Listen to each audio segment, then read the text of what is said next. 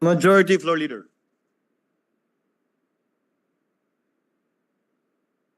Mr. President, I move that we resume consideration of House Bill number 10800 under Committee Report number 335. This is the bill on the 2025 General Appropriations Act. I so move, Mr. President. Any objection? Hearing none, same is approved. Consideration of the aforementioned bill is now in order. Majority Floor Leader. Mr. President, upon consultation with the chairperson of the Committee on Finance, as well as our Minority Leader, Senator Coco Pimentel, I move that we consider Manifestation? Coco? I move that we consider and adopt for consideration of the Senate and approval the budget of the Office of the President, the President's offices, and the Presidential Management Staff. I so move, Mr. President. Any objection? Hearing none, same is approved. 1 minute suspension, Mr. Session President. is suspended.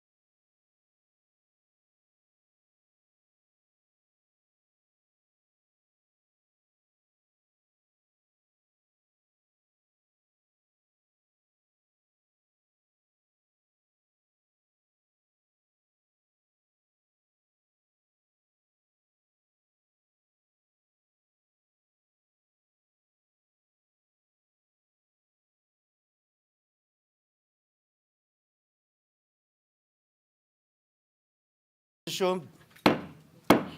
Majority Leader.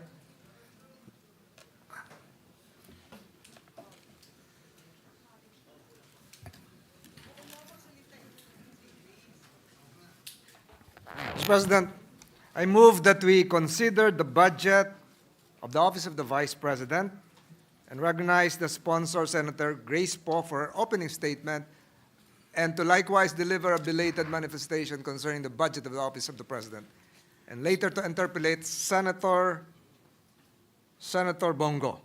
I so move, Mr. President. Senator Grace Poe is hereby recognized. Thank you, Mr. President. I would just like to insert into the records the budget for the Office of the President earlier, and also our message of welcome to the delegates that were here earlier. And now I would like to welcome also the Office of the Vice President, headed by the Vice President herself, Honorable Vice President Sara Duterte. It is my duty to present the body's consideration the budget of the Office of the Vice President. With that, I'm ready to begin with any manifestation or questions. Thank you. Mr. President, Senator Ronald De La Rosa is seeking the floor. I move that he be recognized. Senator De La Rosa is recognized. Thank you, Mr. President, Majority Leader.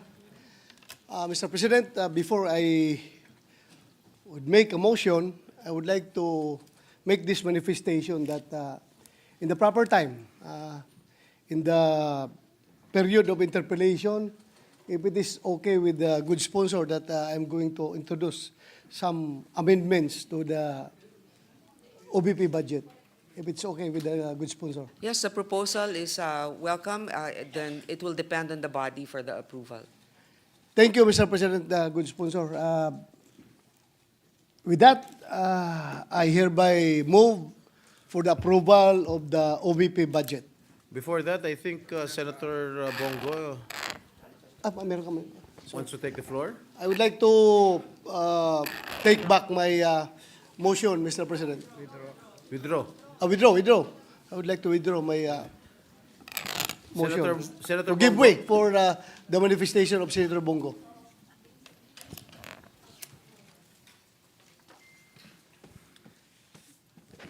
Thank you, Mr. President. As we know, the Office of the Vice President ang ikalawang pinakamataas na opisina sa ating gobyerno. Ang sino mang nakaupo dito ay inihalal ng taong bayan at may responsibilidad na maghatid ng serbisyo, lalo na po sa mga nangangailangan. Sa totoo lang po, inihalal po ang Vice Presidente hindi lamang para umupo sa pwesto at maging spare tire. Kung gusto naman pong magtrabaho, ay bigyan po natin siya ng pagkakataong magtrabaho. Inihalal po siya na maglingkod at tumugon sa mga pangangailangan ng ating mga kababayan. Subalit, Mr. President, ang budget po na inilaan para sa OBP ay binawasan po sa General Appropriations Bill na para bang hindi mahalaga ang kanilang mandato. Mula sa original na panukalang budget na National Expenditure Program sa NEP, no, na 2.026 billion, ay binawasan po ito, naging 1.3 billion at nag-iwan na lang po ng 733 billion para sa taong 2025 at yung iba pa dyan ay naging zero. Mr. President, nakapagsagawa ng ating mga mahalagang programa po ang OBP na may direktang benepisyo naman po sa ating mga kababayan tuwing may bagyo, nasasalanta, tumutugon naman po ang Office of the Vice President. Mayroong mga inisyatibang OBP tulad ng Magnegosyo Taday na nagbibigay po ng grants at training para sa kabuhayan ng mga maliliit na negosyante at kababaihan at ang Educational, Medical, and Burial Assistance Program na naglalaan po ng tulong pinansyal para sa mga kababayan nating nangangailangan. Sa panahon po naman ng kalamidad, nandiyan po ang Disaster Response Program ng OBP na nagbibigay po ng agarang tulong, relief packs at iba pang suporta sa apektadong lugar. Kung tayo nga na sa legislative ay tumutulong tayo, hindi natin nililimitahan ang sarili natin bilang mambabatas lamang. Ang trabaho naman natin, representation, constituency at legislation, lalo na po ang Office of the Vice President na executive yung function nila Sana po'y bigyan natin ng pagkakataon na makapagtrabaho naman po ang Office of the Vice President. Ngunit ang mga nabanggit ko pong mahalagang programa ng OBP ay maapektuhan dahil bahagi rin po dito na tinanggal sa budget ng OBP sa ilalim ng General Appropriations Bill. Mr. President, public offices in general are meant to serve the Filipino people, lalo na kung lumalapit sila diretso ang kanilang opisina sa ating mga kababayan. Basic mandate po ang tumulong, lalo na po sa nangangailangan ng social services.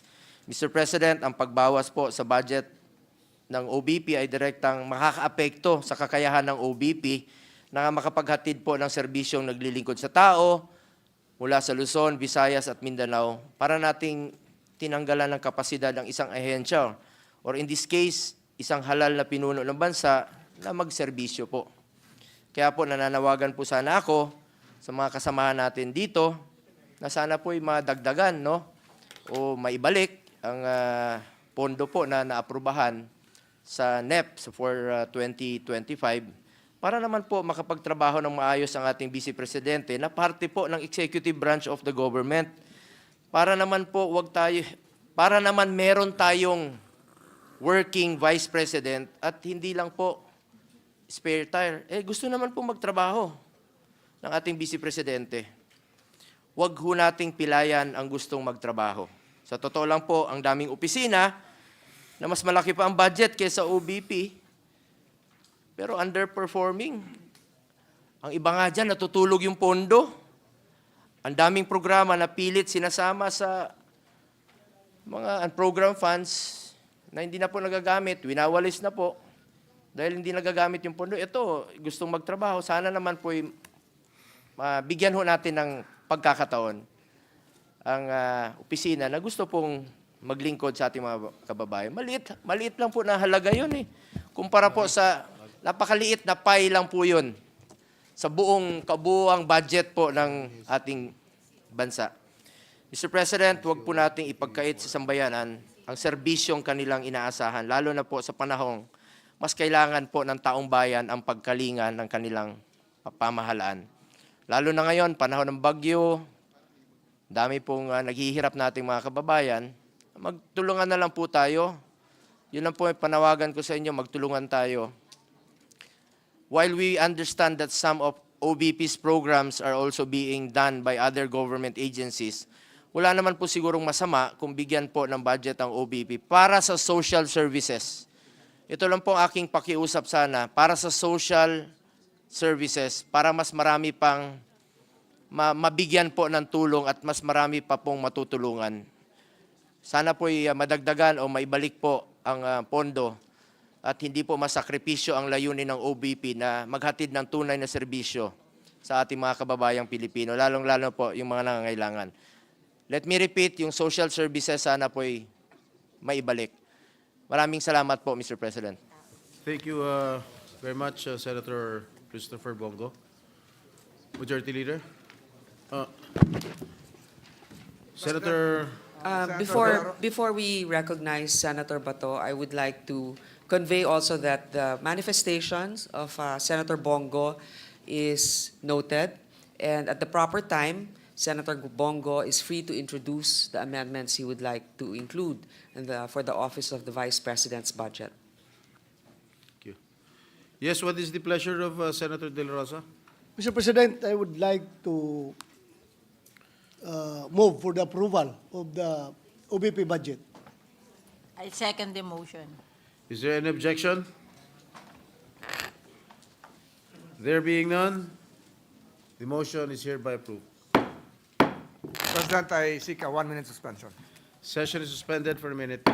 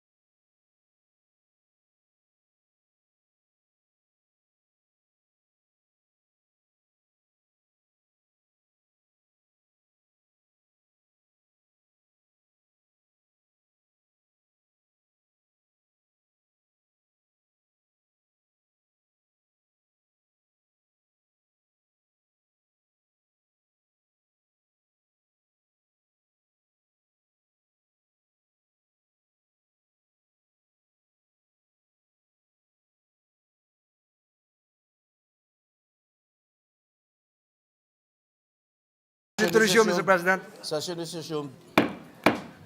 Mr. President, I move that we consider the budgets of the following: the Presidential Communications Office, Presidential Communications Office proper, Presidential Broadcast Service Bureau, Bureau of Broadcast Services, Bureau of Communication Services, National Printing Office, News and Information Bureau, Philippine Information Agency, Presidential Broadcast Staff, RTVM, budgetary support to government corporations, intercontinental broadcasting corporations, and the People's Television Network, Inc., and to recognize the sponsor and chairperson of Subcommittee G of the Committee on Finance, Senator Lauren Legarda, for her opening statement, and later to interpellate Senator Coco Pimentel, our minority leader. I so move, Mr. President. Any objection? There being none, motion is approved. Senator Legarda, you may proceed with your opening statement, if any. Thank you, Mr. President. The proposed appropriations for the Presidential Communications Office, the attached agencies under Senate Finance Committee Report 335, 2025 General Appropriations Bill amounts to 2,026,816,000 pesos.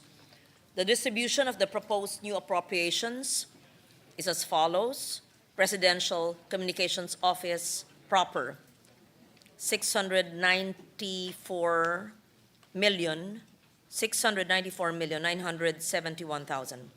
Bureau of Communication Services, 77,071,000.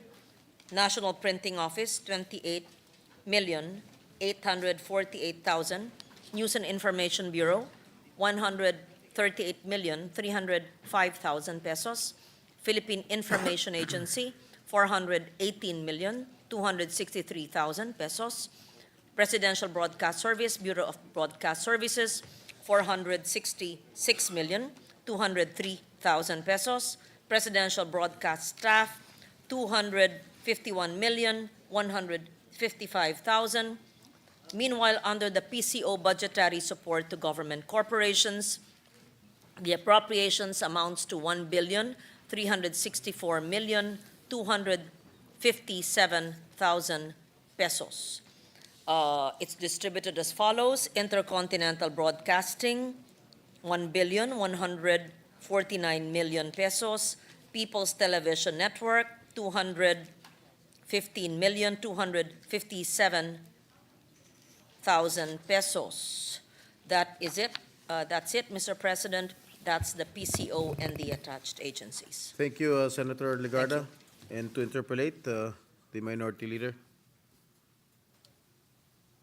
Thank you, Mr. President, with the permission of our sponsor.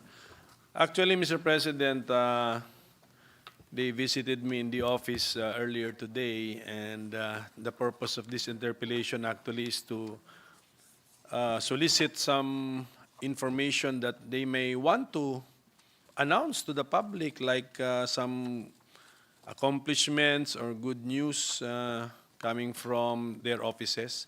So can I start with the budgetary support to the IBC, for example? Dito si Senator JV who really also helped me push for this. For this year, we gave them an amount for the retirement pay of their long suffering and retired employees. Before the this is before the time of the incumbent management led by the President. Around 500 million pesos pa yata. So when we get the report from the IBC on the usage of the amount given to them,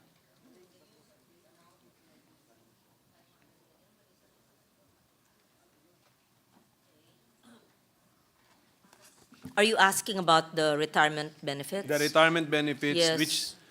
which have been unpaid for a long time. Yes. So, but before, to be very clear, before the time of Mr. Policarpio. Yes, a payment of retirement benefits from 2002 to early 2024, 146 old retirees and employees, and 224 early retirees. That's 425,762,259. And to be used for payment for remaining 2024 retirees is 74,237,740. Okay, so in short, mission accomplished. Okay, with the thumbs up from Secretary Cesar Chavez, that means mission accomplished ba tayo? So congratulations President. to IBC. Humingi ng pondo, binigyan ng pondo, nagamit ang pondo. Tapos, ang problema ng 400 beneficiaries plus their families. Tama. So congratulations for that. So, and then, siguro question lang po sa PCO naman, you are the lead agency for implementing the executive order on freedom of information. Am I correct in stating that? EO number 2, series of 2016, as well as memorandum order number 10, series of 2016. Tama po. It's okay.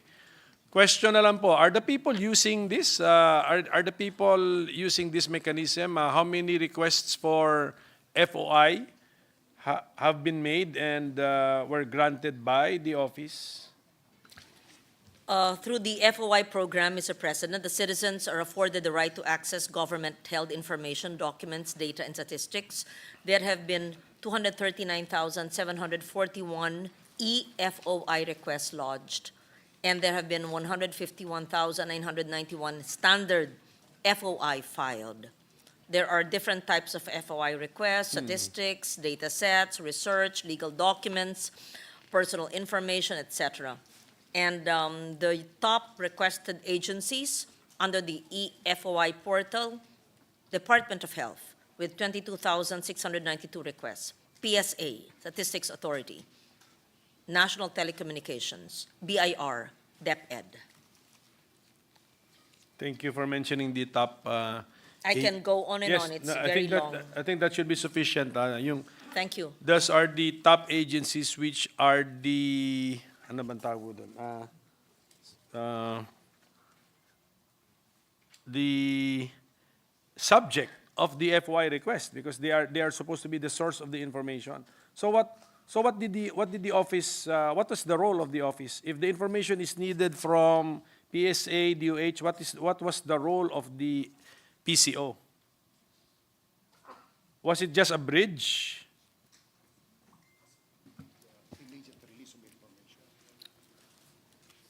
There's the e-FOI portal, which is not new.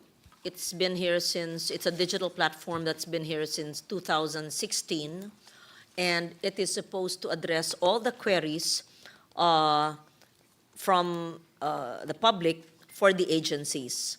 And it's supposed to provide all the information requested by those who are on the portal. So, yes, this is in compliance with the implementing agencies. There are also manuals. There are designated government agencies in charge. But the answer is yes, this is the compilation of all the answers to all the requests online regarding the work, data, information of various agencies. Hindi lumalabas sa figures, medyo ginagamit ng taong bayan. They're availing of this mechanism. Close to 400,000 requests. So, meron talagang nangangailangan ng information. And do they give feedback as to whether or not they were happy with the information that they got? Did the information given to them answer their need? Madam Chairwoman? I'm told that yes, there's feedback. We know that this is not a new platform because the executive order was way back in 2016, but we can only imagine that this should improve because it's been 8 years. So this is based on an EO in 2016. This is based also on Freedom of information is an internationally recognized human right, protected by the Universal Declaration of Human Rights. I can go on, and it's enshrined, of course, in the Philippine Constitution. Now, they've also used new technology. The eFOI portal uses AI, artificial intelligence, to respond to requests for public information. Perhaps what we could ask them to do is to really measure the impact, positive or negative, and see where it lags behind, because they're also requested to have client satisfaction ratings at the end of the service. So if the requesting party, kung magsipag siya to answer these questions, then we can have more accurate information on the quality of service. Yes, yun siguro. I'm sure sinusukat din po siguro nila yan as to the satisfaction of the users of the service. Okay? So hindi lang yung that we are using technology. Okay yun, because Yes. but are they happy? Lalo na kung nag-AI kayo, so we need to know if yung information nga na gusto niyang makuha, nakuha ba niya? Yes, So, it would probably interest you to know who are the public users. Apo. The first, the highest is the academe. And then the 52,799, they measure that. Government, 49,000. Private citizens, 159,000. So we also have CSOs, we have information officers, we have business community. So these are the different sectors who have been requesting information from the different portals. Thank you. When we were studying these different offices and bureaus, Mr. President, we suspected that there's some overlapping functions between the News and Information Bureau and the Philippine Information Agency. So can we be clarified, because we may be mistaken, what's the difference between the functions or even the news coverage provided by the News and Information Bureau, may separate budget po yan, and the Philippine Information Agency, may larger budget pa yan. Yes, ma'am. That's actually the same question I also asked during the hearing, because there seems to be an overlapping. Just so that we are clear with the functions. The PIA, there is a new head. We have a new head of the PIA. During the hearing, we had another head. Unfortunately, I asked a question which the head could not answer accurately. I hope that was not the reason for the change of the head. Anyway, so the PIA is the only government information network that can reach the grassroots, spanning 16 regional offices, 78 provincial information centers, the chief information arm with expertise in development communications. The functions include establishing and maintaining regional and provincial information centers, focusing on planning communication programs, providing basic information about government and on different particular interests to the community. Now, what is the News and Information Bureau? The NIB manages the Philippine News Agency, the government's official news wire service. The PNA's role is to provide news content, disseminate information about the government's policies, programs. It gathers, produces, distributes news reports to media outlets. The NIB facilitates and manages the accreditation of foreign press and visiting journalists under the International Press Center. So thank you. Tama po ba na kunyari, para lang kunyari i-organize namin yung thoughts namin, si NIB content or software, si PIA parang network or infra or hardware siya, pababa. Okay, sige po. Thank you for that distinction. Is the NPO also before us? NPO? Okay, so ang question ko lang si NPO, what would be the NPO's role in the upcoming 2025 elections? The NPO is an attached agency, Mr. President. It is one of the 3 government-recognized printers mandated to print government accountable forms such as the ballots specific to the NPO and other non-accountable forms such as the official gazette. So, and NPO will also be part of the printing of the ballots in 2025, Yes, Mr. President. but it's not reflected in NPO's budget because the money will come from COMELEC. Ganun po ba yan? Apa, sige. COMELEC Sige. provides the budget, So- they are the printers. So for the 2025 budget of NPO, we did not put any amount preparatory to its role in the 2025 elections. Wala, nothing. Not in the Nothing. NPO budget. Yes, nothing. Okay, so can afford. Is the NPO also part of the printing of the national ID?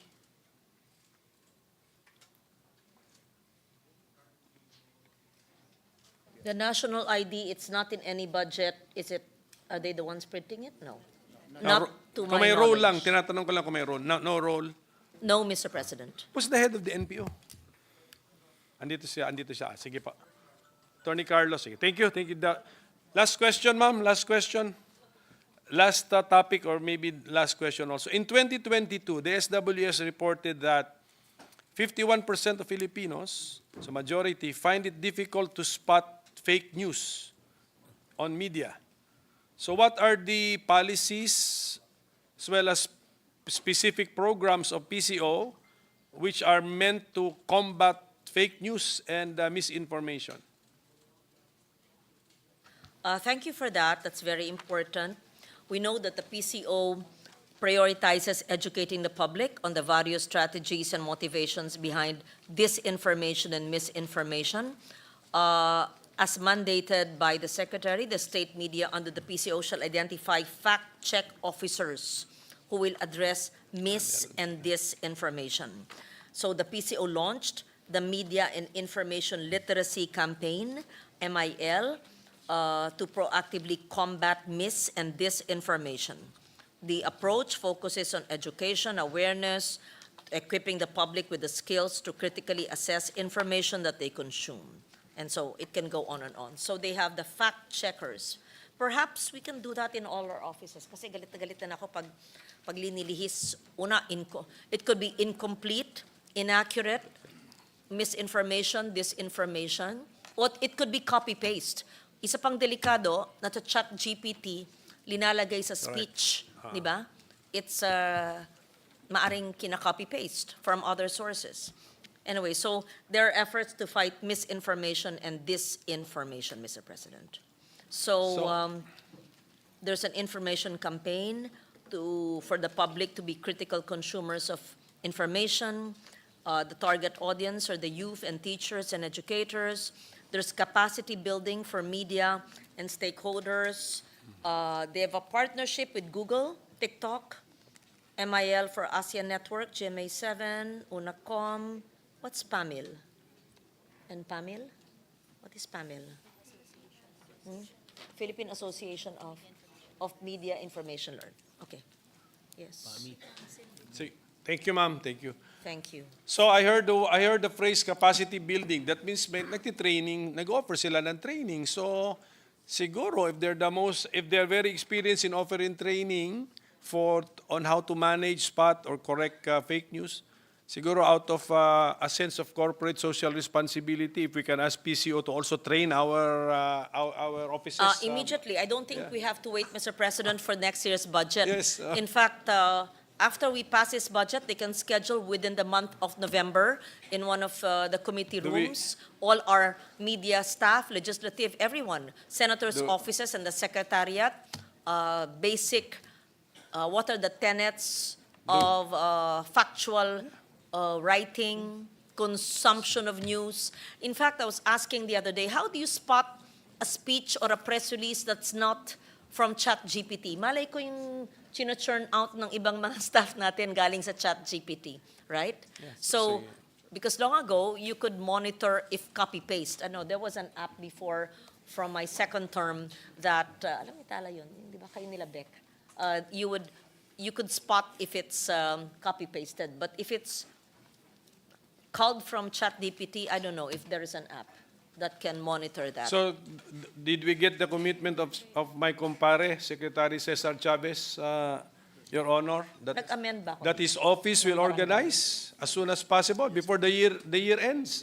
Okay, kasi excited din kami kasi kailangan, parati rin kami tinatanong niya kung kunyari, kahit nag-hearing tayo rito, they want real-time fact-checking. Siyempre, Yes, that's ang true. hirap din yun kasi, you know, that's why we need the experience of PCO, what technology do we need and what knowledge and technical skills do our people need to have. So I'm looking forward to that seminar, Madam Chairwoman. So thank you. We all agree, Mr. President, that knowledge is power.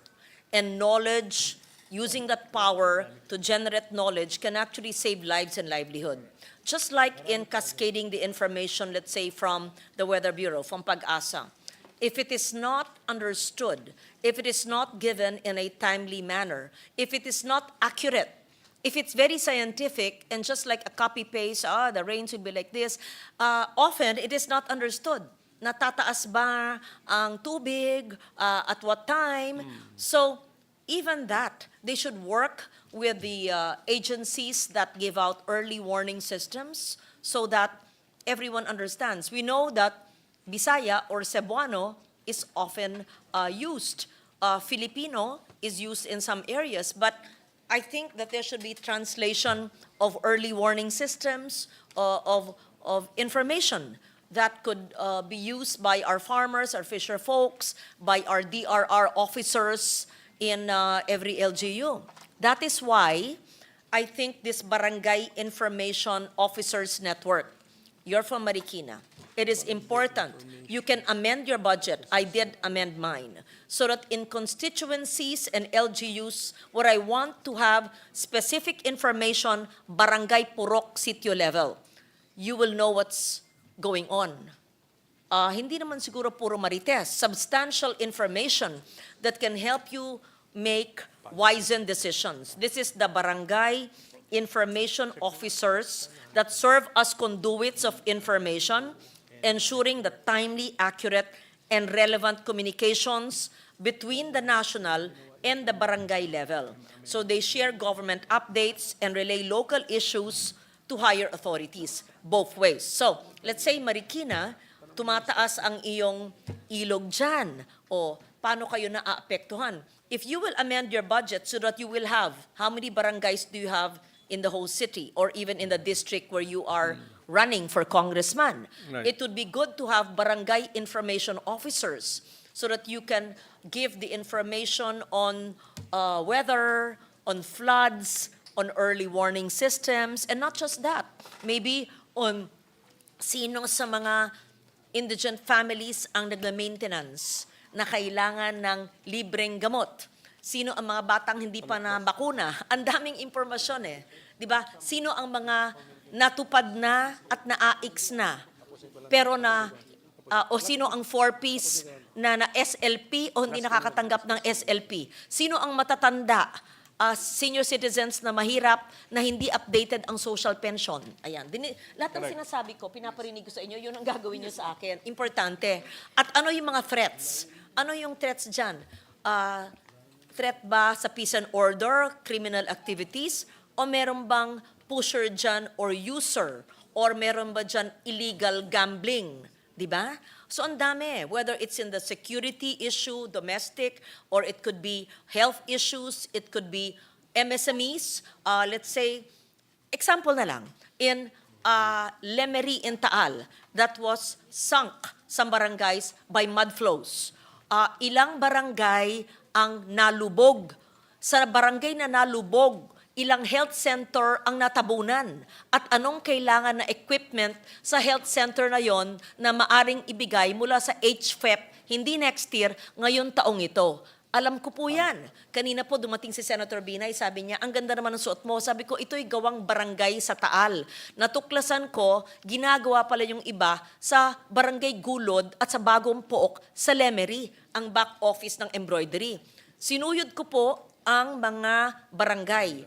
at household sa barangay. Natuklasan ko na may 101 embroiderers pala sa barangay Gulod sa Lemery, Batangas. So para akong barangay information officer. So yung 101 na yun po, pinapunta ko ang DOLE para magkaroon ng DOLE Kabuhayan Package. Pinapuntahan ko po sa DTI para makita kung kwalipikado sila sa shared services facilities. Papapuntahan ko sa NCCA para malaman natin yung assistance to artisans kung compliant sila. And hindi po nila alam that these government programs for assistance to micro enterprises exist. So, what am I saying? This can be replicated in Tagaytay City, in Marikina City, in Antique, in Batangas, in Camarines Sur, San Fernando, where Attorney Doblon is from, wherever. So, napakahalaga. Just like yesterday when I suggested that the minority leader amend the budget for a specific provision in one of the interpellations, DFA. this will be very helpful to you. Sige po. And Yes. it will not be expensive. Thank you for the Ayan. advice, Your Honor. Is Attorney Doblon finally running also for office?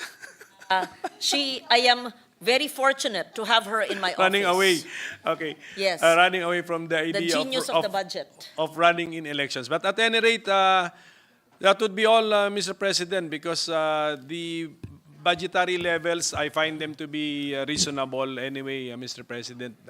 Dumaan na rin yan sa microscopic study ng ating under the microscope of our chairwoman. So congratulations to the PCO family. We wish you all the best for next year. And thank you to our chairwoman. Thank you for your patience. Maraming salamat po. Thank you, Minority Leader. Majority Leader. Mr. President, there being no other reservation for interpellation, Thank you very much to our minority leader. Whenever he interpellates, it's always not just interesting, but very helpful. So I thank the good minority leader.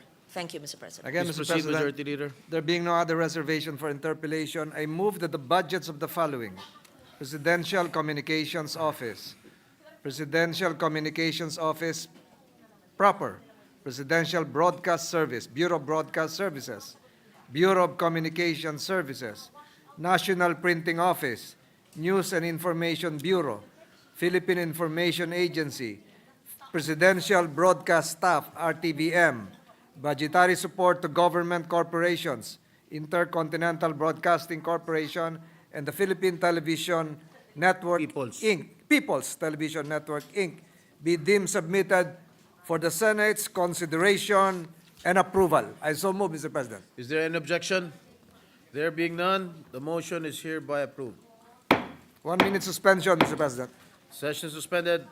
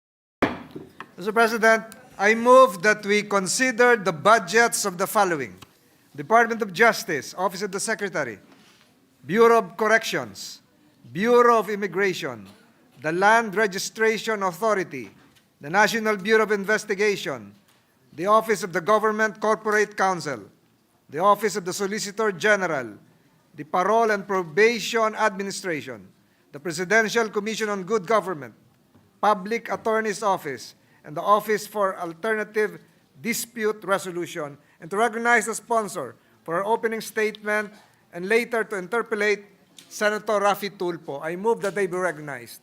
Hearing no objection, the consideration of the aforementioned budget is now in order for interpellation. Thank you, Mr. Senator Thank you, Mr. Grace Poe is President. recognized. I would like to warmly welcome the Department of Justice family headed by Secretary Jesus Crispin Boying Remulla. Mr. President, it is my duty to present to the body the budget of the DOJ and its 11 attached agencies. Based on the Senate Committee report, the DOJ's total agency budget for fiscal year 2025 amounts to 42,258,845,000, composed of 39,432,095 as new appropriations and 2,826,750 as automatic appropriations. With that, this representation is now ready to accept questions or to hear manifestations. First to interpellate is Senator Raffy Tulfo. Senator Tulfo, may now Thank you, proceed. Mr. President. I would like to make it known to everybody that I fully support the budget of the Department of Justice, but I have some few questions, particularly sa Bureau of Immigration. Madam Sponsor, Mr. President, I spoke to the President and CEO of NAIA Infrastructure Corporation, and I was promised, because I've been talking about this during previous hearings, na magkakaroon ng general aviation processing next year. And gusto ko lang malaman sa immigration kung paano na po ang naging setup nito.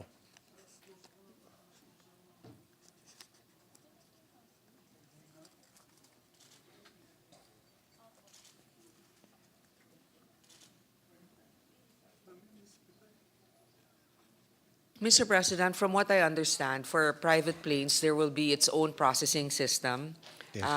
already, and also including biometrics, if I'm not mistaken. And then also, currently, marami na rin pong mga nagawa ang Bureau of Immigration when it comes to the processing of those POGO employees that were apprehended. Some of them are already being deported. Others have downgraded their visa pending a resolution on their case. Thank you, Madam Sponsor. Mr. President, may I know where are these processing center located?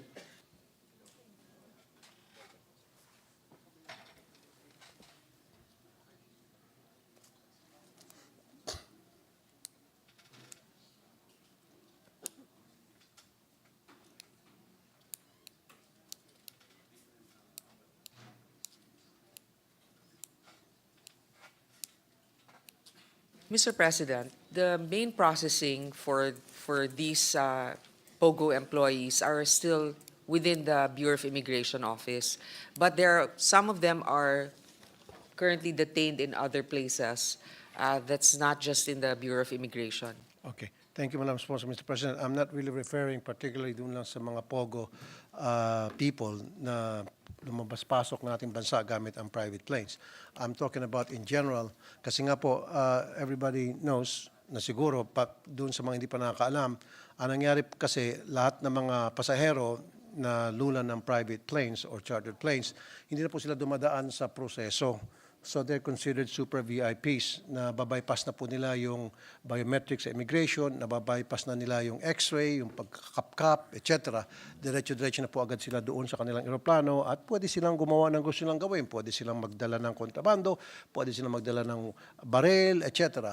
So ang sa akin, ni-request ko ito sa bagong management ng NAIA at pumayag na magkaroon ng General Aviation Processing Center next year. Ang gusto ko na sana malaman, saan particularly located ang mga ito para sa kaalaman na po ng lahat.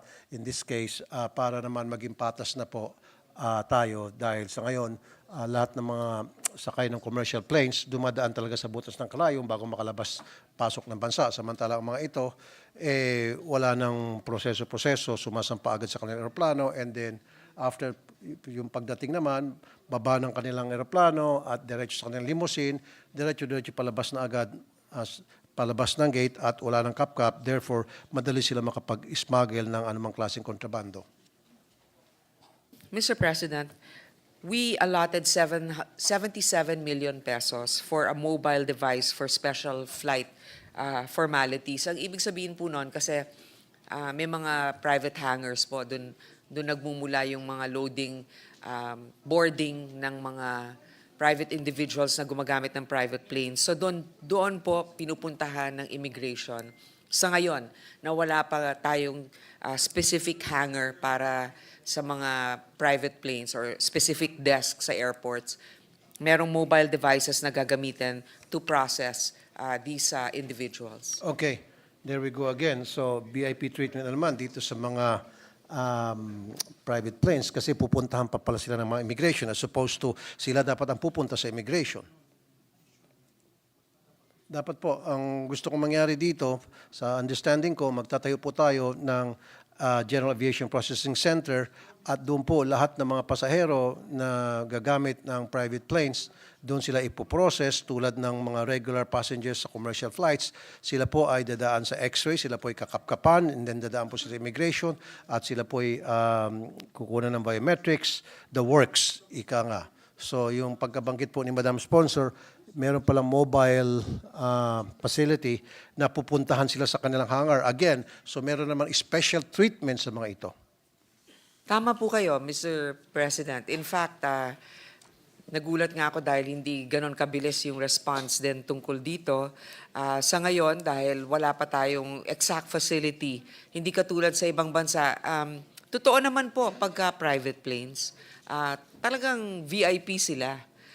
Sila ay nagbabayad ng extra for takeoff and landing.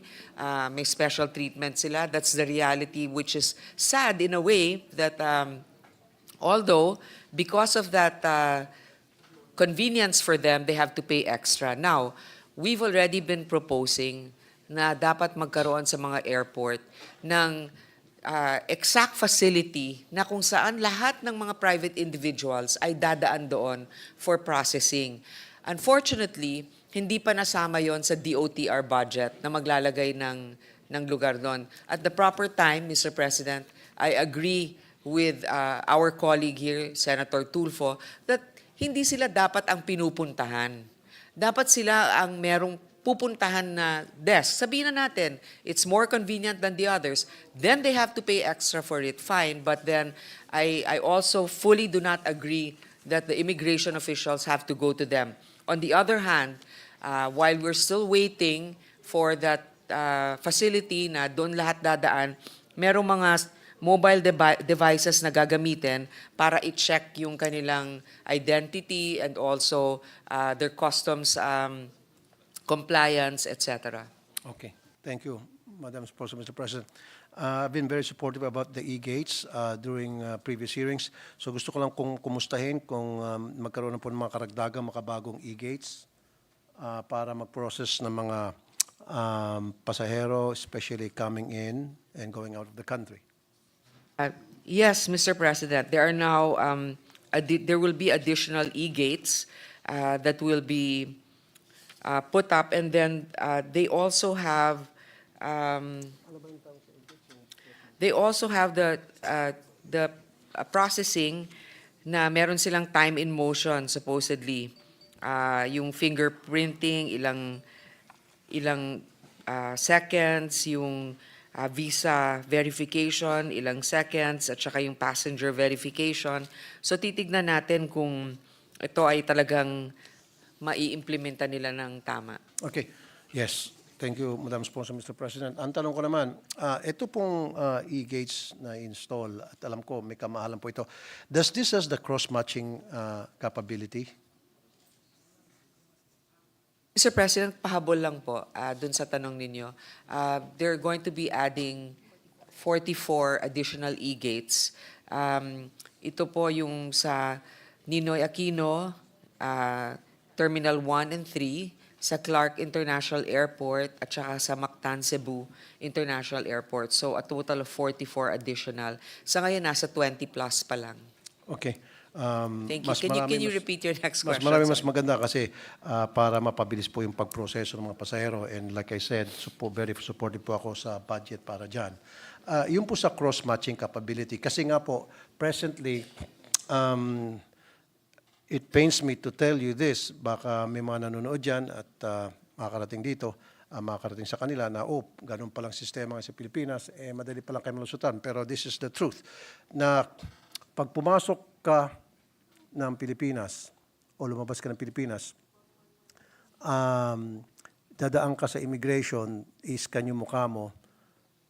Yung pag-i-scan yon na mukha mo ay para sa data holding lamang yon. I-hold lang yung data, pero wala ginagawang cross-matching para titingnan kung yung litrato mo ba o yung pagkatao mo ay merong derogatory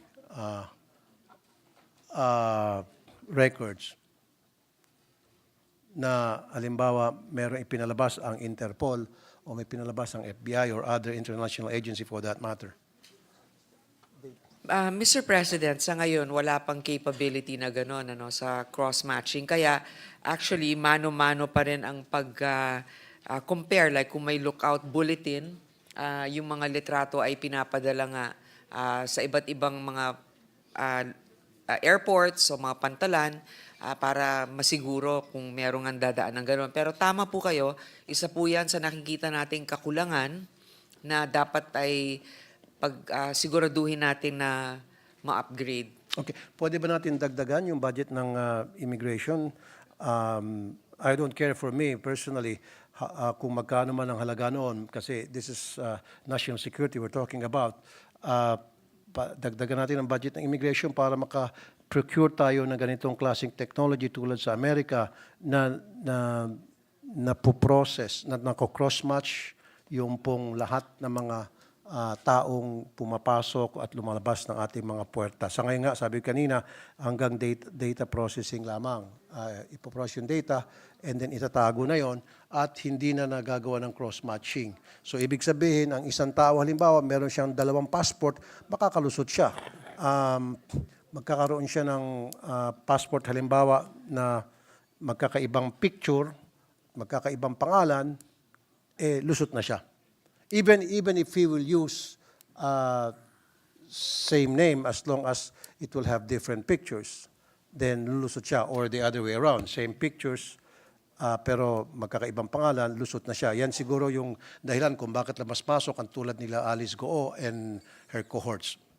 Tama po, Mr. President. In fact, ang sinasabi ko nga walang budget, ngayon lang nasa amendment natin, nasa amendment natin na nilagyan natin ng acquisition of automated biometrics identification system at saka acquisition of mobile devices. So, nilagay po natin dito sa Senado para ma-upgrade yung kanilang system, an additional 921 million.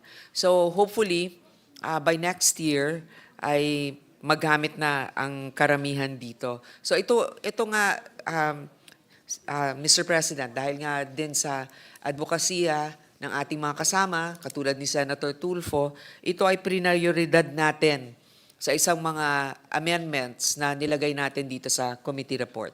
Thank you, Madam Sponsor. You can rest assured, I can assure you na ako talaga will fully support that budget kapag halimbawa yan ay pinopose na sa atin.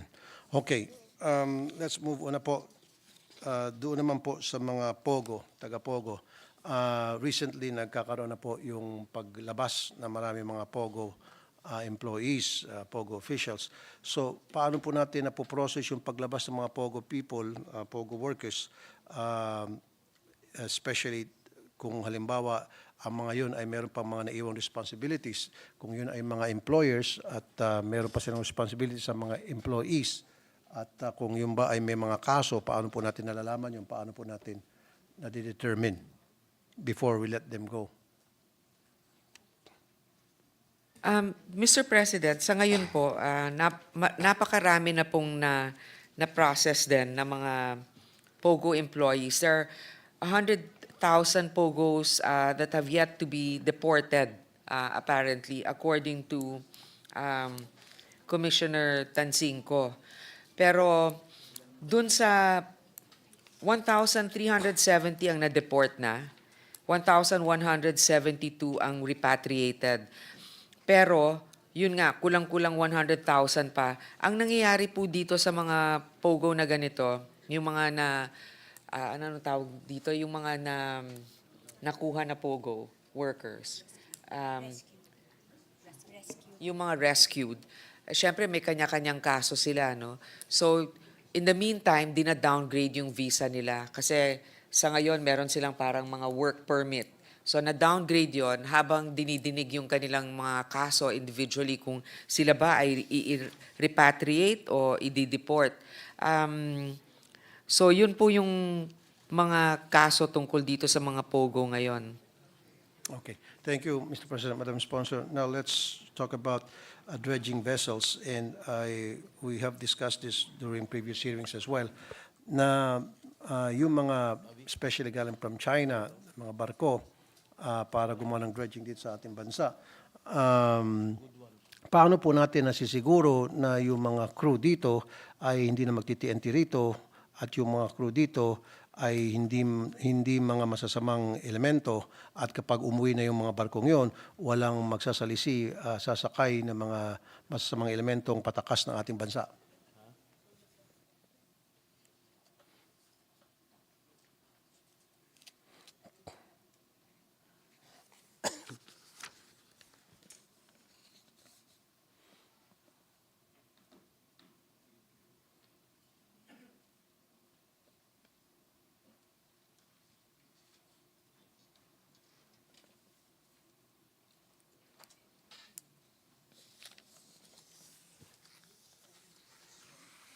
Mr. President, they're still conferring with each other. Apparently, this is something that needs to be discussed. So, can we go to the next question first, or we can suspend for a few minutes? Yes, later. Yes, isang ano lang, dagdag follow-up, Madam Sponsor, Mr. President. Recently, I've been to a facility of the Philippine Coast Guard, to their headquarters, as a matter of fact, at nakita ko meron silang mga K9 units na pinopose ko na pwedeng gamitin yon sasampa sa mga dredging vessels. At yung mga K9 na yon, kayang amuyin whether tao, drugs o baril. Kasi napag-alaman ko, ang ginagawa pala ng immigration, kapag may dumating dredging vessel, sasampa, and then tatawagin lahat ng crew, papakita ng passport, yung manifesto, yung cross-match. So wala pala yung bawat kanto, bawat sulok ng barko na in-inspection, baka may nagtatago doon na mga Chinese o kung sino man yung foreign nationals na para pupuslit papasok ng bansa. And then paglabas, ganun din, baka pwedeng tumago rin doon sa sulok-sulukan. So dapat pwede natin gamitin yung K9 ng mga Philippine Coast Guard and willing naman sila ipahiram yon. Tama po. Actually, I'm an advocate for animal welfare. Yung ating mga aso ay talagang minsan nga mas mapagkakatiwalaan pa talaga dahil kung ano lang sa kanila, black and white, di ba? Kung ito, naamoy nila na ganyan, ay magre-react yon. So I think it's also good also to keep our own government employees in check, aside from assisting them, na may mga K9 units talaga tayo. Sa ngayon, i-verify ko lang, Mr. President, kung ito ay na-deploy na nila, yung mga K9 units natin.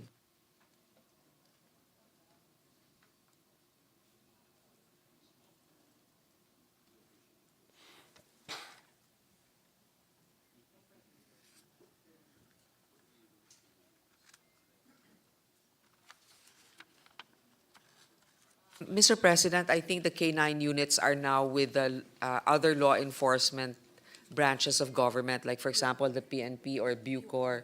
So sa ngayon daw, it was just confirmed that the Bureau of Immigration, they don't have it. Customs may have it. Bucor also has it. Maybe they can coordinate with the Bureau of Immigration. PNP and Coast Guard, meron po. I strongly suggest, Madam Sponsor, Mr. President, na merong K9 na gagamitin para pag-inspect ng lahat ng mga vessels papasok ng ating bansa for dredging dahil pwede ho niyang magsiksik sila ng droga. Malaki po yung dredging vessels na yan sa kasulok-sulukan ng barko.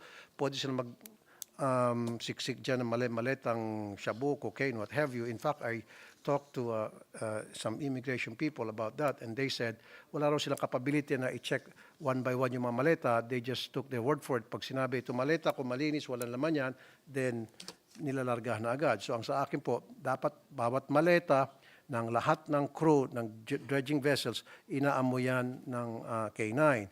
At kasulok-sulukan ng barko, hinahalughog yan, inaamoy ng K9, baka may nakasingit dyan ng mga sako-sakong shabu o kung anong pamang illegal na droga.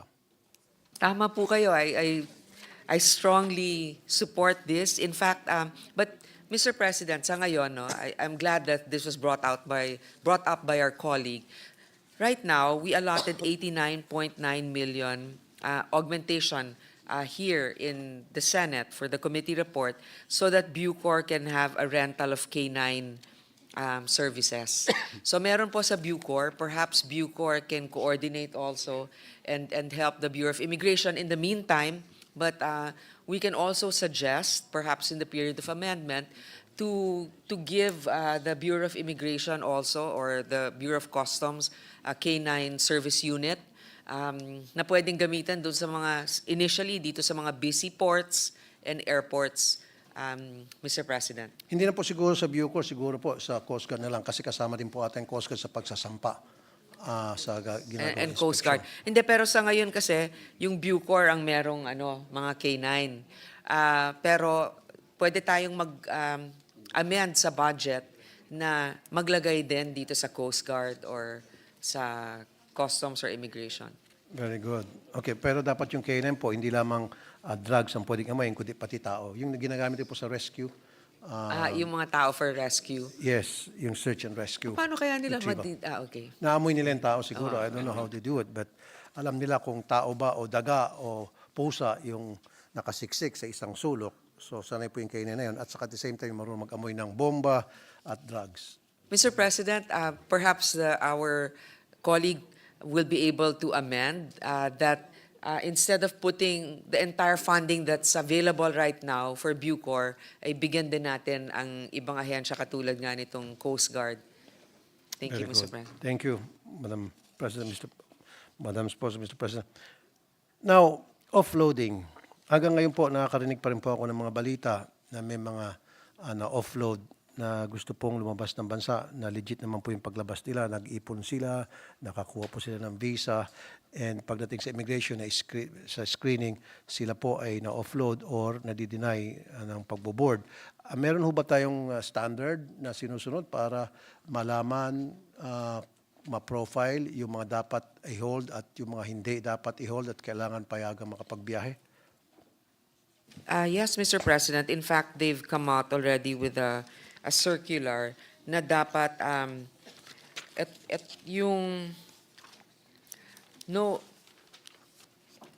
ito yung mga reasons for offloading ay dapat malinaw dun sa ating mga immigrations. Meron ng guidelines and procedures set by the Bureau of Immigration to address it. Number one, yung strict implementation of AYACAT revised rules on departure and formalities. So hindi pwedeng nag-iimbento lang sila ng dahilan. The use of body-worn cameras by iProbes officers conducting secondary inspections, maintenance of border questionnaires, so detailed BCQs for passengers with deferred departures, tapos regular audit At saka yung complaint mechanisms, kung sa tingin ng pasahero sila ay unfairly targeted, pwede po silang magreklamo dito sa Civil Service Commission o kaya sa Ombudsman. Tapos yung mga dahilan ng pag-offload nung 2024 sa ngayon, 20,349 ang na-offload. So, pag nakita naman na mali yung dahilan para sa kanilang offloading, merong reimbursement process binibigay ang Bureau of Immigration para dito. Madam Sponsor, Mr. President, sana wag na tayo makarating doon sa reimbursement kasi na the damage has been done at naabala na po yung tao at napahiya. Sana wag na tayo dumating doon. Before that happens, sana magawa ng maayos ng immigration kanilang trabaho nang sa gayon yung dapat lumabas, mapayagang mapalabas. And as a matter of fact, kasama sa batas natin yan, lahat ay may karapatan bumiyahe. Now, you did mention about 20,349.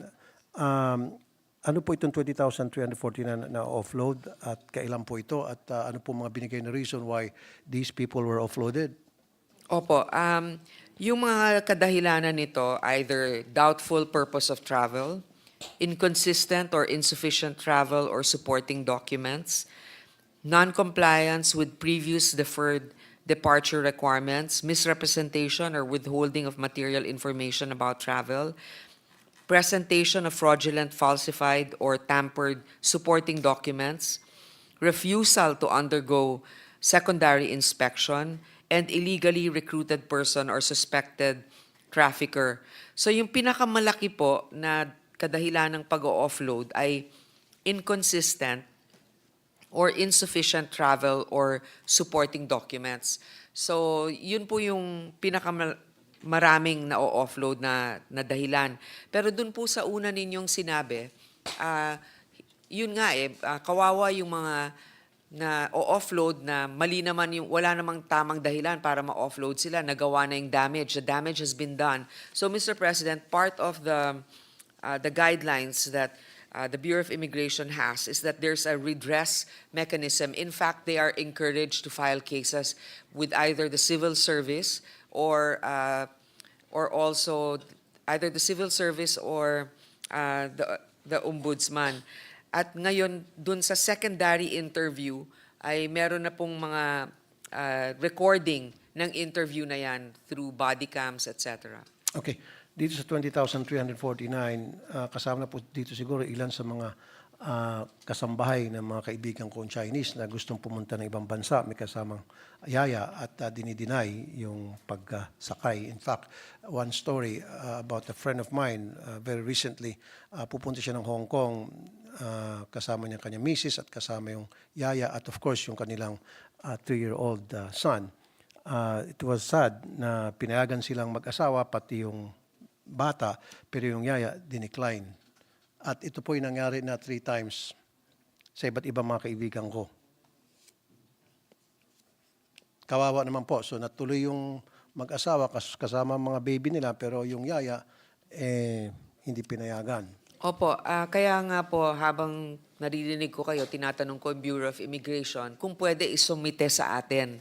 Ano ba talaga ang secondary supporting documents or supporting documents na kailangan nila?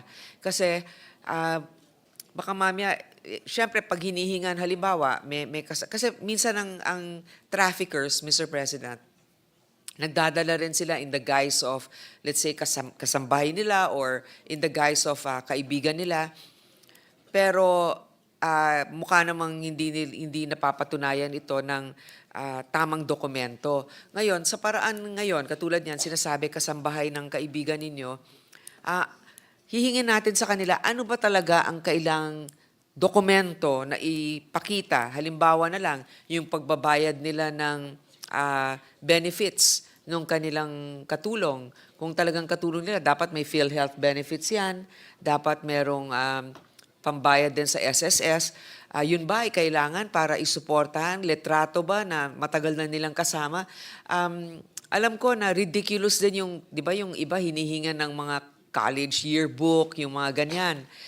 Pero sa tingin ko, a reasonable request for certain documents have to be formally published para alam ng mga nagbabiyahe na yun ang kailangan nilang dalhin. Tatanungin natin sila. Madam Sponsor, Mr. President, hindi naman po ata tama na isipin natin na yung pong halimbawa yung kaibigan ko, mag-asawa sila, they'll go through all the process, magpapakandahirap sila na kunan ng ticket, pati yung anak nila na 3 years old, at gagawin nila modus yung para mapalusot lamang isang babae na para ma-traffic sa ibang bansa. And mind you, itong kaibigan ko to, he owns a big corporation. At napatunay niya doon sa immigration agent na he owns a big corporation and he deserves to bring along with them yung kanyang kasambahay, yung yaya niya para mag-alaga sa baby. Pero kumindat ating immigration officer, parang meron nata pahiwatig at hindi pinatulan, kaya dinikline. Mr. President, judgment is also very important and malicious intent. Tama kayo doon. Pag nakita naman na may kakayanan, tapos isa lang naman yung dala, tapos siguro the judgment of the immigration officer should also be wise and objective, di ba? Pero gayon pa man, para na lang equal treatment sa lahat, kasi may mga iba na siguro magpapalusot rin na may kaya sila, pero mahirap naman talaga ma-determine na yun. Siguro dapat meron talagang ipapublish na mga dokumentong kailangan just in case na sila ay mahingan nga nung pruweba. So ito daw po yung mga...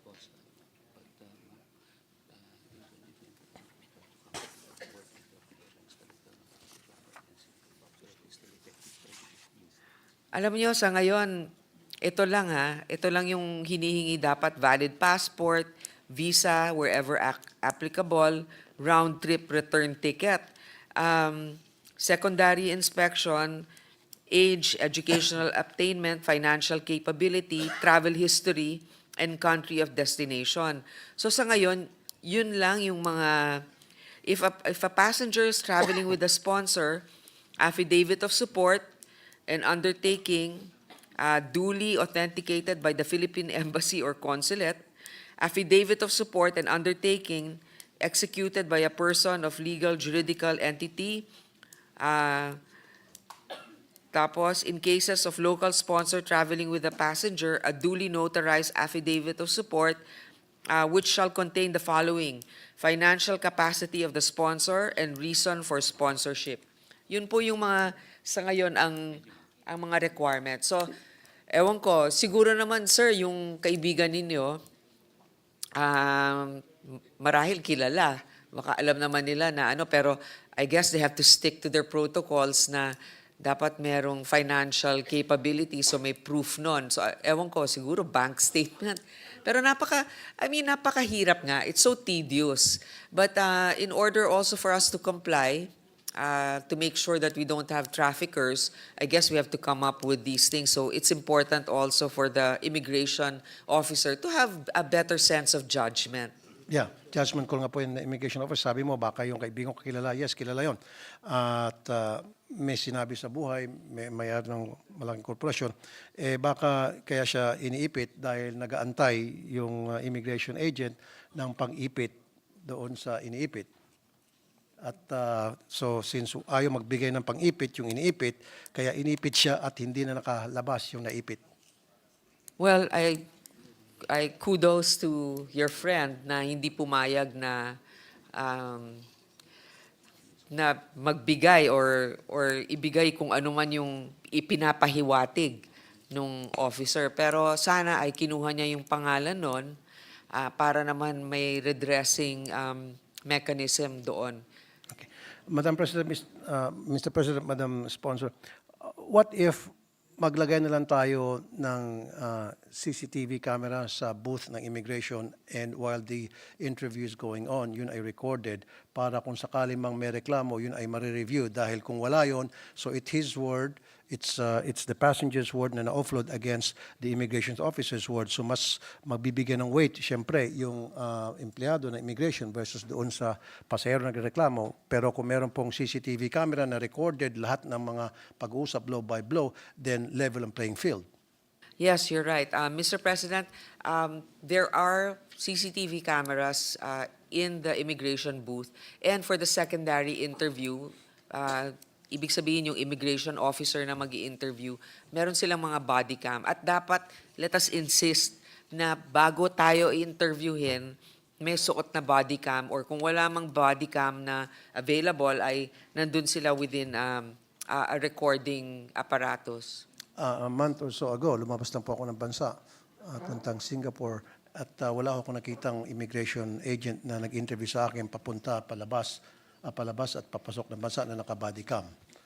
Hindi po yun kasi yung naka-body cam po, yun ay for secondary interview. Kunyari, merong pagdududa yung initial immigration officer dun sa booth, yun yung susunod na mag-i-interview sa inyo. So ang gusto ko po, Madam Sponsor, Mr. President, dapat yung CCTV camera recorded doon mismo sa booth while the first interview is being conducted. Kasi doon po nagkakatalo whether yung pong pasahero ay offload o hindi. Yung secondary na lamang, yun ay ginagawa kapag nagkaroon ng konting pagdududa yung isang immigration officer o hindi lang gusto ng isang immigration officer yung pagmumukha ng pasahero. Hindi niya gusto yung bihis, asta, etc. So in that case, discriminatory yon. So dinadala sa secondary inspection. Pero ang gusto ko, doon pa lamang sa first interview, dapat may camera na para nare-record yung proceeding at kapag may reklamo, doon malalaman kung sino may mali, yung pasahero ba o yung immigration agent na nagkakandak na interview. This is well pointed out, Mr. President. In fact, ang alam ko, may mga CCTV doon lang sa common areas ng airport. Bagamat sinasabi sa atin na meron daw CCTV doon sa immigration booth itself, hindi ko naman napansin. Ang alam ko lang yung kumukuha lang ng picture mo, di ba, pag lumalabas ka. So, we will verify that, Mr. President. That is a good suggestion. And it will also help the immigration officials so that they can also defend themselves. Correct. In case somebody complains Make about up stories their against them. procedure. Yeah. So in that case, I'm willing po to support the budget for that, for the procurement of those cameras para lamang, sabi mo, it work both ways para naman sa kapakanan ng mga pasahero at kapakanan din ng mga BI agents na mapagbintangan na gumagawa ng kalokohan kahit hindi naman. So kung bibili tayo ng mga camera tungkol dyan, kung magkano yan, I will support the budget for the procurement of those equipments. Thank you for the support, Mr. President. And also, sana maglagay din ang Bureau of Immigration sa kanilang website ng mga requirements doon sa mga lumalabas ng bansa, pamilya na magsasama ng yaya, yung mga requirements so that beforehand, i-comply na yon ng family para nang sa gayon pagdating sa airport, hindi na sila mabubulaga na lamang, tatanungin sila ng mga requirements na hindi nila alam at doon na lamang nila nalaman sa airport. Tama po, yun din ang hiniling ko sa kanila kasi minsan napakahirap hanapin kung ano ba talaga yung mga requirements. Dapat nakapost yun sa website nila. Okay. Yun lang po. Thank you, Mr. President, Madam Sponsor. Thank you. Thank you, Senator Tulfo, Majority Leader. Thank you to His Honor for concluding his interpellation. The Senate President Pro Tempore is seeking the floor. I move that he be recognized. The Senate President Pro Tempore, Senator Jigo Estrada, is recognized. Thank you, Mr. President. Thank you, Majority Leader. Only one question addressed to the good sponsor, if I may. If my memory serves me right, Madam Sponsor, during the hearing that was held, during the hearing of the Committee on Women, chaired by Senator Risa, regarding the POGO, I heard the BID chairman, Commissioner, say that it was possible for Alice Go to travel by sea going to Indonesia or Malaysia. Can you confirm this, Madam Chair? The initial, actually, based on the submission of the immigration, they feel that they hindi by sea but by air ang travel ni Alice Yes. Guo. Can he now confirm if she traveled by air? And if his answer is in the affirmative, can we know what plane did? What was confirmed is that she entered Malaysia, Kuala Lumpur International Airport. Pero the actual flight,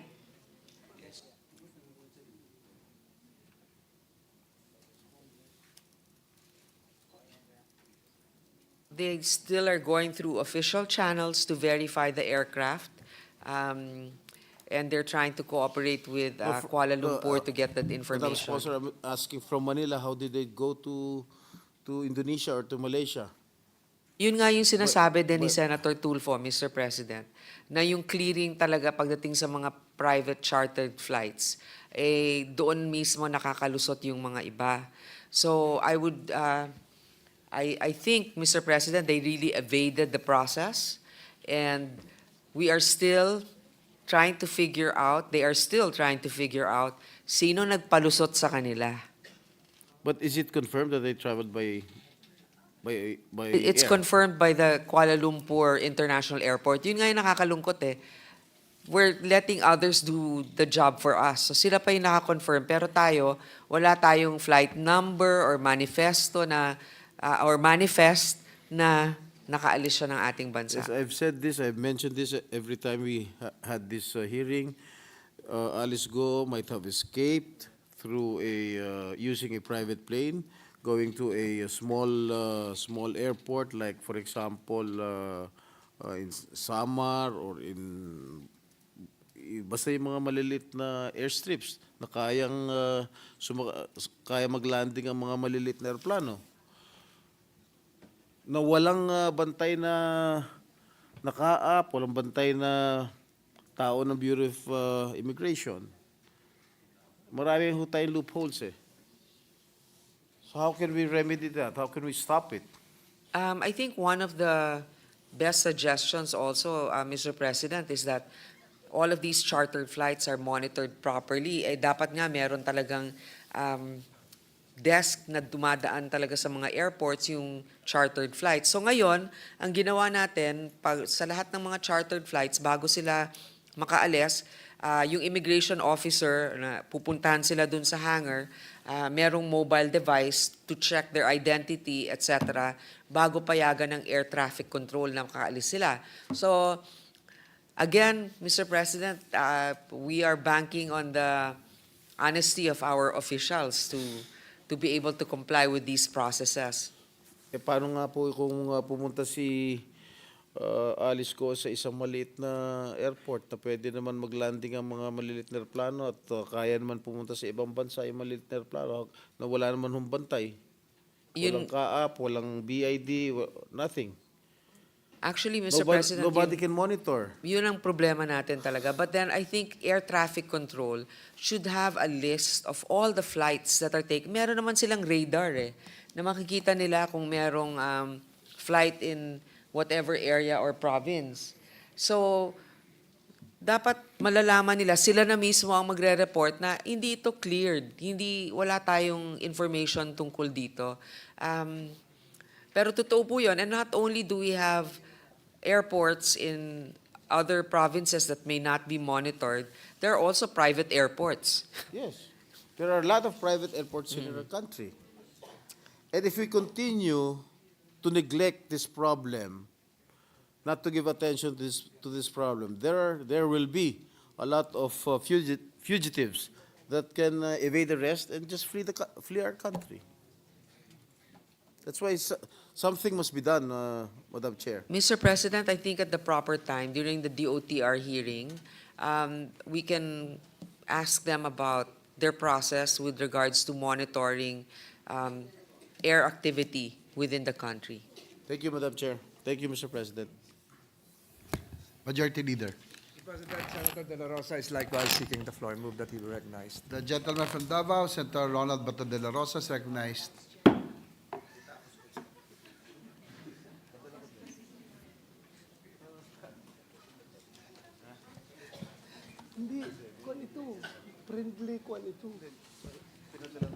Thank you, Mr. President. I am given a fair warning by our chairman, and I am taking it seriously.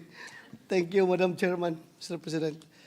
Mr. President, good sponsor, the Senate version of the 2025 GAB or GAB reflected an increase of 121.44 million for general administration and support for the budget of NBI. During the NBI's budget hearing, I remember that they manifested their desire to strengthen their cybercrime unit as well as their Technical Intelligence Division, both of which work hand in hand in cybercrime case resolution. May we know for the record if the budget increase captured this particular direction of the NBI? Yes, thank you for the question. We did increase it, at least here in the committee report, by 121.4 million pesos, because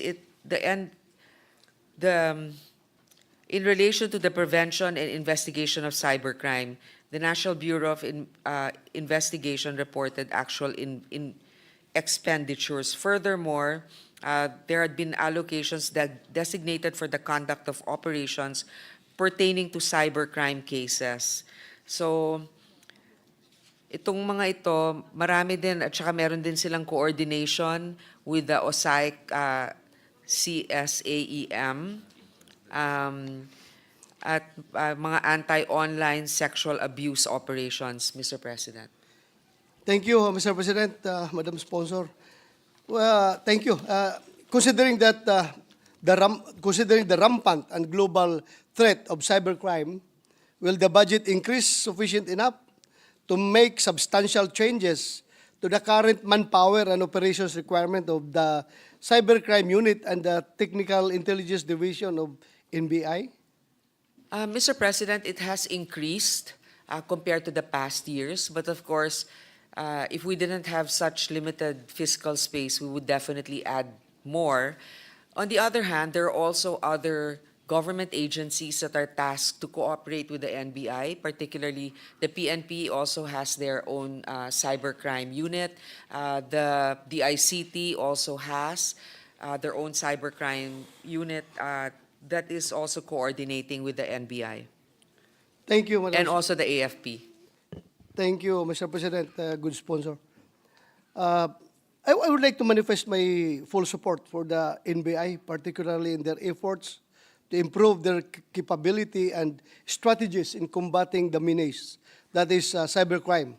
For this reason, I am advocating for a further increase in the NBI's budget, specifically directed towards strengthening their manpower and operations requirement. Thank you, Mr. President, good sponsor. My next question. Thank you. Kukunin ko naman, you can propose the increase, Yeah. Mr. President, at proper time. Thank you. Care of Senator Bato de la Rosa. Thank you, Madam Sponsor, Mr. President. My next question is about Bureau of Immigration, sir. Nung lumabas, Madam Good Sponsor, nung lumabas si former Colonel Ruina Garma from the Philippines, aware ba ang Bureau of Immigration noon na lumabas siya?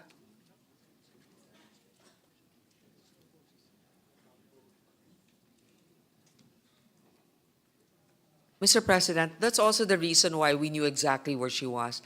There was a secondary inspection done, but since there's no lookout bulletin, walang whole departure order sa kanya. Wala nga Nakaano departure order, pero ito lang ba, tanong ko.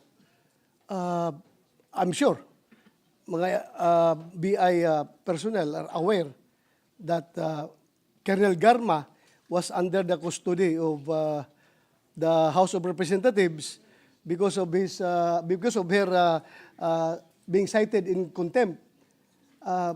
Alam ba ng Bureau of Immigration at that time na lifted na yung citing in contempt ni Colonel Garma? Yes, because when they did the secondary investigation, they were not able to verify any lookout bulletin or any order for her to be detained. So I take it to mean, Mr. President, Madam Sponsor, that alam ng Bureau of Immigration na lifted na yung contempt orders ni...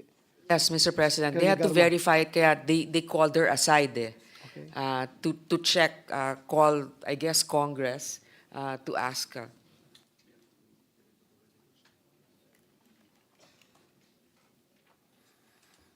Okay, well, as of now, wala tayong control ngayon dahil siya ang US immigration, US authorities ang may hawak sa kanya. Pero as para sa, meron ba tayong matanong ba sa Bureau of Immigration kung meron ba tayong coordination sa counterpart natin sa US as to the timeline, kung kailan siya maibalik sa Pilipinas. Dahil yan lang inihintay ng ating subcommittee chairman, Senator Coco Pimentel, para sa ating second hearing dito sa Senado, kung andyan na si Colonel Garma, maka-attend sa next hearing namin.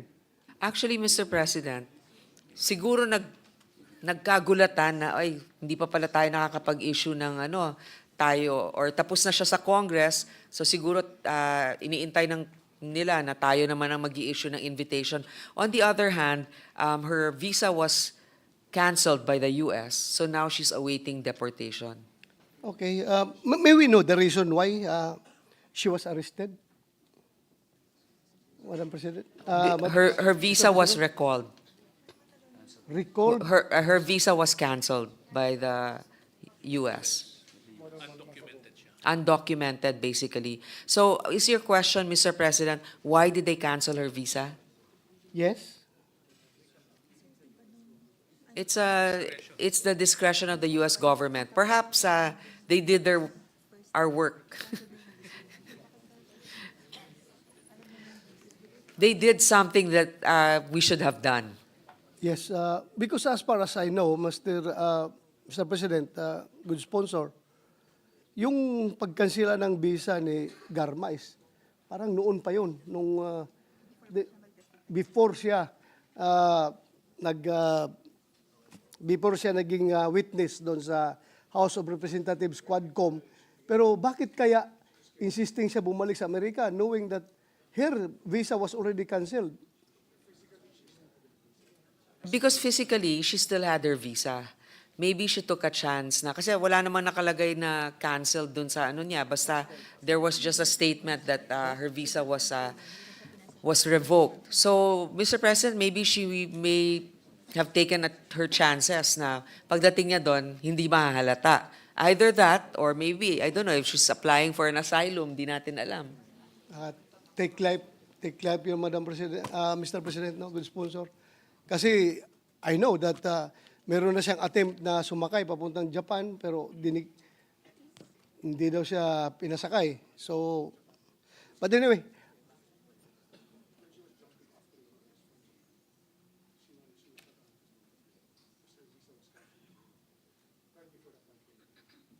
Okay, right before the Quadcom hearing, dun sa Japan, hindi na siya nakaboard. hindi na nga siya nakaboard. Oh.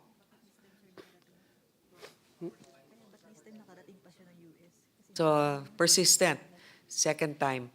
So, ang nagharang sa kanya sa boarding niya was immigration officials. In Tokyo, the first I thought time. dito sa Pilipinas, hindi niya siya pinaboard. Hindi. Sa Japan? Sa Japan. Okay, thank you, Mr. President, good sponsor. Yun lang ang aming, kung pwedeng, with the help of BI, yung ating counterparts doon sa US, malaman natin yung timeline as to when she is going to be deported back to the Philippines so that we can schedule our next hearing. Yun lang, Madam President, good sponsor. Thank you. Thank you for your concise questions, Mr. President. Majority Leader. Next to interpellate would be the Minority Leader, Senator Coco Pimentel. I move that he be recognized. Our Minority Leader, Senator Aquilino Coco Pimentel, is recognized.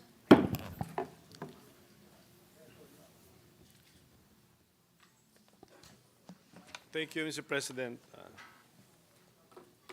With the permission of our chairwoman, siguro I'll just pursue the last matter raised by Senator De La Rosa about the experience of Colonel Garma. Ang ibig sabihin nun, the Japanese immigration's computer systems are connected with the U.S. immigrations, while the Philippines immigration is not. Yeah, that's it. Yun ang meaning nun sa tingin ko. Is that correct, ma'am? Yes, Mr. President. Sige po.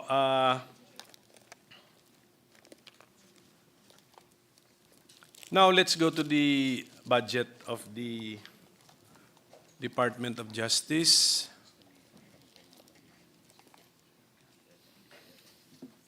Are we increasing as the committee, our committee, Senate committee, increasing the budget of the DOJ compared to NEP level? Yes, Mr. President. By how much? By how much?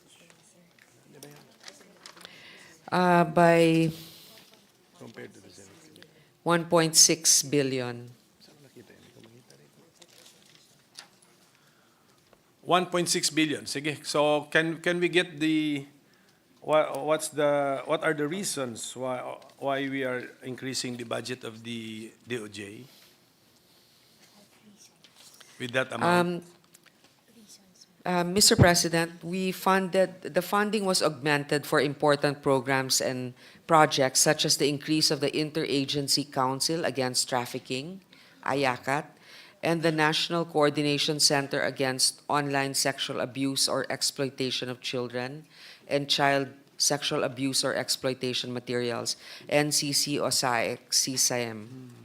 Increase of budget for the Board of Claims providing compensation for victims of unjust detention or conviction and violent crimes such as rape and torture. Additional funding for our Office of Cybercrime to help in investigating and prosecuting cyber criminals.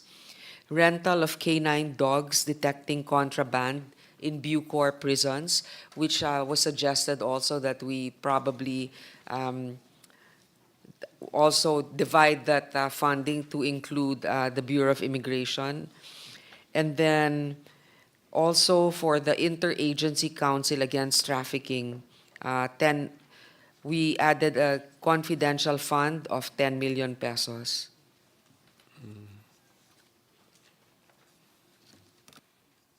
Okay, so it's a council spending confidential funds. So I do not know how that will work. Pero is this the first time you're giving the IACAT confidential fund? Or practice na po yan?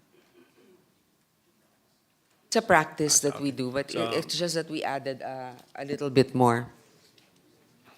Sige pa, so they know na how to use it. My staff tells me we also increased the Witness Protection Security and Benefit Program amount. Did we? We restored it, Mr. President. Nakat siya sa NEP. By how much, bale? Nakat siya saan? Sa GAB? Sa House Bill? Or nakat siya sa NEP comparing it to 2024 level?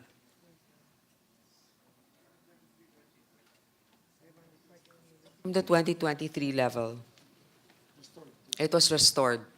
No, our committee report, which is for year 2025, restores the Witness Protection Program budget to its 2023 level.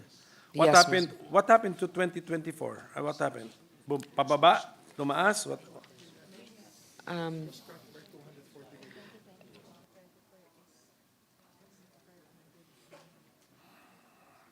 In 2024, it was cut by about 240 million. But then we restored it in the amount of Okay. 319 million. Sige. So nag-increase din tayo ng konti. Wala sa 2024, but in the original proposal, we still increased it also. So, okay, basta ang sinasabi sa atin yung Witness Protection Program budget for next year ay babalik sa 2023 level kasi kinat siya noong 2024. But how was our performance in 2024 with the smaller budget? Yung utilization rate niya, ubos? Ubos o meron pang balanse? Ubos na po. Ubos na Yeah. as of this date? Okay. Sige. Actually, as of October. As of October, ubos na. Okay. So, marami po siguro enrolled into the program. I think the secretary can give us siguro figures na. Wala namang names. I'm not asking for names. So can we know the figures? How many are enrolled in the program?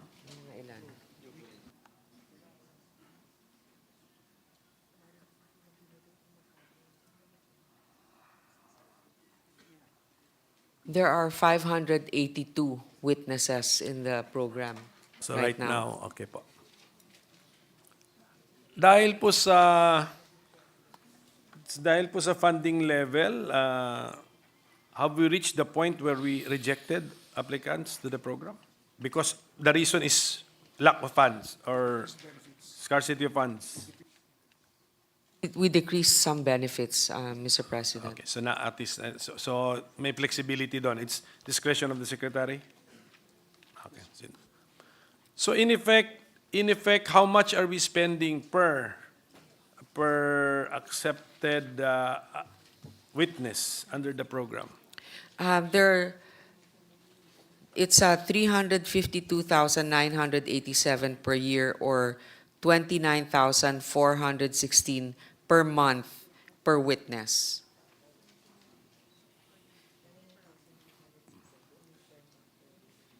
Yes. Para alam lang po natin. And then what would the average longevity or yung coverage, period of coverage of a witness? 7 years. 7 years, okay. Tapos, is it part of our witness protection program that they can start a new life under a new identity when they are discharged from the program? They don't have that kind of power or mandate, Mr. President, to be able to change the identity of the witness. Okay, so when they're released from the program, they're on their own na? Are they on their own? Mr. President, they have livelihood projects also that are given to them. For example, relocation assistance, travel expense if they want to relocate to another area. Then they're also started with, of course, PhilHealth. And they're given, depending on also the level of cooperation, their cash gift and free education primary to college level for minor or dependent children of witnesses who die or are permanently incapacitated. Yes. I'm interested in the livelihood program. Have this proven to be successful with our discharged witnesses? Yes, Mr. President. Okay. O, sige, There have been successes in the program. In fact, some of them, aside from the livelihood projects, are also given, as I mentioned, cash assistance to be able to start. Yeah, I believe siguro livelihood programs would also be basically cash nga to start. Siguro. If I can request in writing, no names naman, what would, in writing of the successful livelihood programs undertaken by those discharged from the Witness Protection Program. Okay. Kumukuha lang po ako ng information sa inyo para matulungan yung ibang ahensya na nagbibigay ng livelihood program kasi marami rin kaming ebidensya sa anong tawag mo dito, testimony ng mga beneficiaries ng livelihood program hindi naman nagiging sustainable. Yes, So, Mr. President, we will ask for the submission of those. I will be very surprised if it's through the DOJ pa natin ma-discover what would be the sustainable livelihood programs, Mr. President. Yes. They will comply, Yes. Mr. President. Pwede nyo, kung pwedeng example din, pero you can use siguro ABC, XYZ. So, we also mentioned that we have increased the budget for the Board of Claims. Maganda po ito kasi ito yung magandang board din na kung kunyari na victimize ka ng Dulo na yun. mistaken identity siguro or abusive law enforcers or overeager law enforcers na amounting to illegal arrest, unlawful arrest, mga ganun nata. And then, or let us say you were really charged and then ultimately found not guilty, pero meron kayong may fourth category kayo in the victims of violent crimes. Kasama rin po sa. So, may we know by what amount we increase the budget of the Board of Claims? This is an amendment by Senator Joel. There's a 5 million additional. 5 million, okay. Pero even if we amended the total budget at the disposal of the Board of Claims, the rules, the maximum amounts still remain the same, tama? Yun po yun eh. Yes. Opo, so yun ang kailangan siguro din natin ayusin. Anyway, that's a bill before me. But can I get the opinion of our resource person who is here, the Secretary of Justice? Tama po ba ihalo doon yung concept ng victims of violent crimes? Isama sila doon sa mga unjustly detained and charged? I mean, kung from your experience ba, just an input, kasi kung mas maganda ko i-separate na lang natin, ibigay na natin sa ibang ahensya yung victims of violent crimes. Kasi we are after we are after those aggrieved by our justice system eh. Ito yung mga unjustly charged, unjustly detained, ultimately found to be not guilty, acquitted, yun eh. Pero nahaluan siya ng victims of violent crimes, which Mr. hindi naman President, resulta yun ng hindi resulta ng prosecution effort, so may I get the opinion of our Secretary of Justice? it can be separated. On the other hand, right now, the reason why they're together is just a convenient way of being able to disburse also the benefits. But this is something that can be done. Sige, kasi no hand si DOJ dun eh. The DOJ had no hand in persons becoming victims of violent crimes. But yung mga yung mga detained, tried, and then acquitted, may hand si DOJ doon. Yes. So thank you for the insight of our secretary. Now, may we know the budget level for our prosecutors? Kasi ano siya eh, I think it's incorporated in the budget of the OSEC. So what amount is for the National Prosecution Service?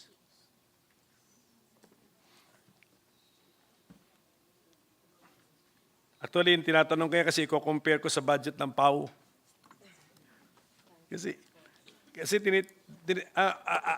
correct my 6.9 thinking later. billion for the prosecution program. 6.9, sige.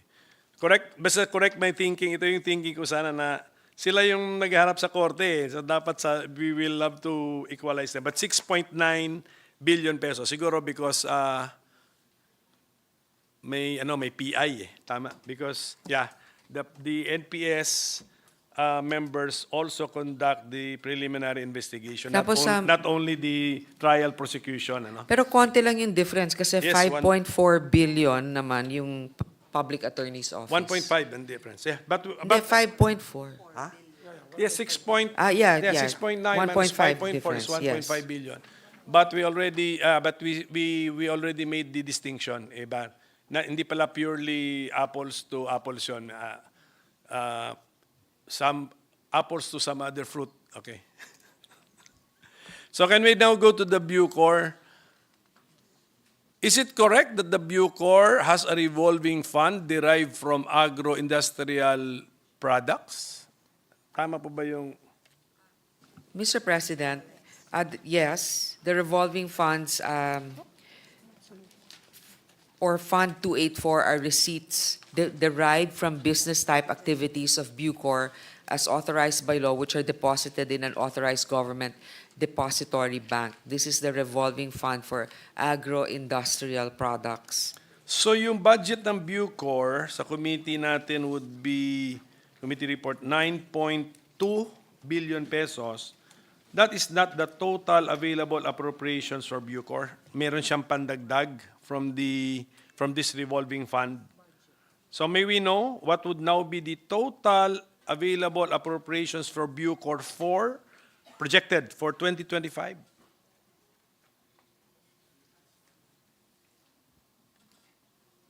Ito ba i-add ko lang ito? I-add ko to? Ano ba? Kasi sabi yung proposed expenditure, di 320. The estimate, Mr. President, is about an additional 120 million pesos.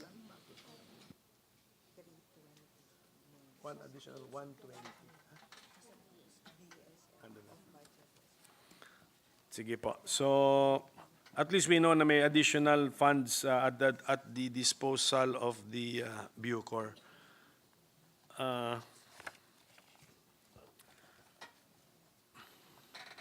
We have allocated around 300 million pesos for new corrections officer positions. Tama po ba yan? Around 300 to 301 million pesos. Corrections Mr. Officer President, 1. we did. Corrections Officer 1, okay. So when 1,000 ata, I think that when we computed the amount, we had in mind the creation of 1,000 new Corrections Officer 1 positions. Let's assume that they are all hired. After all of them are hired, what would now be the custodial personnel to inmate ratio? Assuming inmate level stays the same.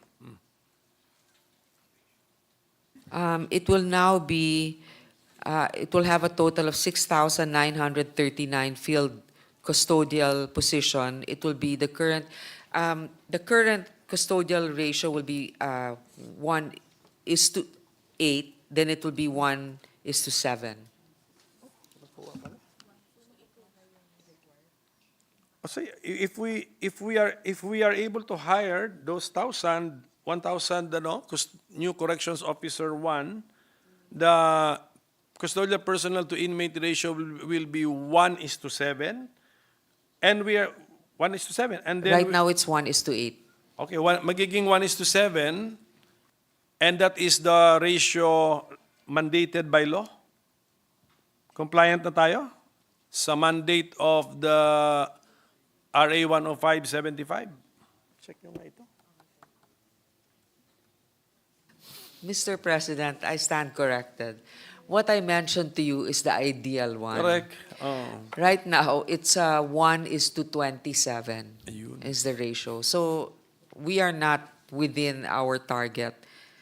How will the ratio improve if we now hire the new 1,000 corrections officer 1 positions? Sa computation po ng Bucor. It will be 1:19. 1:19. Sige. But- Okay. Alam niyo bakit ko pino-point out yan? Pero pino-point out ko yung kailangan na, yung amount. If before we reach 1:7, grabbing, we need to really invest in personnel. And I think also it's several different approaches. The DOJ has also instituted certain ways to facilitate the filing of cases na talagang sigurado there's evidence bago mag-detain, and then also the process of decreasing bail, the amount of bail depending on the situation of the defendant. So there are ways also so that we don't overcrowd our prison facilities, and it's the enforcement of the proper implementation of the law and also the resolution of the cases. Yes, we will follow those up in the DILG budget, ma'am, because baka pang BJMP yun eh. But of course, you have programs to decongest our prisons. And I think Well, Mr. President, meron. May mga ibang na-relocate na in other areas, for example, in Palawan. But the total phase out of the new Bilibid prison will be sometime, I think, 2028, if I'm not mistaken. There are other regional, there's also a proposal to build regional prisons to decongest further our current prison systems. There is a plan already for the total, as mentioned by our chairwoman, total phase out of the new Bilibid prison, meaning to say it will be closed down? 2028, that's the proposal. Ililipat yung iba sa Palawan, but also depending kasi, Mr. President, that these are like heinous crimes that will be there. But otherwise, we try to accommodate. If it's not if it's not such a grave crime, as much as possible, these regional prisons will allow them to be closer to their from their place of residence or where their family is. That's part of the parang medium-term plan of the Bucor na talagang total phase out of the New Bilibid prison where the PDL population right now is around 25,000. Is my Yes, figure Mr. correct? President. Okay. So let's say tapos na si 2024. So 2025, 2026, 2027, we have in 4 years' time, the plan is to have relocated the 25,000 PDL. Ignore na lang natin yung madadagdag dyan at saka marirelease, let's say, stabla. Yes, And we will be distributing them to the already existing penal colonies? No, Parts? no, no, no. Mr. President, there will be a PPP project. They're looking Yan, at the I will pursue PPP that, project yes, for Palawan. But there's also the construction of additional regional prison facilities and dormitories. So, yun po yung mga... So the total phase out is dependent on that PPP project.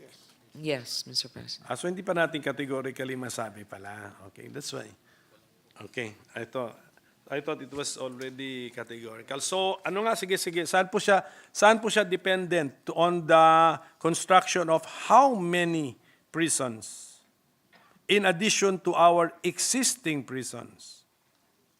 How many? For that plan to work. Nakasulat po ba yung plan?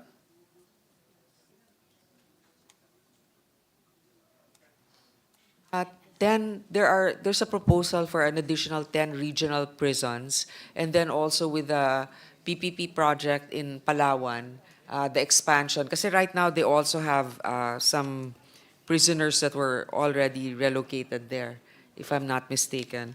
But of course, to be able to accommodate all the ones that will be transferred from New Bilibid, they have to be able to expand the facility. So if a plan is dependent on the construction of 10 prisons plus 1 PPP, should we be announcing such a plan? Masyado siyang contingent. No. Mr. Four President, years that's why to go, it's just you a plan. construct 10. Right. But the question is, what are the steps that we are taking to be able to decongest our prisons? So yes, this is categorized as a plan, but of course, before we even do anything, there has to be a plan. So this is what it is, and hopefully with the proper fiscal allocations next year, we would be able to accommodate it. And I feel that if it's a PPP project, it also will depend on the leadership's quick decisions. So we are hoping that this is a matter of a priority for the executive also to approve. Sige po, just ano lang ako, parang word of caution na lang na wag na muna natin i-pound yung statement na we will phase out the New Bilibid prison by 2028. Masyado pong dependent on so many other factors. Construction pa Pilipinas po ito. Pag mag-construct ka, I do not know, ilang taon. But then capital outlay has been increased 884 million to 1.16 billion. So, yun ba yun? Is it the Bucor's capital outlay? Is this already for the building of some sort of a prison? Mr. President, from 884 to 1.1, it's not so much of a difference of increase, but it goes mostly to repairs and maintenance of the different facilities, also of under the DOJ. So repair pa lang ito, not really the new, Improvement of 3. of the 3, ano ba tawag mo doon? Regional?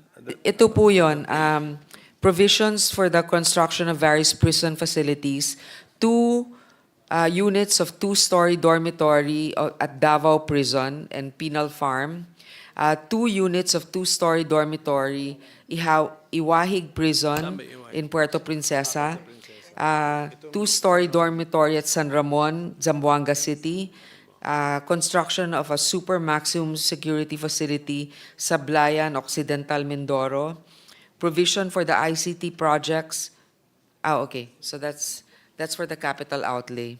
And also there's for an ICT project. Okay. Ang capital outlay kasi hindi naman siya expected to be recurring eh. Ang kinumpare lang natin yung levels, 884 ang level niya noong 2024, capital outlay, but yung ginastusan ba noong 2024 na 884 ay gagastusan ulit in next year by same amount na 884 or new projects din yun na ang total lang natin ay 1.16 billion? New project po, Okay. Mr. Saan pumunta President. yung 884 for this year na capital outlay? Ano naman po ang ginastusan nun?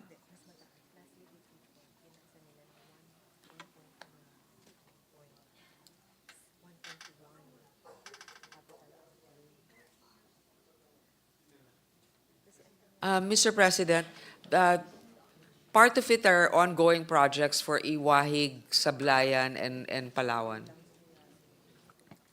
So yung Iwahig, Sablayan, and San Ramon, Ramon, yeah. yung mga ongoing repairs doon and construction are already meant to make them a regional prison? Yes, Mr. President. Tama yun. So, pag ready na sila, they will now receive the the new Bilibid prison inmates papunta doon. So, okay, so connected na yan lahat sa plano. Can I now ask about the Supermax prison? We intend to build one Supermax only, no? Para klaro, one Supermax prison, and this will be located in Sablayan Prison Sablayan, and Penal Farm which is where in In Mindoro. Mindoro Occidental. Occidental. Oriental? Occidental. Occidental, yes, correct. So only one Supermax prison. But the penal farm will not be converted into a Supermax prison. Regional prison din siya, but there will be a new structure as a Supermax prison. Is that how I correct? Yes, Mr. President. What would be the budget for that particular Supermax prison which is meant to hold the PDL convicts of heinous crimes? Magkano po yung budget doon? It's about 4 billion. 4 billion siya. But multi-year naman po yan. Oo, kasi Apo. meron 200 million from the 2023 and then now 300 million. So, 500 million. Naumpisahan na po ba? Umpisahan na po, Mr. President. In what sense na naumpisahan na? Parang, Groundbreaking. sabi ko nga, may naghukay na. Okay, so 4 billion. But then, ang budget din natin for our regional, how many regional prisons do we intend to build under the law? Dapat 10. Yun yung nasa law, 10. Is that already a law Eh, or wala sa law. just a plan? It's not in the law. The ideal number of additional regional prisons. Okay, the ideal is 10 regional additional or all in all? All in all. All in all. All in all. So, No, and additional to the prisons that we already have are 10 regional prisons. no, I think we will convert some and treat them as regional prisons. 3 plus 7. So Okay. 7 new regional prisons and 3 that are already existing. Okay, and that's the plan that the DOJ and Bucor will pursue. So Yes. yung mga funding requests niyo, yan na, pinafund na natin yan. Yan yung plan. Okay, so 3 plus 7. And then yung 7 na regional prisons na bago, I think ang binabudget din natin doon ay 4 billion. Yeah, 4 billion pesos per. Yeah, tama. So, okay, so para klaro lang, our regional prisons will cost as much as our Supermax prison. Yes, Yes. okay, tama. Siguro naman, because siguro our regional prisons will be meant to house more than that Supermax prison. Tama. Si Supermax prison, mahal siya because sa design niya, sa kanya siguro security features. Samantalang si regional prisons, well, meron din security feature but not as rigid or strict, pero mas maraming ina-accommodate doon. Tama. 4,500 per regional prison. Yeah, for that. So that's the plan. Okay. And of course, alam ko naman yung reason sa regional prisons para mabisita po sa part sa rehabilitation nila, di ba? Pero what's the plan? What is the plan? Who will be assigned to a regional prison? How will you determine it? Is it because he committed the crime within that region, or is it because he has relatives in that region? Place of origin, Mr. President. Place of origin niya. So, pero kung marami, if the convict can trace himself back to many places of origin, it is at his option? What's the plan?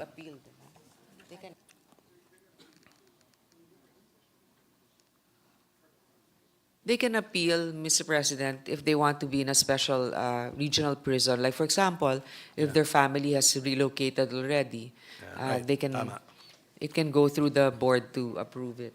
Basta we know the spirit behind it. Basta yun. Yeah, correct. Rehabilitation, Part, I yeah. think, sa rehabilitation process. and formation. Reformation process of the convict. Apa. So, yung justice on wheels, nakakatulong naman po to decongest the prisons? Or too late na siya doon sa stage na yun? The Supreme Court po, as we discussed, yung justice on, Yes, I know, wheels. but I know, as implemented, napapansin nyo ba na has it contributed, has that particular Supreme Court judiciary program contributed to the decongestion of our prisons? To a certain extent, for the speedy resolution of cases in certain detention facilities, So more it has of- helped. Yeah, but we don't have the exact figure of that, but it seems like it's felt. So are there many NGOs helping us go over the records of our inmates, kunyari overstaying? Mr. President, I think overstaying ng iba, ganon? that was discussed during our judiciary budget. There are advocacy groups and stakeholders that are being trained by the Supreme Court so that they can properly advocate and for prisoners or those that are being questioned. So there is a training program for them. So I don't know exactly how many have participated so far.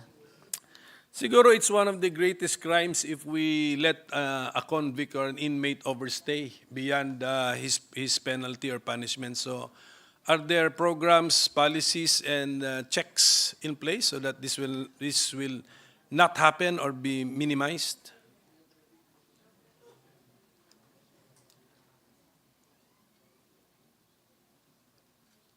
There's a carpeta system that's being implemented with the Board of Parole and Ito na yung Board of Parole and Pardon.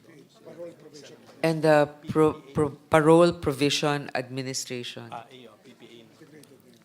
They're integrated already so that they And will it's be- working? Is the system working? It's working. Walang reklamo na overstaying na po ako rito. Kami ganun. Wala.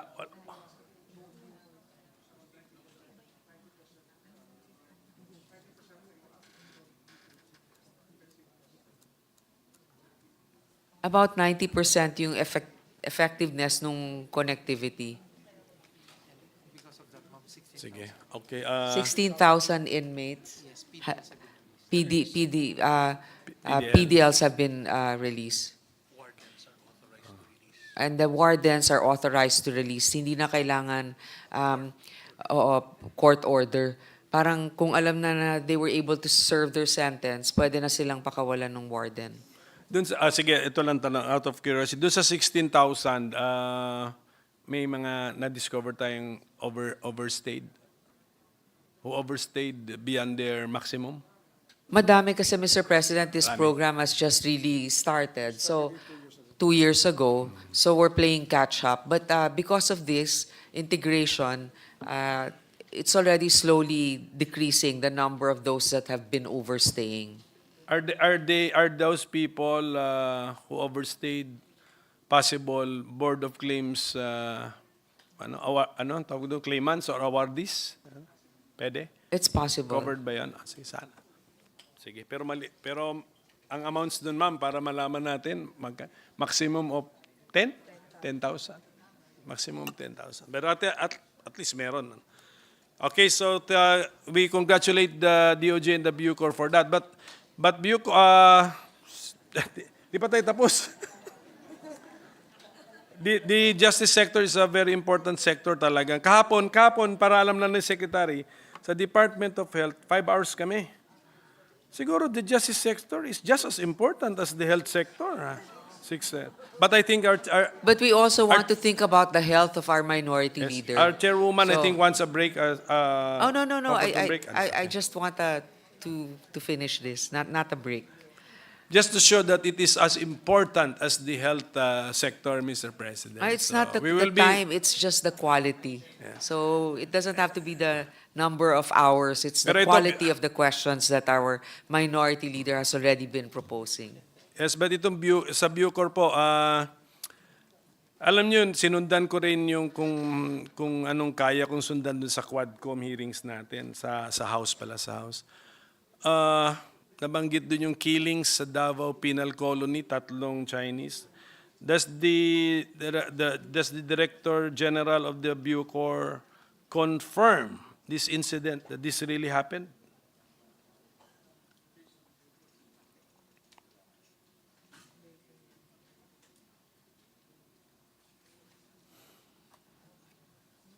Well, they're quoting the Quad committee that because of witnesses that have come forward, it happened. But in terms of, he wasn't, the Bucor chief at the time wasn't present yet. But that's under your jurisdiction, no? The Davao Penal, Davao Prison and Penal Farm. That's under your jurisdiction. There are records, Mr. Yeah, President. there should be records na Yes.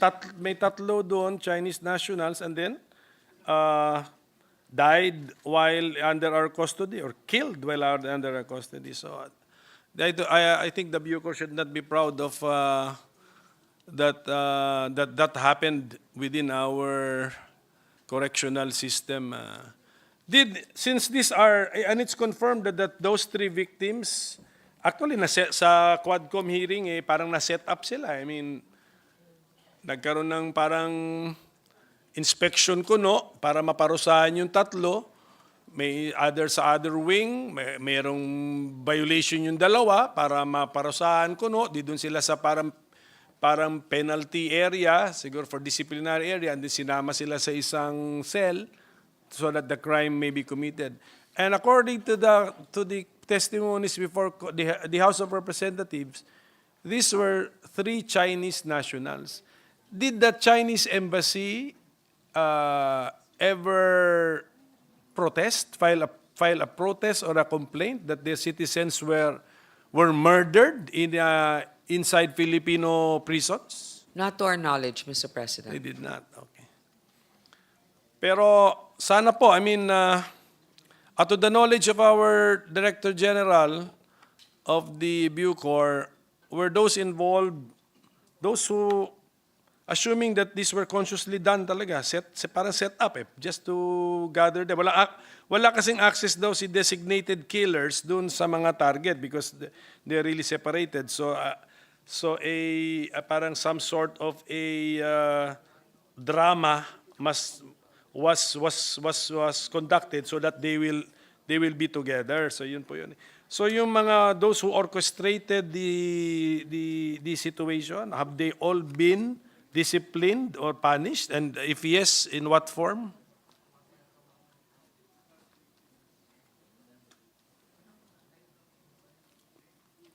Yung 2 killers kasi convicts na sila, PDLs na sila, so nadagdagan pa siguro penalty nila and crime.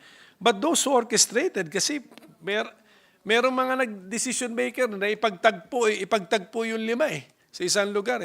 So that's beyond the 2 PDLs powers already. So meron tayong Bucor personnel participation dyan na have these people been disciplined, sanctioned, punished? And if yes, ano po ang form?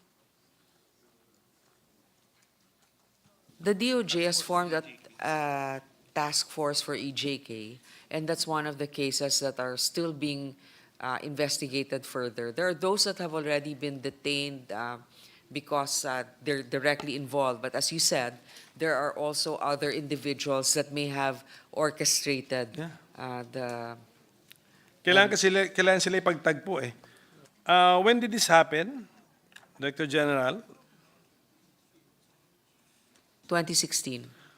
Oh, and then if the information we get is the DOJ is still, so 2024, 8 years. Kaya, kaya may frustration yung kaya may panawagan tuloy na balik na tayo sa ICC. Kasi diba, 8 years. Yes, well, we're Mr. still. President, of course, at that time, the task force was actually just created a little over a year ago. Siyempre, nagpalit yung administration at saka nagkaroon ng focus on also giving justice to EJK victims. So, yes, we realize that it's not as fast as it should be. But at least we are moving forward with the task force now.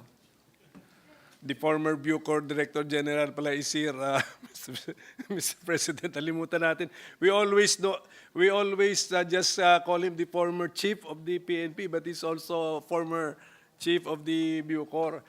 Siguro, if I will just pursue this line of questioning during the subcommittee hearing, where I will address my question to my fellow senator, and he is now a resource person in that hearing.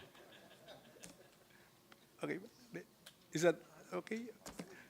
Sige, pero ako dapat yung Bucor doon, worried kayo. Di ba taint ito sa image ninyo? Murder? Yes. Using knives pa yata? Inside prisons?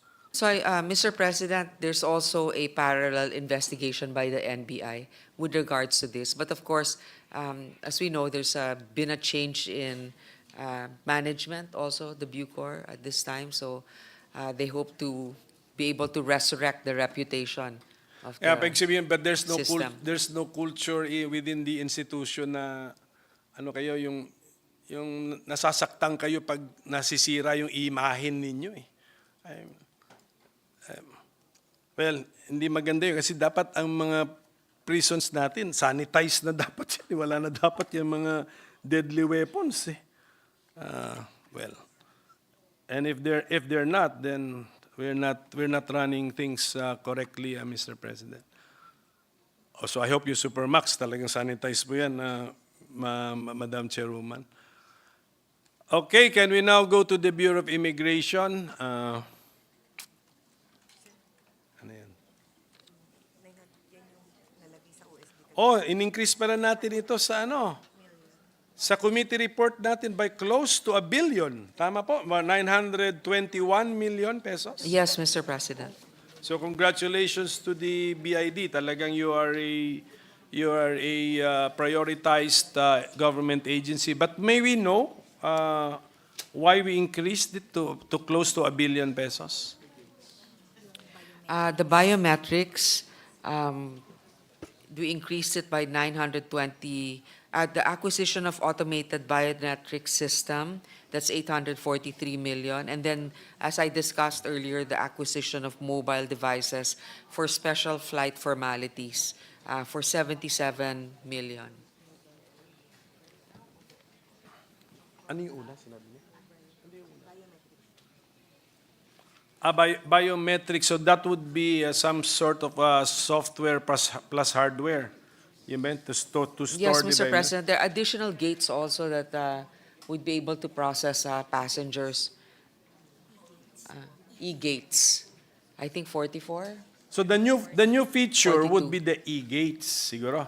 Aside from that, that's one of the outputs. Yung But mga collection of e-gates na- biometrics, siguro, has been an ongoing effort on the part of the BID, siguro. Of course, yes, Mr. President. So the Pero ito nag-expand lang tayo, nag-expand din tayo ng mga e-gates. may e-gates na ba ngayon? Meron na. Talagang hindi ako bumabiyahe, Mr. President, kaya hindi ko alam. Ano ba Or baka e-gates would No, be there- for Filipino citizens? For everyone. Bakit No, sa Mr. last trip President. ko, may booth pa talaga? Hindi kasi, if it's an official trip, Mr. President, I understand that we cannot pass through the e-gates. Okay, So I'm really a law-abiding citizen, Mr. President. Okay. Sa booth pa talaga ako pumunta.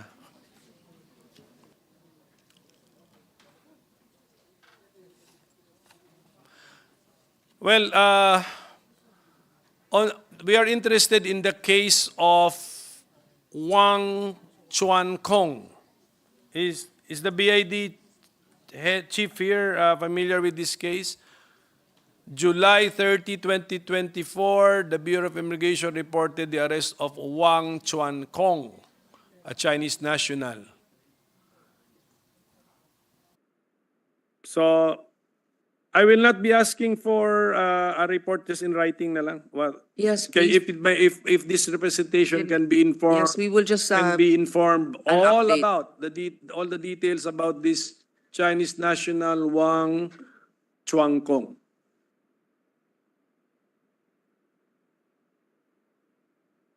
BI, just correct me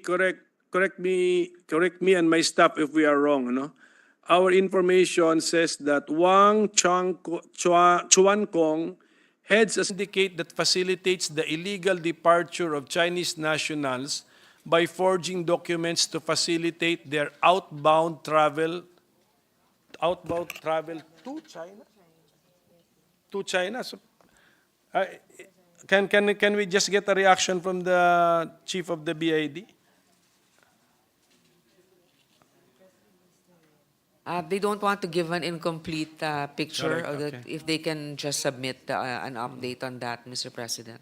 Because I have my own questions dito sa information that I got. But just give me what you have on this particular case. Okay, on the case of fake passports or genuine passports issued to ineligible ano bang tawag doon? Passport holders. Okay. Has the BI encountered cases like this? And we have been informed that you have also conducted your own investigation. If that is correct, may we get an update? Yes, the Bureau of Immigration has in its custody 13 foreign nationals charged with misrepresentation as a Filipino citizen and who possess fraudulent and or fraudulently obtained Philippine passports. So the deportation cases are being filed against these aliens, and as of November 2024, there are 29 cases filed in the BI against those aliens. The DFA, on the other hand, are the ones that issue the passport. Kaya nga, para lang pumalaman natin yung situation. Itong 34 individuals were in possession of genuine Philippine passports. Genuine. Obtained with fraudulent Yes. documentation. Genuine in the sense na genuine cover, genuine paper, genuine. Yes, Mr. President. Genuinely issued by the DFA. correct department. Yes. Okay, so alarming po ito, but anong burden natin doon? Ang burden pa natin doon is to prove that they are not Filipino citizens. Tama po ba? Kasi that is fraudulently obtained. Yun ang, that's our theory. Okay. Sige. yeah, of course we Anyway, have to prove it because yeah. they're not going to incriminate themselves, Mr. President. Yeah. Kasi nababasa kong proof na hindi marunong magtagalog, hindi makakwento ng buhay sa Pilipinas. Totoo po, kasi Pero- dun sa isang lugar kung saan 1,500 yata yung nabigyan ng birth certificate, hindi hiningan ng supporting documents yung mga yon. Sige. Sa Santa Maria. Siguro, Bureau of Immigration, we need your inputs when we process the bills on on how to plug the loopholes doon sa ating mga late registration law or maybe even doon sa new passport law natin, Mr. President, kasi sila yung nakaka-encounter talaga yung iba-ibang situation, iba-ibang mga combinations of facts, Mr. President. So currently, we are now reviewing the Philippine Immigration Act, no? So I hope that the BID is giving us its full support because this is really a landmark law and we need extraordinary attention and energy to be given to this.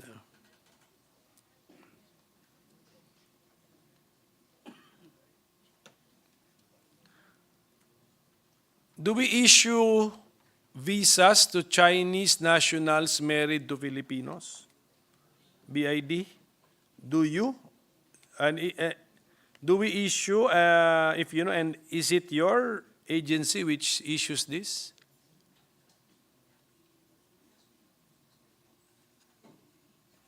Yes, of course, if they are able to comply with the requirements, prove that they're really married, they have the capability to come here, then they are given those visas, Mr. President. Is it limited to, is it available to all nationalities married to Filipinos? Or a special program ito for Chinese nationals married to Filipinos? MCL 07-021. Yes, of course, it's available to all foreign nationals married to a Filipino that they're issued a visa if they have the capability to come here. Does this visa have a special name? Ano ba, is it called by a special name? 13A, immigrant visa by marriage. Sige, may we ask for a copy of this memorandum from the BID? Yeah. We wanted to research more on this pero hirap daw, hindi daw halos available online. If you can ask for a copy. This is noted, Mr. Thank you, President. thank you. Is the Land Registration Authority before us? Yes, Mr. President. Are you happy with your budget, LRA? We actually increased it from the NEP, Mr. President. We are the same. No. We retained it from the NEP, 1.239 billion. It's an increase from last year, from 1.217 to 1.239. No, my attention has been called to your training and scholarship expenses under your MOE. 17.4 million. Does the head feel that this is sufficient? Or do you need an augmentation for this? Marami yata kayong plano for capability building. So, for next year, just parang ano to, parang do you have a wish? Do you have a wish list to help you with your budget?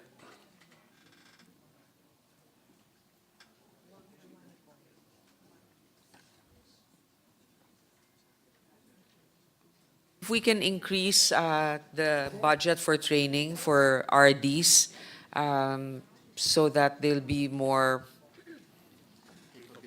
capable and in the new regulations and also the processes in the LRA. Ano po ba yung mga new, what are the new best practices in land registration or new technologies? That's why parang you have a special focus on training and scholarship expenses.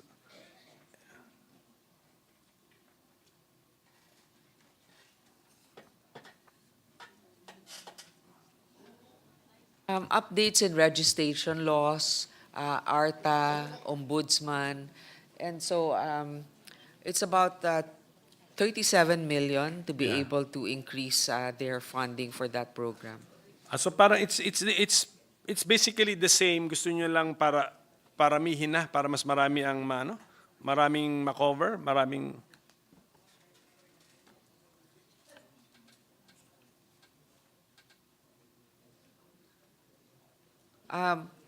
The term that they're using is retooling of their certain Retooling? retooling. So something must be new. So can you share with us what's new with land titling, land registration? So, Mr. President, kasi nga with the new laws and the regulations of Arta, it's basically reorienting them with the new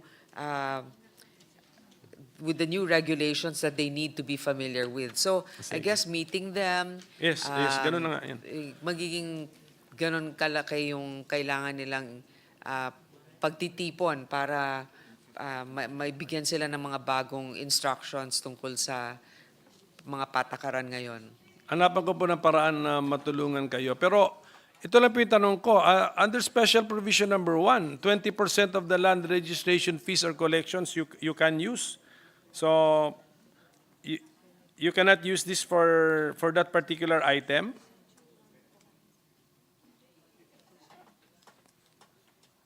For that particular item, training and scholarship expenses?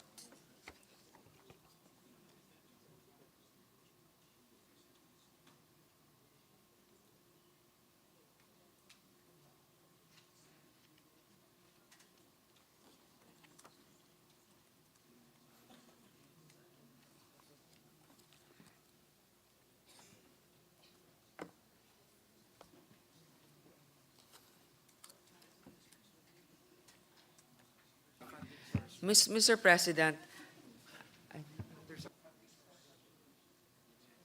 okay, I think for them to be able to utilize it, we should have a special provision that says that they can source an additional 37 million from that percentage, from that fund that they're collecting. Wala kasi ngayon na nakalagay yun. So without that Special very specific sentence or phrase, you cannot use it. But with that solves the problem? Okay, then that's you can make that amendment. Can we take note of This this, is a very Secretariat? nice amendment because it consists of words, Please not submit to us. not of an amount. Yeah.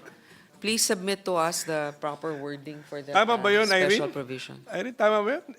It's just an amendment of the paragraph of a special provision. So, Increase in the amount in the special provision. okay. So that yun para yung ating mga registrars of deeds. Pero magkano po ba, sige, just to complete the picture, magkano po ba ang ating annual collection for land registration fees? More or less. Sige, sample lang po. We collected 11 billion last year. Ang laki pala. So kung ang hinihingi nila 1.2 yung bibigay natin na budget sa kanila billion plus yung 37 million na idadagdag natin, hindi, I mean, they can sustain themselves. In fact, they're giving pa back to the National Treasury. Yes. Malaki pala. But I'm just worried that the vacancies in the LRA are in the hundreds of plantilla positions, pero 200 plus lawyer positions are vacant? Tama? 200 plus? Hindi na po ba attractive ang lawyer position sa gobyerno? The staffing pattern, the CSSP has to be upgraded because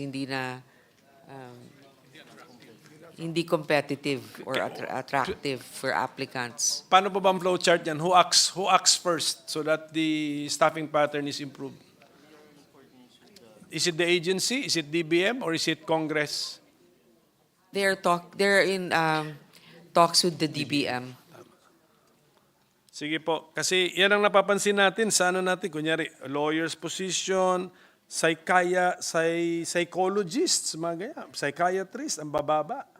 Na-encounter po namin sa Department of Health discussions. So we really have to review the staffing pattern plus the pay. Who's the head of the LRA? May we know who's the head now? Gerardo Sirius. Serious. Sirius. Sir? Serious? Sorry.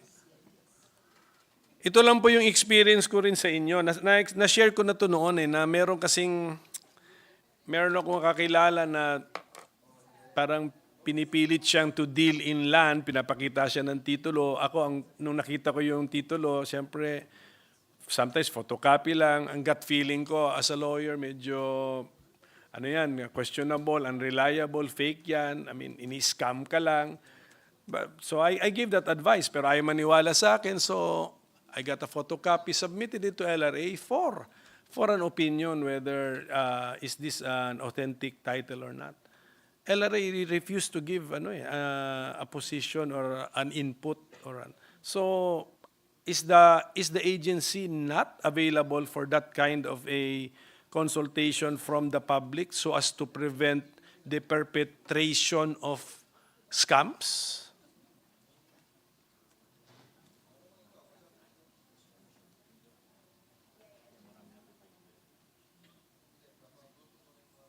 They're now working on an IT solution to make it easy to verify the authenticity of a title. So it's an ICT initiative. Future tense na naman tayo. And then, alam mo, sinulatan ko kayo, siguro, maybe siguro 6 years ago. So, ang ngayon sagot, future tense pa rin. Hindi, pero the title owner identity verification system, an application wherein registered owners may enroll their title so that prospective buyers shall be able to view the details. So you want... That's already in the process of being utilized. And then there's also an LRA verification of certified true copy of title service. This is to provide the public with a facility for verifying the printed CTC of title with the existing LRA records. And then the title verification service. This is to provide the public with a facility to check if there are existing landowner titles in the LRA records based on the provided title information. Available or future? Those are available now. It's available, but they're enhancing it so that it's. I guess they have to enter more things there to But verify. So that will be a service to the public, may interface sa public, so sila. But ang ginawa ko nga kunyari, should this happen again, and then I go directly to you, insider na kayo so you'll be able now to check, and you will give a feedback whether the photocopy of the title you sent us, as far as the number is concerned, is authentic, genuine or fake, and then the technical description is not accurate, although the number is authentic. Ano ba? Posible na ngayon yan, panahon? Yes, they can do it now. I hope hindi na nga maulit ito, but should I encounter ito mga ganito, then let's test your system again. But when I tested it, wala medyo modern times na yun. Nung tinest ko siya, modern times na po yun. May mga computers na tayo nun. But, okay, but I hope siguro Madam Chairwoman, alam nila next year wala na tayo rito to follow, to check. Okay. Pero we really wish you the best. Maybe you continue with your plans na ganun. May problema ba kayo dun sa parang provider ninyo, yung computerization provider niyo? Is there a problem? Tapos na yung contract nila, so I guess hahanap ng bago. Is there a problem with the ownership of the data generated by the service?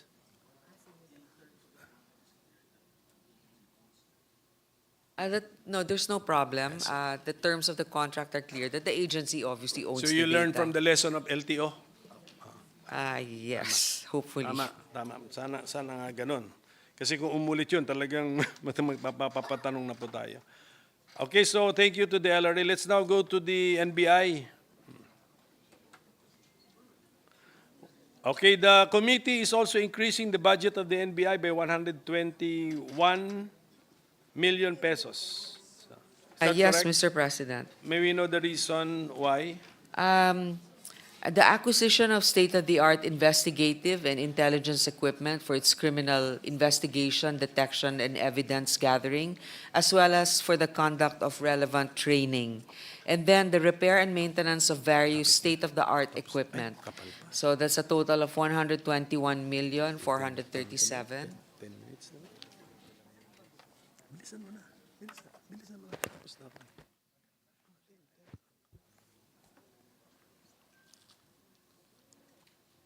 So it's for the purchase of some state-of-the-art equipment. Ganun po ba yan? More or less? Yung bulk nun? The NBI also has a digital forensics laboratory. So,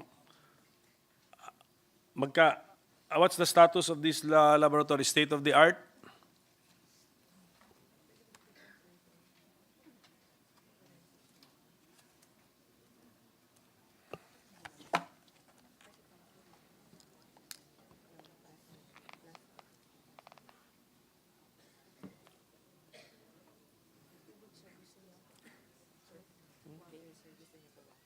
They already have the forensics lab, but they're just adding better features and to modernize it a little bit.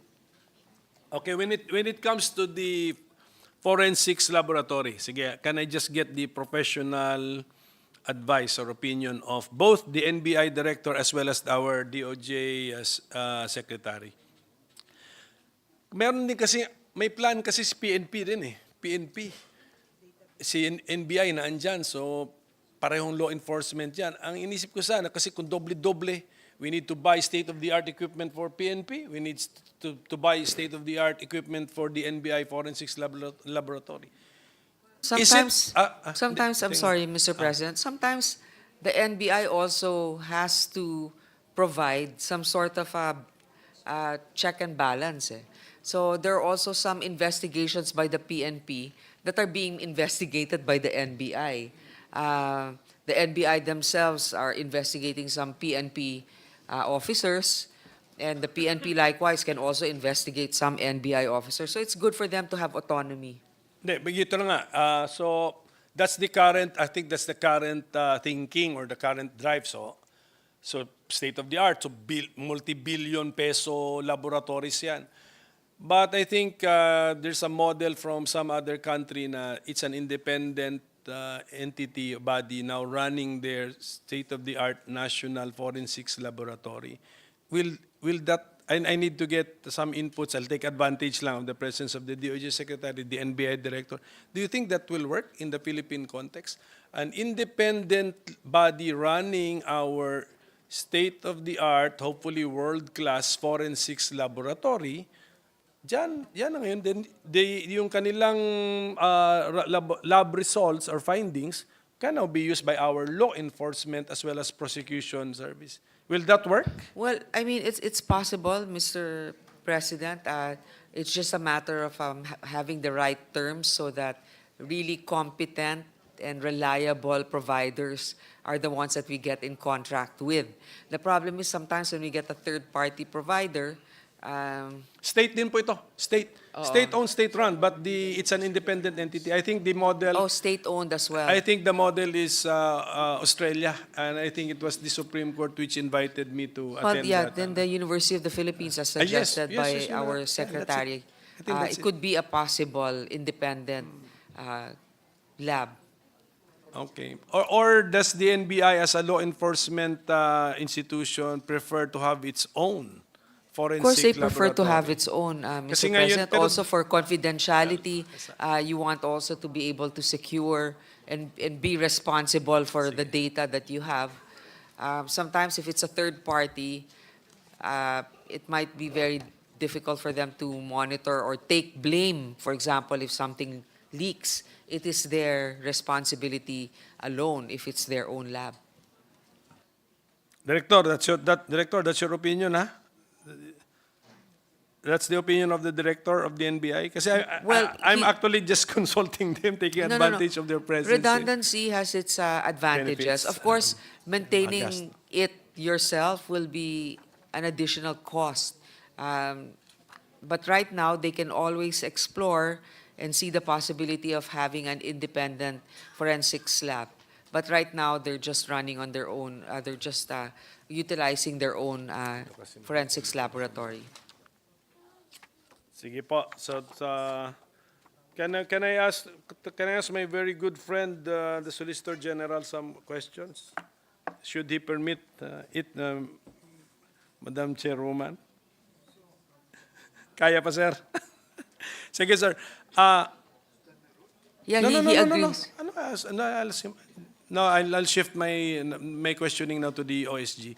Mr. President, I don't mind suspending No, the no, no, rules no, if you no, wanna. hindi po. No, no, no, it's I good. did not mean it that way. So, there are now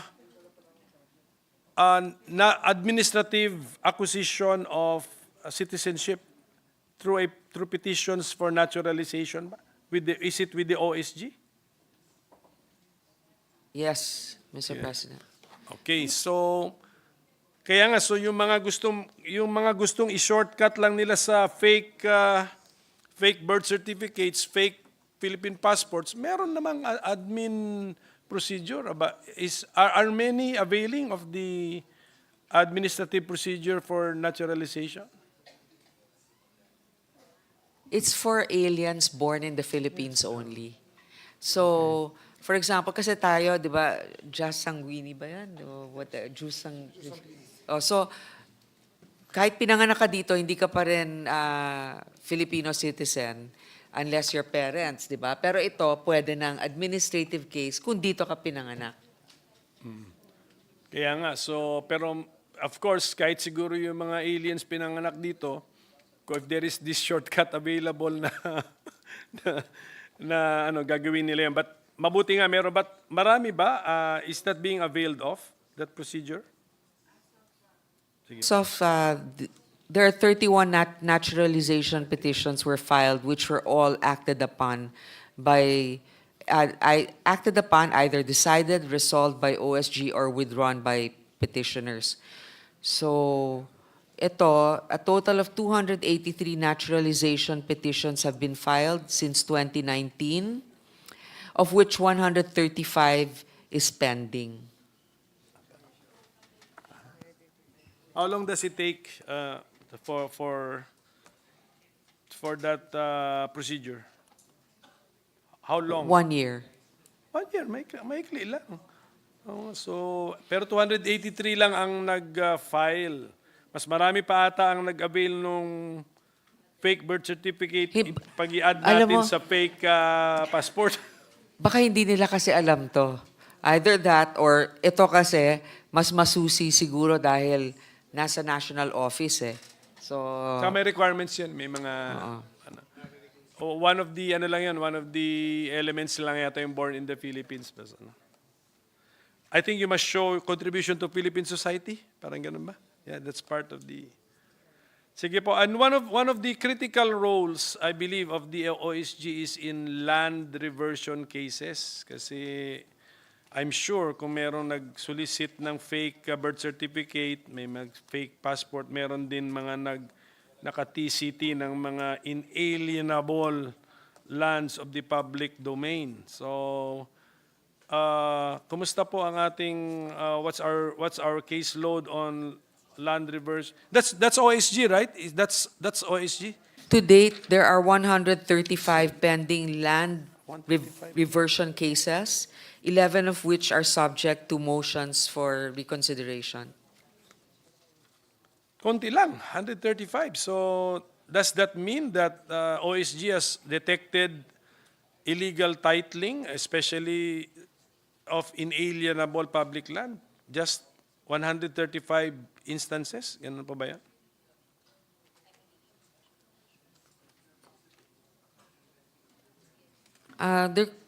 There possibly could be more, but this is within a given period. May we submit that? Yes, ganun na lang. Yes, Yes. in writing, yes. Especially a specific number. Pero actually, this is one of your more crucial and critical powers. Because only the OSG can act, right?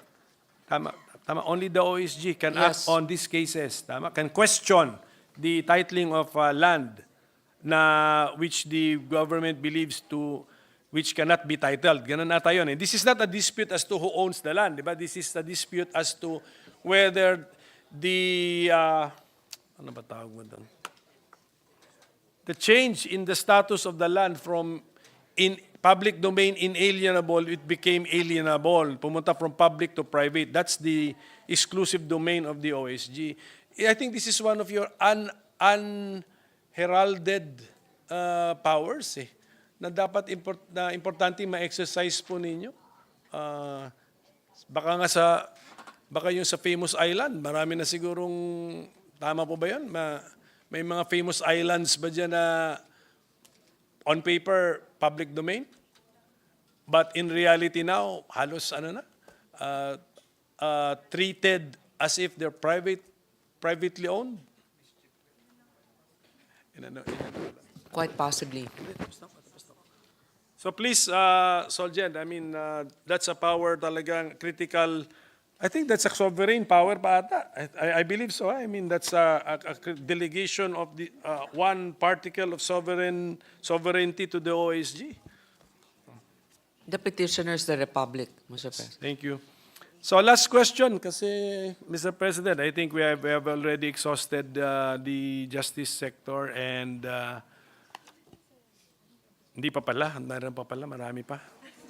Hindi, ganito na lang, in writing na lang, Secretary, you have this justice sector with the Supreme Court, yung ano ba, justice zone. Justice Sector Coordinating Council. Justice Sector Coordinating Council, If yes. we can just be given in writing, from the point of view naman ng DOJ, what have been the achievements of this Coordinating Council? Kasi ang pagkalam ko dyan, you discuss yung mga what needs to be improved, ano yung ganun. So can we just get ano yung ideas generated because of that council? And then the PCGG is right before us also. May we know the total amount of assets under PCGG custody or administration? Yes, Mr. President.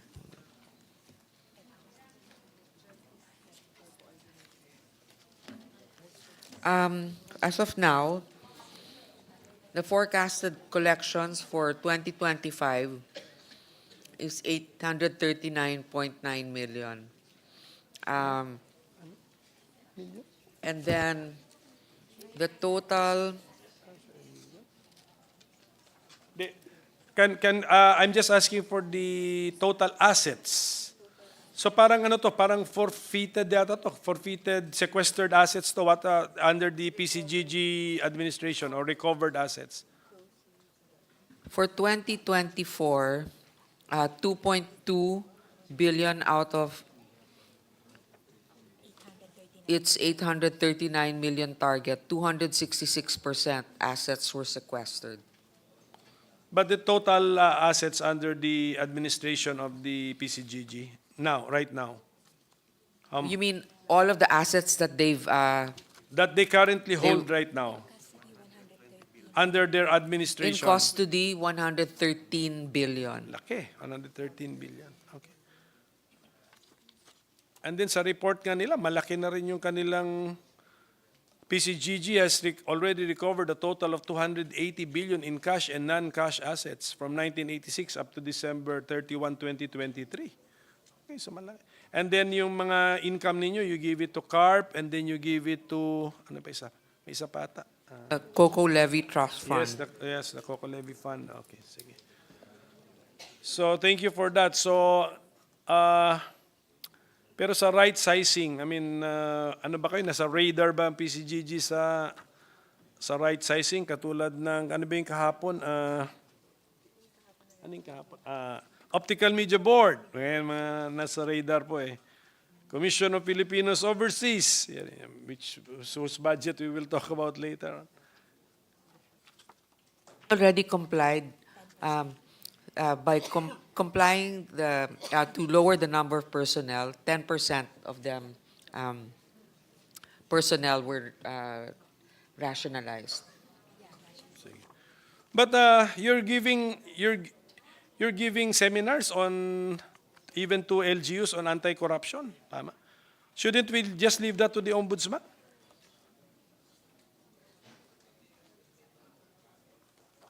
Part of their mandate as well. Okay. Siyempre, ano din sila, they also want to be, ano. More lessons in anti-corruption, I think, is good. Sige. They have also more than 100 pieces of artwork, etc. Hawak pa yata nila. Baka nabubulok lang ito. Why not donate them to the National Museum para kung sakaling... Ano ito? Okay. Ano to isa? It's It's being cared for in UP under the Vargas Museum. So displayed na rin pala. Okay. So that's good. That's good. So yes, it's on exhibit. Sige, meron lang tayong phoned-in question na Madam Chairwoman. This is to the Bucor. What happened to the PDLs who were taken to a PDL to.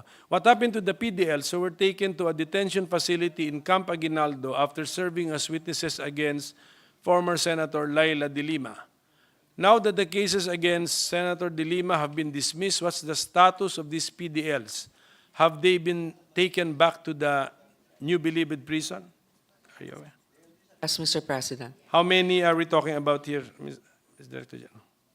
7. 7. Sige, okay. 7 you- PDLs.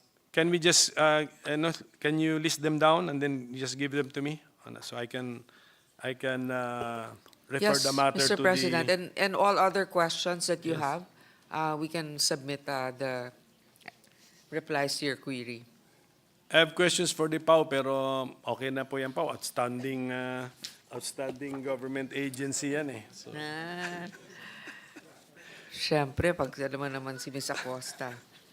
okay, so with that, Mr. President, the shortness of the brevity of the interpellation does not reflect on the importance of the sector. Oh. This is a very important sector, Mr. President. Dapat nga ito, hinihimay-himay natin lahat ng items ng budget ng DOJ, Bucor, BID, including PAO, OSG, lahat yan, even LRA, pero because we have been doing this year in, year out, so I'm no longer repeating some of the issues I raised last year or 2 years ago.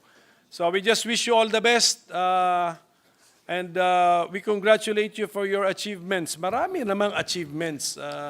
Ano lang po natin, konting pagmayabang lang natin ng konti ang ating mga achievements. So, congratulations, and we wish you the best for 2025. Thank you, Madam Chairwoman, for your patience. Thank you, our Madam, Mr. Minority Leader, President. Majority Leader. We have yet to conclude the period of interpellation. I'd like to thank the Minority Leader. Next to interpellate, Mr. President, is the gentleman from Camarines Norte and Mindanao, Senator Robin Hood Padilla. Senator Robin Hood Padilla is recognized. Maraming salamat po, Ginoong Pangulo, at sa ating pong pinunong mayorya. Mahal na Ginoong Pangulo, ito lang pong mga katanungan ko po ay may kinalaman po sa sunod-sunod na accomplishment ng National Bureau of Investigation. Natutuwa po tayo sapagkat meron po tayong isang kaso na ibinigay sa kanila 2022 at ngayon po ay kanila pong inaksyonan at nakasuhan na po yung mga pumatay sa mga bata doon po sa Lambayong Sultan Kudarat. At tayo din po ay humahanga sa NBI dahil sunod-sunod po yung kanilang meron poong accomplishment sila kay Alice Guo, meron din po silang ibang mga accomplishment pa. Nasunod-sunod po talaga, no, na tayo po ay hangang-hanga sa NBI. Meron lang po ako dito na babagabag po ako dahil ang sabi po dito sa report, ang NBI daw po ay pumapatak lamang na 14 million ang kanilang confidential funds every month. Totoo po ba ito?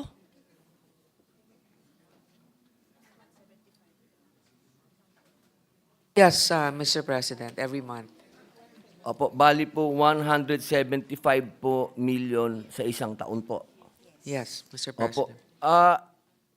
Ako po kasi ay nanggaling din po sa madilim na kahapon at alam po natin ang kapangyarihan ng mga sindikato, ng mga kriminal, lalong-lalo na po yung mga nasa droga.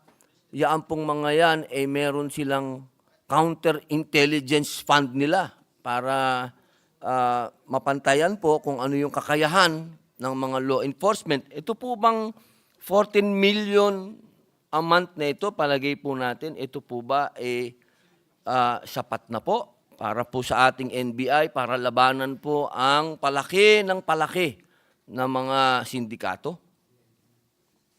Mr. President, noong 2023, yung NBI po, nabigyan ng 175 million na confidential fund. Pero ang nagamit lang nila, 146 million. So matipid rin naman sila. Either matipid o hindi nila nagagawa lahat ng dapat magawa pa. So, kaya binabase rin natin dito, dun sa kanilang disbursement rate, kung ano yung ibibigay natin. Opo. At ngayon pong parating na 2025, masasabi po natin po, Ginoong Pangulo, na sapat na po yung inalaan na pera para sa kanila? Base po dun sa nakaraan nilang paggasta, ay sapat naman po.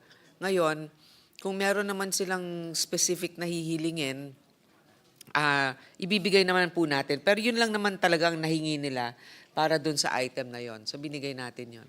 Opo. Totoo po ba na meron additional na binigay na 100 million para po sa equipment ng NBI? Tama. Yun nga yung sinasabi natin nung umpisa, yung pagkakaroon ng acquisition of state-of-the-art equipment for criminal investigation and evidence gathering. Yun din yung parang forensic lab nila. Opo. Yung pong mga accomplishment po ngayon ng NBI na sunod-sunod, ang taong bayan po ay masaya sa mga ginawa po ng NBI. Yung po ba, sino po ba ang kanilang happy noon? Noong 2023? Same po ba? Yung po bang happy noong 2023 at yung happy ngayon ng NBI ay iisa po? Si Luigi De Lemos, yun ba yung mga accomplishment na sinasabi mo nung kapanahunan niya? Ito pong 2024 po. Noong 2023, parang kulang naman po kasi yung accomplishment ng So NBI. 2024,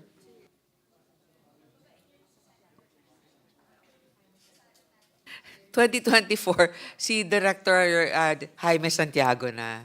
So, kanya opo. din. Kaya po marami Matagal. ang accomplishment Oo. ng NBI dahil kilalang naging magaling na pulis po at magaling na judge si General Santiago. Meron lang po akong medyo komplikadong tanong, pero alam ko pong maisasagot po ito kaagad. Masasabi po ba ng NBI na totoo ang sinasabi ng ibang mga sektor na napasok na tayo ng mga agent ng ibang bansa, mga spy? Totoo po ba yun?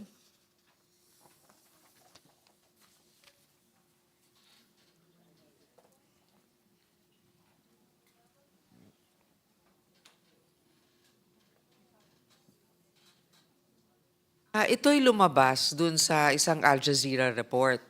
Pero sa ngayon, wala naman pong na-verify or nahuli na spiya.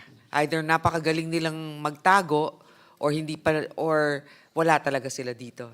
Apo. Dadating po kaya ang panahon na sa palagay po ng ating mga namumuno sa NBI na yung halagang binibigay po sa kanila sa confidential funds ay kulang para po labanan ang pagdami ng mga illegal aliens na mga nagiging pinuno po sa bansa natin? Alam niyo, Mr. President, imbis na kaagad-agad sa confidential fund, marami kasing ibang pagkakataon na pwede rin silang matukoy. Halimbawa, yun nga, yung pagkakaroon ng mas stricto at mas epektibong border control system, pagkakaroon din ng yun nga, mga state-of-the-art ICT capabilities. At syempre, pagdating naman sa pagkuha ng mga witness, doon talaga papasok yung mga confidential fund. Pero bago tayo makarating kasi sa puntong pagkukuha ng mga witness na ganon, yung case build-up, malaki rin ang na kailangan natin ilagay sa iba pang mga proseso katulad nga ng pagkukuha ng mga ebidensya, yung mga labs natin, yung ICT infrastructure natin. Okay po. Isa na lang pong tanong, Ginoong Pangulo. Ito naman po sa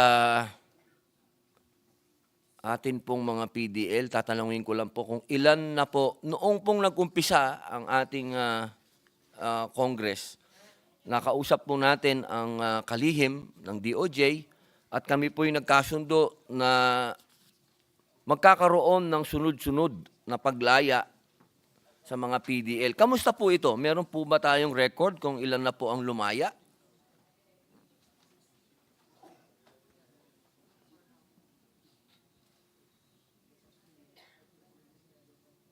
For the past 2 years, 16,000 na po ang napalaya at sa darating na ito pa, may pahabol pang 5,000 more. Opo. Ako po ay pumupuri din po sa Public Attorney's Office dahil narami po silang natutulungan. Ano po ang target po natin ngayong padating na 2025? Kasi hanggang ngayon po, siguro po mga ilang buwan na galing ako sa Bilibid, napakadami pa rin pong tao talaga. Ako po'y nakulong dyan ng 3 taon, pero nung population po na amin ay nasa 10,000 lang. Ngayon po ay nasa 30,000 mahigit ang nakakulong doon. Meron po mang tsansa na malaman po namin kung matutuloy pa po ba yung mga bagong building na pagagawa at kung ano po nangyari doon sa regionalization? Alam niyo po na ito nga yung dapat talaga in coordination, di ba? Law enforcement, magaling ang paggawa nila ng trabaho, kaya marami nakukulong, pero kailangan mabilis rin ang disposition ng mga kaso. So, yun nga, naghahabol tayo, pero at least may progress. Yun nga, the short answer is, marami pa rin nakukulong. Pero ito nga, kahit papano in the past 2 years, 16,000 na ang napalaya at 5,000 pa ang madadagdag. Pangatlo, nabanggit po din na sa 2028 ay magkakaroon ng mas malaking facility sa Palawan para mabawasan ng overcrowding at saka yung kanilang proposal na 10 more regional prisons na kailangan natin ipatayo. Opo. Ito, huling-huli na po. Last na po ito. Yung po bang ito pong mga dadating na mga Pasko at New Year, may maaasahan po ba tayong lalaya? Yung 5,000 po ang makakalaya by Christmas. Ay, maraming salamat. Yun lamang po, mabuhay po. Maraming salamat po. Majority Leader. Mr. President, there being no other reservation for interpellation, I think they celebrated prematurely, Mr. President. I move that the budgets of the following: the Department of Justice, Office of the Secretary, Bureau of Corrections, Bureau of Immigration, Land Registration Authority, National Bureau of Investigation, Office of the Government Corporate Counsel, Office of the Solicitor General, Parole and Probation Administration, Presidential Commission on Good Government, Public Attorney's Office, and the Office for Alternative Dispute Resolution be deemed submitted for the Senate's consideration and approval. I so move, Mr. President. Before the chair would like would act on the motion, we'd just like to congratulate the DOJ family led by Secretary Remulla for the innovations and the reforms that they have been instituting in the Department of Justice and its attached agencies. So there's a motion by the Majority Leader. Is there an objection? There being none, motion is approved. 1 minute suspension, Mr. President. Session is suspended.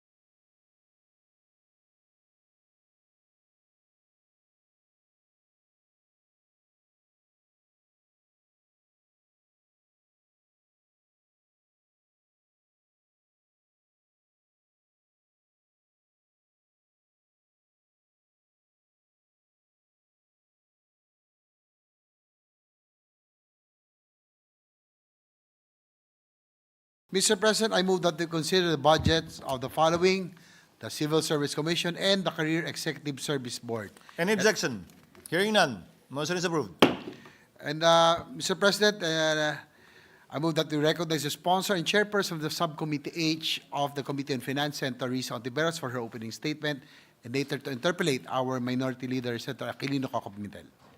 Senator Ontiveros, chairperson and sponsor, is recognized and may proceed with her opening statement. Salamat Abi, Mr. President.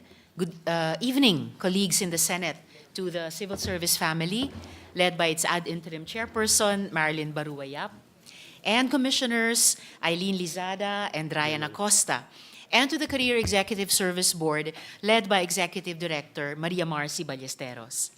I'm pleased to sponsor the proposed 2025 total new appropriations of the Civil Service Commission, which stand at 2,721,286,000 pesos, higher by 101 million pesos, 933,000 than the NEP and GAB version of 2,619,353 pesos. The additional budget requested by the agency and granted by your subcommittee will be used for the 125th CSC anniversary, the Honor Awards Program recognition, the increase in utilities of select regional offices, as well as the construction of the CSC CAR field office.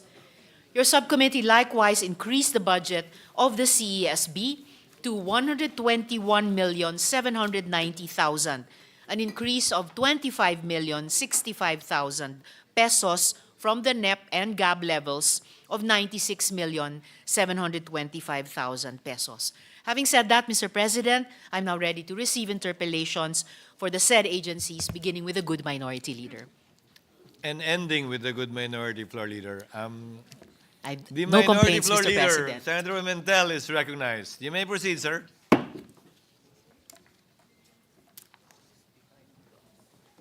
Thank you, Mr. President, and with the permission of our chairwoman, Yes, Mr. President.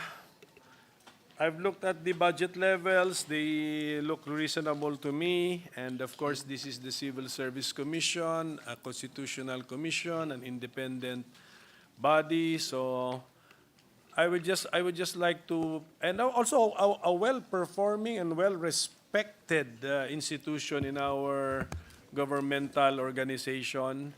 But can I point out the low passing rate in our exams? In the career service exams held last March, only, so when I say last March, 2024, oh, yes, this year, last March 2024, only 17.22 passed, while the passing rate for sub-professionals was just also at around 17.02%. This indicate that both academic preparation and practical experience have fallen short in equipping candidates with the basic competencies these exams are designed to assess.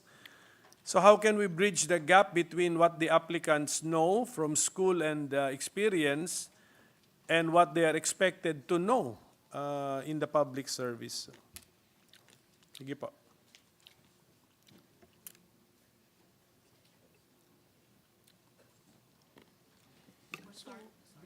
For starters, Mr. President, probably better preparations for taking of the exams.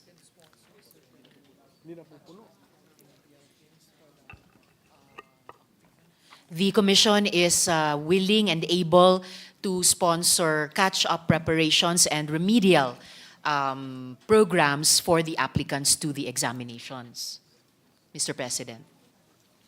So ang efforts natin are focused on those taking the exams. How about the exams themselves? Have we taken a look at them? Are they soliciting the information which are relevant? The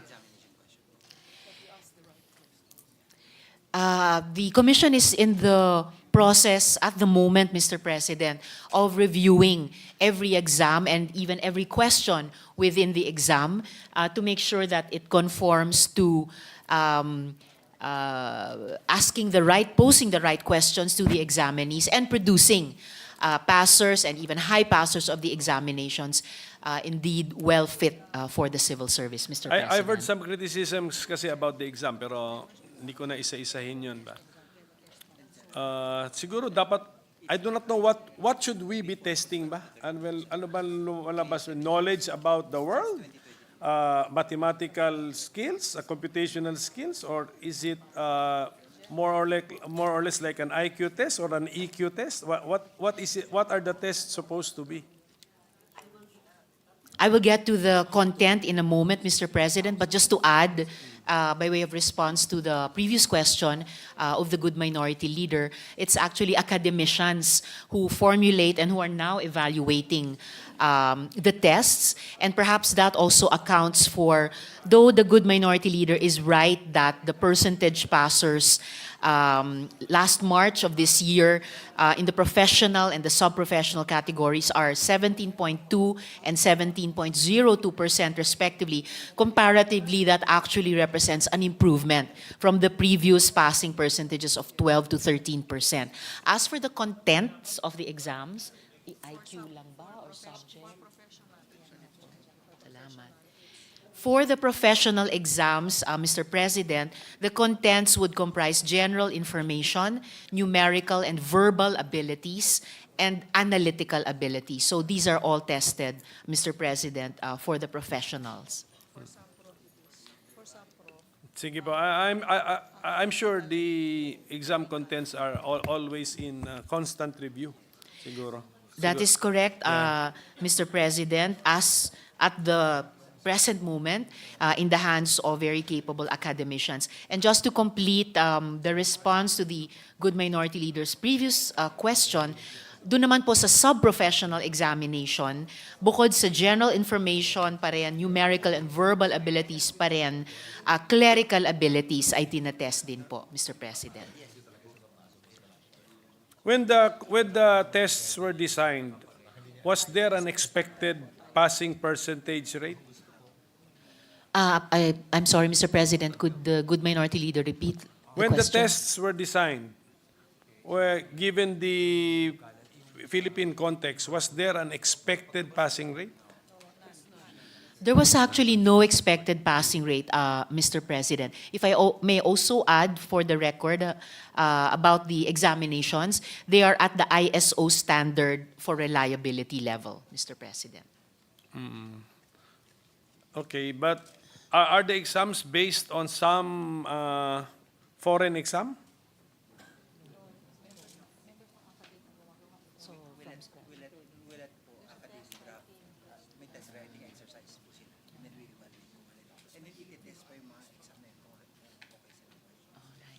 They are actually not based on any foreign civil service exams or templates, Mr. President. What the commission did was to ask the academicians to draft the exams, and then the commission itself assessed the exams and then sent those draft exams back with their feedback again to the academic panel to finalize or to try to perfect, Mr. President.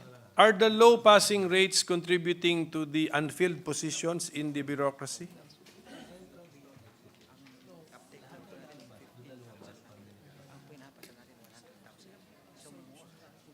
Sorry, the update is 15,000.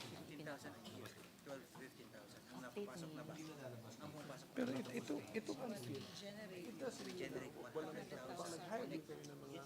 JO dyan to the same number, di ba? Hindi na mag-i-return.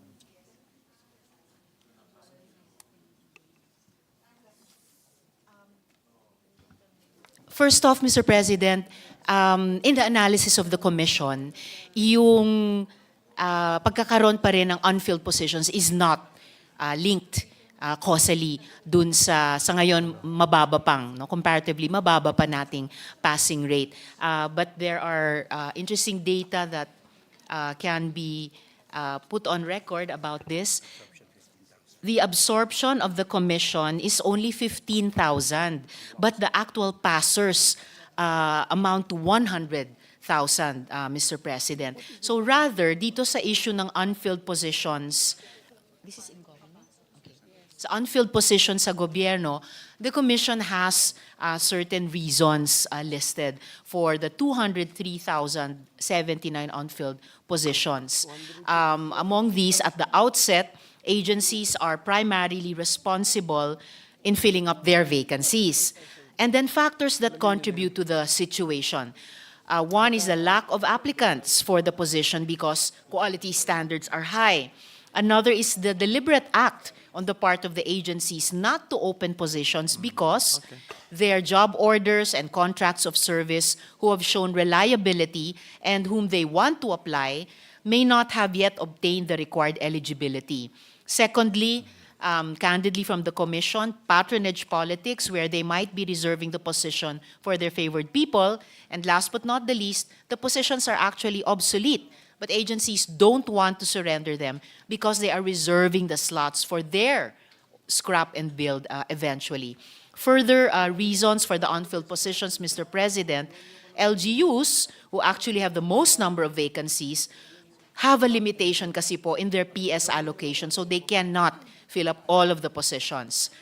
Second to the last reason, low salary grade for technical positions. So dito po sa mga non-professional. So DBM, the Commission, and PRC, however, are currently discussing on how to address this issue. And lastly, but not the least, other positions are simply not relevant anymore. For example, sad to say, bookbinders, but they are still in the list of vacancies, Mr. President. So thank you for that very enlightening response, Mr. President. So, ang iba doon can be addressed by legislation, no? Oh, so I think the good minority leader yes, is right, Mr. President. So maganda po yan. Let's look at the TSN or we will review the TSN of this interpellation. So I will now go to the Career Executive Service Board. Our committee report added 25 million pesos. So may we know why? Yes, Mr. President. The subcommittee added 5 million pesos for, here, Mr. President, 25, I'm sorry, for the record, we added 25.028 million pesos for 4 items, Mr. President. New project or expense items. The first being a proposed project strengthening the CES system and establishment of National Career Executive Service Center, at least for the pre-implementation and initial mobilization stages, comprising project preparation and pre-implementation, the composition of the project management unit, the drawing up of a detailed architectural and engineering design, and the procurement. This would entail 20.017 million pesos, Mr. President. The rest of the items are procurement of 3 risograph machines for the production of the test materials, which would account for 495,000 pesos. Transportation equipment outlay, just 1 unit of a coaster at 4,048,000 pesos. And last but not the least, the payment of overtime services of drivers at 468,000 pesos, Mr. President, for the total of 25,028,000 pesos, Mr. President. I heard the detailed engineering design. So Yes. is there a plan in the future to build something? Yes, Mr. President. This is in UP. Yes. Ito yung building nyo, no? Okay. Yes, Mr. President, this will be the future CESB building. And the need for that is to improve and expand the capacity and capability of CESB in serving the growing demands for client services. In fact, Mr. President, since its establishment in 1973 to the present, so more than 50 years already, more than a half a century, the CESB scope has expanded from serving 14 to 58 government departments, attached agencies, and executive offices. According to the CSC's Inventory of Government Human Resources, as of June 30th, 2023, there are 125,056 civil servants in supervisory and executive managerial positions, including current and potential CES entrants. Further, Mr. President, and for the record, the existing CESB office, which this building is planned to replace, that existing office, an outdated 3-story residential building, simply repurposed as their office for the last more than half century and located in Isidora Hills Subdivision, Quezon City, presents numerous limitations. It is situated in a flood-prone residential area with restricted accessibility, inadequate space for assessments, so one of the main missions of the board, inadequate space for examinations, trainings, and conferences, and inadequate facilities for senior citizens and persons with disabilities. The current setup has insufficient storage for records, ICT equipment, and no parking space for clients, partners, and officials, and suffers from limited internet bandwidth. Additionally, the office space is insufficient to accommodate the necessary increase in plantilla positions for the CESB Secretariat, which is essential for the growing demands for client servicing and support, Mr. President. So, when will we start seeing budget for the building? In what year's budget? That will happen, we hope, Mr. President, in year 2026. So, sa next year na. So, Opo. nasa CO na, meron ng entry. So, I think, Mr. President, that would be all for this cluster for the civil service family, and let me congratulate them and wish them all the best. Marami yatang mga kailangan i-review nyo, mga redundancy, right sizing, mga issues that you could guide Congress. Right sizing, redundancy, ano pa, nepotism, ano pa ba yan? Mga ganyang concepts sa inyo yata yan. So we need you to guide us when we modify or come up with new policy. So, good luck, congratulations, and thank you to our chairwoman. Thank you, Senator Salamat Pimentel. kayo, good minority leader. May I remind our guests that there is no need for applause? Majority Floor Leader.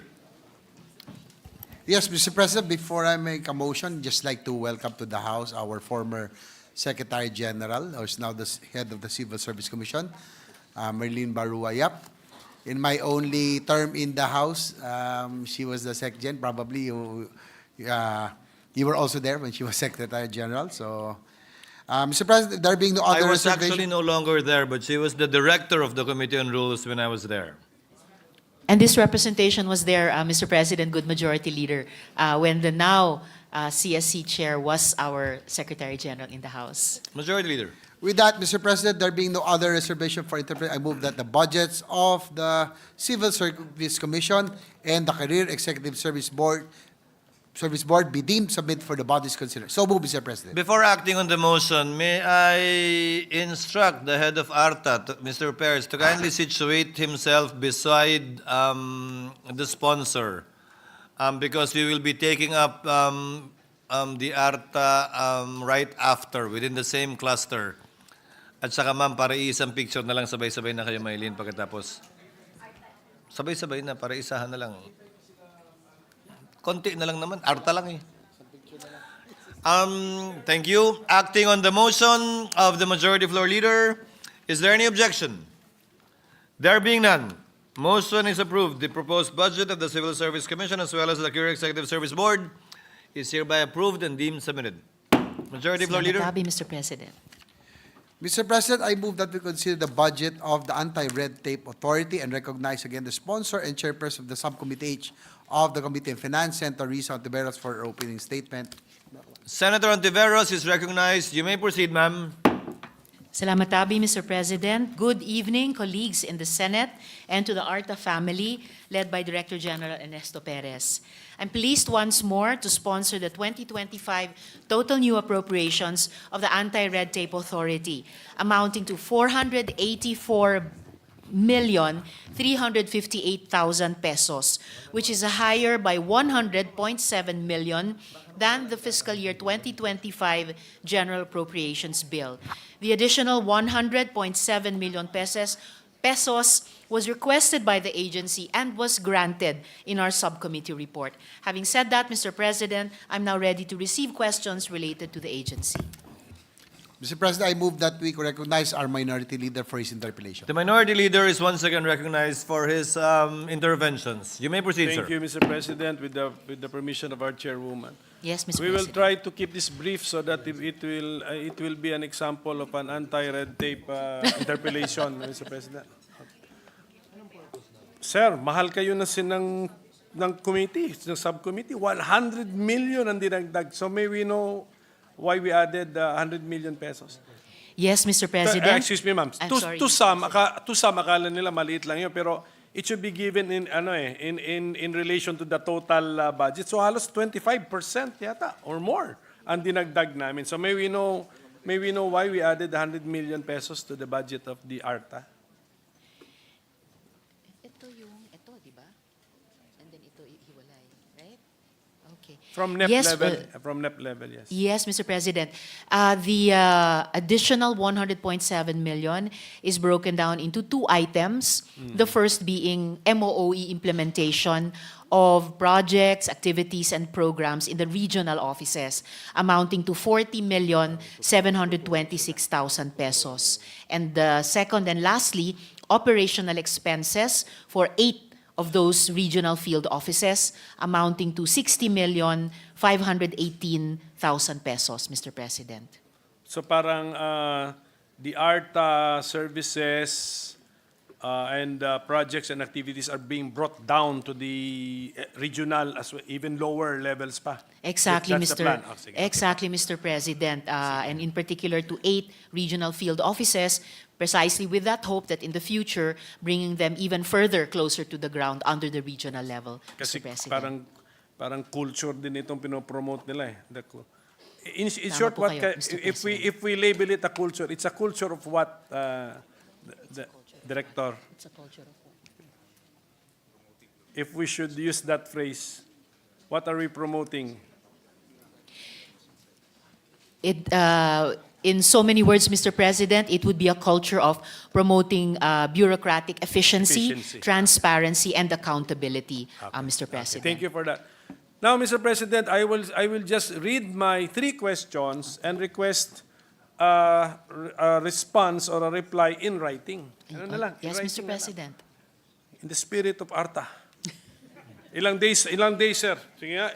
Under Arta rules, ilang days that you have to reply if it's in writing? Within 3 days, Mr. President. Sige, thank you. Gawin natin yun.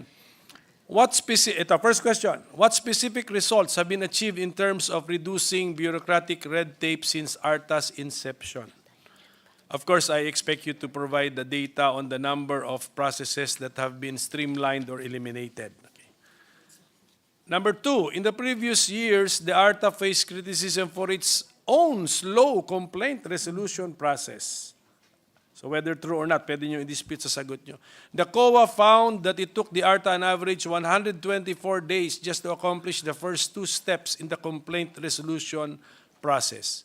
How has the agency addressed this issue? And last but not the least, which agencies have been the frequent violators of red tape regulations or the suki list of Arta? Meron po bang ganon? Is there such a suki list? Hall of Famer ba? Meron.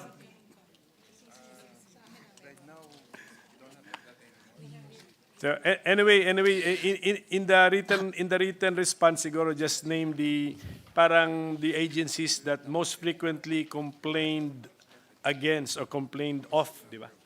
Yes, Mr. President. The Commission, the authority doesn't mind even now making it of record that they don't have that kind of a list anymore, though they do have data on the most frequent kinds of complaints. And of course, kapag ganun po, mababanggit din po siguro at least anong klaseng mga government agencies natin, NGAs ba, LGUs ba, etc. Actually, if the I have data on that already tonight, if the good minority leader would like to hear it, Mr. President. Here in the updated, in the data from the Arta, this is a table entitled for the national government agencies po. Top 10 most complained of agencies. BIR at 274. This would be for year or for period January to 30th June 2024 this year. So BIR at 274, the LTO at 222, the SSS at 134, the LRA at 121, the DNR at 103, the PSA at 87, the FDA at 82, the HDMF or Pag-ibig at 60, the DAR at 60 also, and the DSUD at 59, Mr. President. And for the good minorities, other leaders, other questions, Arta commits to send the reply, not within 3 days, but within 1 by tomorrow, Mr. President. And they will be actually excited to share their responses about specific results dahil marami po talaga specific results ang authority at kung paano din nila inaddress yung puna ng COA about their own previously slow complaint resolution process, Mr. President. So that would be all, Mr. President. Thank you. Thank you to the agencies, to the Constitutional Commission, and congratulations to you and to our chairwoman. Thank you. Thank Salamat you, kayo, Mr. Senator Coco Pimentel. Majority Floor Leader. Yes, Mr. President, next to ask questions is Senator Sherwin Gatchalian. I move that he be recognized. Senator Gatchalian is recognized for his intervention. Thank you, Mr. President. Mr. President, I just have a few questions. I came across this article about a month ago, and it is from the Asian Business Review website. And the title of this article, Philippine Startups Tied Up in Red Tape Struggle to Take Off. And when you say startups, these are mostly small tech companies. And it goes, tech ventures must obtain dozens of permits and wait weeks for approval. And it goes in the article, the Philippines is the most challenging country in which to launch a startup, according to Business Name Generator's 2023 Global Startup Index, which took into account tax rates, economic growth, cost of living, and setup cost. So my question, Mr. President, is what is the authority doing to help MSMEs and startups to launch their business ventures? Obviously, these are small companies, mostly entrepreneurs. Most probably, some of them they have a few employees that process their paperwork. So what's the authority doing to help our MSMEs and startups launch their business? For one, Mr. President, the authority is currently working with the Department of Trade and Industry on a memorandum of agreement to jointly proactively assist the MSMEs and the tech startups to set up their businesses in the Philippines, Mr. President. And currently, I don't know if the authority will have this now. How many steps and processes and also departments does a startup need to undergo in order to launch their business? If not the exact number, maybe just an estimate, so that we will just understand, if I'm a startup, how many processes do I need to undertake in order to launch my business?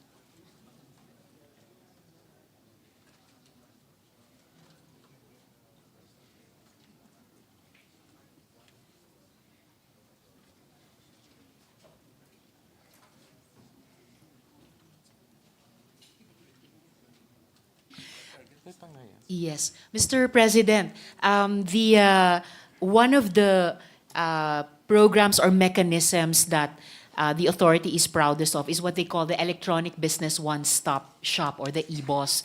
They currently have 122 LGUs where the EBOS is up and running. It's being implemented.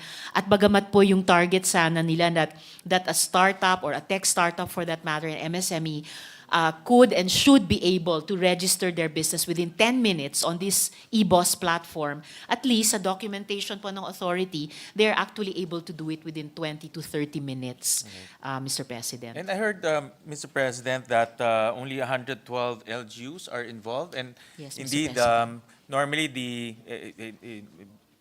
in my experience, normally it's little companies, the startups or MSMEs, normally their first contact will be the LGUs. No? They get their business permit, they get their other permits.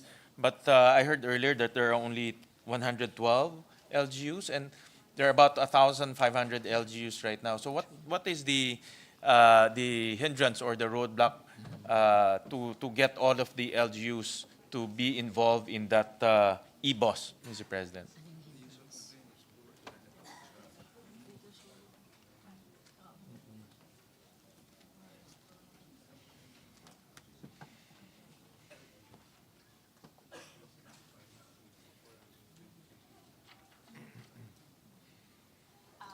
Mr. President, yung isang often cited na dahilan na hindi pa lahat ng LGUs natin, the thousands nga on board sa platform ng EBOS, ay yung poor internet connectivity. So aware po ang authority dyan. So they're trying to work with the LGUs and the relevant agencies para iwas to itong sitwasyon. And that hasn't stopped them from setting ambitious targets na from the a little more than 100 pa lamang sa ngayon, they are pushing all the other LGUs to come up to 25% of the LGUs on the EBOS platform by next year, and another 25% every year para ang scenario po ng authority by 2028, 100% na mga LGUs ay nag-iimplementa ng EBOS. And Mr. President, just to add to the response to the previous question of the good gentleman from Valenzuela as to the steps sa pagrehistro po sa EBOS, pag-uusapan pa lang sa DTI yung buong process flow. So I expect that will come into the final MOA na kung sa ganyang paraan, pagtutulungan ng authority at ng DTI itong mga tech startups natin, Mr. President. Will EBOS, Mr. President, good sponsor, will EBOS be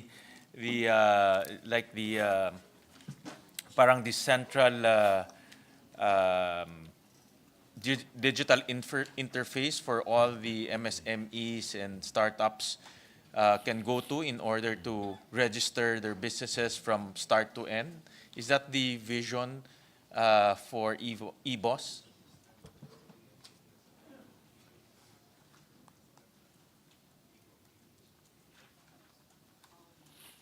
Mr. President, the authority tells us that the DICT actually has an eGov PH, and the DICT will connect this system so that it's interoperable with the EBOS of the authority, Mr. President. Well, I suggest, Mr. President, and the Arta team is here to focus on MSMEs and startups, and to come up with a single window for them, so to speak. No? And I really commend the efforts to launch EBOS, but it might be confusing for them if we have so many digital interface or digital platforms for them to go in. My suggestion is to come up with probably a single window or a single interface for them, so all startups, all MSMEs can go to that interface and launch their businesses. And I remember I have an experience, a friend of mine launched a small business in San Francisco, I remember, and everything was done online, no? Even paying their taxes, even paying their business permit.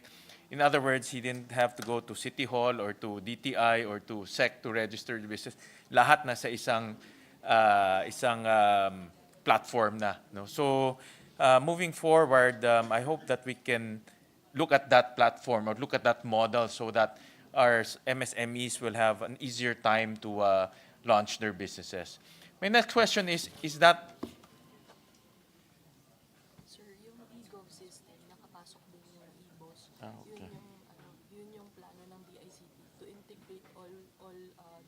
Mr. President, the authority reiterates that they are working with DTI for the, for the correction.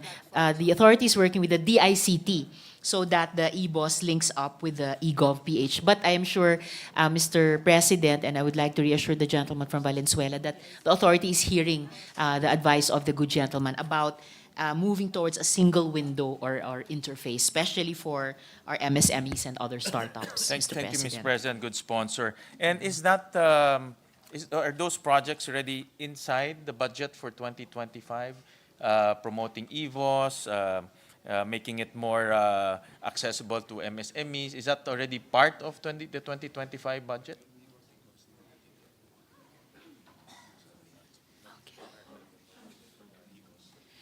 Siguro po, Mr. President, good gentleman, napansin niyo yung ngiti sa mukha ng pinuno ng authority. There's no budget po for 2025 for that. And at the most, what they will try to optimize is working with the DTI. Pero para sa EBOS, for example, kahit yung pag-interface niyan sa egov.ph towards possibly a single window in the near future, wala pa po sa budget. Yeah. We'll request na lang from the authority to just submit to us a proposal to how do we help our MSMEs? Kasi just by going through this article doesn't speak well of our country in terms of startups and launching businesses. And we've been trying for many years, no, since the ease of doing business matrix in the past. We didn't actually fare in that measure for a very long time. That's why the ease of doing business law came about, no? And the Arta was born because of that law. But the justification for that law is that ease of doing business index, no? That we always didn't fare very well. So having said that, this type of articles obviously affect our reputation, and I would like to request from the authority to give us some suggestions. No? Give us a paper on how to help our startups, how to help our MSMEs in particular, whether through their department or a collaboration of different departments, and suggest to us how much do we need in order to digitalize that platform, in order to come up with a single window for MSME so that they can just go to that window. Kung maliit ka lang na negosyo, just apply to that window and you can already start your businesses in the next few days. So just submit to us a concept paper, so to speak, and with the required budgetary requests for 2025 maybe or beyond. And at the proper time, I'll request from the good sponsor some augmentation so we can help our MSMEs and startups that can help drive our economy moving forward. So maraming salamat to the good sponsor. Thank you, Mr. President. Thank you, Senator Maraming salamat Gatchalian. din po, Mr. Majority President. Floor Leader. With that, Mr. President, there being no other reservation for interpellation, I move that the budget of the Anti-Red Tape Authority be deemed submitted for the bodies it considered. So move, Mr. Any President. objection? There being none, motion is approved. Salamat tabi, Mr. President.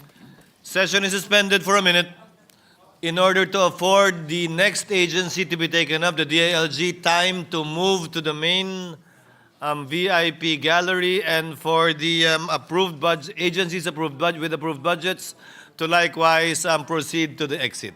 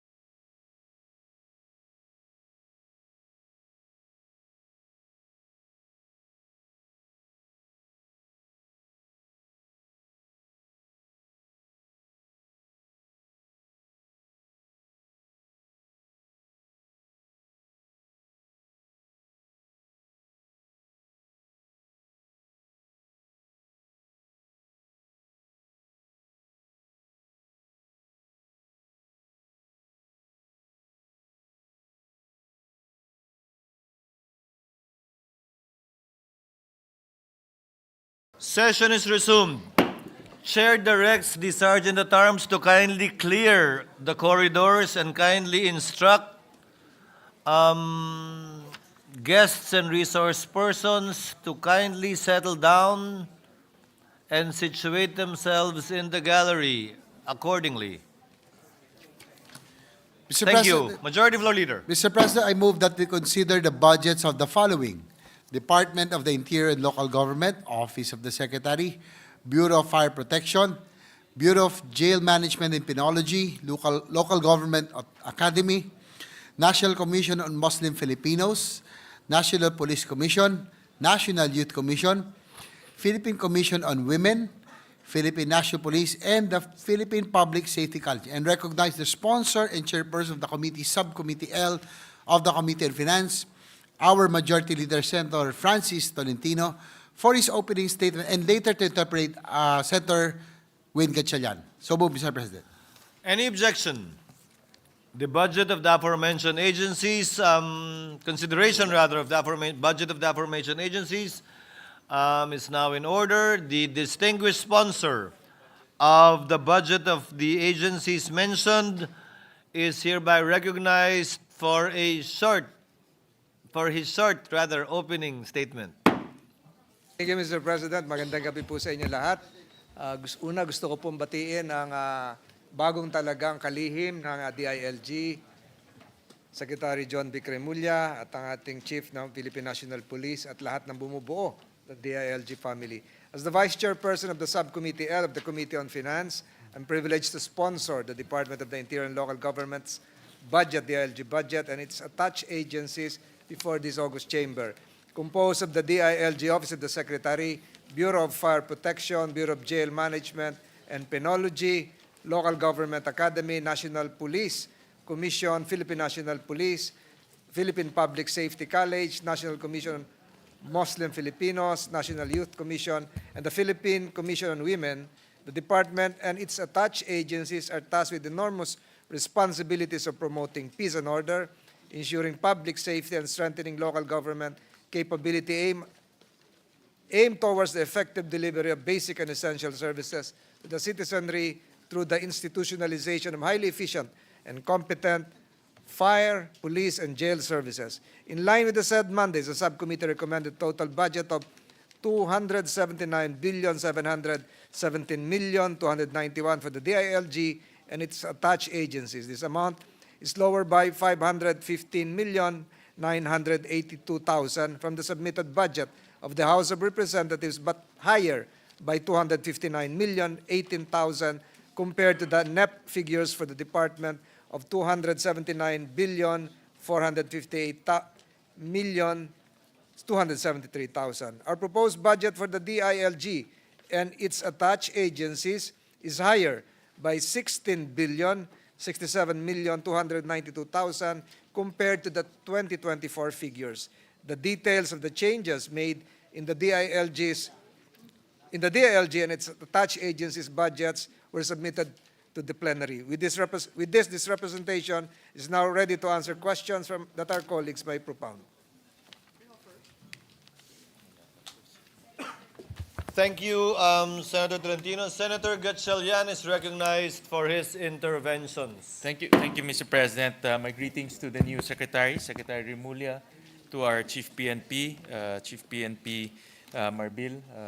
Good evening to all the members and the officers of the DILG.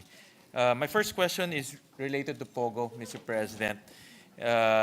Section 4 of Executive Order 74, issued by the President last November 5, 2024, directs the PNP to intensify their efforts against illegal POGOs/IGLs and other offshore gaming operations and services. This is the new executive order that was just promulgated, Mr. President. So my first question, Mr. President,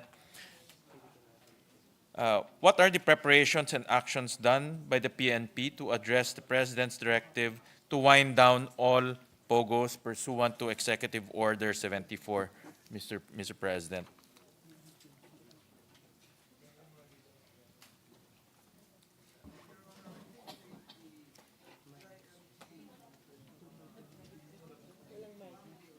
Mr. President, there's no volume. The DILG Secretary already issued several guidelines concerning the implementation of Executive Order number 54, Mr. President, and there is a task force even created, if I'm not mistaken, task force skimmer, Mr. President, to really implement, special task force skimmer to really implement the said executive order coming from the Office of the President. And Mr. President, for the information of Your Honor in this body, various raids to implement the said executive order were conducted by the Philippine National Police in cooperation with other agencies such as PAOK-TF, DSWD, DOLE, Bureau of Immigration, DOJ, and PAGCOR to really implement the said directive coming from the Office of the President.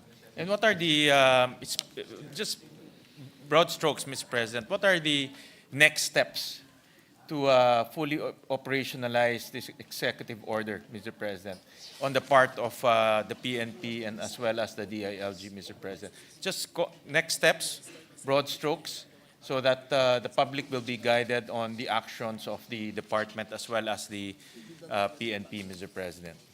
The next steps, Mr. President, would be to really implement the total closure by starting December 15 of all legal, of course, the illegals would be also be part of this, of all existing POGO operations to comply with the deadline issued by the President himself, Mr. President. Thank you for that, Mr. President. We talk about illegal, Mr. President, and this is a phenomenon that we noticed right after the President ordered the winding down and the complete closure of POGOs by the end of the year. We saw a lot of splinter groups, Mr. President, a lot of small groups scattered all over the different parts of our country. In fact, this is something that was anticipated by PAOK, I remember. In one of our hearings, they said that in the event that the country will close down and wind down POGOs, we have to expect all of these splinter groups will be scattered all over the country, operating illegally, Mr. President. I'm not very sure if the department or PNP will have this number, but is there an estimate on how many of these little groups or these splinter groups are operating in our country? No, I know it might be complicated because if they know the answer, then they should have been on top of that situation. But is there an educated estimate on how many of these groups are currently operating in our country, Mr. President? President, from the universe of illegal POGOs, part of the list coming from the DILG, it would appear that there are 406 POGOs with canceled licenses and 13 illegal POGOs, Mr. President, as of November 3, 2024. So this is the latest validated list, Mr. President.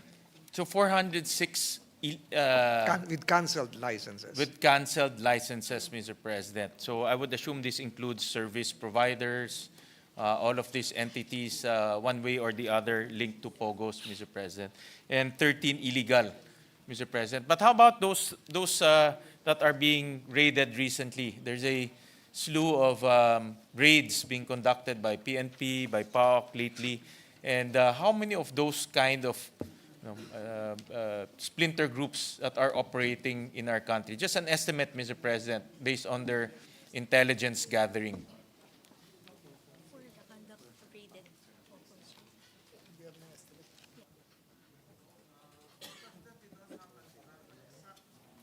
Estimate of the number of, if you're referring to the splintered groups. Yes, Mr. President, because like for example, the one in Cebu,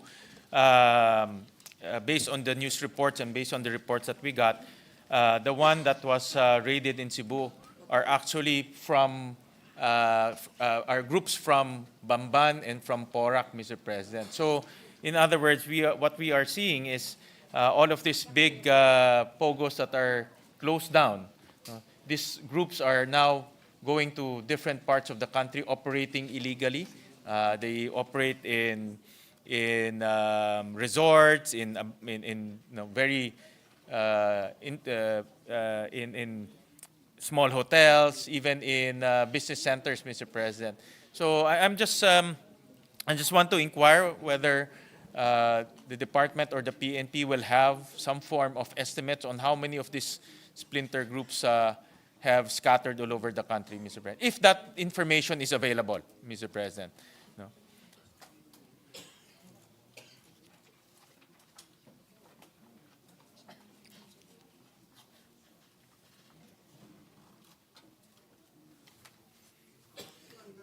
President, we don't have the accurate figure as of the moment because several of the splintered groups or some groups operating as pogos were previously masquerading under a different business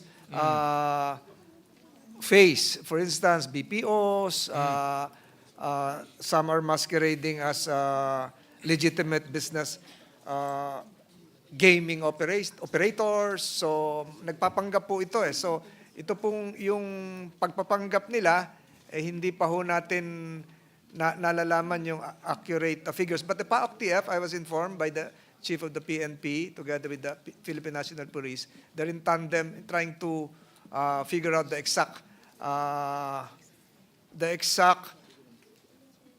progenies of the POGO operators right now. But again, we reiterate that it will end as ordered by the President. All right, thank you, Mr. President. And Mr. President, how do we assure the public that by January 1st of 2025, all of these illegal POGOs will be eradicated as well, Mr. President? Of course, the legal POGOs will cease to operate because their license will be canceled. But we have to anticipate that after canceling the license, may mga matitigas na ulo, Mr. President, who would want to risk their presence and still continue to operate here in our country. So, what is the assurance that even these illegal POGOs will be eradicated, Mr. President? Are there any special activities that the PNP, PAOK, and other enforcement agencies are doing in order to fully implement the directive of the President, Mr. President?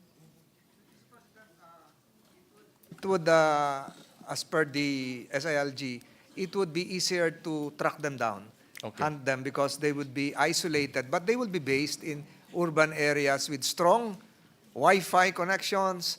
They would not, of course, they would not be located in far-flung rural areas. So with the legal POGOs closing, the ability of the PNP and other government agencies to maximize their resources in identifying and tracking down the illegal POGOs would really be highlighted because the resources would be focused.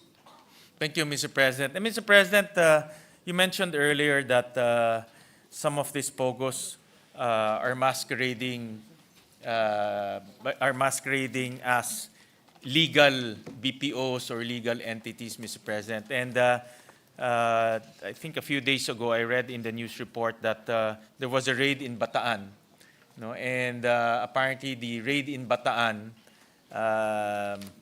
or the company that was raided in Bataan, claimed that they are legitimate or their businesses are legitimate, Mr. President. So in this type of complex scenario, how will the PNP now detect which are illegal and which are legal, Mr. President? Because in the case of Bataan, they were saying that they are legal and they are a legal BPO. These are very technical operations. And if you don't go into their computers or know what systems are they using, they will really masquerade into a legitimate business, Mr. President. So is there any new technique that the PNP will employ in order to detect? Because the next battleground, Mr. President, is distinguishing which are which are illegal pogos and those who are masquerading, Mr. President. So is there a new technique that the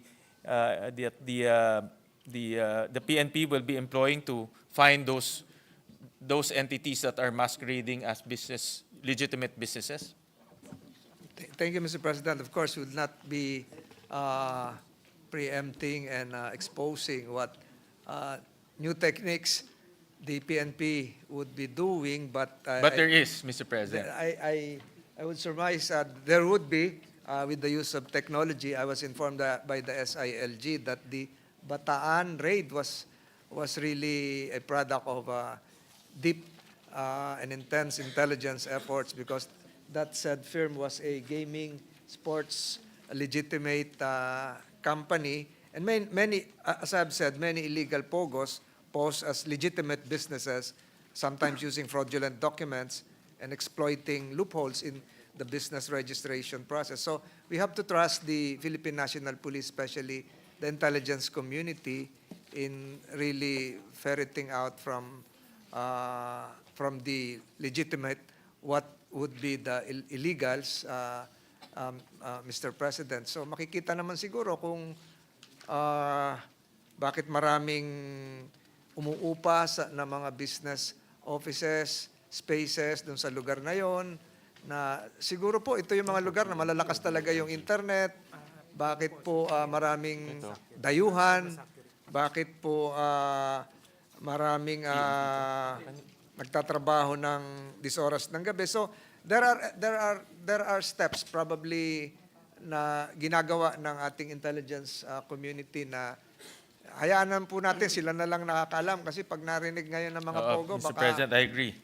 It's just the assurance that the PNP is on top of this situation, especially that may evolution kasi, Mr. President, from those mega pogos that the Committee of Santa Risa exposed, for example, the Banban Pogo Hub, the Porac Pogo Hub. Now we're seeing splinter groups, Mr. President, meaning they have divided themselves into small groups. And now we're seeing the next trend will be, like you said, masquerading as legitimate BPOs, Mr. President. So when you enter, because I was reading the article in Bataan, when you enter that facility, you see all computers.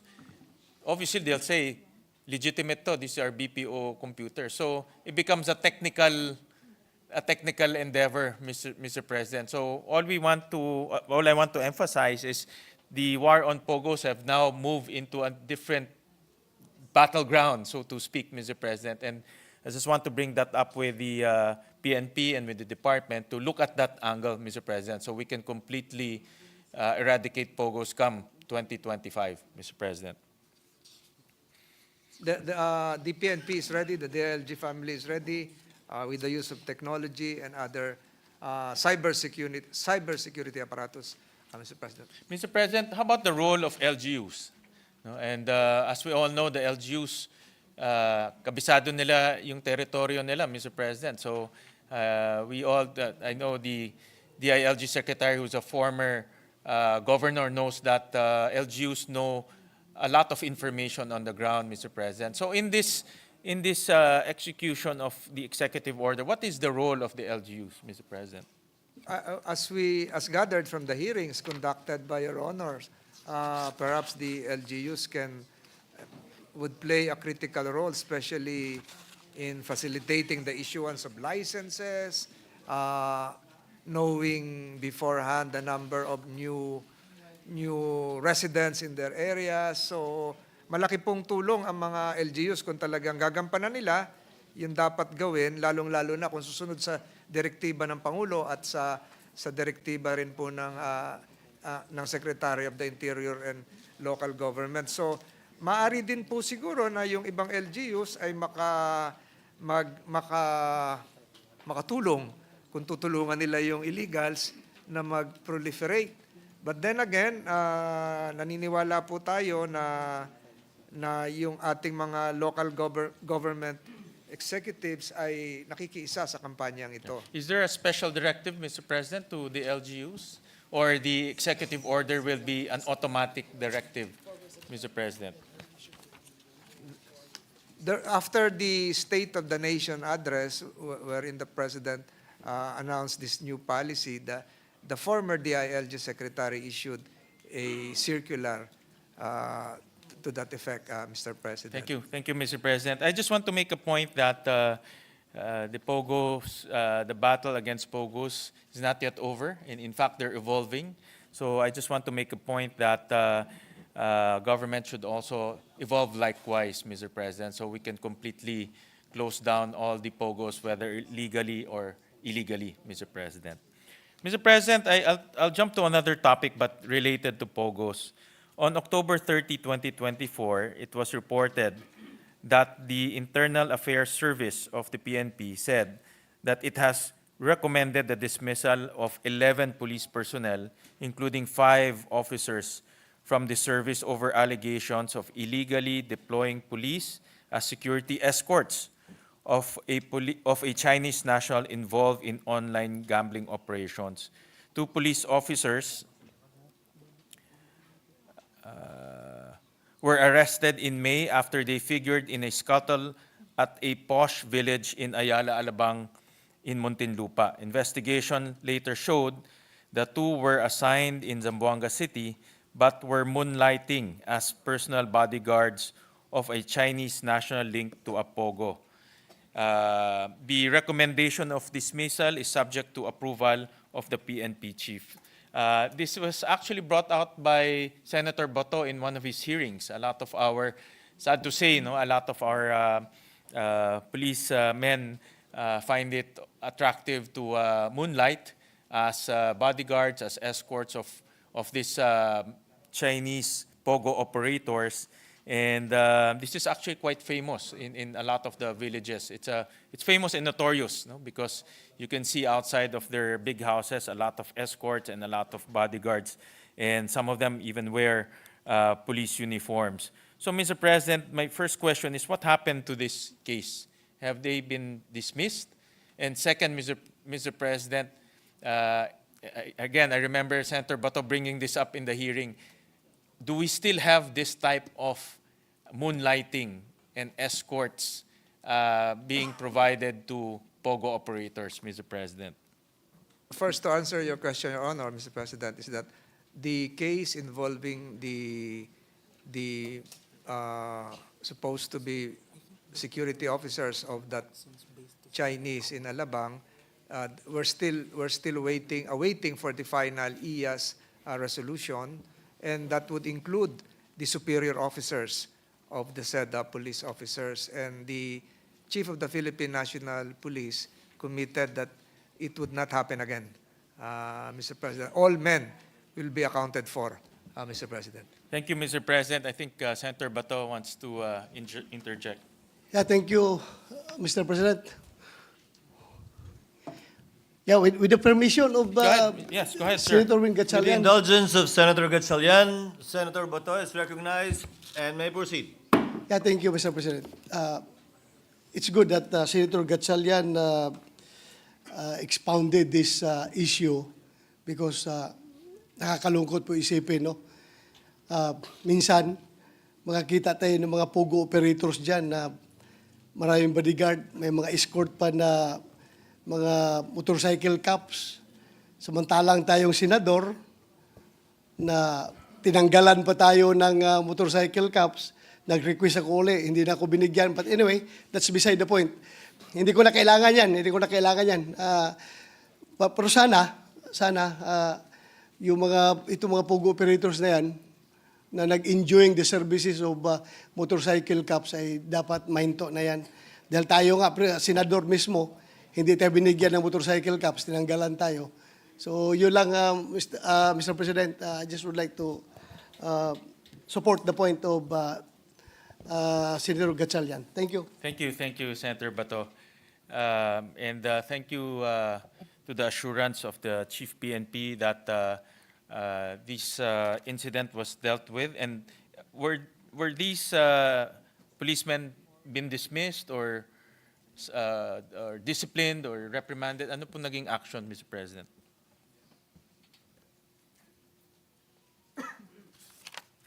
I was informed, Your Honor, that it's just awaiting the signature of the Chief of the Philippine National Police, and that would concern the final disposition of the case, which involves 11 police officers, and it underwent a due process procedure for dismissal, Thank you, Your Mr. Honor. Thank you for that answer, Mr. President. And Mr. President, can we assure the public that wala nang ganitong mga escorts? Because this has been we during the hearings in the Public Order Committee chaired by Senator Bato, I remember the past Chief PNPs would always assure us, no, that wala na mga ganitong escorts. But we would still get reports from no less than the public, no less than from the homeowners, and now we still have, just very recently, this October 30, 2024, we still have cases of moonlighting, Mr. President.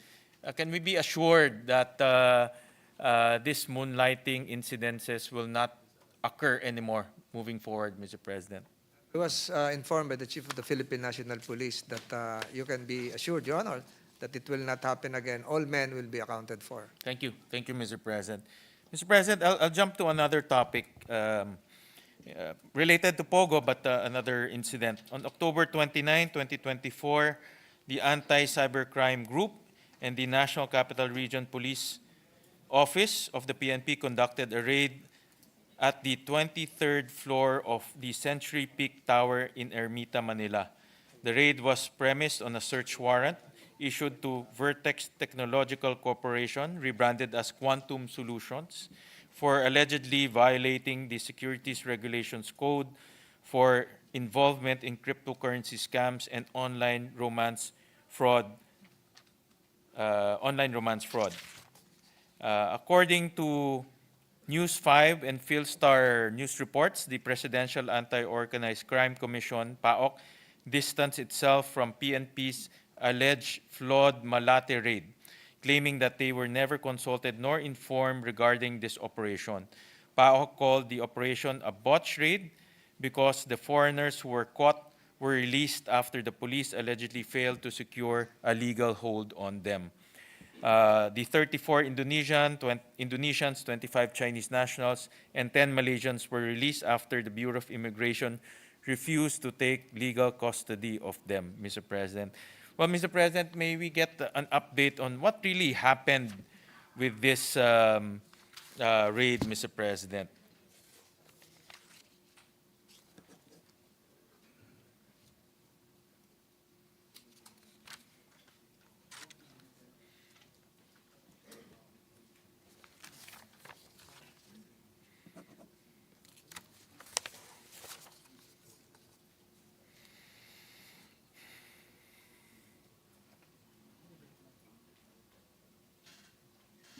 Mr. President, the raid was conducted by virtue of a cyber warrant, and the status of the case, you're correct, some foreign nationals were released, 34 Indonesians, 25 Chinese, 10 Malaysians, but the case build-up is ongoing.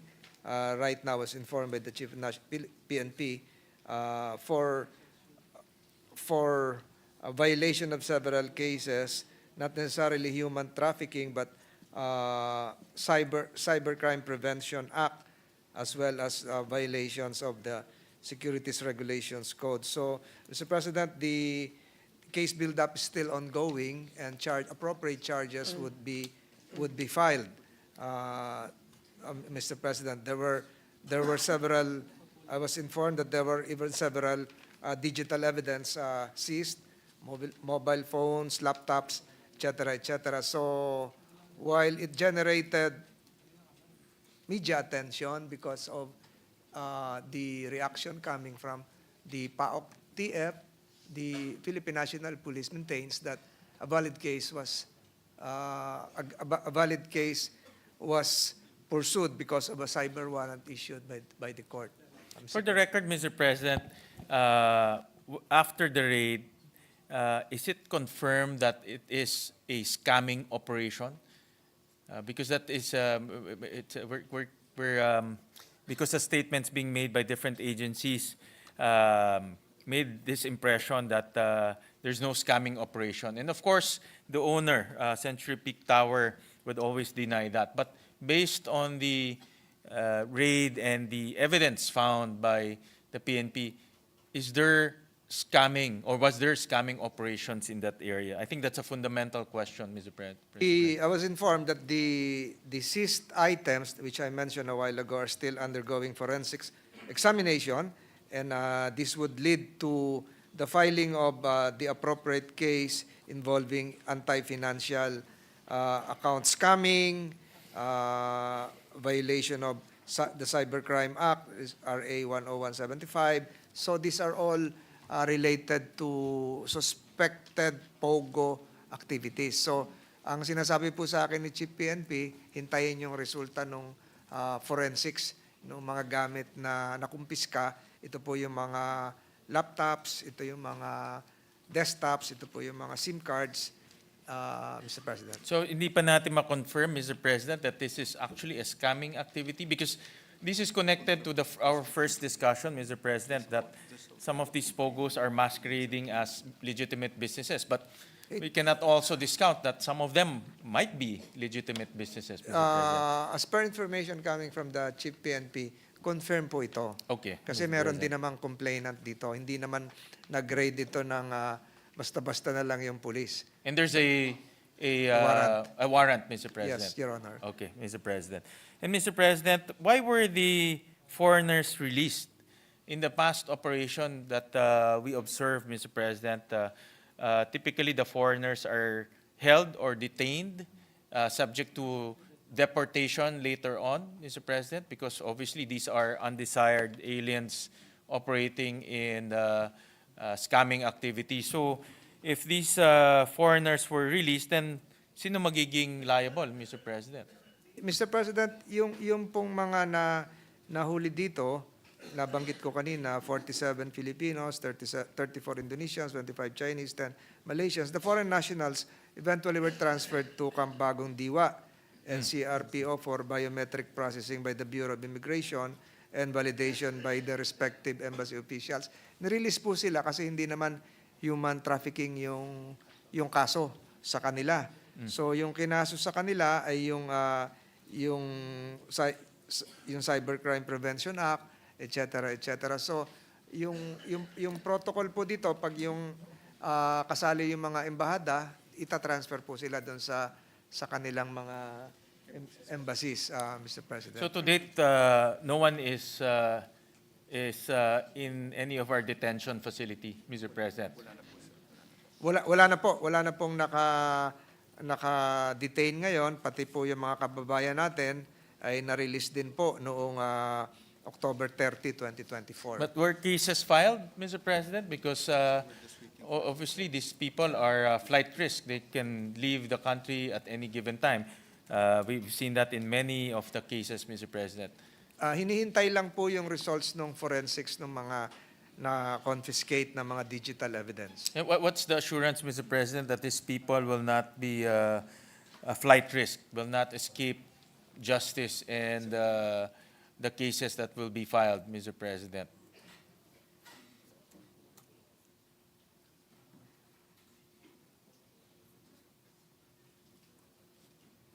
Mr. President, I was informed by the Chief of the Philippine National Police na ang concentration po nila ay yung mga may-ari, most probably ito po yung mga incorporators noong kumpanya na na-issuehan ng cyber warrant, and we're now referring to the Vertex Technology Corporation na napakarami pong nagmamayari, Mr. President. Local ba ho yung mga may-ari or foreigner? Or both? Local po ito, Mr. Local. President. So they will be charged accordingly, Mr. President, correct? Opo, Mr. President. And the foreigners will also be charged because they are directly working as scamming Yes, Mr. President. Ang fear ko lang, Mr. President, they're now at large. So what will prevent them from leaving the country, Mr. President, pending the filing of the case, Mr. President?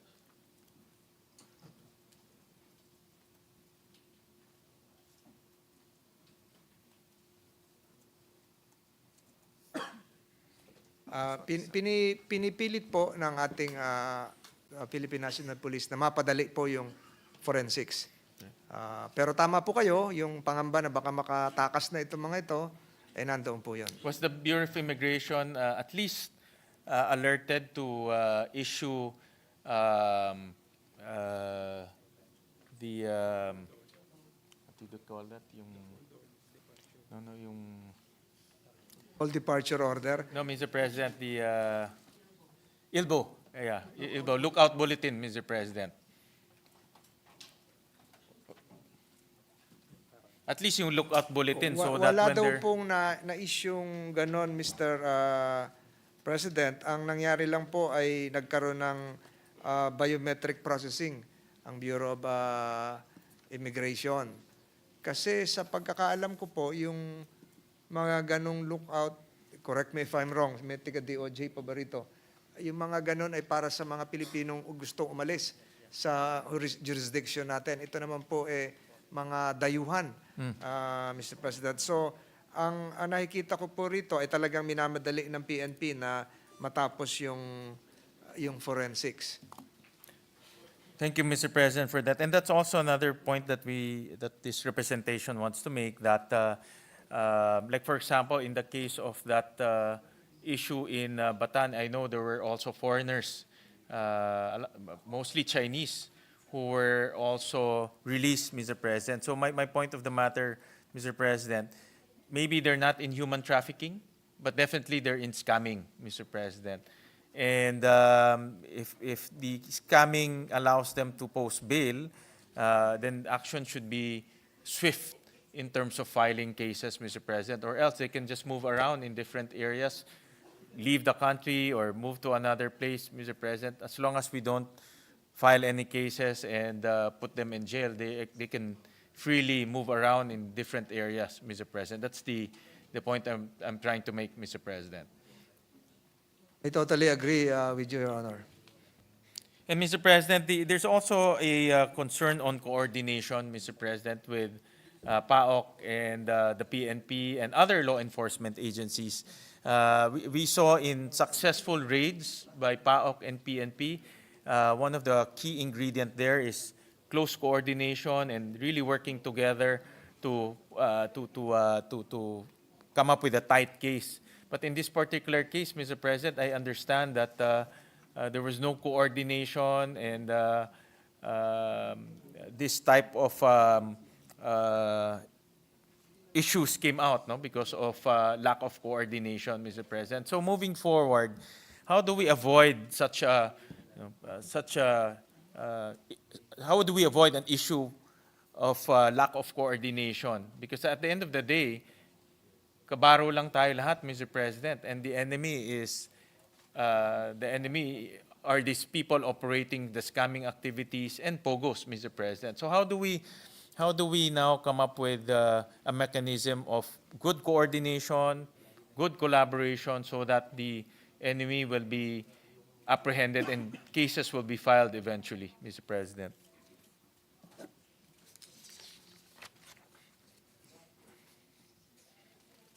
Mr. President, current status is that while they are not required to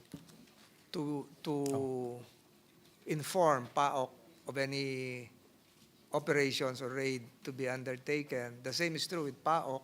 So the coordination there would seem to be at the level of the DILG Secretary and the Office of the President, because PAOK has a different mandate, Mr. President, and they're there to accomplish the same mission, Mr. President. So I would believe, Mr. President, that the DILG Secretary is on top of this to achieve the same results and to avoid conflicting mission orders, so to speak, Mr. President. Yes, Mr. President, and based on experience, like I said, the successful raids we're in, we have filed cases, even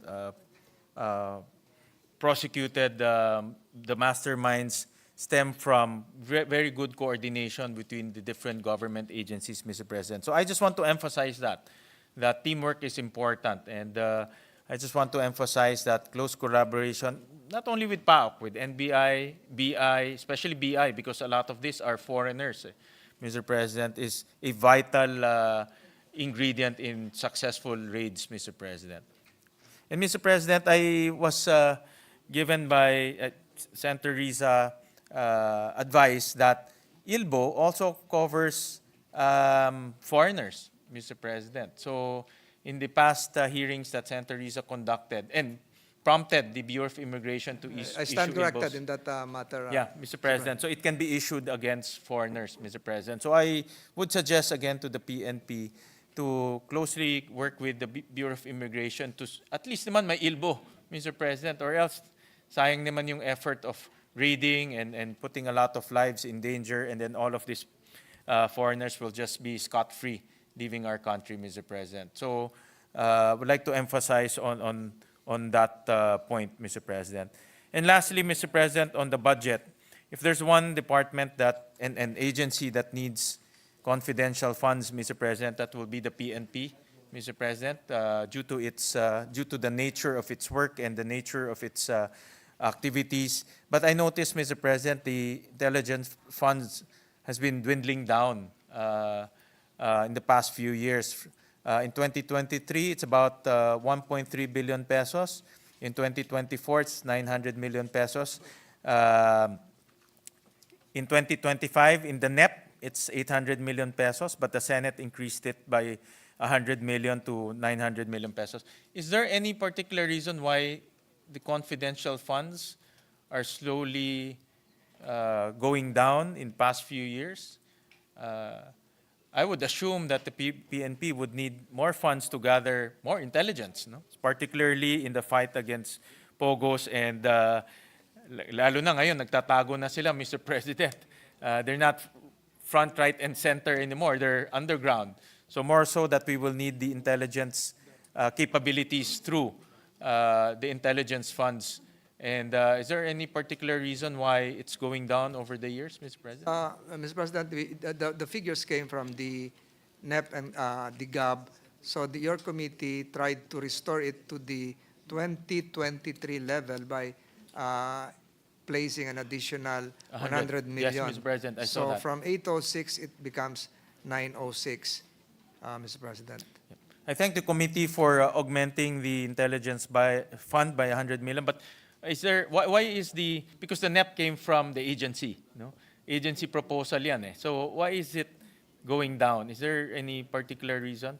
Because my point of the matter there is, these POGOs are hiding, going underground. More so we need intelligence to arrest them. So, but it's, the fund is going down, no? Intelligence fund is going down. It's counterintuitive on what we want to do, Mr. President. So is there any reason why is it going down? And this is based on NEP. If the committee did not augment this by 100 million, then 800 million lang magiging intelligence fund nila. President, apparently it's the DBM who's been continuously approving that baseline amount of 800 million as intelligence funds. And through various congressional initiatives, it has been increased through the years. So that's what your committee has done, Yes, Mr. for next year. I thank the Mr. good President. sponsor and the committee for augmenting it by 100 million. And at the proper time, Mr. President, we'll also submit our recommendations to further augment it, because this is in line with the fight against POGOs, because they're going underground, they're masquerading into other businesses, and I think this is a time where we need to support the PNP in gathering more intelligence, Mr. President. So with that, Mr. President, thank you very much for your time. I thank the good secretary, the chief PNP, and the good sponsor for allowing this representation to to field some questions. Thank Maraming you, Your salamat Honor. po. Thank you, Your Honor. Our due thanks as well to Senator Gatchalian. Majority Floor Leader. Yes, Mr. President, next to interpellate, our sponsor is Senator Ronald Bato de Los. I move that he be recognized. The former PNP chief, Senator Bato de la Rosa, is recognized for his intervention. Thank you, Mr. President. Mr. President, I would like to commend the committee in increasing the budget of the Bureau of Fire Protection, amounting to 145 million for various capital outlay, including purchase of fire trucks and ambulances. But, Mr. President, during the BFP budget hearing, they also raised that they need additional allocation for their proposed 4,000 new positions.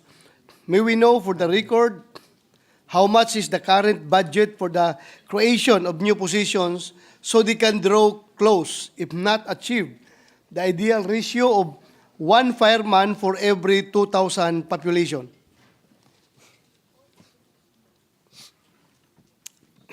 President, from the NEP, the additional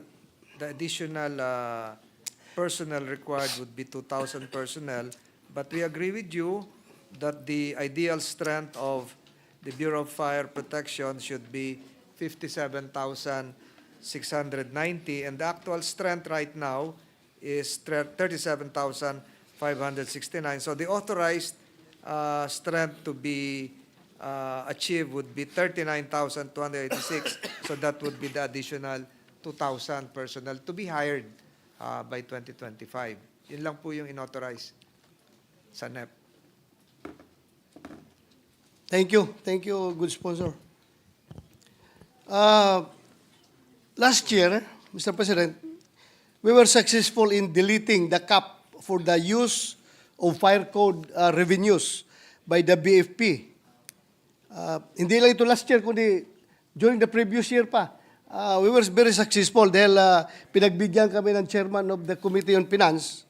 However, Mr. President, under the 2025 NEP, as well as the 2025 GAB, the cap of 1 billion is again present in the special provision under the BFP budget.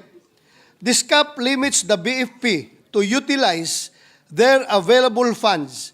Ibig sabihin po, kahit mayroon naman silang pambili ng additional fire trucks o personal protective equipment, hindi po sila makakabili dahil sa cap na ito. With that, Mr. President, may we know from the good sponsor if he is amenable in deleting again the said cap.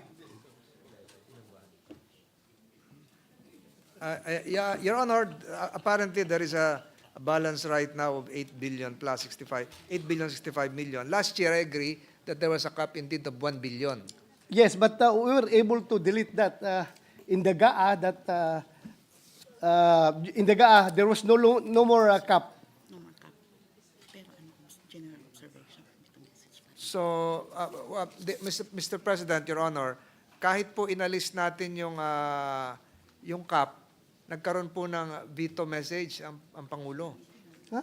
So, it was part of a veto message for conditional implementation. So, Pero at least, natanggal pa rin natin yung cap. Anyway, So the proposal if of the, Your Honor is- if the good sponsor is amenable to my idea of removing again, this time, the cap. Anyway, bahala na sila sa Malacanang kung ipabito nila, pero at least, there is a chance for the BFP to use this available funds of them. yes, Pwede lang magamit ito. I totally agree, Your Thank Honor. you. Thank you, Mr. President. Good To sponsor. have this cap removed again. Okay, thank you very much. Salamat.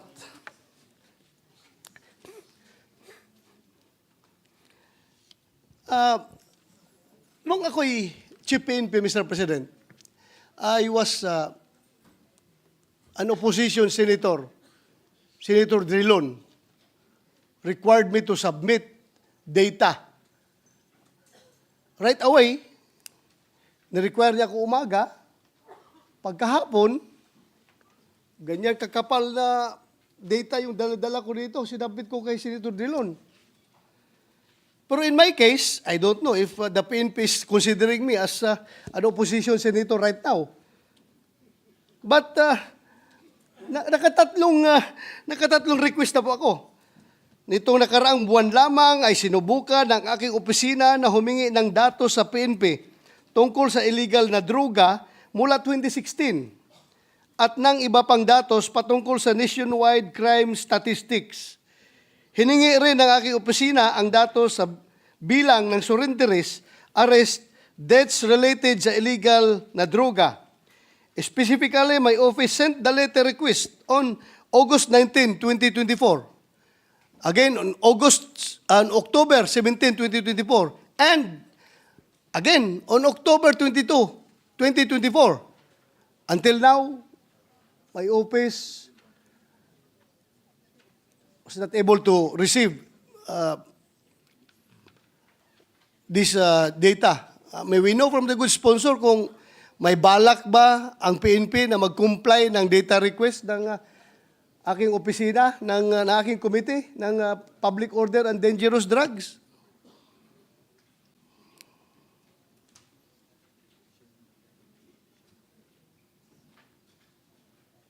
Your Honor, I was informed that the reason why some of your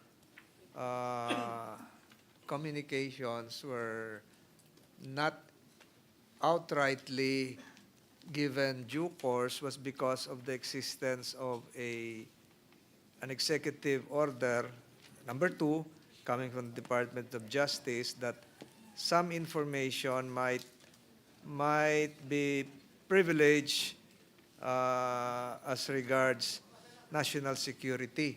Your Honor, I'm just reading here something furnished me.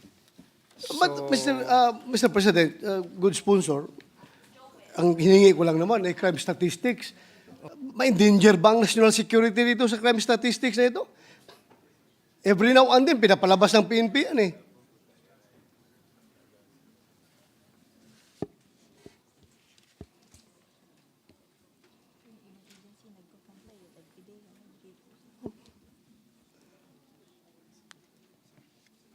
These are official documents. These are official documents that should be available to the public. Your Honor, I was just informed that your letters, though it might include some gray areas that would require compliance with Executive Order number 2, they would comply, Your Honor. They would comply. I have good news for you. Well, they would comply. If that is the case, I hope that the Office of the CPNP should also reply. Kahit na mag-reply man lang na magsabi, sir, we cannot do this because of the following, ganito, ganon. We are liberal enough to accept your explanation. Pero yung nakatatlong padala na ako ng letter, wala man lang nihaw-niho na para naman ako hindi former CPNP na para man lang binabaliwala yung committee natin na humihingi ng data, yun lang naman sa akin. Mag-comply lang sana, good sponsor. May we know, Your Honor, kanino pong opisina pinadala yung liham na 3? Of course, it's course through the Office of the CPNP.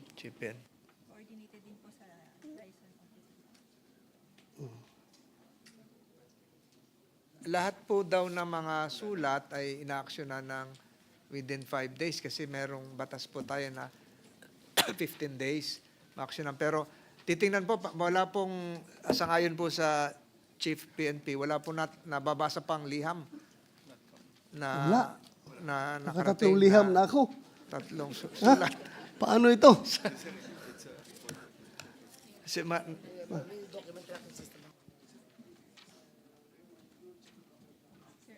We'll check the document tracking system, Your Honor. Kung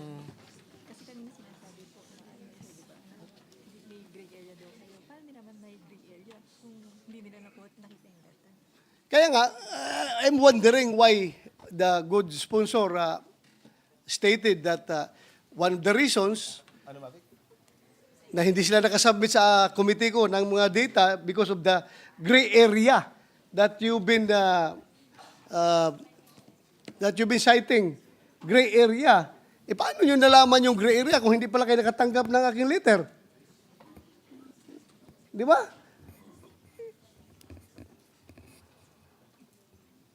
Nakatatlong letter na ako eh.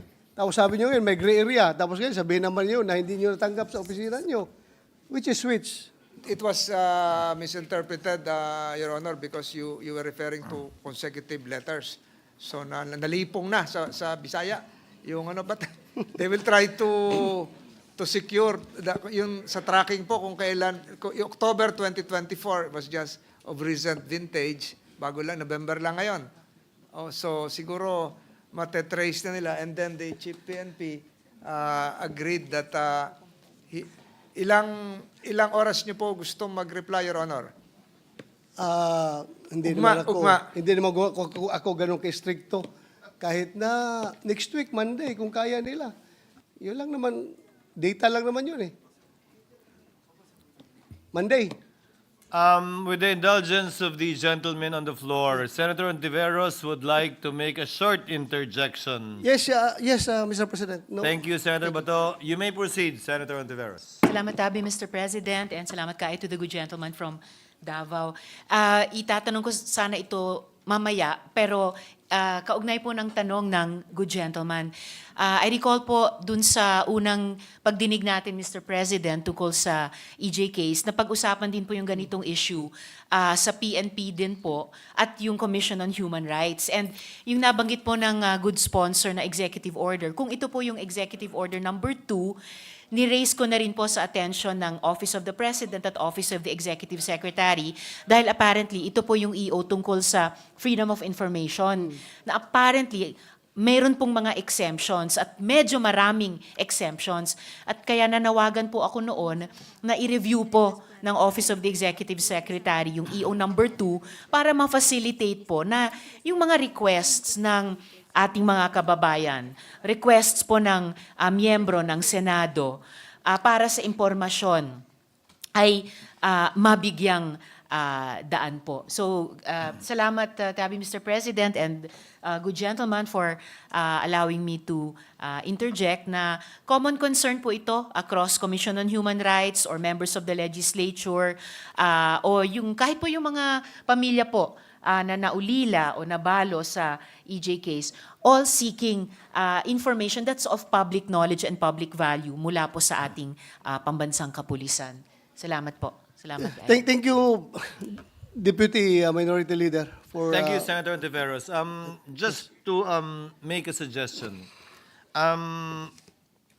may the chair suggest that if indeed some of the matters are sensitive in nature and pertain to national security, then kindly communicate that to the senator requesting or to the office of the Senate President that these are matters of national security, hence the reason why the data cannot be supplied. However, we can call an executive session for you to divulge that information wherein the members are bound not to release such sensitive information pertaining to national security if indeed it does.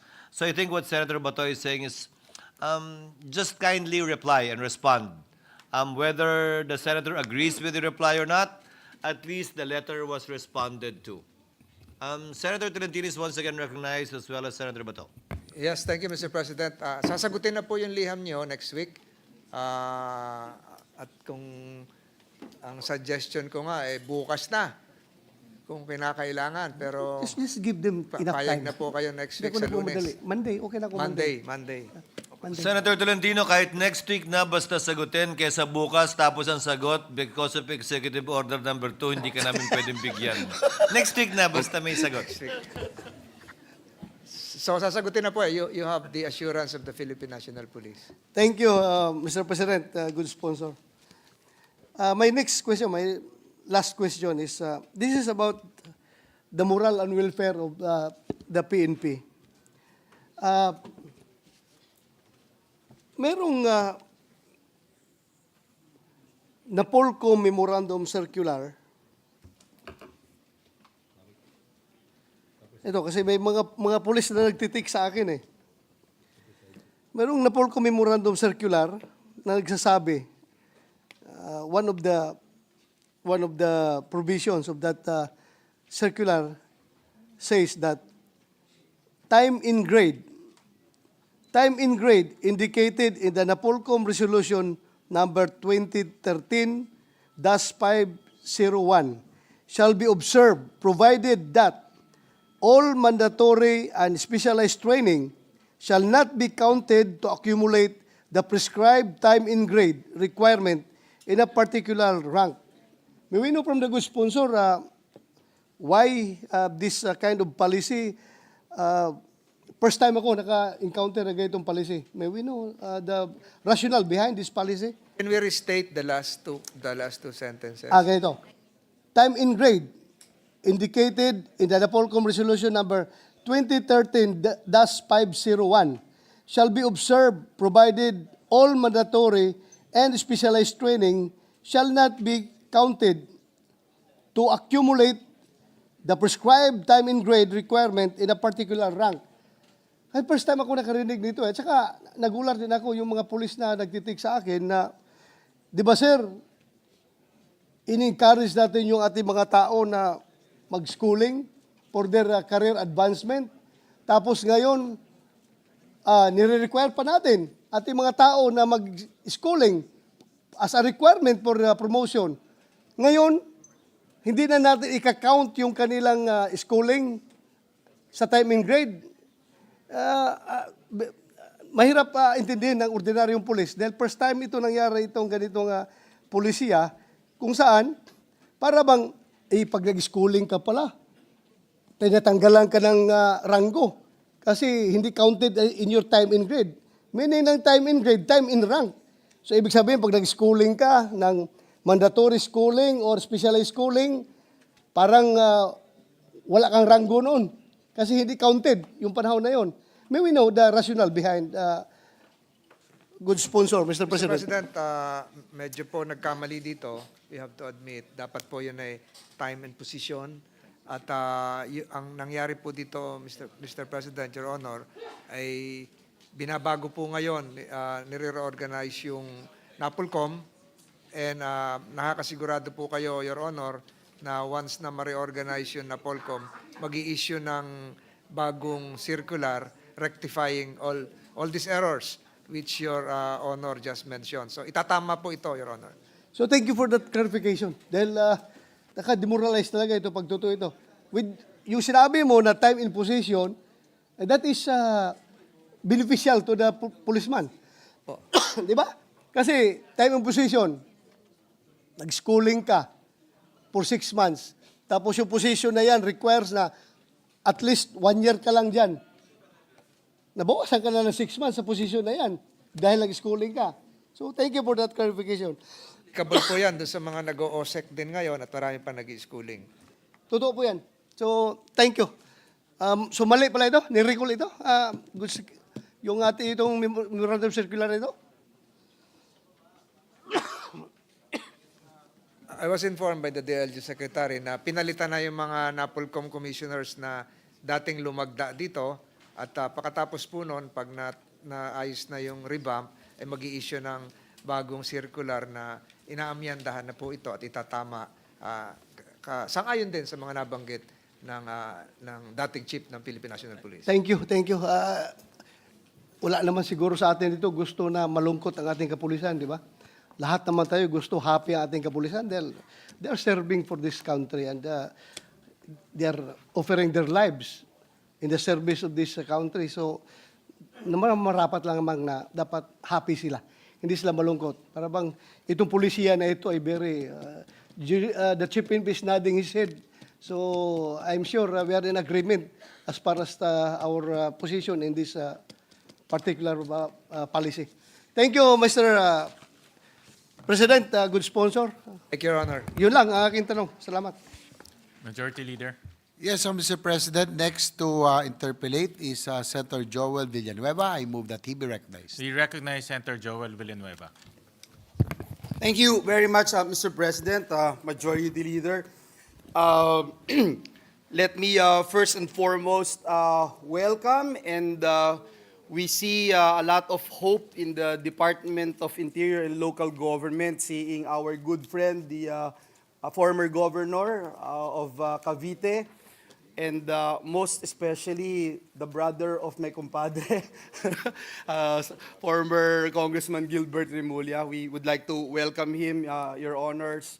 And me being a member of the Commission on Appointments, I'm already stating my position that I will be confirming, Mr. President, our DILG Secretary. And of course, it's attached agencies. May I know, Mr. President, if our good sponsor would yield to some very short questions, Mr. President, more of policy questions, Mr. President.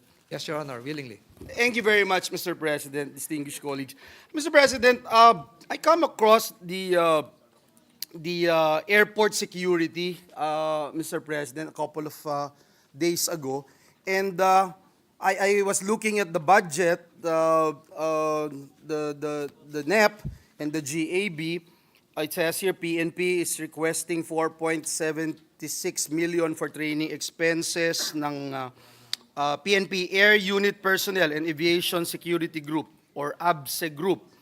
Meron din po silang 23 million requests for maintenance of aircrafts, 35 million for training of PNP Air Unit personnel, etc. May we ask, Mr. President, distinguished colleague, if we can be a brief, perhaps a summary of specific crimes or threats that the PNP Air Unit Personnel and Aviation Security Group have successfully prevented in recent years, Mr. President?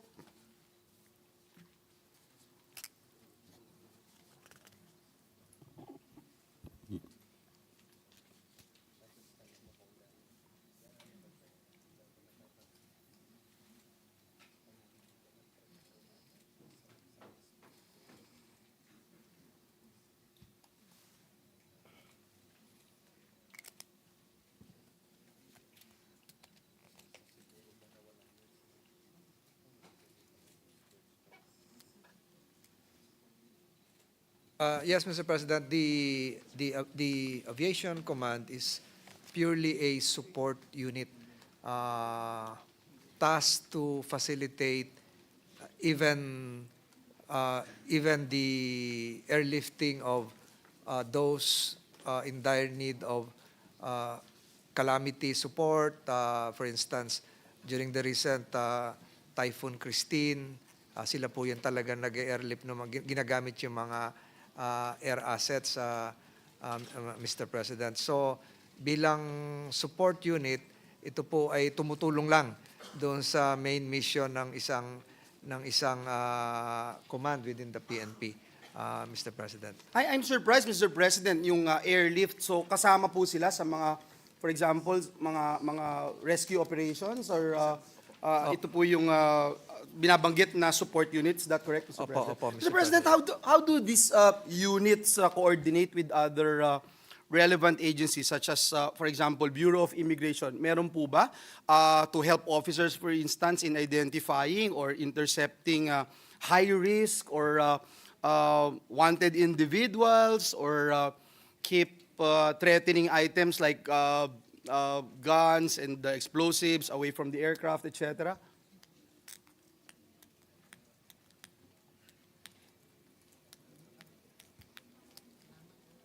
Mr. President, are we now referring to the Air Unit or the Aviation Security Group? I'm still referring, Mr. President, with PNP Air Unit Personnel and Aviation Security Group, Mr. President. Magkahiwalay po ba yan, Mr. President? Magkahiwalay po, Mr. President. So, I'm a bit confused, Mr. President, and that's the reason why I'm asking these questions. I wanted to be clear about it.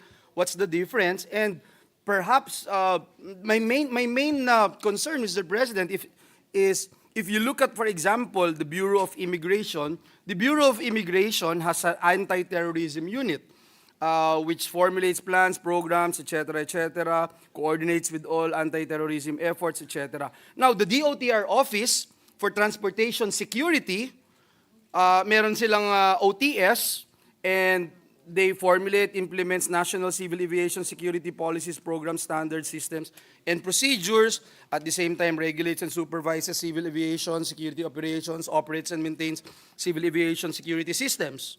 Now, PNP ABSE Group shall secure all the country's airports against offensive and terroristic acts that threaten civil aviation. Yun po yung nakalagay.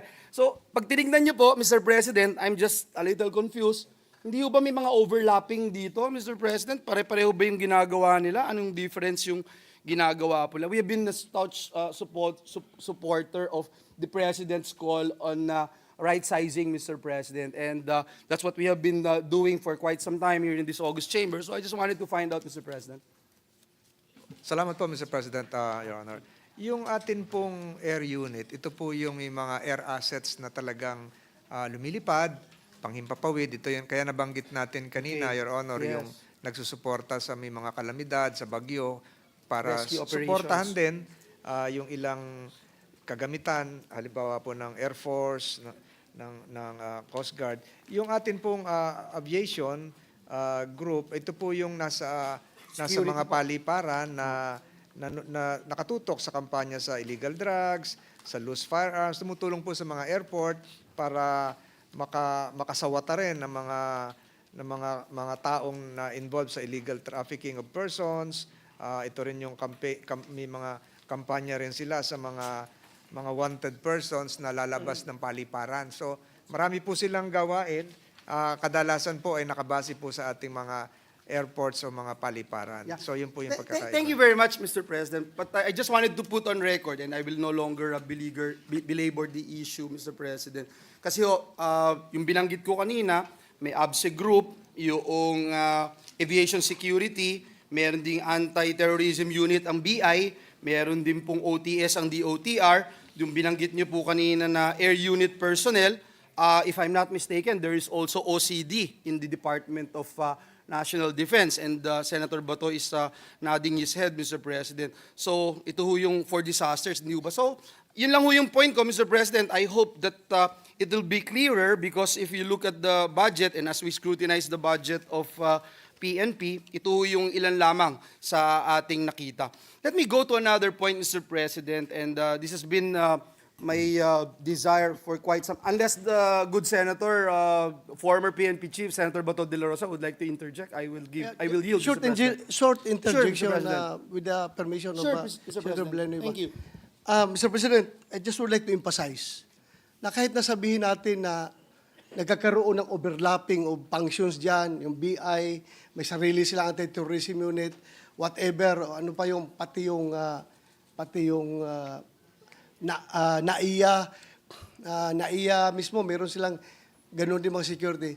But remember, lahat ng mga ahensya na ito, iisa lang na ahensya ang covered with the specific law, RA 6975, na nagsasabi, Section 35, Paragraph 7, Aviation Security Unit headed by a director with the rank of Chief Superintendent, the Aviation Security Unit, in coordination with airport authorities, shall secure all countries' airports against offensive and terroristic acts that threaten civil aviation, exercise operational control and supervision over all agencies involved in airport security operation, and enforce all laws and regulations relative to air travel protection and safety. Kasama na dito yung anti-hijacking, Mr. President.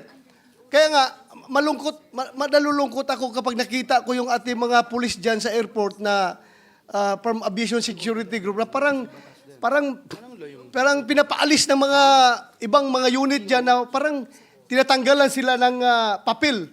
Na remember, kung magkakaroon ng hijacking dyan sa airport natin, walang ibang ahensya na trained to respond to anti-hijacking, kundi yung Aviation Security Group lang.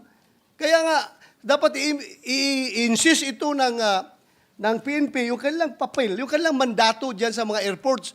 Dahil nga, naawa ko sa mga pulis natin niya para sila mga squatter sa airport na para bang tinutulak ka, alis kayo dito.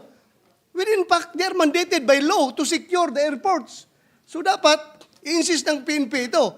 During hearings, ng kasama yung mga ibang ahensya, inipases ko ito palagi, Mr. President, na dapat hayaan ninyo kasi covered by law. Yung ibang ahensya dyan na gumagawa ng mga unit, puro lang yan.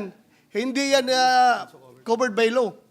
Thank you, Mr. President. President, I totally agree with the observations of the good senator. In fact, yung na-observe ko po doon, parang may invisible line sa Terminal 3. Pagdating po doon sa tapat nung isang kainan doon, hanggang doon na lang sila. Pag daw sila ay lumampas doon, ay sila naman ang sisitahin. Kaya mabuti pa yung ibang naglilinis sa airport, nakakarating na doon sa malapit na sa boarding gate. Yung pulis, may guhit. Bawal na raw sila stepping sa basketball. Mr. President, no, if I may, what if kung magkakaroon ng terrorist attack dyan sa airport, tapos ang pulis tinatapon, dinadrive out nila sa airport. Ano ngayon? Sinong magresponde? Sige nga. Yan ang tanong ko. Thank you, Mr. President. Thank you, Senator Bato. I appreciate the additional information and inputs being raised by Senator Bato, and I cannot agree more. And that's, Mr. President, distinguished colleague, is the main reason why I'm raising this very important issue. And I would have to put on record that even I, as a legislator, I'm actually having a hard time because, for example, if you say that there is a law, yung pong paggawa din noong itong OTS ng DOTR, meron din pong EO 277. So, yun lang po, no? Again, I will leave it to the leadership, and I trust our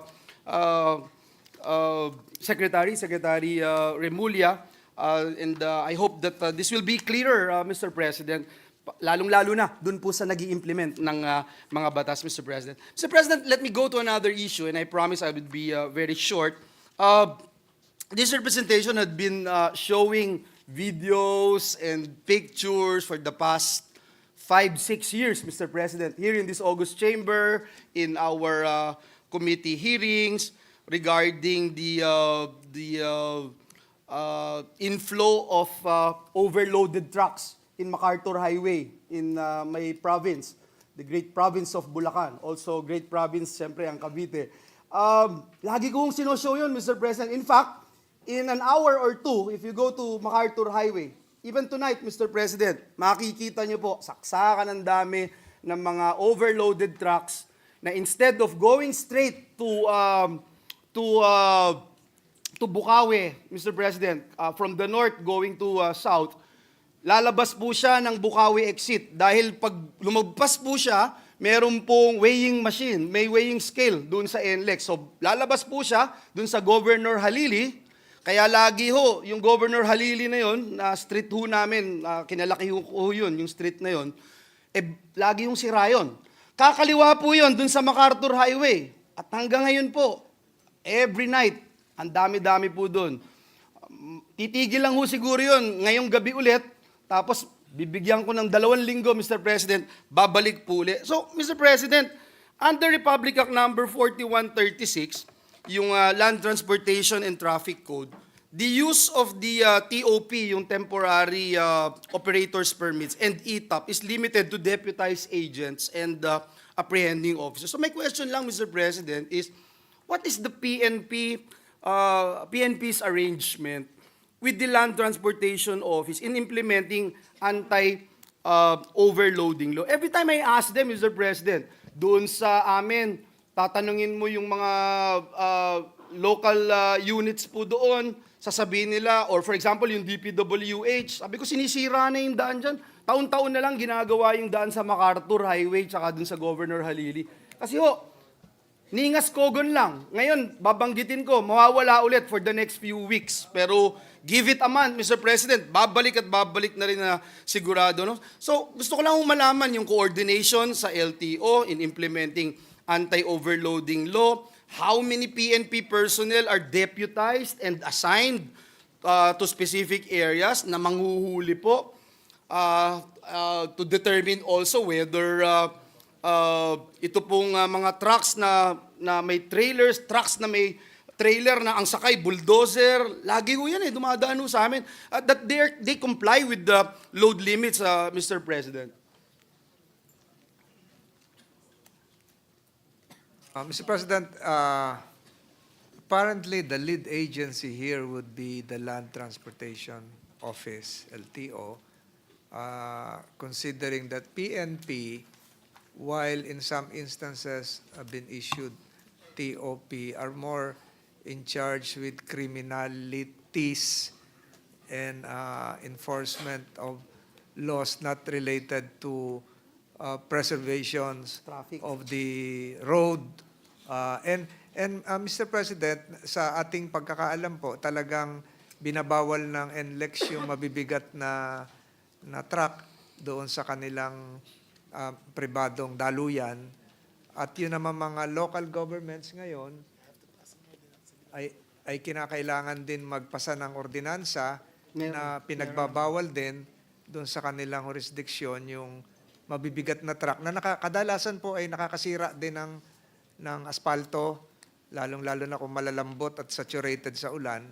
So ito po siguro yung problema nating malaki at nararamdaman namin po, yung nararamdaman nyo, Your Honor, na nagdudulot po ito ng matinding trapiko sa inyong lalawigan. Actually, Mr. President, thank you. No, hindi lang nga po traffic, Mr. President. Parang it's a waste of government's money na taon-taon na lang. Sira ho talaga yung daan. Taon-taon na lang.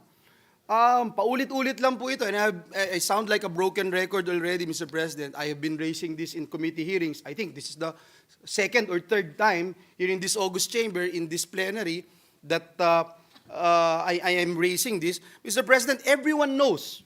In Bulacan, everyone knows. The police there, I've talked to the PNP provincial director, I've talked to LTO, Mr. President. Sasabihin ng LTO, Mr. President, kulang daw po yung tao nila. Wala silang masyadong tao na pwedeng humuli, Mr. President. DPWH, sabihin na, wala kaming police powers. So, Mr. President, may we know if can PNP deputize or issue a temporary operator's permits? And if yes, Mr. President, how many TOPs have been issued by PNP, Mr. President? Mr. President, I was just informed that the PNP cannot do the same legally because they're just being deputized by the LTO. But I just got an assurance from the DILG secretary that the DILG secretary would be issuing a circular concerning this, concerning overloaded vehicles, not just for Bulacan, but for the entire country as well, Your Honor, Mr. President. Thank you, Mr. President. And that's why if today is the Commission on Appointments hearing, I will already move for his confirmation, Mr. President.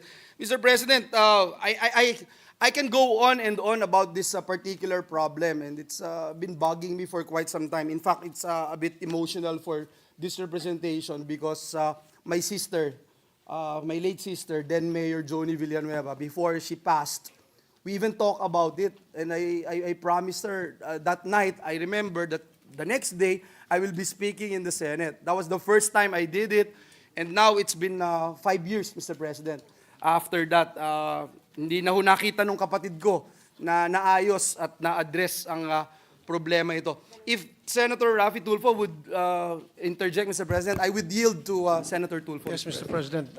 Yung topic mo kasi, yung paghuhuli ng mga PNP doon sa mga nag-overload na mga trucks, me being the committee chair sa public services, ang mga pulis ay hindi pwedeng basta-basta lang manghuli, Mr. President. Kailangan nilang ma-deputize muna ng LTO. So I think the first step is for the LTO to deputize our PNP personnel nang sa gayon sila ay may karapatan na manghuli. Thank you, Mr. President. Thank you, Mr. President. That's duly noted, and we thank again our good secretary, Secretary Remulla, for immediately coming up with a solution, Mr. President. Mr. President, I remember during the perhaps 1-2 more questions that I'd like to raise. During the hearing conducted here in the Senate, I remember before, because we were on a break, Mr. President, I got a call from our minority leader who would lead the subcommittee on the Blue Ribbon Committee to investigate the war on drugs, Mr. President. I remember asking for help and data, information from PNP, Mr. President. We requested the data from PNP on war on drugs, reports on EJK investigations, persons of interest investigated and results, if any, number of victims, number of cases investigated and filed. I mean, yung number of victims, there was a time in the past years, Mr. President, that our beloved province, Bulacan, had become the bloodiest killing field, Mr. President. And I was so concerned about it. We've been asking PNP to give us some data, number of drug-related enforced disappearances, illegal arrests, arbitrary detentions, etc. But unfortunately, Mr. President, even until now, I have yet to receive anything, Mr. President. So I thought it would be better for me to raise this in this August chamber. In fact, ang latest po ay at least finally nakakuha po kami ng sulat mula po sa office ng PNP, mula po kay Attorney Jean Raizayano na humihingi po ulit ng extension of another 7 working days. It's okay, Mr. President, but I just wanted to put on record, sana, Mr. President, natapos na po yung hearing, yung first hearing, but there's another coming, Mr. President, and we just wanted to again reiterate, Mr. President, how important it is for legislators like us. Hindi ko na po sasabihin, tayo inelect ng more than 18 million Filipinos, and they expect us to do our job. And sana ho, mabigyan lang ng pansin ng liderato ng Philippine National Police, Mr. President. President, I was just informed that Your Honor will be receiving by tomorrow a reply to your letter because it took a while for them to collate all the data needed. Ugma, ma-receive mo yung sulat ng IAS. Thank you, Mr. President. Maraming salamat. Salamat din po. Unfortunately, yun lang. You have to raise it on the floor just to get those information. That's so unfortunate, Mr. President. Mr. President, as a Bulakenyo also, I'd like to raise something. We are aware that there are instances that members of the PNP are being involved in heinous crimes, including kidnapping for ransom, murder, etc. There was an instance, Mr. President, and actually I personally know this guy, Mr. President, a businessman in our province who hails from Balagtas, Bulacan.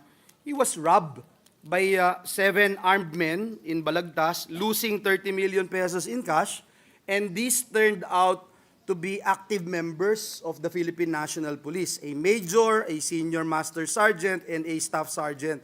The other remaining 4 suspects, actually, Mr. President, also active policemen.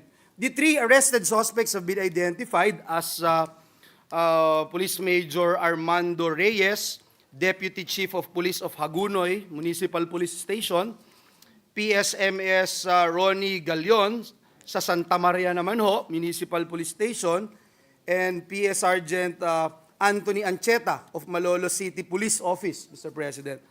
Mr. President, I also asked, Mr. President, for report sana and update on this status, Mr. President. Again, dito ko na lang ho babanggitin, baka matagalan pa yung pag-request natin ng status report. So, ngayon lang ho nangyari sa akin to, Mr. President, the past 7-8 years ng pagiging senador ko. Pagka nanghihingi po ako ng mga status report, nakakakuha po tayo agad. May just know, Mr. President, ano na po yung nangyari dito at ano na ho yung status ditong investigasyon ng kasong ito, Mr. President?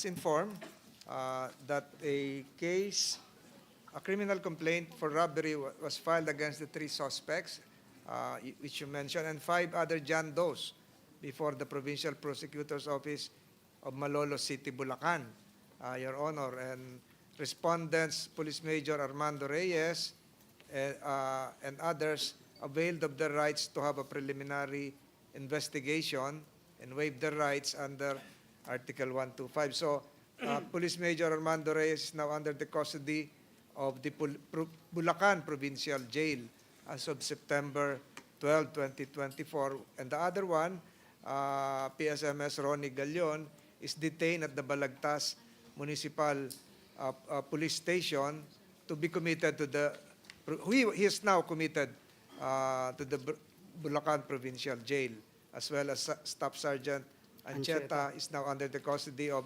the Regional Headquarters Pro 3 as of September 13, 2024, Your Honor. So, inaksyonan na po ito ng PNP Region 3 at ongoing po yung administrative cases, grave misconduct, doon po sa tatlong officers, Your Honor. Thank you very much, Mr. President. And I just hope, Mr. President, that this representation will be given from time to time about the status of this investigation and these cases, Mr. President. You made mention, Mr. President, distinguished colleague, that there are 5 John Does. So my figure is wrong because I was saying a while ago that there are just remaining 4 suspects. So 5 po siya, Mr. President. Thank you. Your Honor. Thank you. Thank you very much, Mr. President. Now, Mr. President, this instance, as well as other instances, Mr. President, emphasized the perhaps the need for the active involvement of the PNP in the recruitment and training of its trainees. Mr. President, since 2016, in relation to the previous administration's war on drugs, we were aware that out of the officers investigated for alleged shenanigans during drug-related operations at that time, many are ranked PO1, 81 po sila, PO2, 42, PO3, 48 po. Since 2016, Mr. President, may we know if there are, or I'm sure there have been changes that have been implemented by the agencies, and how are, what do you call this, complete background investigations undertaken by the PNP for recruitment purposes, PNP Academy Cadet Admission, and other activities. Perhaps my question would be what aspects, Mr. President, are being checked by the Philippine National Police?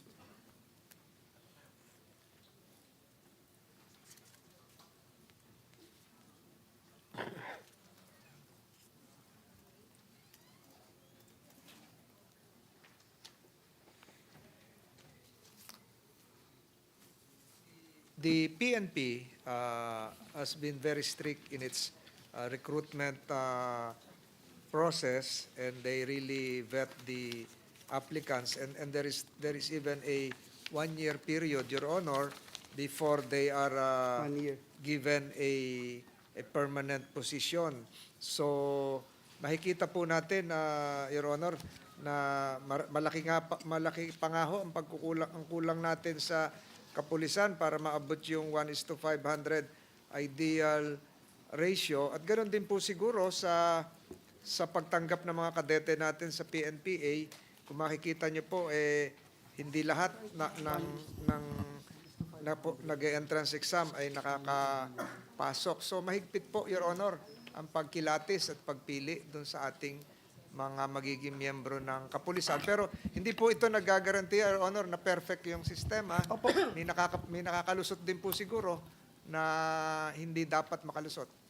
Thank you, Mr. President. In fact, to help out our committee, I was looking at the 2023 annual report.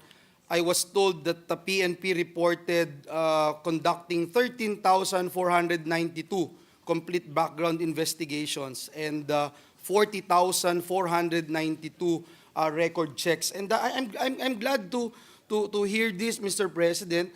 And I also commiserate with the sponsor saying the ideal is 1:500 policemen. Right now, we are at the level of 1 is to how many, Mr. President? 1:705, Your Honor. 705. Yeah, and will it still be feasible to reach 1:500 ratio, Mr. President, without sacrificing, of course, the integrity and competency of our police personnel?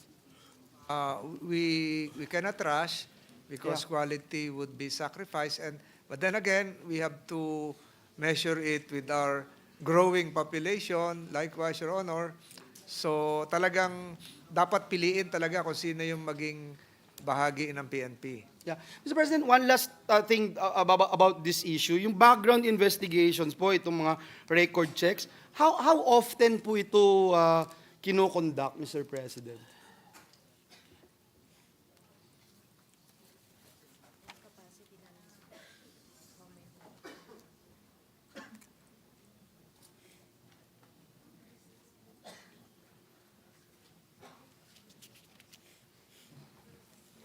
Yan po ay regular at meron din pong counterintelligence, lalong-lalo na po yung due for promotion.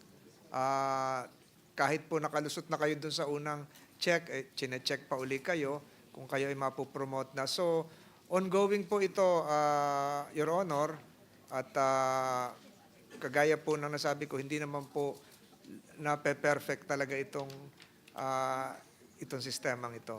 Thank you, Mr. President. I agree, yung quality hindi datin kung pwedeng isakripisyo yun. And when you say, Mr. President, regular, what does it mean? Just for me to understand, when you say regular, how often po itong regular, Mr. President? Iba-iba ho, depende sa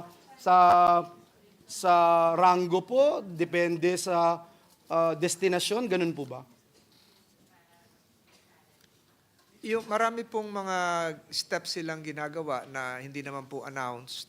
Okay. Hindi po No problem. bahagi po ng Okay. HR nila. Yes. So yung counterintelligence. Yeah, I understand now. minomonitor I po finally yan. understand. Thank you, Mr. President. I will no longer pursue that issue, Mr. President.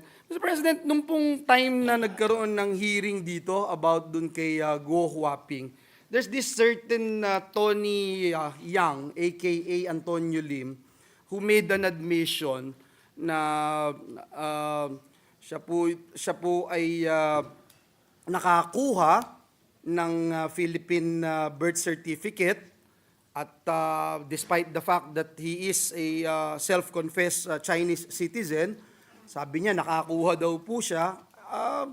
Medyo masama pa rin ang loob namin, pero mas lalo sumama ang loob namin lahat nung inamin po niya na nakakuha din po siya ng mga gun permits, Mr. President. So, gusto lang po nating erase din, Mr. President. And in fact, during that hearing, PNP confirmed that a gun permit was issued to him. May we know, Mr. President, by the way, what's the status now of his gun permits, Mr. President?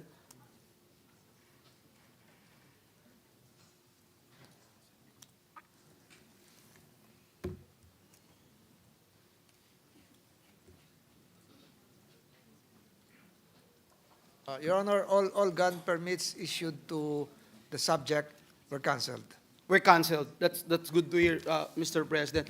But perhaps the next practical question would be, paano husang nagkaroon ng gun permit, Mr. President? And ano na po yung naging tugon ng Philippine National Police dito po sa nangyaring ito? Meron po bang mga internal investigation as to how he was able to acquire these documents? Even again, he is a self-confessed Chinese citizen.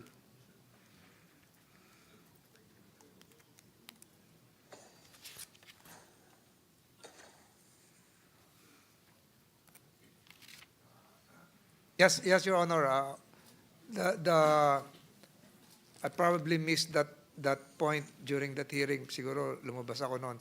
Pero the presumption here is because the documents presented when applying for a gun permit were all valid, Filipino citizen, passport, kaya na-issuehan po ng gun permit po, firearms permit po yung subject, Your Honor. Dahil certified Filipino documents Opo. yung pinresent. So, Opo. yun po yung naging dahilan. Anyway, Mr. President, I will no longer pound on this particular issue. I think it's crystal clear how important it is for our PNP to protect the best interests of our people, especially in issuing gun permits. Mr. President, ihilingin ko na lang din po kasi doon sa interview ng Al Jazeera, doon sa detained tycoon na si Xie Ziyang, who claimed he is actually a Chinese spy and that among his fellow spies is Alice Go or Go Huaping. Hindi ko na ho tatanungin kung nabe-verify na po ito, kung may report na siguro may mga information na confidential in nature, so hindi ko na po tatanungin, pero baka ho po pwedeng makahingi na lang kahit na in writing about this.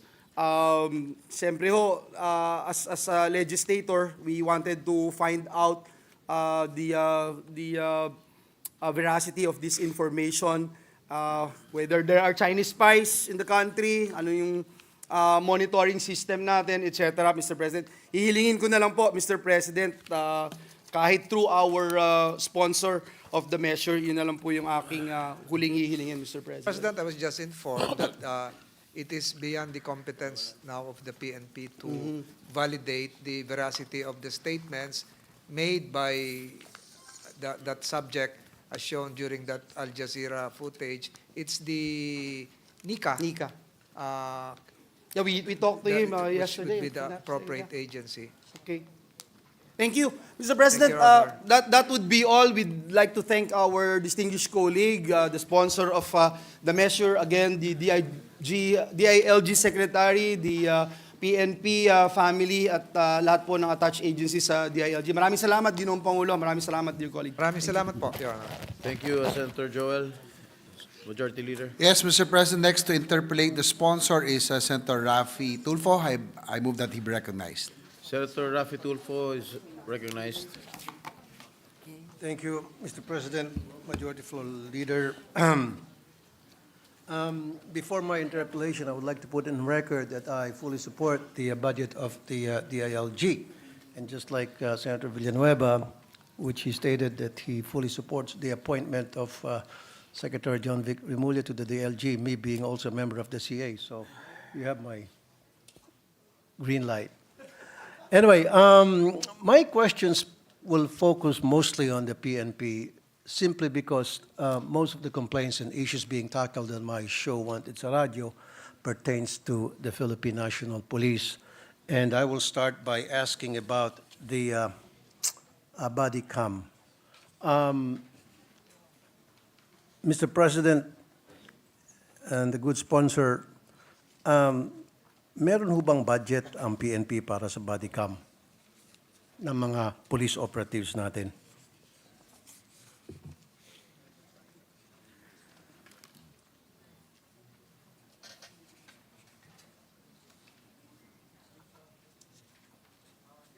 For 2024, ang budget po ay 807.3 million. Ito po ay makakabili ng 24,454 units, Your Honor. Yung po ba, good sponsor, ay ginagamit na ng ating mga police? Fully utilized na po ba yun? For procurement pa ho, Your Honor. Procurement.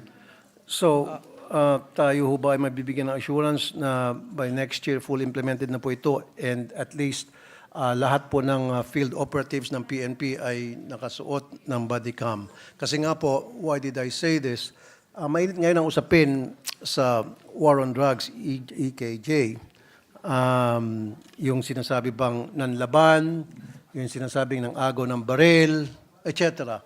Kung meron lang po sanang body cam ang lahat ng ating mga police operatives, maiwasan na sana itong mga ganitong klaseng allegation. So therefore, it is really a must that our PNP should wear body cam every time that they go out in the field para gawin yung kanilang trabaho.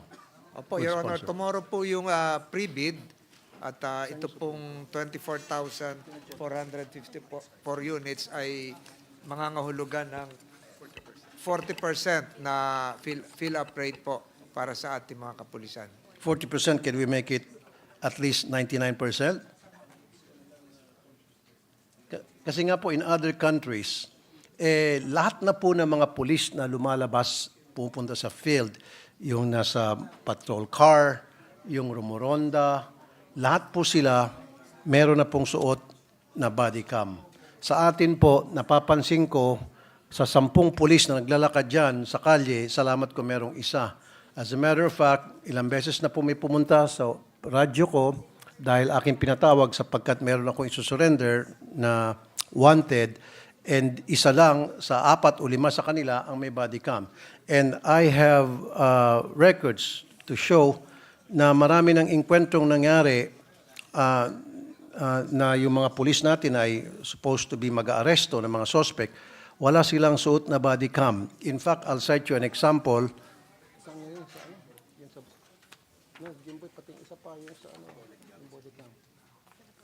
I'll cite you an example.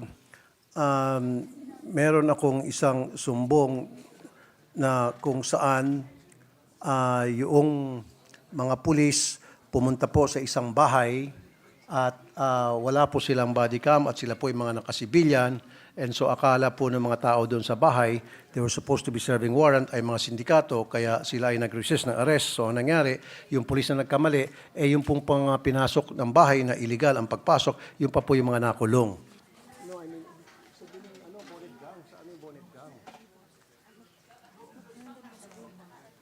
Saan yung bonnet gown? Silence is enjoined.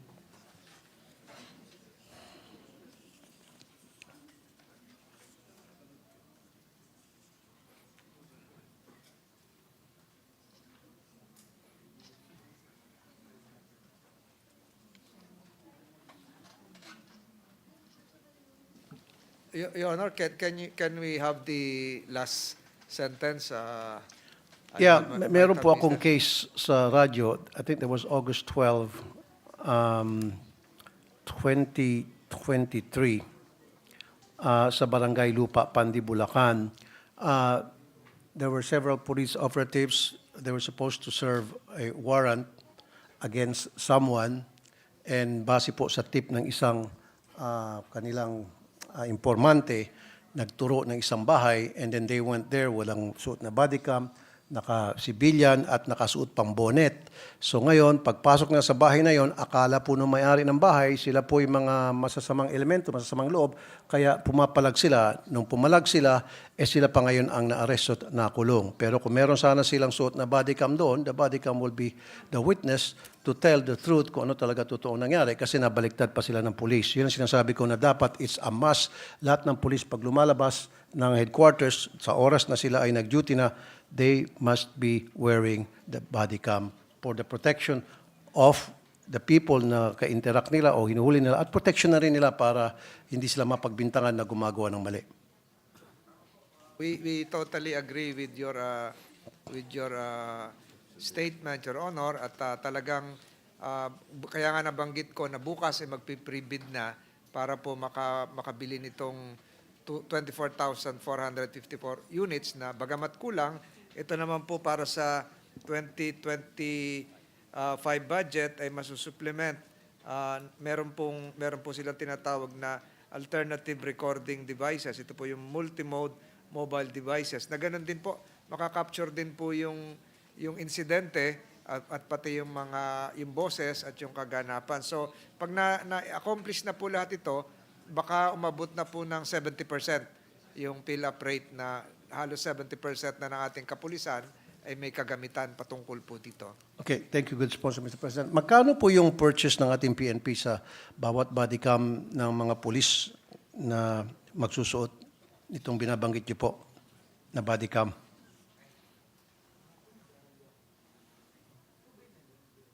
Your Honor, pumapatak po ito na halos 33,000. Wow. May kamahalan po, kaya May kamahalan. Ba't ho kaya mahal? Good sponsor. masalimuot na gadget siguro po ito, pero Yan ho ba may kasamang ginto? hindi mahal po siguro dahil sensitive, may sensor, pero may mga nagmagandang loob naman po, Your Honor, may nag-donate din ng 60 peraso na body camera sa ating kapulisan. 60. Kasi, Mr. President, good sponsor, pag tumingin ka halimbawa sa Shopee at sa Lazada, $100 lang maganda na pong brand ng isang body cam. Bali, more or less 6,000 pesos. So, 30,000 to, malaki ang tinubo, 25,000. O sabihin natin 20,000 tubo, saan po napunta yung 20,000 na tubo? bawat camera. Po, Mr. President, Your Honor, kaya daw po may kamahalan ito kasi yung devices ay encrypted at pag naka-capture ng video ay hindi basta-basta ma-alter,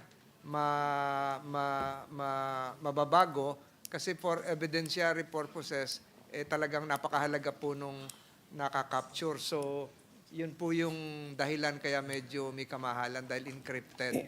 I don't want to be very technical, pero it's very simple. Lahat naman po ng mga videos na kuha, hindi naman ma-alter yan kapag hindi sinadyang i-alter. So responsibility po yan ng supervisor ng team na bago sila lumabas, binibriefing sila at pagdating, ino-audit yung mga kuha ng kanilang camera at kapag nagkaroon ng problema, then mananagot po yung supervisor ng team.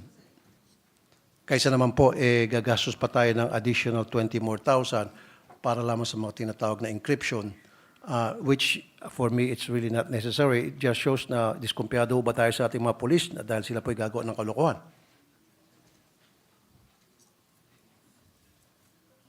Yun po yung sinasabi ng ating Chief PNP kasi ebidensya po yan na dapat mapangalagaan at naniniwala po tayo na dahil po dito sa cameras na ito, yung integridad po ng ebidensya ay magiging unadulterated, Your Honor. Well, the good sponsor, Mr. President, I'll give you an example.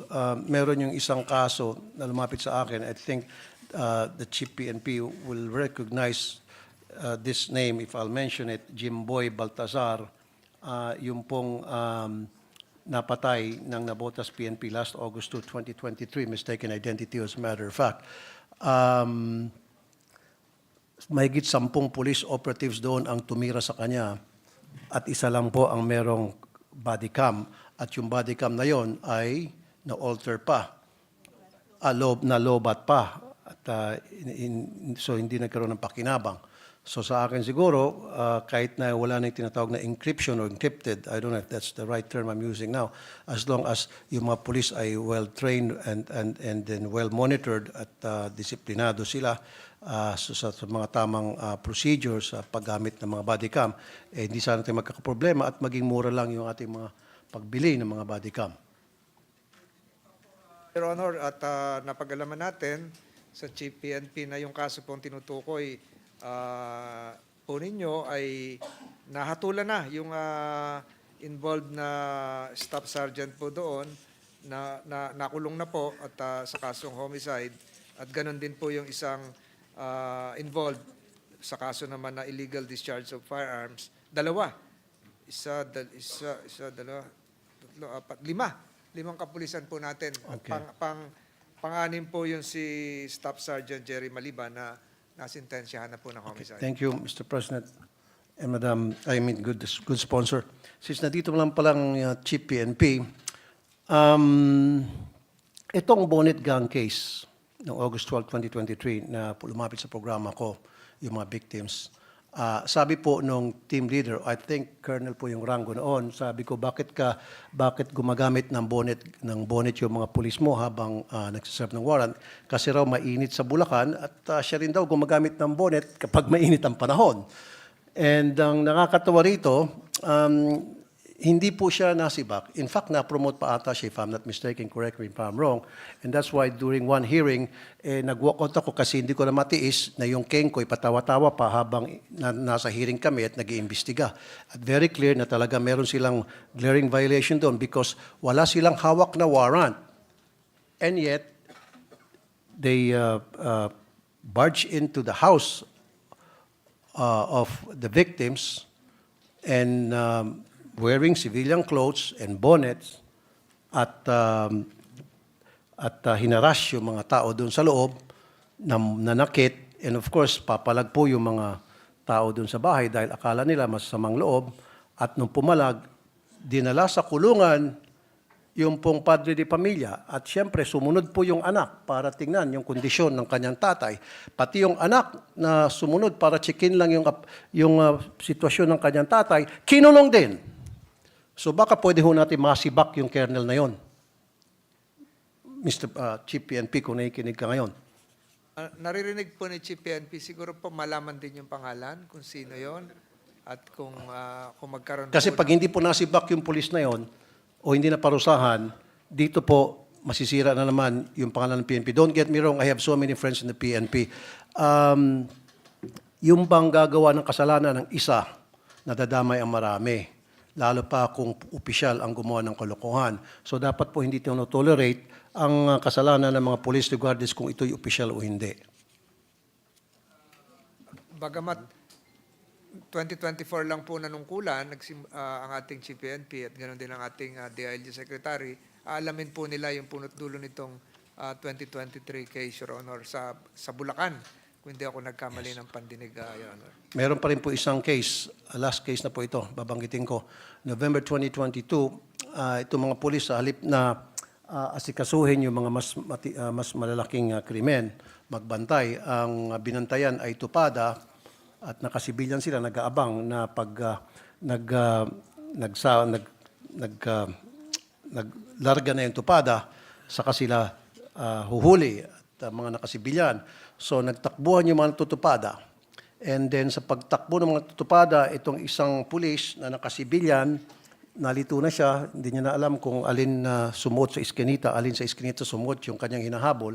So pumasok siya sa isang bahay, pinaguhuli niya yung mga tao doon sa loob ng bahay at yung nasa loob ng CR na answering to the call of nature, sinipan niyang pinto, pati yun inaresto, binitbit papunta ng presinto at kinulong.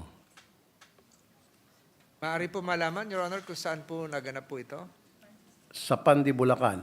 Although, ang nangyari po kasi, nakulong yun, ako po ang naglagak ng piyansa para doon sa mga pobreng, inosenteng mga kababayan natin. I think naparusahan po yung ilan doon sa kanila. Pero gusto ko sana pati yung hepe noon ay dapat maparusahan din.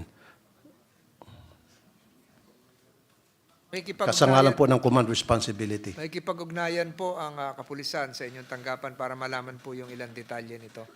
Your Okay. Thank you. Now, doon po sa tinatawag na rules of engagement, alam po lahat ng police natin to. Yung bang pag hinahabol mo yung suspect at hindi naman lumalaban, wag nang barilin. O pag yung isang suspect na nag-resist ng arrest, bumunot ng patpat at pupukpukin yung police, wag barilin.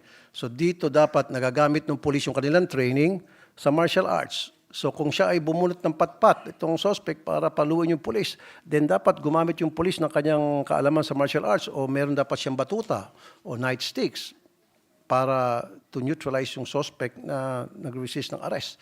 Sa nangyari kasi sa atin ngayon, konting mali, konting utot lang, sorry for the word, agad-agad baril ang ginagamit ng mga police natin. So, dapat yung mga police natin should be well-trained sa martial arts. Dapat fully equipped din. Hindi lamang baril. Dapat, wala ako nakikita. Unlike sa ibang lugar, yung mga police doon, may taser, meron pang batuta, meron pang nakasuot ng bulletproof vest. So, well-equipped sila para sa protection na rin nila yon. So ngayon, halimbawa, meron akong isang kaso many years ago na yung tao, popormahan niyang pulis, lasing, gusto niya makipagsuntukan, binunot ng pulis yung baril niya, lalabang ka, pinaputokan.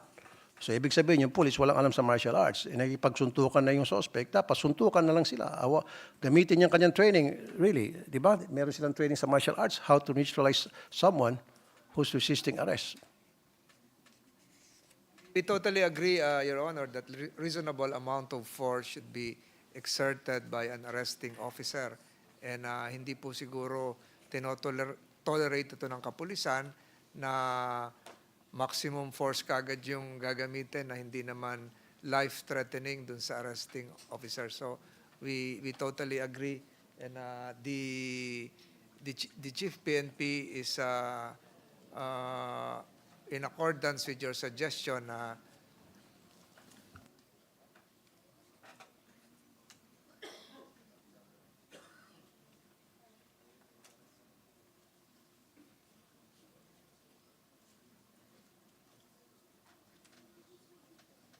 meron pong rules of engagement na sinusunod at sangayon din po sila na magkaroon ng ilang kagamitan na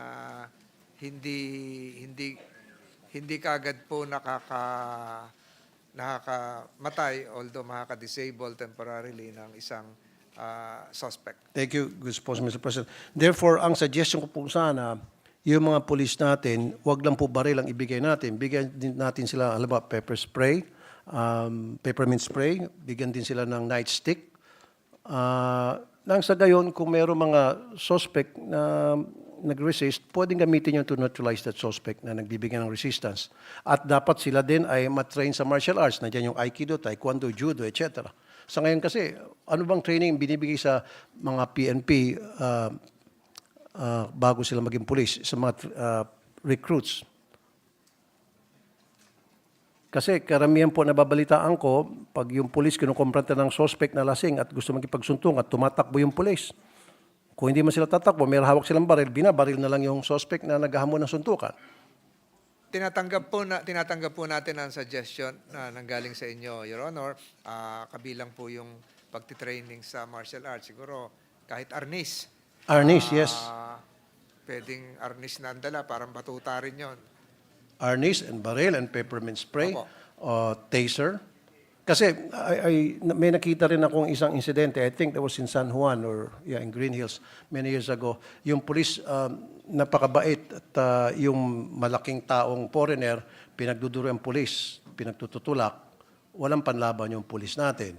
Mabuti na lang hindi niya ginamitan ng baril, pero kung meron sana siyang taser, peppermint spray, edi spray niya pagmumukha ng foreigner na nambabastos, edi tumba siya. Yun ang ibig sabihin. Paano kung nataon sa mga pulis na abusado, baka nabaril na yung foreigner na yun? So siguro we should also equip our PNP ng yung sinasabi ko martial arts, peppermint spray, arnis or nightstick, Taser. taser. We note your suggestions, Your Honor. Okay.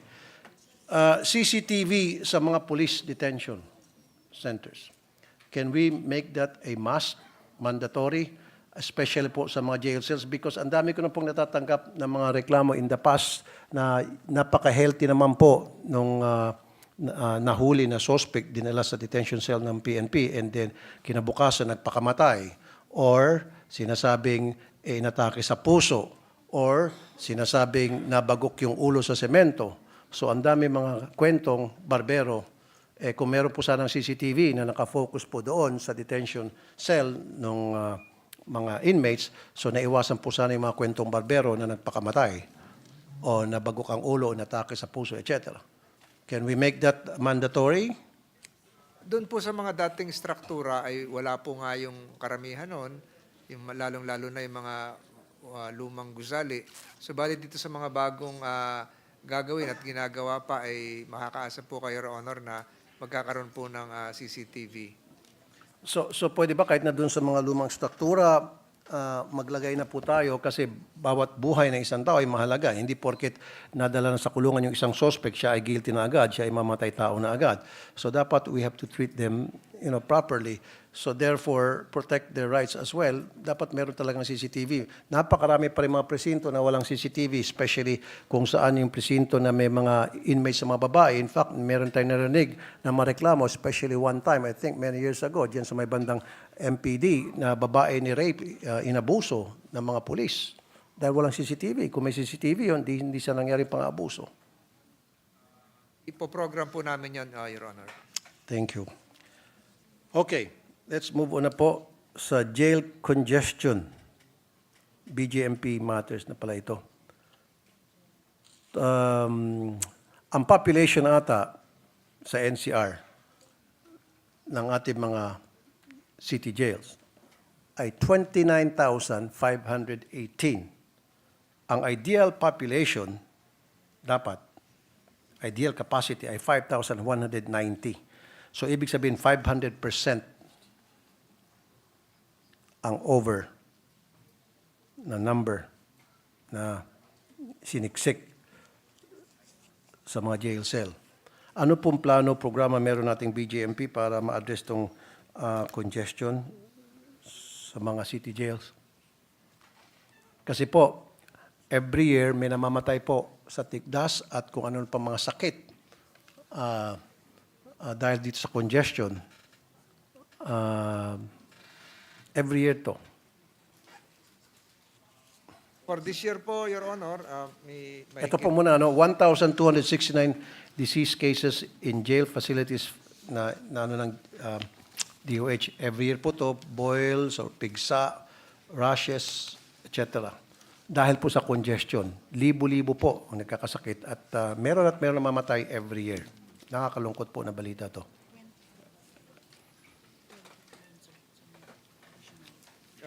Your Honor, talaga pong sinisikap ng Bureau of Jail Management and Penology na madagdagan yung ating mga piitan at ito po ay may mga nakaprogram po ngayon na 22 para mapaluwag po yung ilang lugar. At marami pa ho, magugulat kayo na may mga bago na itatayo dahil talagang halos kulang at wala pong piitan yung iba. So, sinisika po ito kahit sa maliit na budget ngayong 2025 na mapunuan itong mga pagkukulang. Tama po kayo, marami pong nagkakasakit.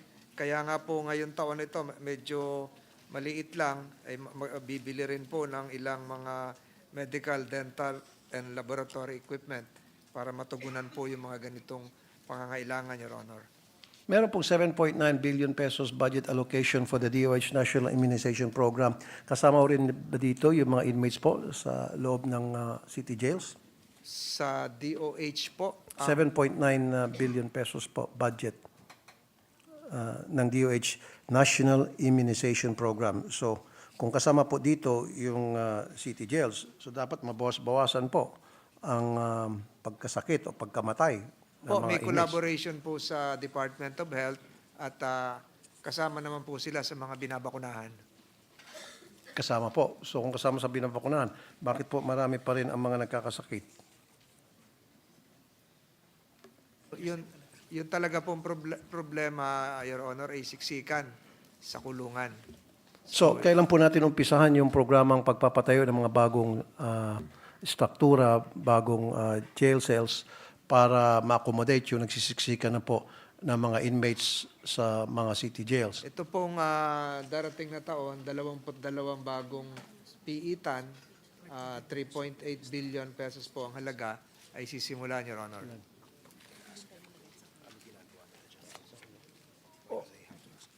Okay. Ito po ayon sa COAS 2022, meron po mga jail facilities na hindi po nagagamit. Ito po, General Nakar District Jail, Lemery Municipal Jail, North Cotabato District Jail, Coronadal District Jail, General Santos City Jail, General Santos City Jail female and male, respectively, Makilala District Jail. So itong 7 jail facilities hindi nagagamit, walang laman, nakatenga lang at mukhang nilalawa na lang. Baka pwedeng maglipat tayo ng mga inmates dito na nagsisiksikan doon sa mga nabanggit kong doon sa mga jails na sinasabi nating overcrowded na. Napagalaman ko po, Your Honor, na karamihan po sa nabanggit nyo, bukod po doon sa Batangas na naggumuho, ay sa Lemery, ay mga ngailangan ng perimeter fence. So, ang nakaprogram ngayon ay yung bakod. Kasi po, kahit may kulungan, kailangan ng may perimeter fence para po sa hindi makatakas yung Okay. iba. Magkano po yung perimeter fence?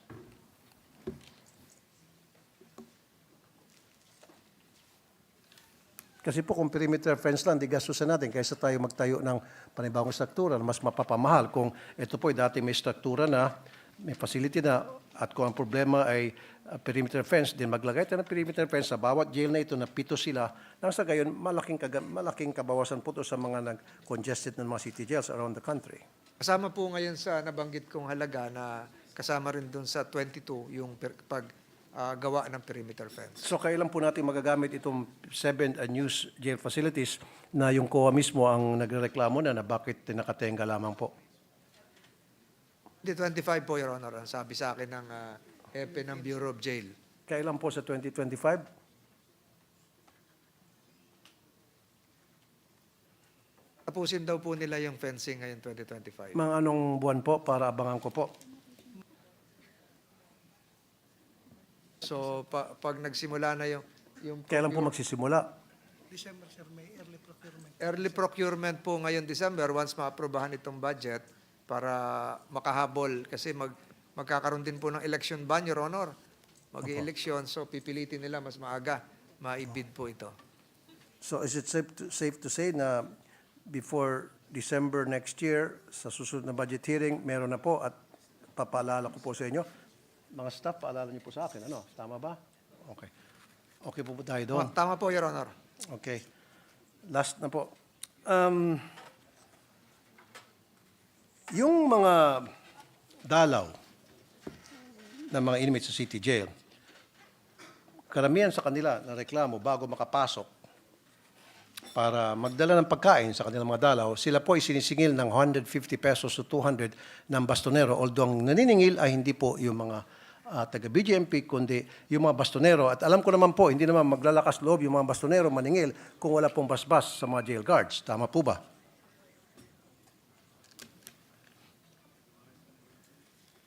Yung mga reports yung ganon at iniimbestigahan po yan ng pamunuan ng BGM. Huwag na po imbestigahan. Pagbawal na po natin. Ipagbabawal daw po nila yon. Opo. All you need to do is kausapin niyo po yung mga jail guards na nagkipagsabuatan po sa mga bastonero. Matatapos na po yung problema. Gagawin daw po nila yon, Opo. Your Honor. Okay. Tapos po, yung pong mga inmates na may pambili naman po ng electric fan, utusan po nila yung kanilang kamag-anak na magdala ng electric fan para mabawas-bawasan yung init. Eh sila po ay sinisingil doon sa halaga ng electric fan na dadalhin nila na kahit silang bumili noon at renta ng space para paglagyan ng electric fan. At kasama pa po doon, kung gusto niya pong maayos-ayos na pwesto, bibigyan siya ng sukat kung isang dipa by isang dipa, tapos pati yung banig, renta na naman. Para bang nagrenta po siya sa kondo. At yan po again, yung bastonero pong naniningil, and of course, ang may utos po niyan, jail guard. So baka pwede po natin ipatigil na yan. Meron po ako mga nagsusumbong, kaya lang I'm not gonna give you the names of those people dahil syempre pag binigay ko po yung pangalan ng mga nagsusumbong, babalikan po yung mga kamag-anak at baka papatay. Baka mabalitaan na natin nag-big T o nagpakamatay. So never ko ibigay. Pero dokumentado po ito na meron pong ganong klase at sinabi nyo inimbestigahan. So wag na po inimbestigahan, patigil na lang po agad-agad. Ano po? Ang sinabi po sa akin ng hepe ng BJMP ay naglagay na ng malalaking ventilador doon sa kisame at inayos yung mga bintana para may ventilation, Your Honor. Okay. Ang sinasabi ko lang sa kanya, baka pinalaki yung bintana, doon naman tumakas. So,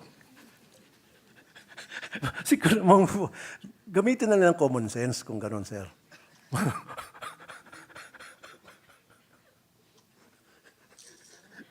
Ito naman si BGMP chief pala biro eh. Baka inaantok na si sir. Common sense na lang po siguro. Alam niyo na po kung paano gawin yun. Last na naman po, pinaka-last na. Meron po yung tinatawag na conjugal visit sa mga city jail and I approve po ako dyan. In fact, na-feature po yan sa isang TV show ko dahil nakakatulong po yan sa mental health ng mga inmates natin. Ang nababalitaan ko, naniningil na rin daw po. Dapat libre yun. In fact, ako nag-provide pa ako ng kama doon, electric fan, para doon sa conjugal visit.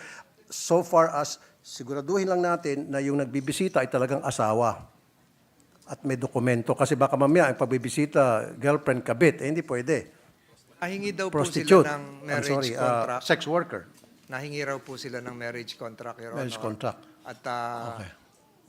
wala pong bayad, Your Honor. Walang bayad. Kasi may nabalitaan ko, nagbabayad ba daw. Siguraduhin niyo lang po na walang bayad. At wala pong CCTV, ha? Baka mamaya, wala. Yun po yung bawal ng CCTV. Yun lang po. Mr. President, good sponsor, maraming salamat. Maraming salamat po, Your Honor. Thank you, Senator Tulfo. Majority Leader. Yes, Mr. President, next to interpellate the sponsor is our Deputy Minority Leader, Senator Risa Antiveros. I move that she be recognized. Senator Risa Ontiveros is recognized.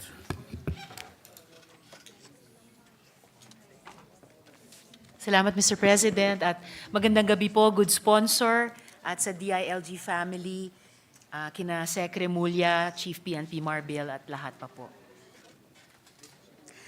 So, Mr. President, good sponsor, may mga tanong po ako para sa Department, para sa National Police, para sa Bureau of Fire Protection, at gayon din para sa National Youth Commission. So yung unang tanong ko po para sa DILG, nabanggit na rin po kanina ni Senator Sherwin. So in an interview before the media, Secretary John V. Cremulya was quoted as saying, all POGOs closed by December 31, no exceptions, and that goes with Filipino-run POGOs, that goes with Chinese or foreign-run POGOs. There are no exceptions to this.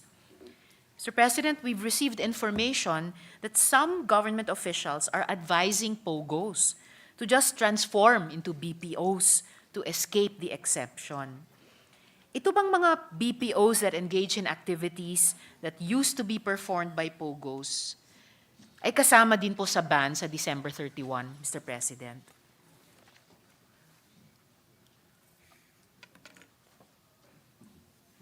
Pag kayo po ay patuloy na gumagawa ng illegal activities pagkatapos po noong deadline na sinabi ng Pangulo at nasa executive order, yung inyo pong violation ay violation ng cybercrime. So magkakaroon pa rin ho kayo ng kaso. Salamat, good sponsor. So ibig sabihin, in just a few words, kasama po sa ban. Kahit po sila'y magpanggap na BPOs na, basta nag-engage sa mga aktibidad na dati ginagawa ng POGO. Pag lumabag sila sa ban, pasusundin sila sa ban ng DILG at ng PNP.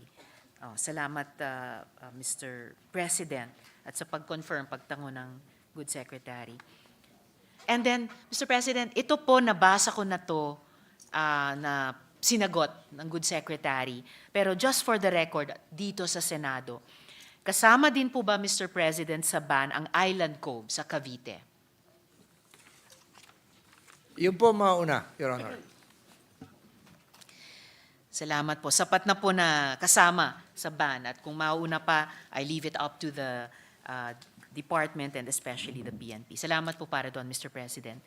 Ngayon, isa po sa mga important findings ng Committee on Women investigation sa POGOs ay ang tila pagsasabuatan ng mga POGO bosses at ng ilang mga local government officials. Handa bang magsampa ng kaso ang DILG laban sa mga LGOs na ito? At kung mayroon na, ilan na po ba ang nasampahan ng department ng kaso, Mr. President? Ito pong Executive Order 74, yung immediate ban ay ang cessation ng operations ay December 31, 2024. Ang pananaw po ng ating DILG Secretary, zero tolerance. So sasampahan po ng kaso. Alright, maraming salamat po para doon, Mr. President. So sasampahan, so wala pa pong nasasampahan. Wala pong bilang na maibibigay. So far as the legal POGOs are concerned, legal pa naman ho yun hanggang December 31, 2024, wala pa hong kinakasuhan doon. Pero pag lumampas na po doon sa deadline nun, yung bagong taon 2025, ayun po yung simula noong crackdown. Salamat, good sponsor. And syempre, naintindihan ko po yung sinabi ng good sponsor at yung input ng good secretary. Pero talagang yung isa ring naging bunga ng ating investigasyon laban sa POGOs ay over time parang hindi naging useful na yung distinction sa legal at illegal POGOs kasi kahit po yung ibang nagsimulang legal kasi may permit, pero naging ano na rin sila naging legal cover para sa mga criminal activities at saka criminal syndicates. So naglulook forward din po ang representasyong ito dun sa sinabi ng good sponsor na zero tolerance. And actually even now, gusto kong ma-appreciate ang DILG dahil yung pong kahit mga nagsimulang legal POGOs pero pati sa ating investigasyon may lumabas na mga findings at nagkaroon ng parallel investigations ang DILG at lalo na ang PNP ay nakikita naman po natin, good sponsor, ay sinimulan na rin po nila yung case bill. Dapat yung iba po ay sinimulan na rin pong kasuhan para sa criminal activities bilang POGO bago pa man mag-kick into effect yung total ban. At huli po para sa DILG ngayong gabi, good sponsor, some important revelations came out both in the recently started EJK hearings dito sa Senado at sa Quadcom hearings with respect to the complicity of some police officers and some local government officials. Sabi din po ng Secretary, bago sila maluklok, that he is, quote, willing to reopen he is willing to reopen cold cases. Ito po ba ay bagay na inclined pa rin gawin ng DILG, good sponsor? Mr. President.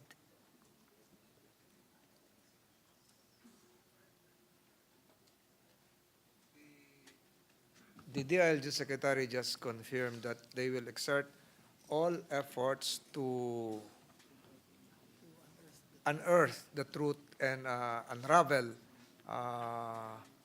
whatever were covered before relative to the extrajudicial killings, Your Honor. Maraming salamat po para doon, good sponsor, at sa good secretary. Dako naman po ako, good sponsor, sa mga tanong ko para sa Philippine National Police.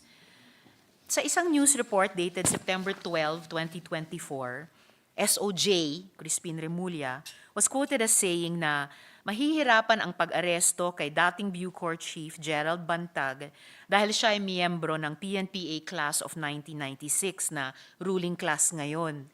Ito daw ang dahilan kung bakit nag-aalinlangan di umano ang mga pulis sa paghuli sa kanya.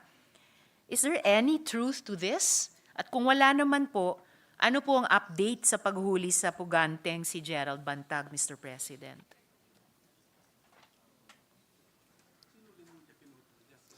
Boying.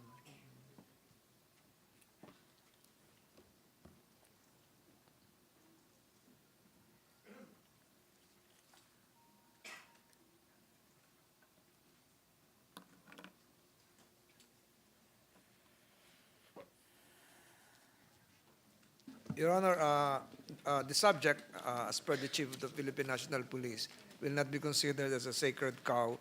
Tuloy-tuloy po yung kanilang ginagawang manhunt operation, subalit hindi po natin pwedeng i-detalye, i-reveal sa pagpupulong na ito kung ano yung kanilang ginagawa so as not to compromise whatever actions they are doing right now. Salamat, good sponsor. Makokontento naman po ako sa sagot na iyon sa ngayon, lalo na in the light of recent successful arrests naman po ng PNP sa ilan pang mga taong matagal nating pinaghahanap. And sapat na po yung commitment na walang ituturing sacred cow, ni si Bantag, ni sino pa man na maaring pinaghahanap nung ating gobyerno. And I look forward na kapag pwede nang gawing public ang mga bagay-bagay na ito ay magkaroon ang update ang PNP sa ating publiko na naging matagumpay na yung pagpapasakamay sa gobyerno ni Mr. Bantag.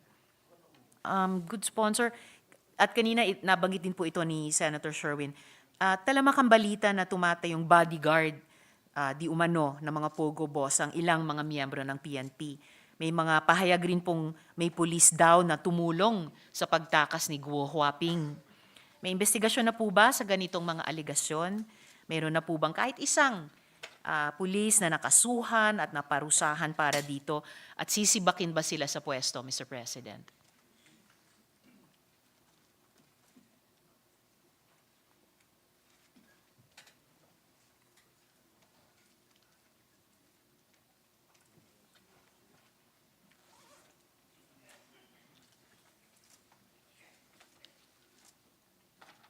Your Honor, makakasigurado po kayo na wala na pong tumatayong bodyguards doon sa mga nabanggit nyo na involved sa Pogo.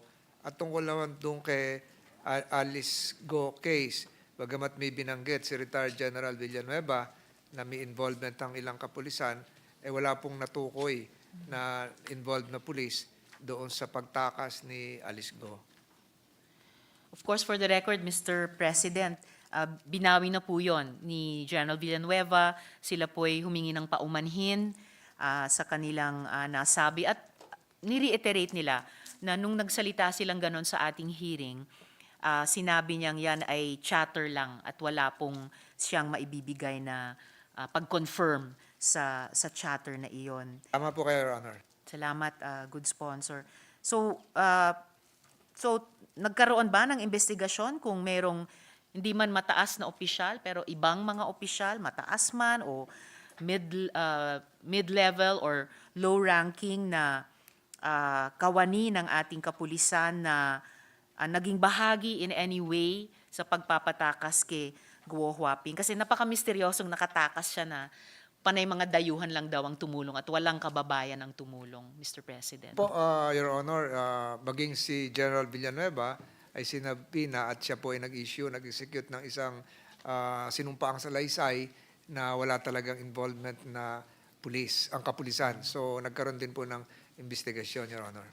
Nagkaroon po ng investigasyon. Actually, good sponsor, yan nga po yung naalala ko dun sa isang resource person noon para sa PNP nung isa sa mga hearing natin. Di ko lang maalala ulit yung pangalan nila pero nakaupo sila dito sa likod, sa gitna. May sinabi siya noon na at that time, nagko-conduct ng internal investigation ang PNP. So wala po bang resulta yung internal investigation na iyon, Mr. President? Karon po, Your Honor, ng investigasyon at ang resulta ay wala talagang na tukoy na involved na miyembro ng Philippine National Police. All Yung right. mga politiko, meron ba ho? With the indulgence of the Of Deputy course, Minority Mr. Leader. President.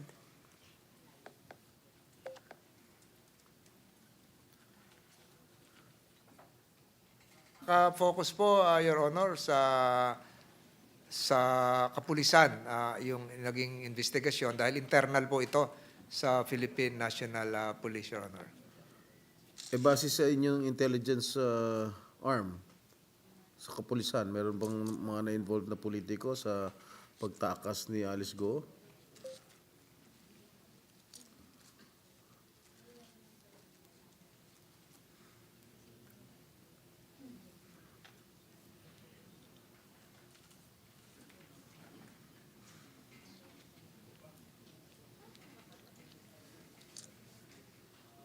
Base rin po sa investigasyon kay Alice Go, sa custodial investigation, wala rin pong natukoy na involved na politiko, Your Honor. Okay, salamat po. Senator Risa, I'm sorry. No apologies necessary. Salamat po, Mr. President. So, yun po yung ating input, good sponsor mula sa PNP. Of course, para sa ating Senate Subcommittee on Justice and Human Rights, the jury is still out dahil talagang pinagtatakhan ng ating subcommittee kung sino-sino kaya sa aling-aling mga institusyon ng ating gobyerno ay maaring tumulong sa pagtakas ni Guo Huaping noon. And hopefully kung meron pang kailangan madiskubreng katotohanan na hindi pa nadidiskubre o hindi pa sinasabi sa atin sa ibang mga institusyon, malay po natin, good sponsor, baka mapag-alaman po ng Senado. But tingnan lang po natin. Good sponsor, ito medyo natalakay nyo na po, but kung meron po kayong gustong idagdag, kumusta po ang pagpapasara ng mga POGO bago matapos ang taon?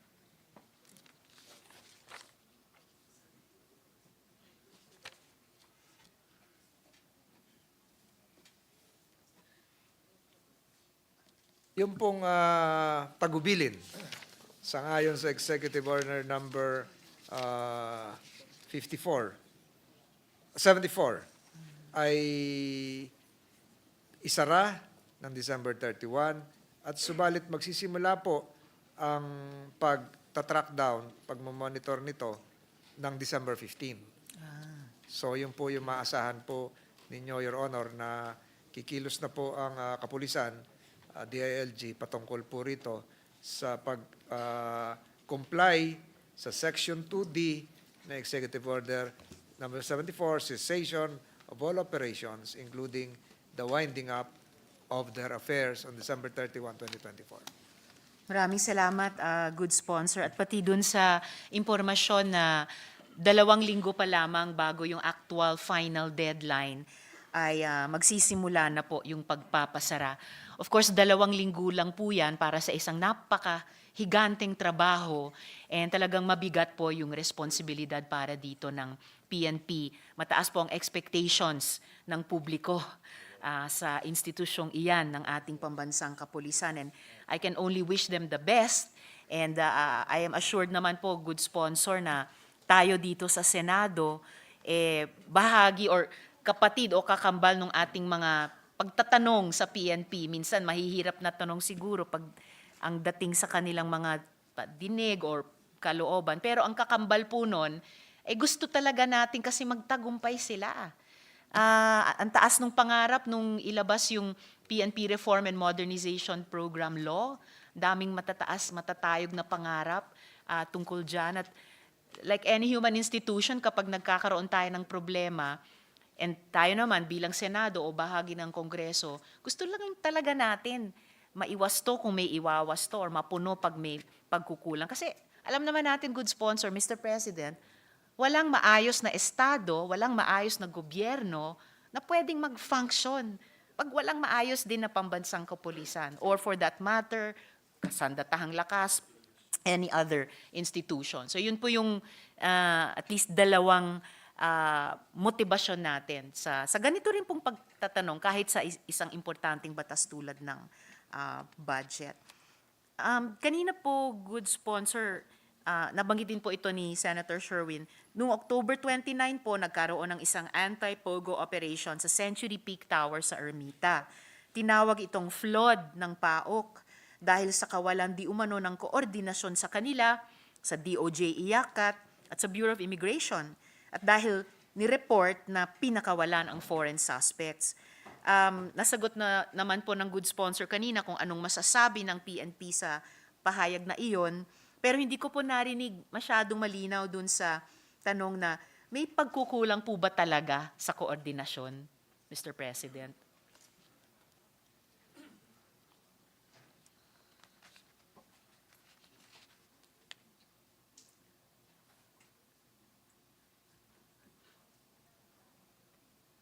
Your Honor,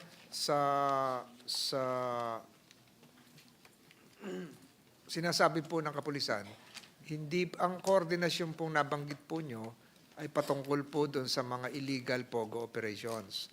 Ito po, ang nangyari po dito ay isang cyber warrant po yung inimplement ng ating kapulisan doon sa naturang insidente at hindi po ito patungkol doon sa pogo operations. Kaya hindi po ito nangailangan ng koordinasyon na inyo nabanggit at ito nga po yung naging resulta na lumabas po sa media na walang koordinasyon.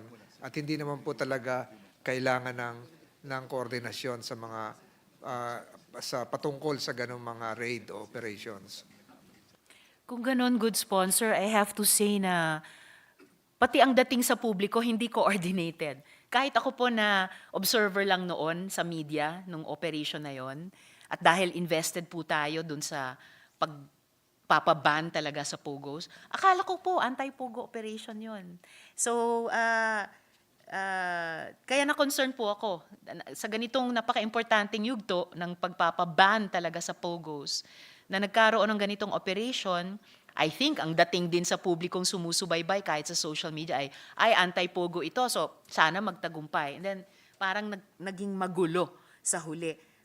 Ang sa paliwanag po ng Chief PNP, ito po ay hindi nga raid sa isang pogo operations. Parang anti-skimming, anti-scamming, financial fraud, etc., Your Honor. So, siguro po napataon doon sa explanation naman noong spokesman noong PAOK TF na yun ang nauna ata na interview.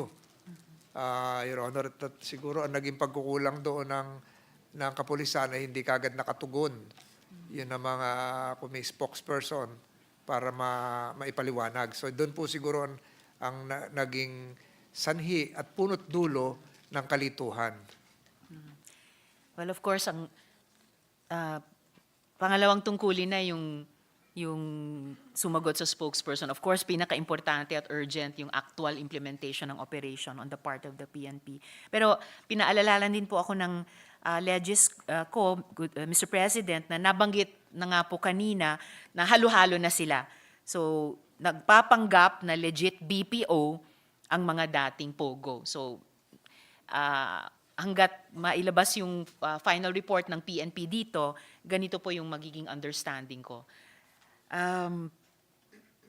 Good sponsor, sa pahayag naman ng PAOK a few days ago, nasa 111 illegal POGO hubs ang hindi pa tumitigil sa kanilang operasyon. Ano po ang plano ng PNP dito?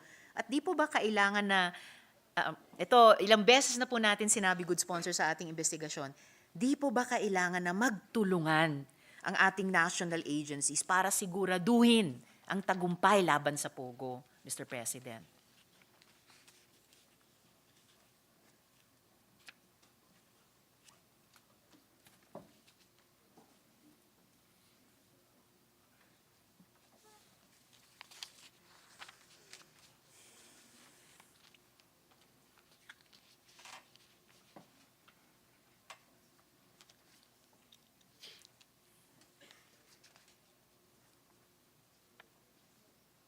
Your Honor, ang present situation po ngayon, ang PAOK-TF sa kanilang mandato ay may prerogative na pumili kung sino yung operating unit na gusto nilang maka-partner, maging NBI man o PNP, so sila po yung pumipili. Pero ang pinapangako po ng bagong DILG Secretary ay magkakaroon ng isang coordinative meeting kasama po ang PAOK-TF, kasama po ang Department of Justice, kasama po ang DILG para magkaroon ng isang cohesive action, magkakaroon ng isang composite task force para po makakilos ng merong isang hakbang at isang patutunguhan, Your Honor.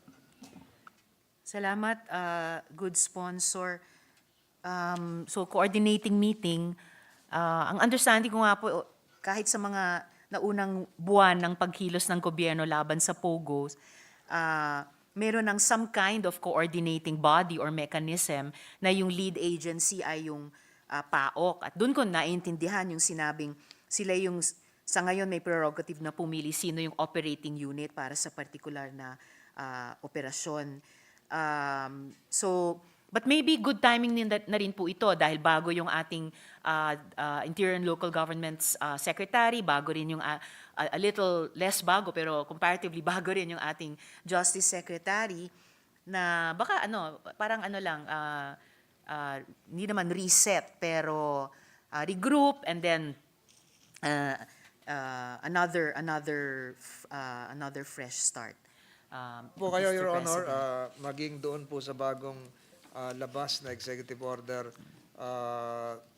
74 ay nakalagay po doon sa Section 3 na bubuo ng isang grupo, TWG pa nga nakalagay dito, para sa anti-illegal offshore gaming operations composed of the following: PAOK, DOJ, DILG, PNP, BI, NBI, AMLAC, SEC at CESA.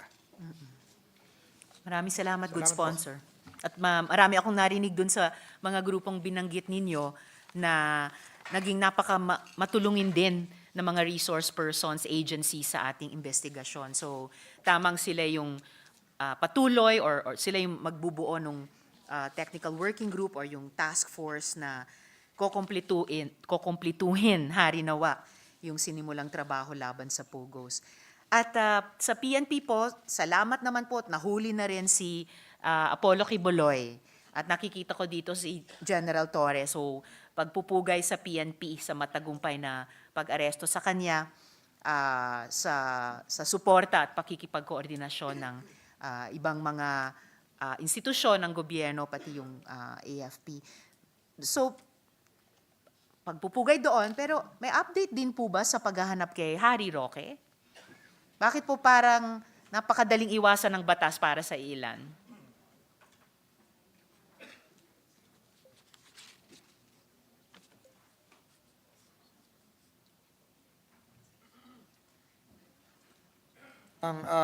Your Honor, ang sitwasyon po ngayon ay wala pong tangan-tangang warrant of arrest ang ating kapulisan.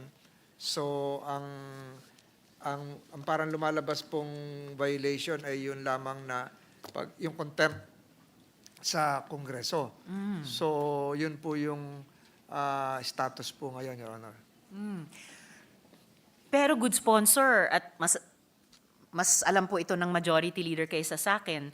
Pag meron pong contempt citation ng isang bahagi ng Kongreso, hindi po ba meron din pong effect iyon na kailangang paharapin yung taong iyon?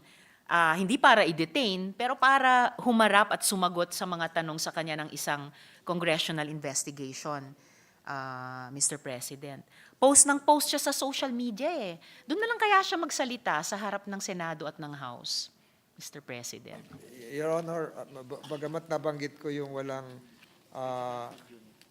warrant, meron pong tracker team naman, ang RFU 14, Regional Field Unit, na kumikilos at ang huling reported na pagkilos po dito, hindi ko lang kung dapat banggitin ko ito. Kahit hindi na po, Mr. President. Bago-bago lang. Okay po. So, may ginagawa naman po. Opo, nanalig naman po ako na may ginagawa. Sana lamang po ay magbunga din tulad nung nagbunga yung paghahanap kay Kibuloy. Dako naman po ako, Mr. President, sa police efforts kontra droga. So nabanggit po sa isa sa mga hearing natin na hirap ang Commission on Human Rights kumuha ng impormasyon sa PNP para sa mga investigasyon nila kaugnay ng violenteng war on drugs ng Administrasyong Duterte. At ito kaugnay ng minanifest ko kanina dun sa pag-interpellate ni Senator De La Rosa. Ano po yung polisiya ng PNP sa pag-comply sa mga document requests ng CHR, Mr. President?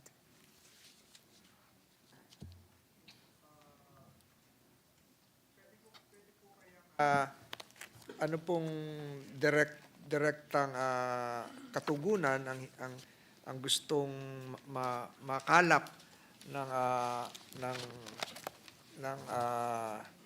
Your Honor, kasi po may nabanggit kanina dun sa pasimula ng ating deliberations na meron pong memo na tinutugunan ang ating kapulisan. Ito po yung nabanggit, madalas mabanggit, yung Executive Order number 2, at nag-issue rin po ang memo ang PNP noong July 25, 2017 patungkol po dito. May mga exceptions po concerning law enforcement and protection of public and personal safety, confidential information, protection of privacy of persons, such as minors, etc., etc. So, ito pong ganitong panuntunan ay patuloy na nagsisilbing gabay sa ating kapulisan sa kanila pong pagkilos, bagamat tumatalima sa Commission on Human Rights na request ay pinoprotektahan din po nila ang karapatan ng mga individual at maging yung kanilang hanay na hindi rin naman po magkaroon ng administrative cases, Your Honor. Salamat, good sponsor. Maglalakas loob akong magmungkahi na palagay ko outdated na po itong dalawang polisiya para sa PNP sa ngayon dahil pumapasok siya base sa mga public statements ng kanyang liderato, pumapasok siya sa isang bagong yugto kung paano talaga epektibo, makatao, rights-based, epektibo pa rin, tutugunan yung problema sa droga. Yung EO number 2, nabanggit ko na po, good sponsor, na nanawagan ako sa Office of the ES at Office of the President, i-revisit nila kasi sobrang daming exceptions dyan sa freedom of information. Pati kapag ang isang constitutional body tulad ng CHR ay humahanap ng mga data, ng mga dokumento para matulungan yung mga kababayan nating dumudulog sa kanila. At pati po yung memo ng PNP, July 2017. 7 years ago na po yun. May bago po tayong lideratong Chief PNP. Kung ang kadahilanan noon ay tungkol sa protection of public and personal safety. Well, ang mga kababayan po nating dumudulog sa CHR at dumudulog sa PNP ay nagsasabing sila po ay nabalo, sila po ay naulila dahil sa EJK. Sila po yung binawian ng personal safety, kahit ng public safety sa kanilang mga komunidad. Nabanggit din po sa lumang memo na yon, yung minors, 200 bata po ang napatay sa EJK sa war on drugs.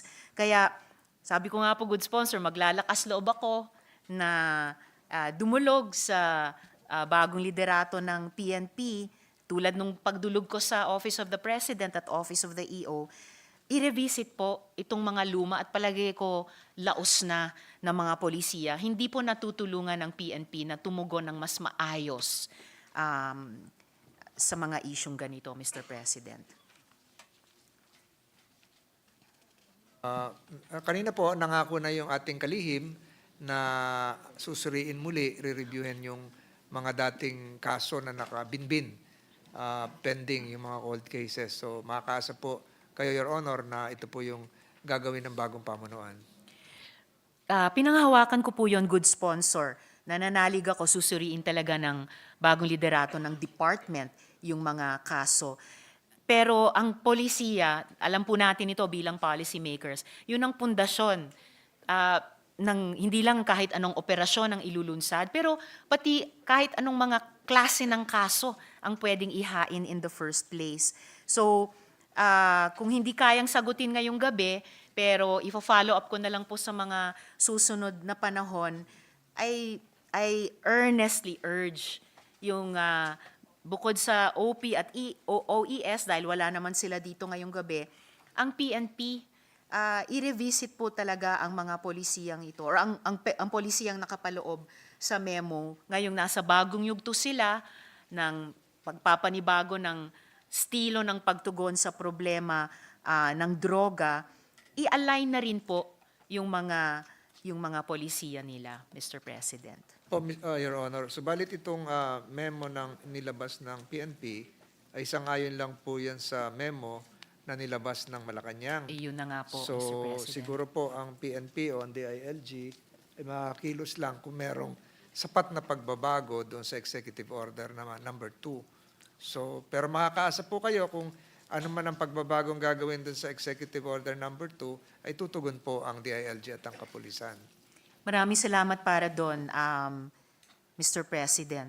So, maasahan ba namin ang, kung hindi pa buong, pero sana buong kooperasyon, higit na kooperasyon ng PNP sa CHR para sa ongoing at future investigations, Mr. President?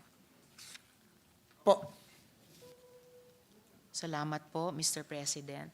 Alam naman ninyo, good sponsor, kung gaano ako kakulit sa ganito. So patuloy kong i-explore ano yung buong ibig sabihin ng OPO na iyan in operational terms. Dahil ultimately, operational institution ang PNP.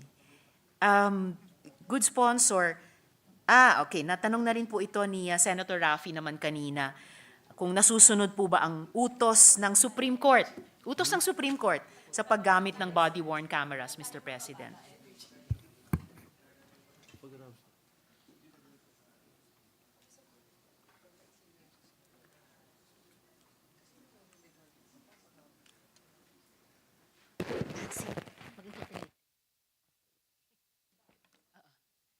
Susunod po, Your Honor, ang handicap lang po ngayon ay yung talagang kakulangan ng kagamitan dahil sa budgetary limitations, Your Honor. And speaking of budgetary limitations, Mr. President, naalala ko, may ilang taon na rin, hindi naman maraming taon, pero may ilang taon na rin po tayong nag-appropriate para dyan. So baka pwede lang, I'm sure, may intention naman tayo dito sa budget making process, i-follow up yan year on year hanggat kompleto na yung complement na kailangan ng PNP. At bukas nga po yung para pre-bid conference. Sorry, Mr. Bukas President. po yung pre-bid conference Oo para nga po po. sa procurement ng Yes. cameras. Okay po. Salamat, Mr. President. Tingin ko po kasi mahalaga ito, di lang para sa protektahan ang mga subject ng operation, pero pati yung mga kapulisan natin.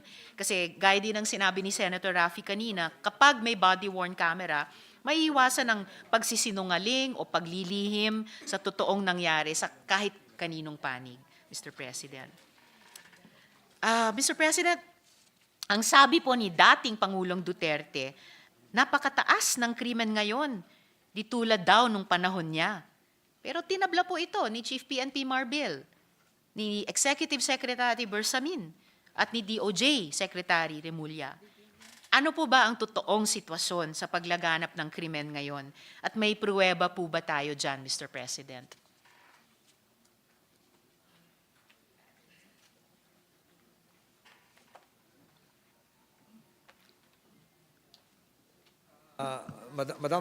Your Honor, may datos din po akong tangan-tangan dito na for the period covering January to September 2024. At alam ko po, ito ay naipaliwanag na ni Executive Secretary Bersamin. Apologies, Mr. Opo.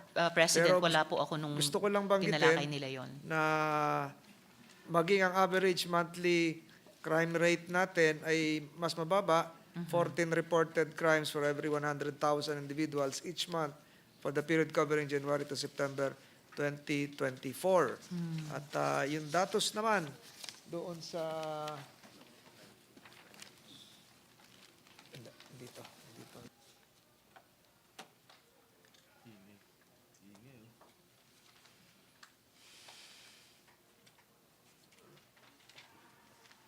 Kung hawak kanina, alam nyo, Your Honor, sa dami na ng dokumento sa harap ko at dala na rin siguro ng gutom, ay hindi ko matandaan na rito kung saan nakapatong. Malapit na po akong mag-guilty, Mr. President. Opo.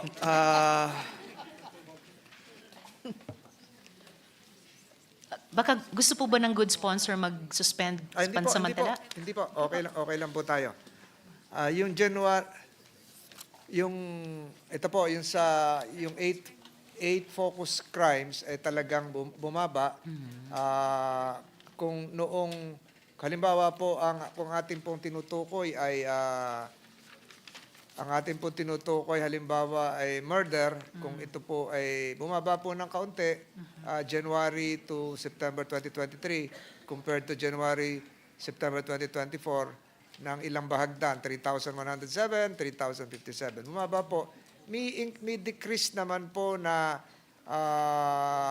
4.75%. Ang tinutukoy ko po rito ay yung 8 focus crimes na tinututukan. Ang tawag po dito ay FCSC, Focus Crime Solution Efficiency, Your Honor. So may trend naman na po na bumaba, kaya lang hindi ko ito pala. At yan. So, yung period po na ang tawag naman po dito ay Crime Information Reporting and Analysis System. From yung October 2024, period from, kung ikukumpara po ay,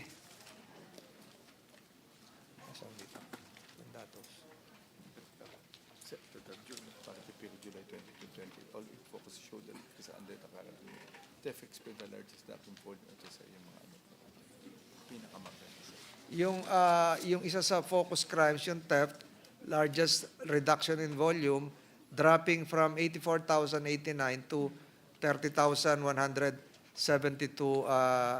incidents, Your Honor, sangayon po sa datos na hawak-hawak ko ngayon. Comparing it with the data from July 2016 to 2018, mas bumaba po sa period na nabanggit ko ngayon. And we are more than willing to submit this data to Her Honor for her perusal. Maraming salamat po, good sponsor. Kasi lagi nga nating sinasabi na evidence-based policy making ang gusto nating gawin. So, yung mga numero, bagamat mataas pa rin, at least bumababa. So, importanteng maintindihan natin bakit at paanong bumababa para pwede nating i-drive further forward. Mula dun sa addressing the roots of crime hanggang sa yung deterrent talaga sa krimen na yung certainty of arrest, prosecution, and conviction, hanggang pa po dun sa reform sa lahat ng haligi ng criminal justice system, pati po sa penal reform. So marami nito na tinalakay siguro 2 decades ago ng mga grupo tulad ng Bantay Katarungan or kahit na mga institusyon tulad ng Korte Suprema sa kanilang mga, yung sinulat ni dating CJ Panganiban sa column nila na 3 generations of reforms na Ready to pinamunuan. submit, Your Yes, Honor, Mr. President. itong datos na hawak-hawak. Nakita ko na. Opo. Nakita ko na nagutom lang talaga. Oh. Paumanhin po, Mr. Good Sponsor. Baka po pwedeng dala ng ating lunch. Sinasubmit na po sa inyo. Salamat po, Good Sponsor. Pag-aralan po namin ito sa office ko. Konting exchange gift. Kapalit po ng datos na ito, nagbilin po ako magdala ang lounge sa inyo ng konting pantawid gutom. Ay po tayo dyan, ma'am. May offer si good gentlewoman from Makati na crinkles, Mr. We can Good suspend Sponsor. for a minute if the... Ayaw daw nila, Mr. President eh. Gugutom pag nagdala si Senator Nancy ng pagkain dito. Papakainin niya po lahat ng kapulisan nandito. Okay. Salamat po, Mr. Walang President. Good nagugutom sa sponsor. alagang Nancy Binay. Apo. May mani pa. Salamat, Good Sponsor. So, huling 2 tanong ko na lamang po para sa PNP. So, dati po may tokhang. Libo-libo ang namatay, kasamang napakaraming inosente at batang walang kamuwang-muwang. Problema pa rin po natin ngayon, ang droga. So, ano po ang ginagawa ng PNP ngayon para labanan ito, Mr. President?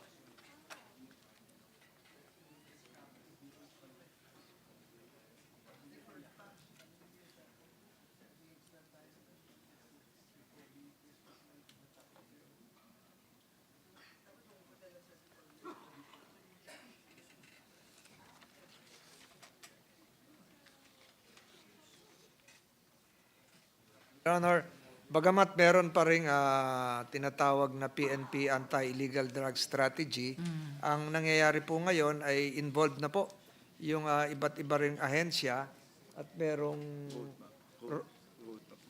pong sinasabi si Chief PNP na roadmap na kasama po yung iba't ibang ahensya at kung babanggitin ko yung mga ginagawa nila ngayon, meron pong Recovery and Wellness Program, Community-Based Drug Rehabilitation Program, among others. So, kung kinakailangan po, Your Honor, papadalan din namin kayo ng mga dokumento patungkol dito. Yes, please, Good Sponsor. Salamat po. At maraming salamat po para doon. Iyan po bang mga sinisimulan nyo ng banggitin sa strategy, sa roadmap? Yun po ba yung nabanggit ni Chief PNP Marbil na bloodless war on drugs? Yun po ba yun? Yun po ang sinasabi nila. Okay. Meron po ba kayong gustong sabihin kahit maikli ngayong gabi bilang pagtalakay ng kaunti pa dyan sa bloodless war on drugs policy?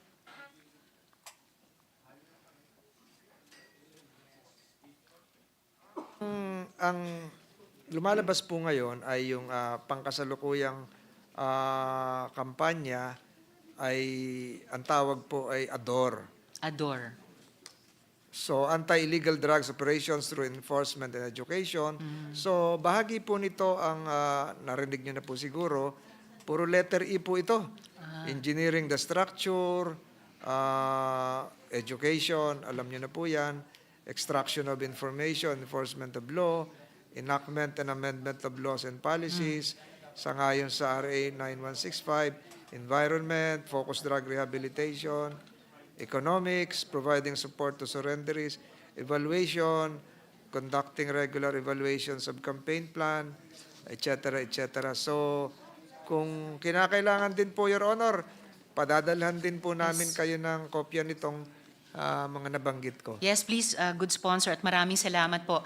Lahat po interesante at importante at lalong-lalo na siguro para sa atin yung enactment and amendment para magabayan din po tayo sa ating legislative work.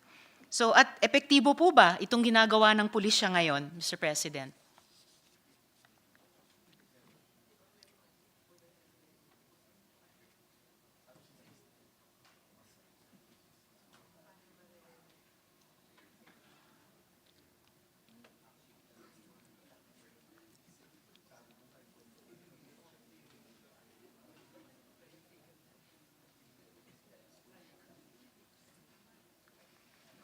Sabi po ni Chief PNP, epektibo po yung kampanya ngayon dahil sa isang indikasyon ay mas mahal po yung prohibited na substance na ating tinutukoy. Ang ibig sabihin po niyan kakaunti kaya nagtaas ang presyo. So yung supply ay limitado kaya mas mahal, Your Honor.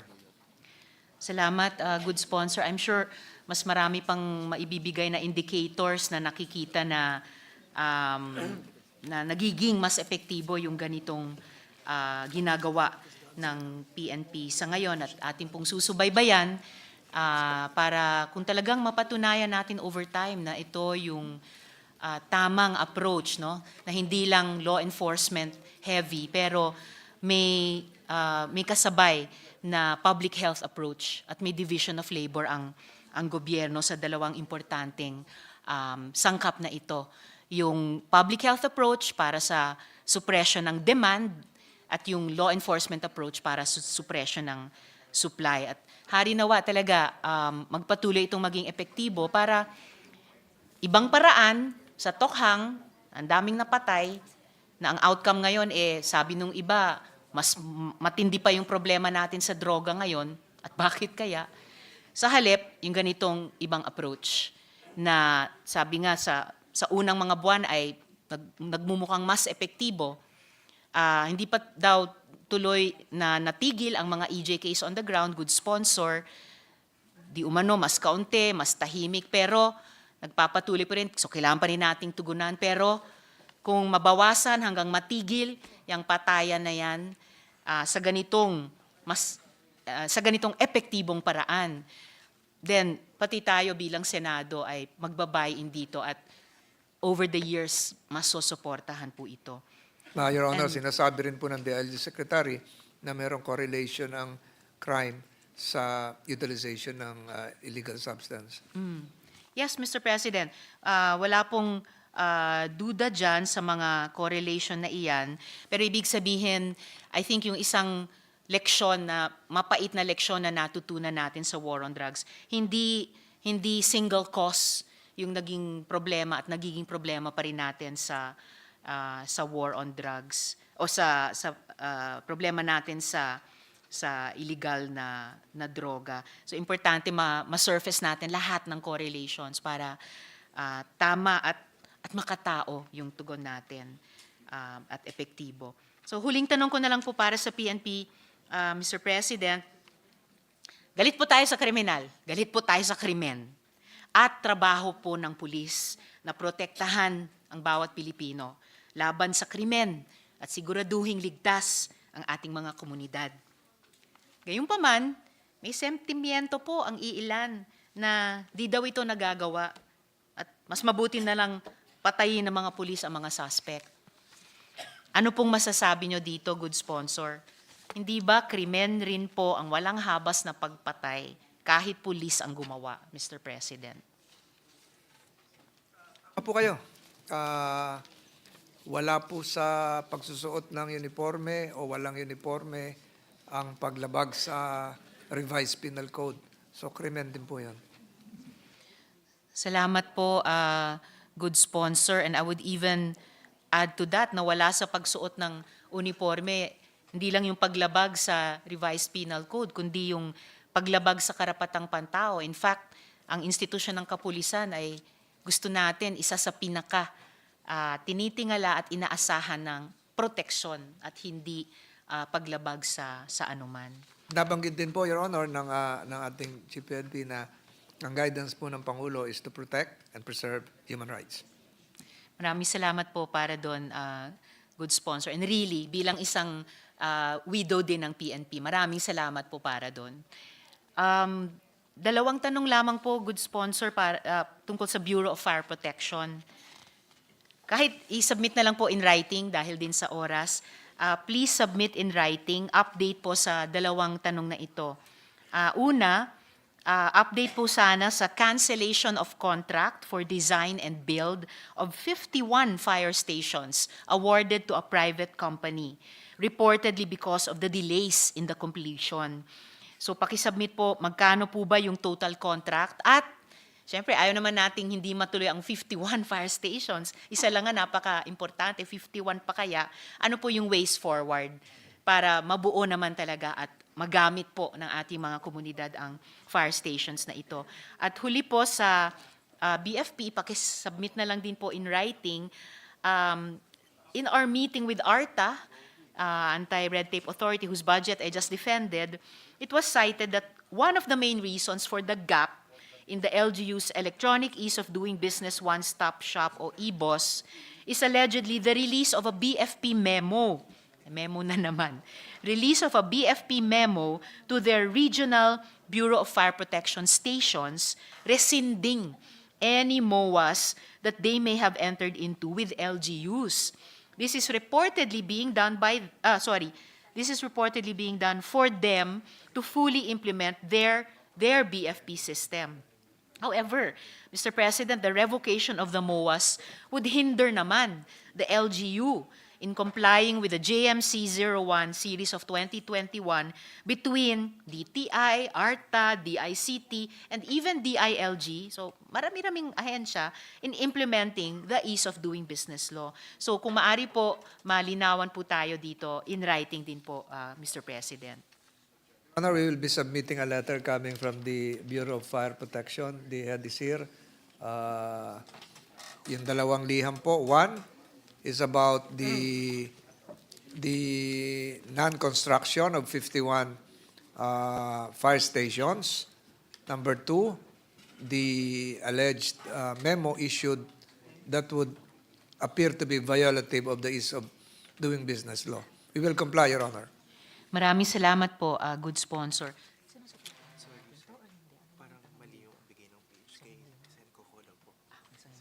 Okay. Salamat po, good sponsor. Huling mga tanong na lang po sa National Youth Commission.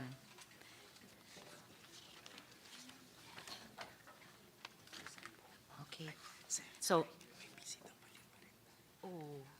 sorry, good sponsor. Pagkatapos ng NYC may Philippine Commission on Women pa. Pero yung tatlo na lang po. Sabihan nyo lang po ako kung kailangan nyo mag-suspend ng pansamantala. Okay. So, sa National Youth Commission, yung kanila munang priorities and plans.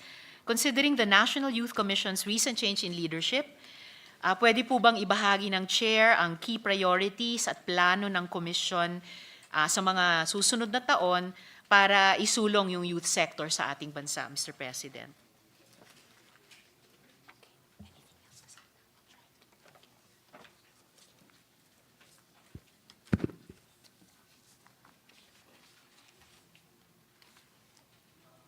Po sa mga plano ng National Youth Commission ay yung i-reorganize yung kanilang hanay down to the regional offices at nakaabot na rin sa akin kaalaman na sila po ay naghahanap ng bagong tahanan na kanilang lilipatan dito sa Kalakhang, Maynila.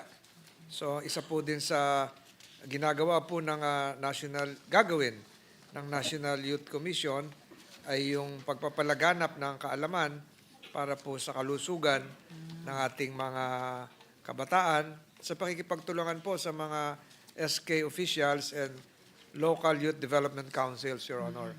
So meron po silang 5-point agenda na marami pong nilalaman patungkol po sa mental health, sports, tourism, collaboration with other youth serving organizations, etc., Your Honor. Maraming salamat, good sponsor. At tamang-tama, mamaya may tig-isang tanong din po ako tungkol sa ugnayan ng NYC sa mga sangguniang kabataan at sa mga local youth development councils din. Kaugnay naman po ng Philippine Youth Development Plan. Given that the National Youth Commission's main policy advocacy is the Philippine Youth Development Plan, pwede po bang magbigay ng liwanag ang chair sa mga dahilan sa substantial decrease sa pagpopondo sa Philippine Youth Development Plan Advocacy Project para sa fiscal year 2025? Previously, 5 million pesos was allocated for the Philippine Youth Development Plan Advocacy in the 2024 NEP compared to only 489,000 in the 2025 NEP. So hindi 10%, Mr. President.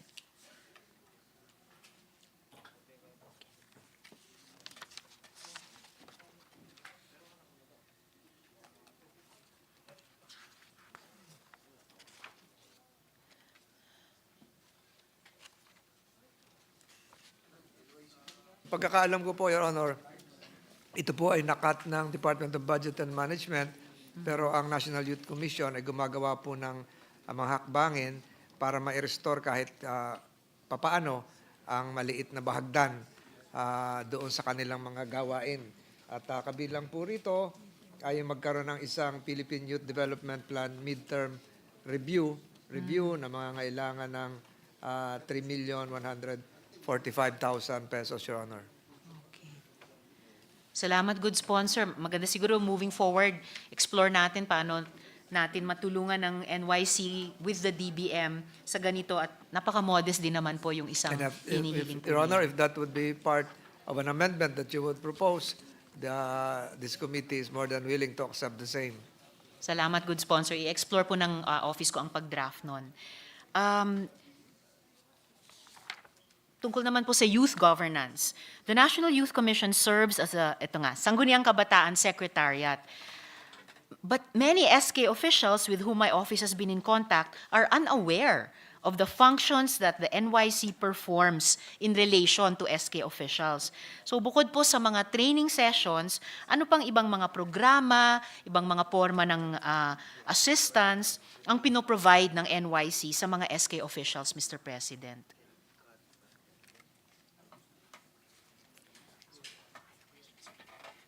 Kasalukuyan po ang National Youth Commission gumagawa ng mga modules kung paano ugnayan sa ating mga sanggunian kabataan na sa ganun ay pagkaroon po ng kasanayan ang mga kabataan. Tama po kayo, hindi nga kilala masyado ng mga SK ang NYC. Kaya ang alam pa nga ng ibang NYC, New York City. So, siguro po ay masipag naman po itong katabi ko ngayon. Alam po nila si Ginoong Ortega kung ano lang kanilang gagawin, mga hakbangin patungkol po dito. At meron po silang binabalak na isang accreditation and convention ng National Youth Convention and Regional and Local Youth Development Officers Training, Your Honor. So marami po nakaplano ang National Youth Commission. Yes, salamat para doon, good sponsor. Pati na-anticipate nyo na yung isang susunod na tanong ko tungkol nga sa mga Local Youth Development Council officers. My office has heard of many complaints from SK officials and members of the local youth development councils that the mandatory training program designed by the Commission and the DILG is inadequate to prepare them for their roles. The emphasis is on theoretical instruction over practical training, such as teaching them how to craft the comprehensive barangay youth development plan. With a new set of Sangguniang Kabataan officials scheduled to take office next year, ang NYC ba may planong rebisahin yung mandatory training program? May mga plano bang lumikha ng hiwalay na training para sa LYDC members na focused sa LYDC-related functions, Mr. President? Plano at ang dami nga ho naka-linya dito. Module development. Pero gusto ko na rin kunin ang pagkakataong ito. Nandito si Secretary Remulla. Sana si NYC makipag-ugnayan sa isang ahensyang naririto sa likuran natin. Ang tawag po doon ay LGA, yung Local Government Academy, na sa palagay ko ay malaki maitutulong kung nakikinig yung LGA dito sa likuran natin. So, nangangako po ang NYC na sila ibabalangkas ng programang Kabataang Resilient, Youth Health Learning Package, etc., etc. Alright. Yes, of course, Mr. President. With the indulgence of Senator Risa, I would like to also offer the programs of TESDA to NYC. We just deliberated on the budget of TESDA yesterday. We just had, we actually increased the budget for scholarship programs. There's a lot of scholarship programs. TWSB, Training for Work Scholarship Program. STEPS, Special Training for Employment Program, which includes toolkits, Your Honors. There's PESFA, from the gospel law or private education, financial assistance, students' financial assistance. and so forth and so on. We passed the Tulong Trabaho Act. We passed just recently, the President signed IBET law, or the Enterprise-Based Training and Education, and this would really help our young people, especially not just gain fruitful education, technical vocational education, but also gainful employment, Your Honor. Thank you, Mr. President. Maraming salamat para doon, Mr. President. Yung sinabi ni Mr. President also reminds us na may bagong liderato tayo sa TESDA, bagong liderato sa DILG, bagong liderato sa NYC. So ang ganda, Mr. President, kunin yung pagkakataon na that fresh, strong start together. Sa Friday daw po ang interagency. meeting ng TESDA at NYC. Ano po, Mr. President? Sa Sorry. Biyernes, magmi-meeting na sila. Excited po sila. Perfect. Okay. Salamat sa good news na yan, Mr. President. Good sponsor. We've received information from different SK officials that some SKs pay from nothing up to 20,000 pesos for the mandatory training that should reflect the same content designed by the commission. We've heard grievances from SK officials that these are large sums for a training that is inadequate pa to prepare them. So ano po yung stance ng commission sa variation ng fees na yan para sa mandatory training? At may paniniwala ba ang commission na dapat yung fees na to i-standardize na lamang, Mr. President? Wala pong bayad, libre. Hindi ho Na nga po namin eh. alam kung saan nanggagaling yung naniningil. Right. Baka nag-i-scam po yun. And so far as NYC is concerned, libre po yung pagsasanay. Good to know po. At sa mga siguro naman marami pang gising na nanonood sa ating live stream, magandang kaagad malaman, marinig ito ng ating mga SK officials. Also, Mr. President, during my office's consultations with SK officials, they said they encountered many issues, including insufficient training, improper turnovers by their predecessors, and political exertion by the barangay council to undermine their independence. Given that one of the functions of the NYC is to establish a consultative mechanism with the youth sector to discuss programs and projects affecting the youth, may mga consultation mechanisms ba in place sa loob ng commission para ang mga SK officials pwede nilang i-surface yung concerns na ito sa loob ng NYC, Mr. President? Meron po silang regional and national youth parliaments. Parliamentary na po sila eh. Sila po yung consultative mechanism kung paano po nasasala yung mga ganitong reklamo, Your Honor. So, meron din daw po silang regional task force for consultation. So, hindi po talaga maalis yung mga reklamo ng iba, pero ginagawa naman nila yung mga tamang hakbangin, Your Honor. Salamat, good sponsor. At ito po bang regional and national youth parliaments or yung regional task force for consultation, nakapag-conduct na po ba sila ng consultation sa mga SK officials at anong proposed policies or plans ng commission para i-address yung mga concerns na ikonsulta nila, Mr. President? Opo, out of 16 regions ng ating bansa, 4 na lang daw po ang natitira. Okay. So nakapag-isang dosena Opo, na. marami na Good silang job sa NYC. nagagawa. Opo. And may nabubuo na po silang mga polisiya at plano para i-address yung concerns na at least panimulang narinig po nila dun sa 12 rehiyon, Mr. President.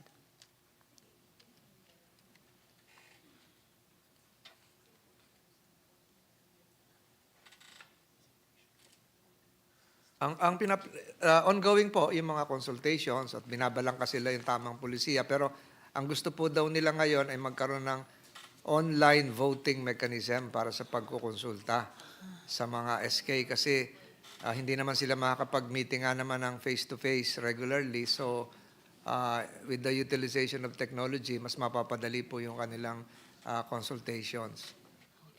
Salamat, good sponsor. At siguro sa ganyang online consultation mechanism, at least masosustain at magiging regular. Hindi lang yung pagkonsulta, pero siguro yung sama-samang buo nila mga solusyon kasama ng kanilang mga constituents na SK officials. On the topic of SKs, the SK reform law includes an anti-political dynasty provision. Ang NYC ba nakapagkondukta na ng pag-aaral or na-monitor ba nila yung implementasyon ng probisyong ito, Mr. President?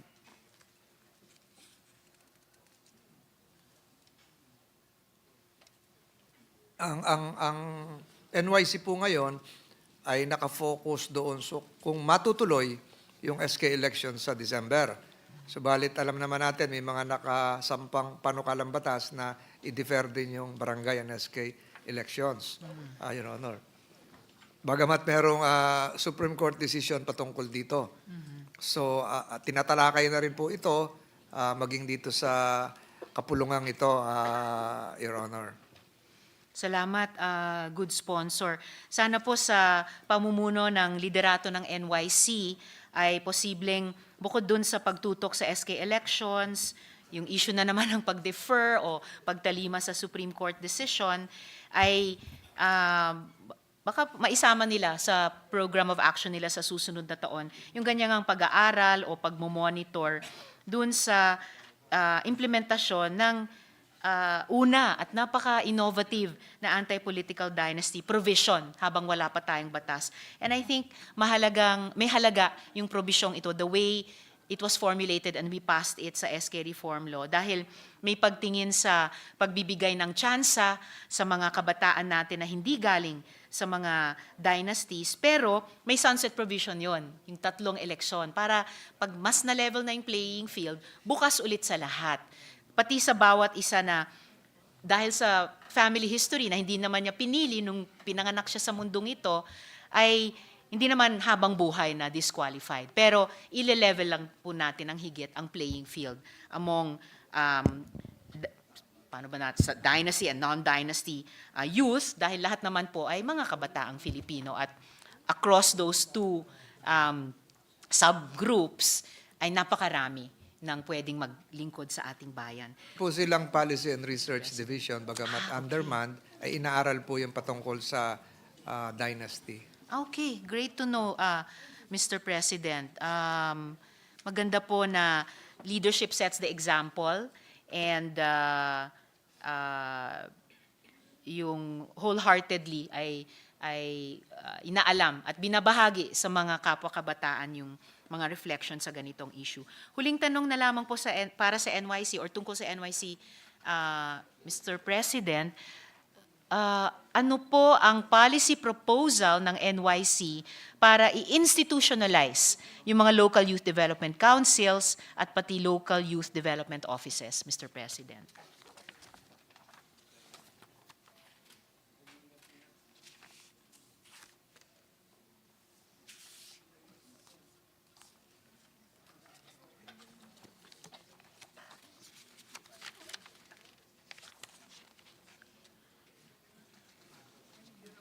Ay nasa pangkasalukuyang batas, yung SK Reform Law. Ang pinaplano po nila ay paano po ito palakasin. Sa tono po ng pag-uusap nila, ay parang nangangailangan pa ng separate legislation para ito po ay mapaigtingan, Your Honor. Okay. I-review po namin yun. Pero kung ganon, Mr. President, maglulook forward po tayo sa gabay din ng NYC. Kung They will be submitting a position okay paper, po, Your maraming Honor. salamat po para doon, Mr. President. At huling-huli na lang, good sponsor, Philippine Commission on Women, 30 tanong.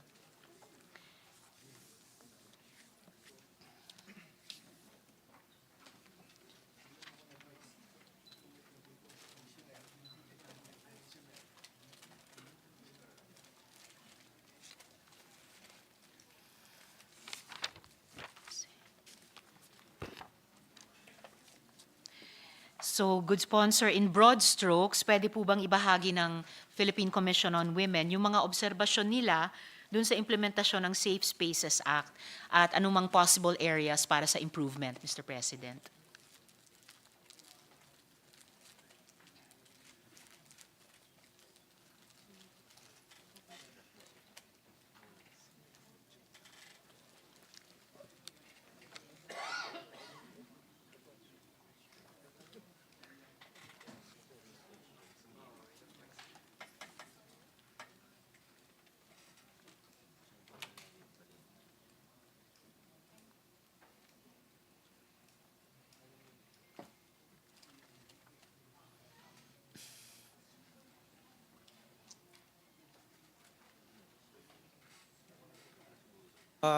Your Honor, we will be submitting the number of convictions thus far. There were cases filed, violations investigated in compliance, convictions also, patungkol po dun sa Safe Spaces Act na nabanggit niyo po, Your Honor. Salamat, good sponsor. At dagdag po sana dun sa number of convictions na isang mahalagang datos dahil ibig sabihin ginagamit po ng ating mga kababayan ang batas na ito. Kung meron pang ibang mga obserbasyon ang PCW tungkol sa implementasyon ng batas, pati po yung pagbubuo ng mga CODI o Committee on Decorum and Investigation sa mga eskwelahan, sa mga workplace, sa mga government offices natin, sa mga public places, at pati po yung implementasyon ng itong bawal bastos law na tinatawag online, Mr. President. Okay na po yung in writing pagkatapos ng gabing ito. Yung po ay kanilang patuloy na inaaral at meron po silang proposal na meron daw gap doon sa batas. Okay. Patungkol po doon sa gender-based violence na walang penalty sa eskwelahan, Your Honor. So yung kanila pong proposal ay mabago siguro ito para ma-address yung ganong kakulangan, yung ganong concern. Salamat po, Mr. Magsasubmit President. po sila ng proposal. Maraming salamat po. Tulad sa NYC kanina, ma-appreciate natin yung gabay ng PCW sa pag-amend ng ating mga batas. Mr. President, may mga efforts po bang isinasagawa ang PCW para gabayan nga po yung national agencies sa pagiging mas gender responsive yung mga budgets po ng mga ahensyang ito, Mr. President?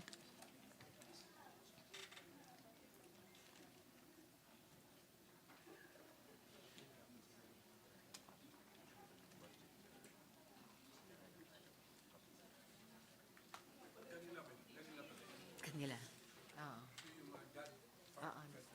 Oo, may oversight sila dyan, yung God budget. Yeah. Correct, tama ka. Tama. Your Honor, ginagawa naman po ng PWC yan.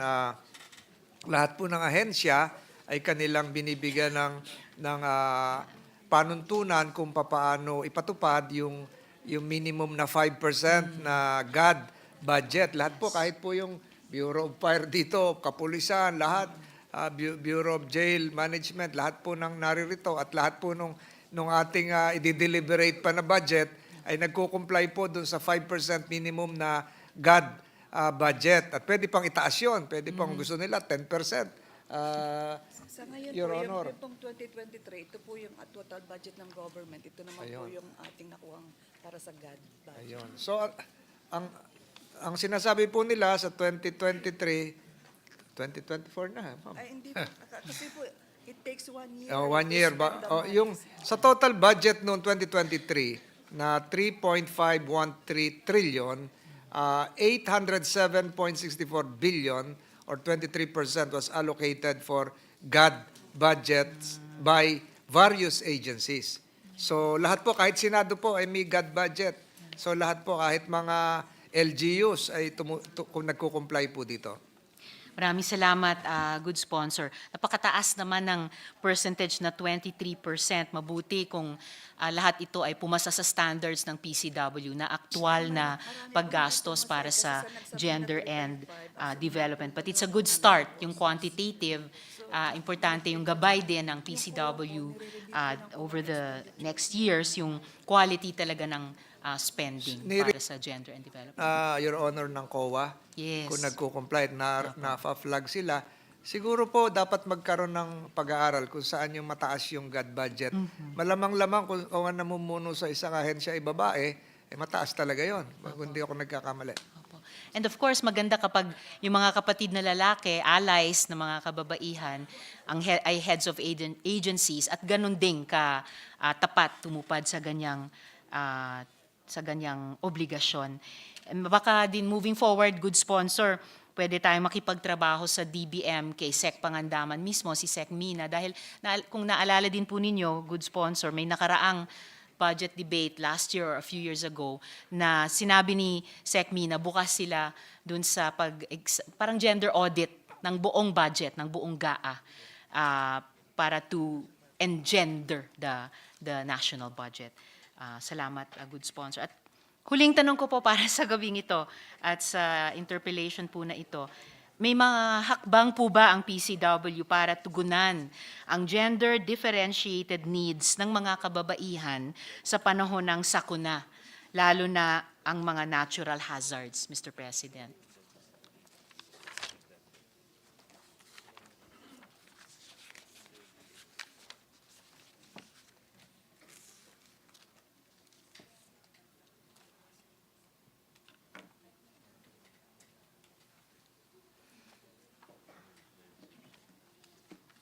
Sila po ay, Your Honor, nakikipag-ugnayan sa iba't ibang ahensya para po doon sa mga tinatamaan ng kalamidad. Alam to ni Secretary Remulla na maraming kalamidad na tumama sa atin.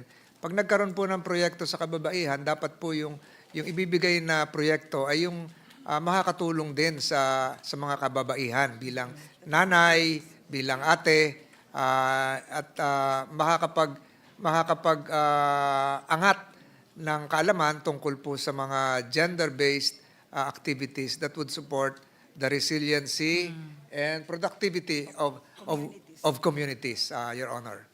Maraming salamat, good sponsor. Siguro moving forward din, laging interagency na pakayaman na moments, no, para sa ating mga ahensya. So baka yung pakipag-ugnayan din ng PCW, baka ginagawa nila sa NDRRMC at iba pang mga ahensyang Climate Change Commission na may kinalaman sa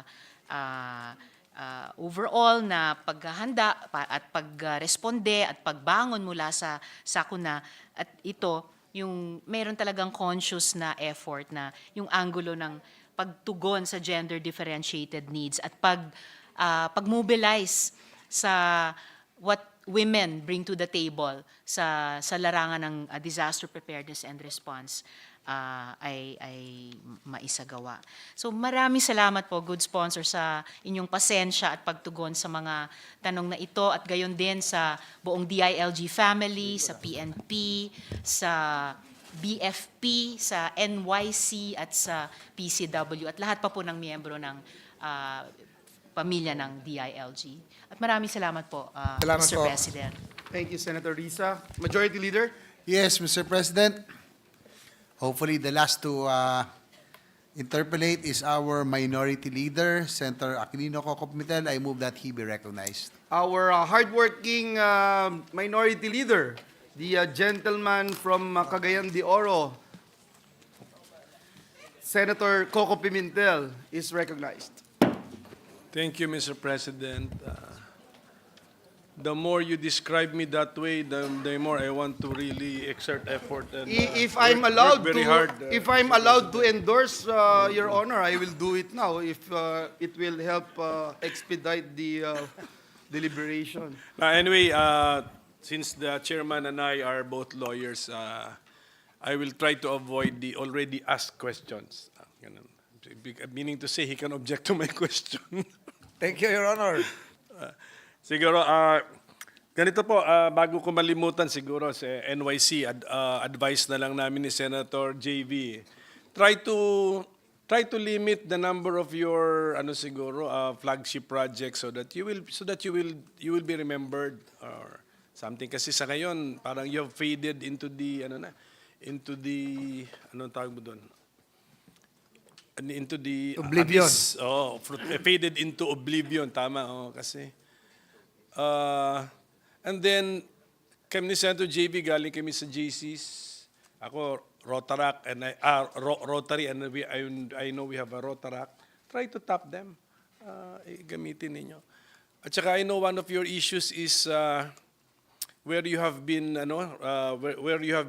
relocated in the government structure, no? So I think it's your desire to be placed once again directly under the office of the president. Ganun nata. So maybe if the secretary is still listening to us, he can recommend that put the NYC back under the office of the president. Kasi for example, I'm sure DILG, I'm sure meron na sa structure mismo ng department, meron ng in charge sa SK. Because SK is part of that basic local government unit, the barangay. So parang si NYC, as from the point of view of the DILG, ano na siya, parang lang siyang, ano na parang redundant na kasi may tutok na sa, mismo sa DILG, may tutok na opisina sa SK, I'm sure. Am I correct, sir? So ganun na lang po. It also raises the stature of the NYC when they deal at the international level. They are directly under the office of the president. Para may stature sila when they deal. And then, can I ask the LGA, yung idea po ng ating chairman, tama ba? What can the LGA do to collaborate and help the NYC?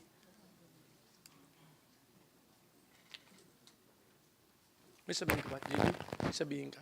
May sasabihin ka? Okay ka.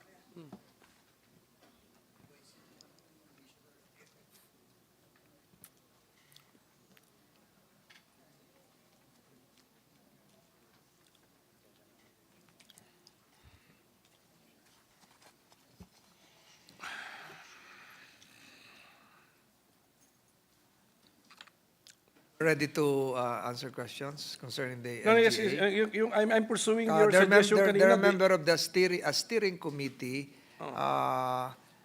tasked to design the modules of the NYC programs, Your Honor. So tama ka lang, napakaraming sa nakikita natin. Ang dami nilang plates on the table, ang daming program nila. So tama po yung suggestion nyo, Your Honor, na limitahan. Suggestion lang kay, kay Chairman Ortega. Tumutulong naman po ang Local Government Academy. Okay. Good. I'm glad to hear that. So, thank you for that. Let's now go to the DILG. The DILG is a member of the NTF-LCAC. Actually, you also oversee the implementation of the barangay development programs projects kasi these are in the LGUs. One observation is that the projects have been delayed in their implementation. May we know the reason why, and then what can the DILG do to fast track the implementation? Isa sa criticisms yan sa funding for the NTF-LCAC. Delay.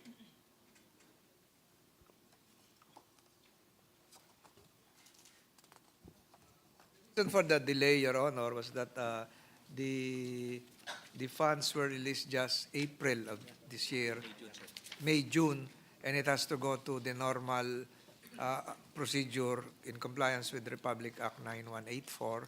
So bidding, etc., etc. So hindi siya kasali para dun sa sinasabi sa atin ng DBM na January 1, release na yung mga funds. Hindi po. Bakit kaya? No? There must be, well, and we will ask the DBM, there must be a special reason how come siya yung sa dulo.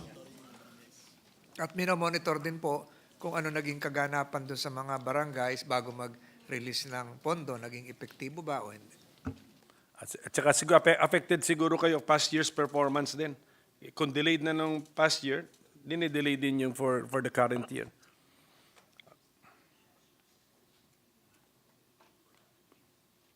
Ito lang daw pong 2024 ang na-delay. Pero yung previous years, tugma naman doon sa kanilang timeline. But I think I've seen some COA reports na yun yung ano eh. So wala pa naman COA report for 2024, so that must have been for previous years.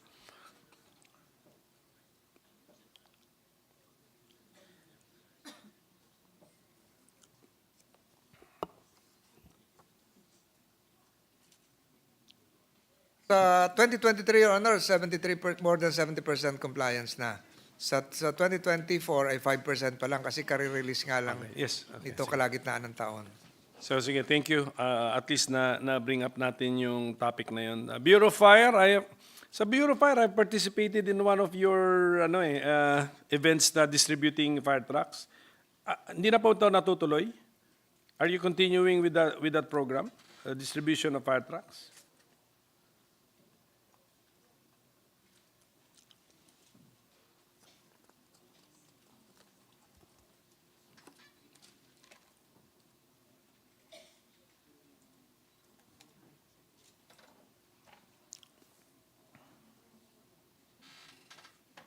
Meron po ngayong taon na ito, Your Honor, na 120 for delivery. Meron pong 154 na walang nag-bid. So no takers. So hindi 150 per unit sana, pero wala 100 additional 150, pero yung 120 ay for delivery na. Okay. Kasi yung recipients natin, they were all ecstatic and happy. So that means talagang merong need dito. I just hope you still monitor the use and the conditions of those fire trucks that you gave out earlier. All are working condition pa? Kaya?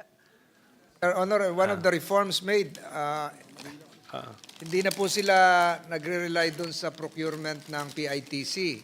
So sila na yung bumibili. Opo. In 2023, is it correct that the BFP had an unused appropriations of 2.6 billion pesos? Unused?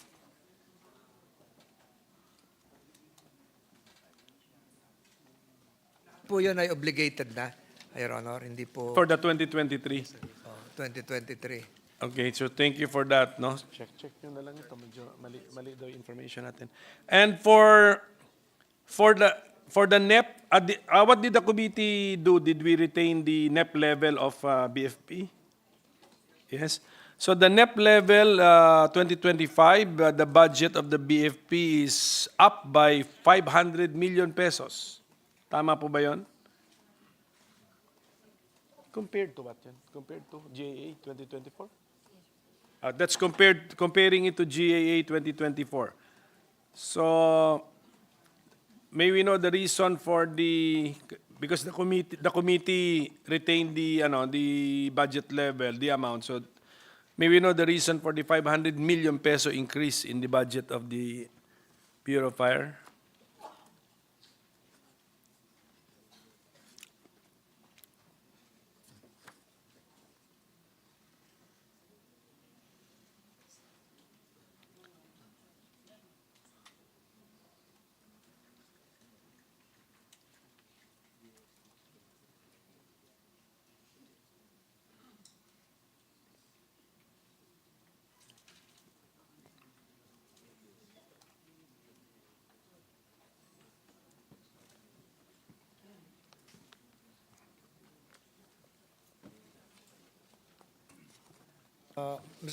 Your Honor, Mr. President, meron pong increase sa MOE ng 203.765 million plus Sa PS namin, sir, may increase kami. sa PS naman po ay merong increase na 1.081 billion, Your Honor, or 4.18% increase, Your Honor. So yung MOE, ano yun, para saan po yung 200 plus million? Sa fuel, sir, increase kami. Sa mga, kasi pag nag-acquire po kayo ng fire truck, Correct. ang consequence nun ay gasolina naman. May mga ibang lugar na maging yung tubig ay hindi naman po libre. Kailangan may laman din yung fire truck na hindi naman po puno. Pero may level po yung tangke nun na mini-maintain din at hindi naman po yun laging naka-stack doon. Nagagamit din po yan. Minsan Correct. mga local government units nahingi ng Okay. tubig. So- Minsan hindi na po sa sunog, Your Honor. Minsan nadideliver na sa mga pangangailangan, sa evacuation center, kung saan So man. they perform that role also? Yes. That's okay. I'm glad to hear that. Kasi we're praying na walang sunog. So the more lagyan lang natin relaxed time that you have, the better, bale. Yeah, right. So ginagawa nyo na lang productive by helping in some other way sa mga community. So I'm glad to hear that. Sa MOE ninyo, you have financial assistance / subsidy item to the tune of around 278 million pesos. What is this for, Mr. Chairman? Subsidy lang yan, sir. Lahat ng government employees, sir. Kaninong subsidy to? At saka financial Rice assistance? subsidy po yan. Rice For your subsidy. employees. Sa Okay. mga empleyado ng Bureau of Fire. Of course, no, ano tayo dyan, we want to Siguro same with the police, meron din siguro sila nito. The same. When we see that line, if we see that line in the PNP budget, that is for the benefits you give to your personnel, rice and maybe rice and what kind? Yes, rice and 20 Only- kilos per month po, halimbawa sa only police. rice. Good. 1,720,000,000. Sa Bureau of Fire, ang rice subsidy po nila ay 278,000 as you mentioned. 24 sa BJMP, 178,542. 278 million? Opo. Is that million? Opo. Yes, okay. And then by regulations, we have to buy local, Opo. locally harvested rice. Para makita ng ating mga farmers ang pag-apply natin ng ating mga rules. Yun po ay diretso sa ATM ng mga bumbero natin. Cash. Pag bumili po sa merkado, hindi na po alam kung galing sa Yes, Vietnam okay, yun, cash, it's cash, okay. Sige, cash pala, thank you. So ano na lang, we can urge them to buy local. Ito po, BJMP, maybe in writing na lang, because it's really the congestion, parang kanina sa prisons, congestion din, sa jails. What are the efforts of the BJMP to decongest the jail facilities in our country?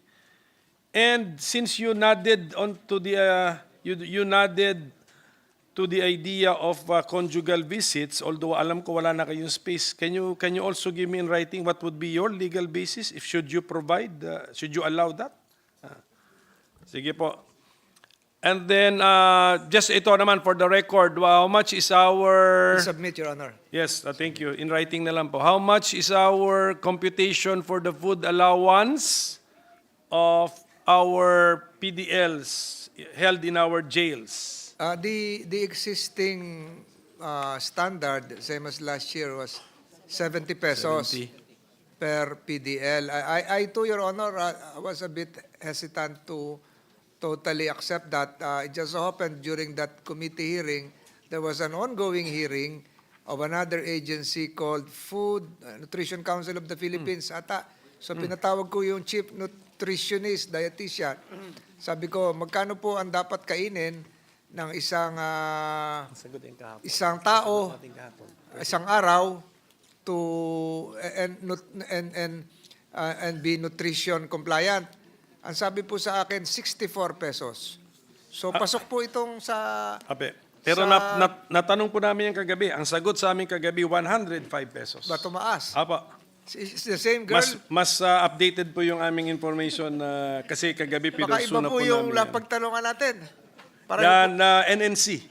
In NNC, the Nutrition Council. Yeah. But later on, pagdating sa science group, meron mamaya din, po sa there is DOST. another... Yun po yung napagtanungin there's ko, yung another science. agency there we will have to ask. Yeah. Oh. Sige po. Raw daw yun, raw. Hilaw. Raw.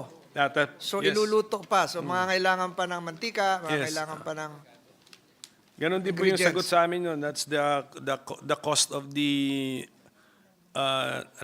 nutrition sufficient food. 105 is our latest figure per person per day, 3 meals.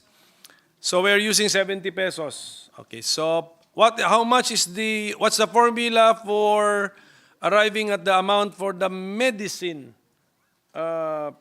we are allotting for PDLs in our 15 jail? pesos po yun 15 pesos. Apa, sige pa. Per PDL. Ito po yung kanilang vitamins.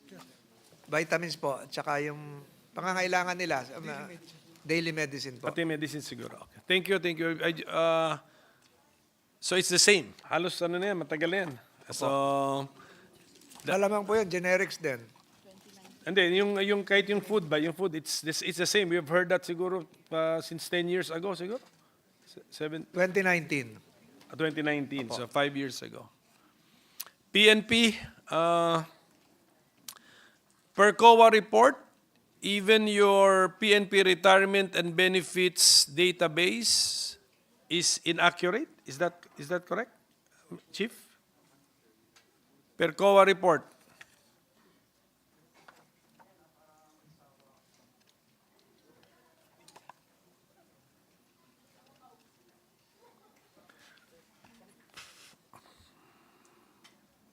And it is as recent as December 31, 2023. So, nakaka-alarm po yun o nakaka-disappoint po yun if pagka-retirement list nila inaccurate, so may mga leakage.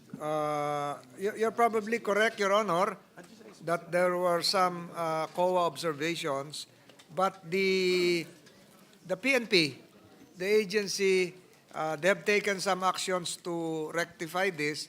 10 pensioners have discrepancies in their respective PNP documents and were subsequently requested to update their supporting papers. So these were all reconstructed from the PNP, DPRM, RMD. So documents of 6 pensioners were obtained and subject for revalidation. However, 4 PNP documents for 4 pensioners are still subject for further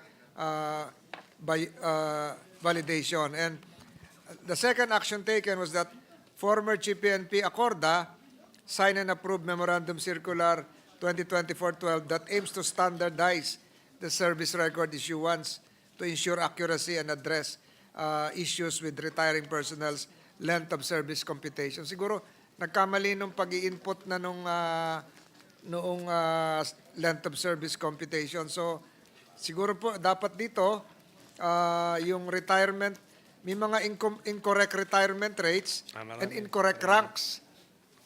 Correct. So ito po yung naging sanhi ng COA observation report, Your Honor, na ginawa na nasagot na yung 6, yung 4 po ay binabalidate pa.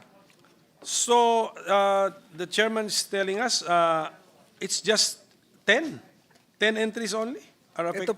Ito po yung, kung totoo yung binanggit nyo na December 31, 2023, ito po ay tungkol doon sa 10. So only 10. So the PNP admits to only 10 inaccurate entries. Well, okay. Correct, Your Honor. Okay, so at least na-contextualize po natin. I mean, Opo. I thought it was alarming into the thousands or the 10,000s, Mr. President. So, Mr. President, siguro in writing na lang, if I were to ask the PNP chief, no, and I'm asking the PNP chief, if you are to assess the success of a PNP effort against illegal drugs, if the PNP were to declare a war against illegal drugs, what would be the metrics that you will be using to measure whether or not you're succeeding in your war against drugs? I think na-raise na rin yan ni Senator Risa, but in writing na lang po, no? Sige. And of course, if I can get the assurance from our PNP chief that if invited, he will attend the second hearing of the subcommittee of the Senate Blue Ribbon Committee investigating the Duterte administration's war on illegal drugs. Because I need you there to fix and be ready with the following information. And I need you there to fix the basic facts. Like, for example, how many were killed during the Duterte administration's war or attributable to the Duterte administration's war on illegal drugs. So June 30, 2016 to June 30, 2022. Kasi iba-ibang figures, but I want to see the PNP's official report, di ba? And then you have to explain to us the chain of custody of the evidence gathered in the vicinity or in the crime scene where people were killed, di ba? So kasi malilink po natin yan na if the X number ang nanlaban, do we have more or less X number of firearms? I mean, di ba? So, gusto ko po malaman yung mga ano po dyan, mga real facts po dyan. And then IAS Ang IAS kasi, I think it's automatic when a PNP personnel's firearm is discharged, it's automatically referred to IAS. Pag may namatay, it's Sagiroto. So ang dami in a situation where someone dies in a police operation, including in an operation connected with the war on drugs, ang daming reasons that that incident is this automatically trigger an IAS investigation. So siguro ang IAS, si Attorney Dulay will also, he was there in the first meeting and I'm sure he will also attend the second meeting. Please be ready that how many IAS investigations were triggered during the automatically triggered under the enumerated circumstances where IAS investigation is automatic. So yung mga ganon, we'll establish the baseline facts for the kasi conflicting ang mga numbers eh. So this will guide us in our committee report. So if I can get your commitment to attend, we can shorten this interpellation during this budget. On the establishment, back to your budget, sir. On the establishment of Camp Crami's Safe Camp Security System, for this year, PNP asked 8 million pesos. Mr. Chairman, can you check kung tama po ito? Under NEP 2025, we are now giving that same security system 611 million pesos. I'm just asking because ang laki nung kasi for this year, it's a Camp Crame Safe Camp Security System. Was given 8 million for this year. Is it asking for, in the 2025 budget, for 611 million? Please correct me if I'm wrong. Bakit kaya? Kaya nga gusto ko lang malimanan. Kasi last year, umuo din sila nung sinabi kong 600 million, umuo sila. Kaya hindi ko alam kung paulit-ulit tayo.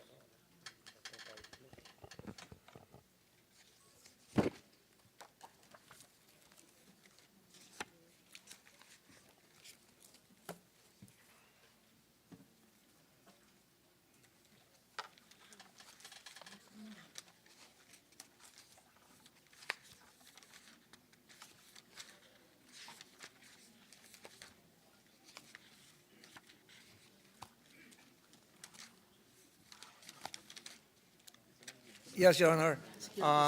Originally, the amount requested was 659,000, and the committee reported 300,000. So 300 million, Your Honor. So, okay, our committee report, 300 million. But Yes. it's also a fact that for GAA 2024, it's 8 million. Yes, Your Honor. So, can we explain why all of a sudden, from 8 million given to a security system, it's now 300 million? Parang masyado pong malaki ang talon. Is this a multi-year project? Tapos naka-phase lang po yung paggastos? Tapos na ako. 10:45, tapos na ako.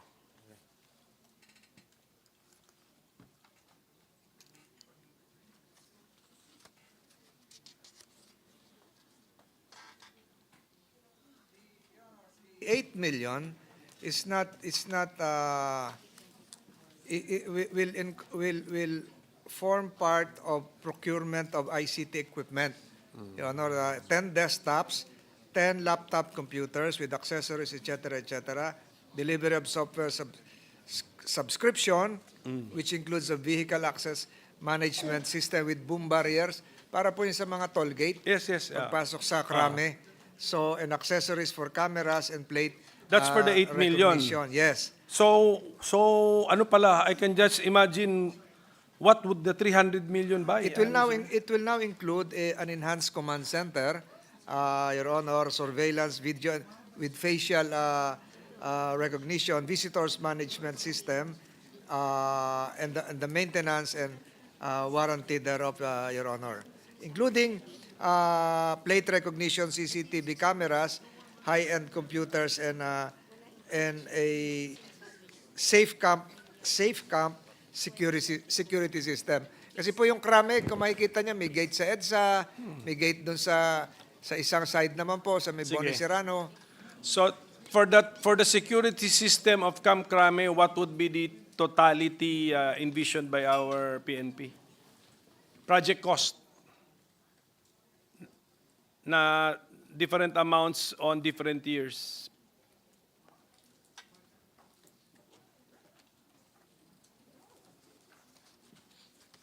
So tama pala last year. Nung tinanong ko yan, ganun kataas. Tapos sinabi na, in 8 million lang nila yung nagastusan nila. So tama pala last year. Tinanong ko yan, 600 million na naalala ko. Tama. Nagmahal pa tuloy. Naging 611 pa, naka-8 pa. 19 million na.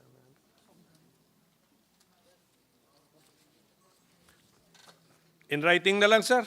In writing, So Mr. Chairman. basically, Your Honor, what would this translate would mean the automation of the security system that would further translate in the reduction of manpower who used to be scattered around the various lookout points within the perimeter of Camp Crame, and they can now be reassigned to other duties, Your Honor. Yes, So- yes. That's the beneficial effect. Yes. But I'm looking at the project. So CCTV how much cameras. it has been funded for 2 years, but we will fund it for how many years and what is the Yes. totality of the cost? But at any rate, in writing na lang, Mr. We Chairman. will, Your Honor. Kasi naalala ko, we also pointed this out last year. 600 yung naalala ko. And then you said typographical error. 6 million lang, 8 million. So it's really a plan pala. It's really a plan, and it would really cost us into the hundreds of millions. So at least klaro lang ba? We will submit a report, Your Honor. Klaro lang po tayo, apa. So is Napolcom here with us? Pakiulit po, Your Honor. Napolcom. Well, at any rate, pinopoint out ko lang, I just want to say na Napolcom, siguro PLEB, and IAS, and are the 3 mechanisms known to me, to this representation, which can help in disciplining the police force or in giving our people some remedy, relief when they have grievances against the PNP. Is there any other mechanism, Chief? Binanggit ko kasi to discipline the PNP or to give our people some grievance mechanism against airing or abusing police personnel. We have the Napolcom, we have the PLEB, and we have the IAS systems, right? Any other system that I'm not aware of?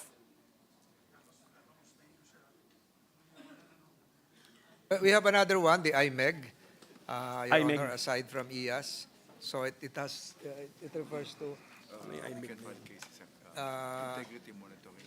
it's an integrity monitoring enforcement group that would enable the PNP to file cases against erring officials, Your Honor. Sige. Thank you for that additional. So at least we are letting the people know there are four mechanisms, and of course they can go directly to the PNP chief. And there's also okay. an internal ombudsman.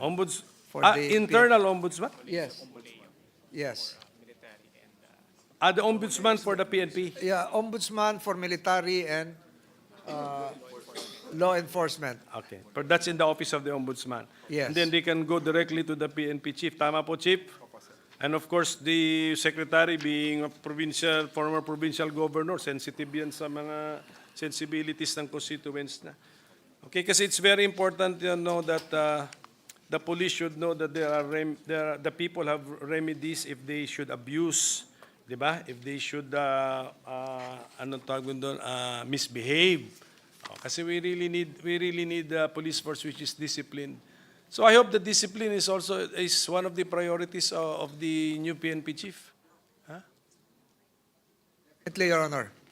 So I hope he is more of a disciplinarian. He wants to be more like a disciplinarian than a populist leader, Mr. Chairman. Kailangan natin ng discipline kasi at any rate, dinoble na rin natin yung, di ba? Dinoble natin yung, or actually hindi naman double yun, ang dinoble natin is the lowest, naalala ko yan, the lowest salary grade of the PNP, yun ang nadoble, but nag-increase naman lahat. And then marami pa tayong mga concession sa ating mga police officers. So we expect at the very least some discipline. Okay?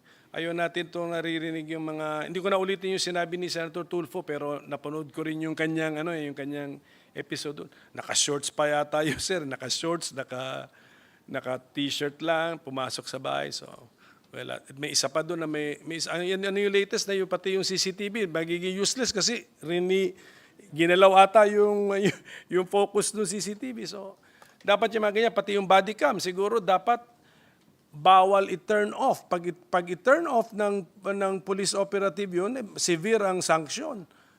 Pwede rin niya pwedeng gamitin na lobat ang reason kasi lobat is the same as turning it off.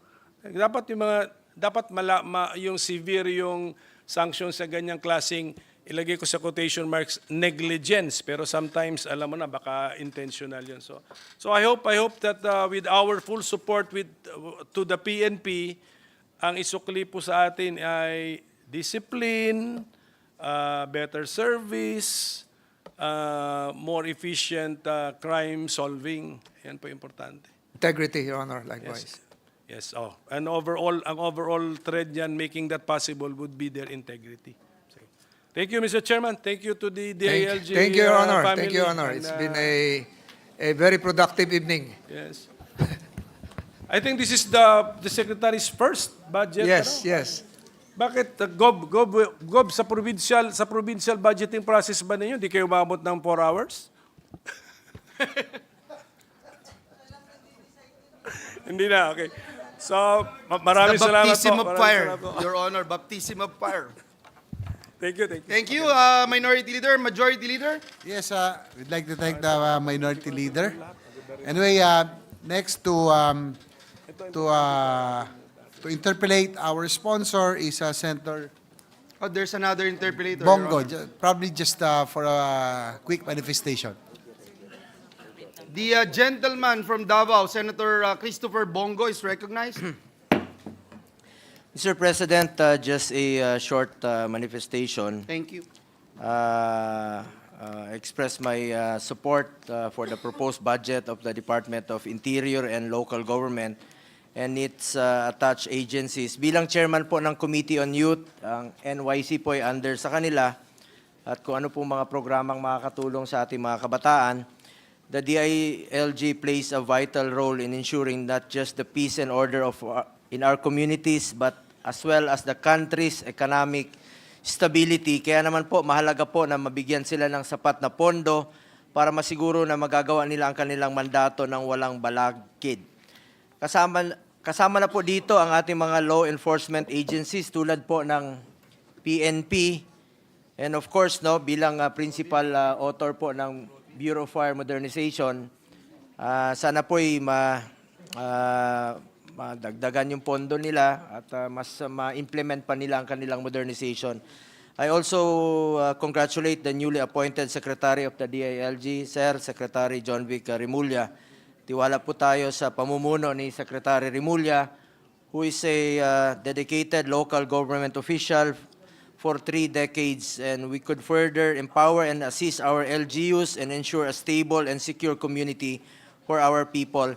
At sa PNP naman po, noong 2018, pinaglaban po natin na sa panahon ni dating Pangulong Duterte, madoble po ang sahod ng pulis. Kasama na po dyan ang Bureau of Fire, kasama na po dyan ang BJMP. Ang pakiusap lang namin sa inyo ay unahin po natin ang mga kababayan natin na nangangailangan po ng inyong serbisyo. Yun lang po, Mr. President. Again, I support the budget of the Department of Interior and Local Government and its attached agencies, the Bureau of Fire Protection, the Bureau of Jail Management and Penology, Local Government Academy, National Commission on Muslim Filipinos, sa ating mga minamahal na Muslim, Philippine National Police Commission, NAPOLCOM, National Youth Commission, Philippine Commission on Women, Philippine National Police, and Philippine Public Safety College, Bureau of Fire, BJMP, and of course, DILG. Thank you, Mr. President. Thank you, Senator Go, Majority Leader. With that, Mr. President, there being no other reservation for interpellation, I move that the budgets of the following: the Department of the Interior and Local Government, Office of the Secretary, Bureau of Fire Protection, Bureau of Jail Management and Penology, Local Government Academy, National Commission on Muslim Filipinos, National Police Commission, National Youth Commission, Philippine Commission on Women, Philippine National Police, and the Philippine Public Safety College be deemed submitted for the body's consideration. So moved, Mr. President. Is there any objection? Hearing none, the motion of the Majority Leader is hereby adopted. Mini suspension, Mr. President. Session is suspended for a minute.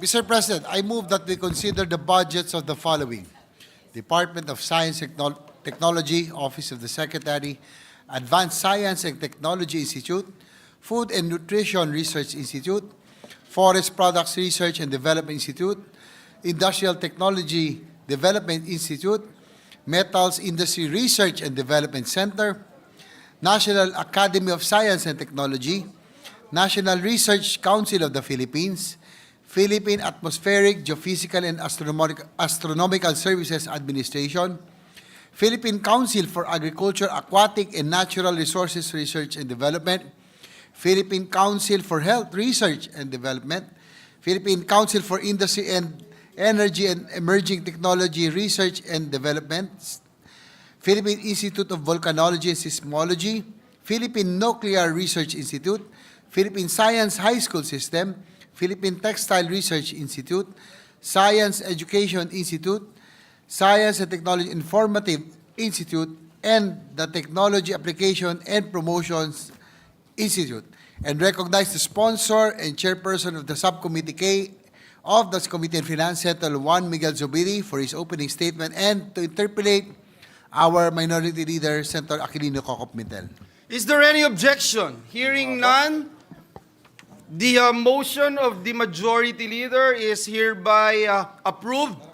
We recognize the distinguished sponsor, the very hard-working senator from the province of Bukidnon, no other than our seatmate, Senator Juan Miguel Zubiri. You are recognized, sir, to sponsor the measure. Maraming salamat po, Mr. President. You know, I have gone through 22 budgets already, but this is the first time that I've actually sponsored the department. It's my first time.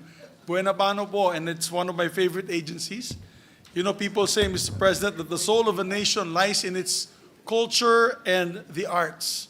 But the heart of the nation, for me, lies within its research and development and its sciences and technologies.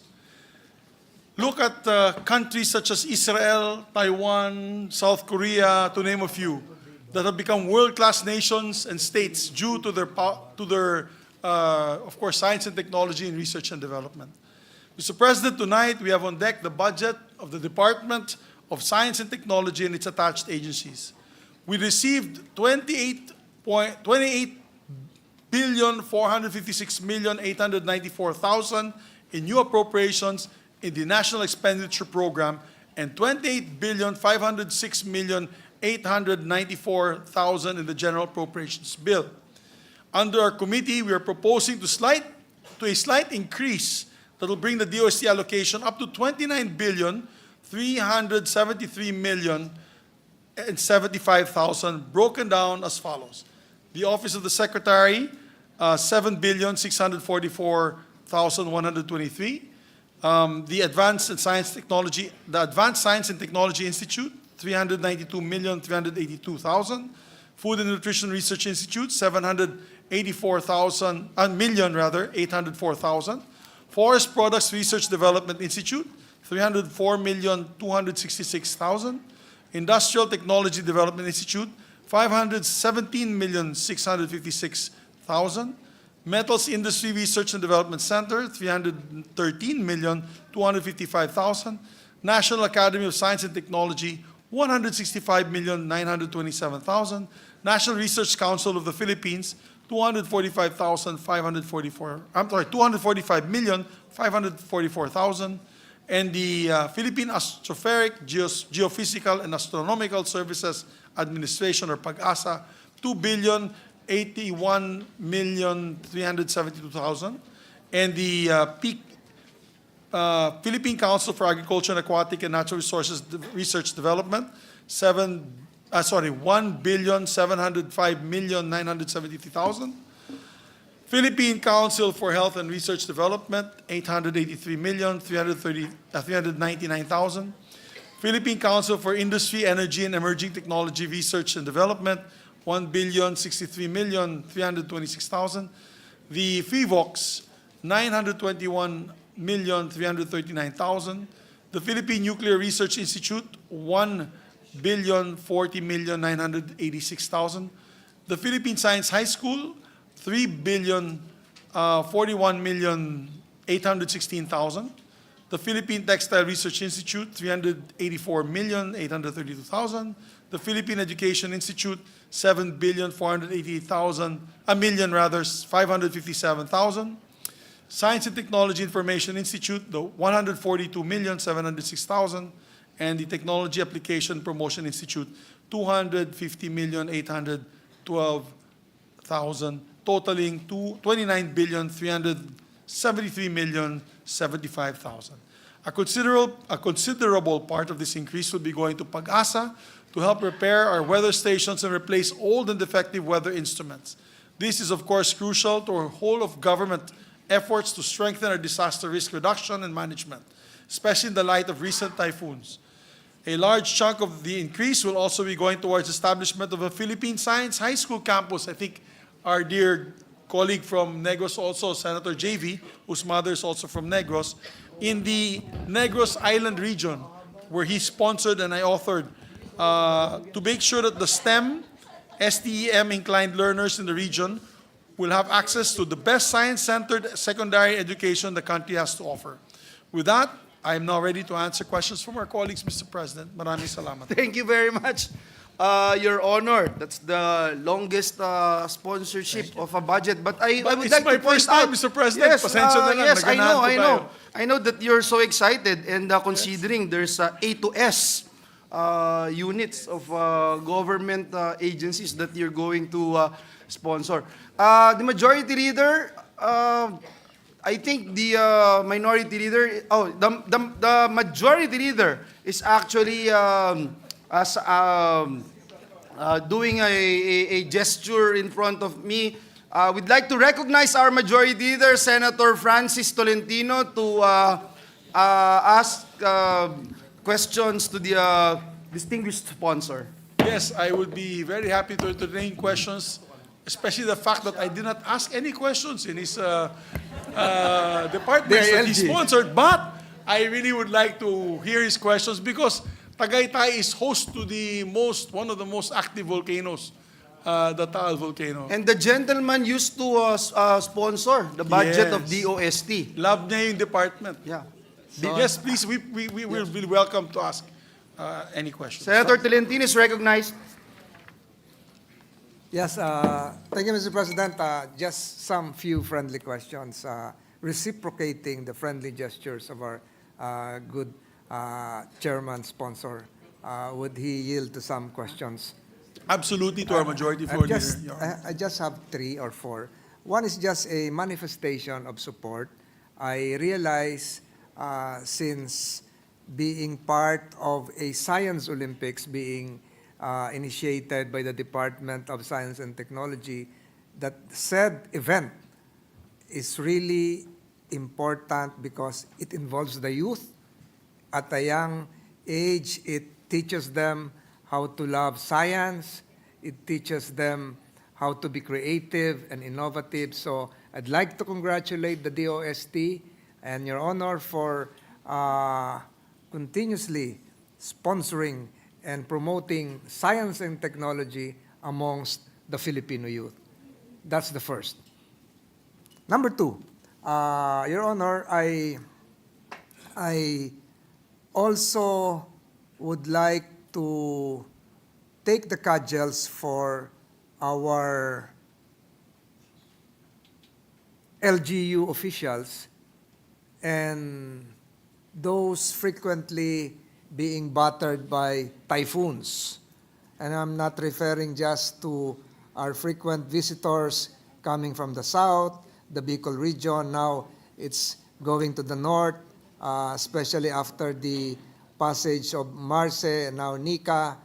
Ang tinatanong po ng ating mga kababayan, hindi ba natin pwedeng mapasimplify yung ating mga weather bulletins na madaling maunawaan na instead of intertropical convergence zone, orange rainfall warning, eh sabihin na lamang na sa ganitong oras ay babagsak ng 2,000 drum na ulan sa lugar na ito at nag-i-issue kami ng babala na kayo ay lumikas na.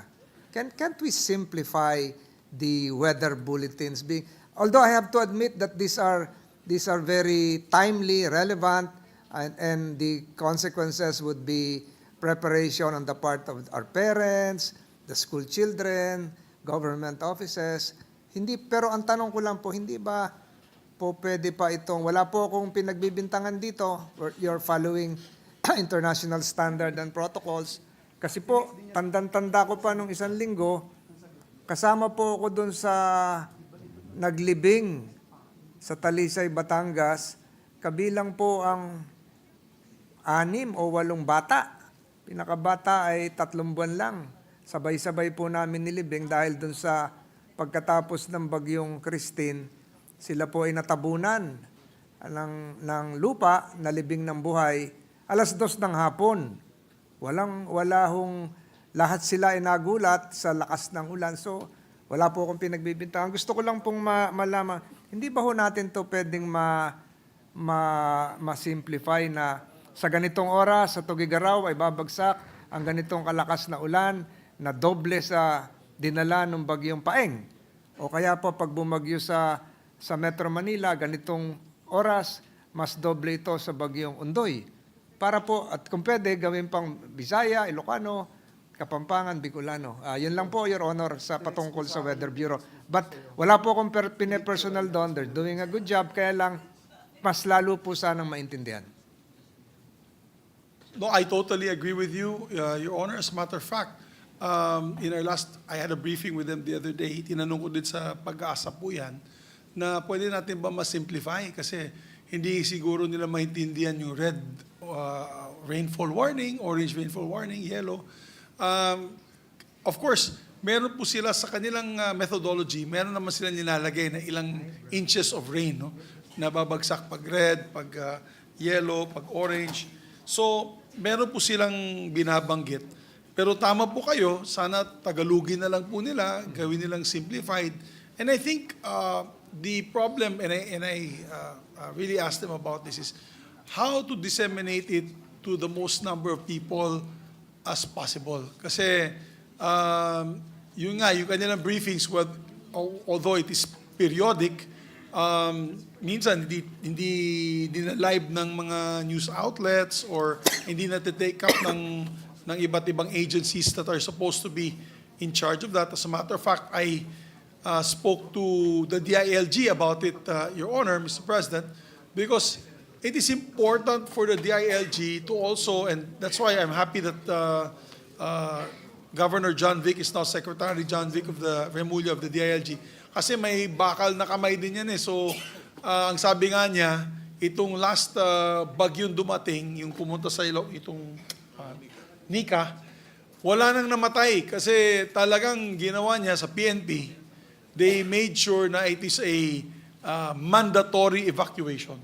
Mandatory na po. Pero tama po yung sinabi mo, and they agree with me, the Secretary agrees with me, maybe they'll come up with a more simplified methodology na maintindihan ng masang Pilipino.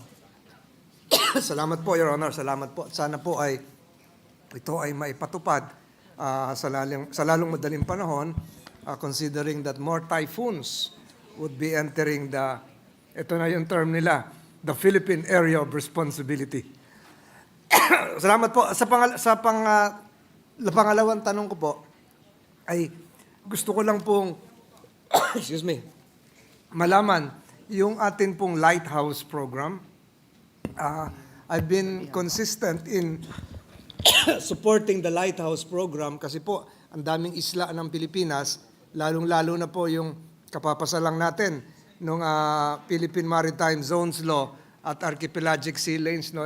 Talagang kailangan natin yung palatandaan. At alam ko po, isa sa mahal na lugar ng ating good sponsor ay ang Kalatagan. Ang Kalatagan po ay kilalang-kilala dahil merong isang lighthouse doon na dekada na po ang taon, ang edad.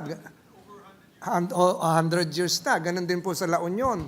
Mga sikat po yung lighthouse at yun po talaga ay palatandaan ng ating mga mangingisda. Pwede ba malaman kung ano nang nangyari po dun sa ating lighthouse program?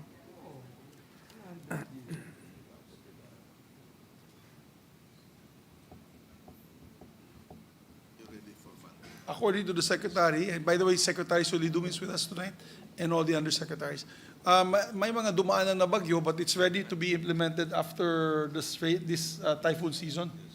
Yes. Pero I would like to make the volunteer that all the budget for the lighthouse for Bukidnon, I will give to your pet island. Wala palang dagat doon. Sorry. Joke lang yun, Your Honor. So the Pero light- definitely, itutuloy po nila. So ano naman po to, Your Honor, di ba ho, ito ay prefabricated na parang Lego na lang na ini-install. So hindi naman po kahirapang itayo. According to them, Your Honor, kino-construct pa po nila eh. It's still on-site construction, no? So, ilan pa bang mga...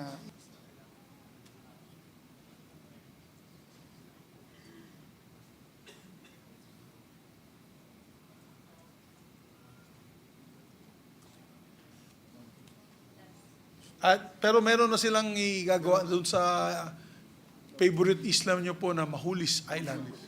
Magulis? Yan. Meron silang nakahanda na. Binagyo lang po kasi dahil, di ba, the last 3 typhoons hit the north, extreme north. Particularly, Batanes was hit bad. So, but according to them, they will push through their commitment, Your Honor. Salamat po, Your Honor. And finally, just one last question, which I've been asking for the last several congresses. Tuwing darating po ang buwan ng Nobyembre hanggang Pebrero, tayo po ay nagkakaroon ng closed fishing season sa Zamboanga Peninsula. At dahil po dyan, ang layunin ay to protect our marine resources as well as to produce more fingerlings. Noong nakaraan taon, if I can recall, Your Honor, ako po ay nag-propose sa DOST na baka pwedeng mapag-aralan, and we supported the budget for this to enable the DOST to come up with a hatchery program for our tamban. Yung tamban po kasi yun yung ginagawang sardinas.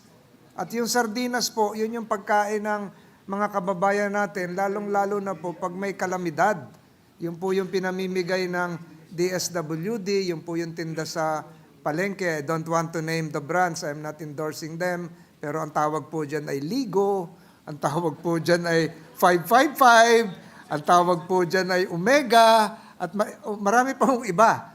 Katatapos lang po ng budget deliberations kahapon ng Zamboanga City Export Processing Zone. Halos po yan, gawaan ng sardinas. May I know from the appropriate office, and I think the appropriate office is the National Council for Agriculture, Aqua, Natural Resources, PCARD. Whatever happened to the plan Tamban Hatchery in Zamboanga del Sur? Ito po ba ay natuloy o pinag-aaralan pa? Kasi close season na naman ngayon ng tamban, baka mag-import pa tayo ng tamban. Ang ini-import ng ngayon ay galunggong. Hindi naman kasya yung galunggong doon sa lata ng sardinas. Baka lumabas yung buntot nun. So, ano ho kaya ang status nito, Your Honor? Thank you, Your Honor, for the question. Actually, it's being headed by PCARD. PCARD is there pagdating sa Research and Development for Agriculture and Fisheries. Sila po namumuno. The project officially commenced with the inception meeting between PCARD and NFRDI on October 28. Bago lang. So itong October 28, 2024. The project is currently working on extensive data mining of sardine hatchery technologies, protocols globally and locally to assess the attainability of the soundness of a captive breeding and rearing of Bali sardinella in the country. To date, there's a total of about 12,996 kinds of literature within the last 20 years that have been collected. So they've commenced, Your Honor, and I think they're still doing this feasibility study. The present feasibility study on NFRDI is conducting data collection and fieldwork activities in Batangas, Iloilo, Magallanes, Bulan, and Sorsogon, Zamboanga, and Bohol to determine Tamban's actual fishing operations and practices. If you're asking about the study, nag-umpisa na po ang kanilang study. I think it will take a bit of more time before they can actually finish the feasibility study for this particular project. And it says here, during the visit of NFRDI to CIFDEC, the project team visited the Galunggong hatchery facility, and there was a discussion on hatchery design, water filter system, and other needs that may be related to sardine hatchery facilities. In addition, in relation to potential development of the Tamban hatchery in Dipolog City, Zamboanga del Norte, PCARD team, in collaboration with Jose Rizal Memorial State University and the Dipolog School of Fisheries, with TEST accreditation, conducted an initial ocular inspection on November 6. So newly minted yung pagbisita nila doon, they were newly visited, recently visited rather, November 6, 2024. The JRMSU, together with the DSF, are currently crafting the proposal to develop the sardine hatchery in this area, where sardines can be collected from the Murciélagos Bay for the possible culture of their multi-species hatchery. So yun po yung bigay po nila. It's quite, I believe it's just in its offspring stage kasi bumisita po sila. I think they commenced meeting October 28 and they had the actual visit on October 6.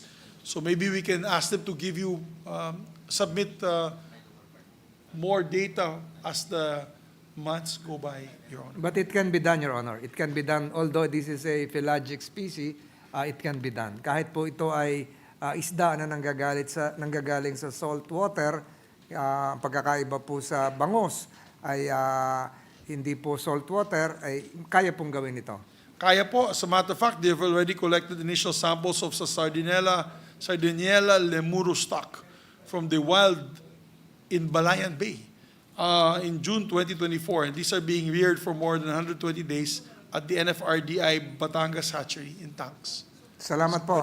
Sana po sa lalong madaling panahon ay magkaroon ng pagbubunga ito na maka-produce tayo ng fingerlings ng tamban para po tayo ay magkaroon ng sardinas kahit close season.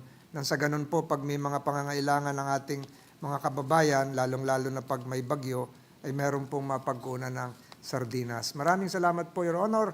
And I truly believe that the science and technology community is now in good hands with you at the helm of this committee. Maraming salamat po for entertaining my questions. Thank you very much, Majority Floor God Leader, bless us sir. all. Thank you very much, Mr. President. Thank you, Senator Tolentino, Majority Leader. And before I just one little quick manifestation before I recognize our next interpellator. Being a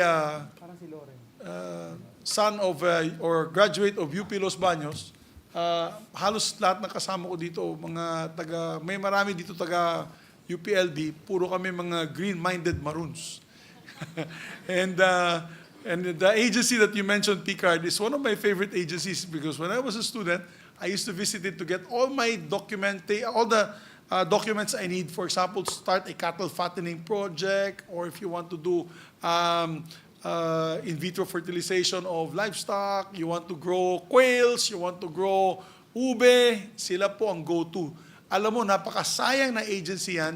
They have all the documents that you need if you want to start up a livelihood with agriculture. And I think it's an underutilized agency. So I think if the senators would want later on, kung meron po silang hinihingi na kailangan na gusto nila magtanim ng kung ano-ano, gulay, prutas, rear livestock, fisheries, they're the go-to agency.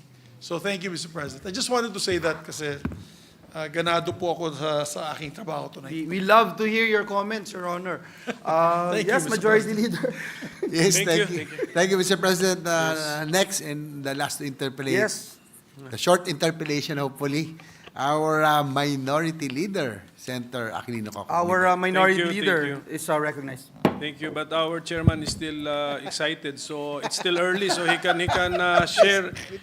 share his thoughts with us for as long as he wants. Maaga pa. I think it's 11:28 a.m.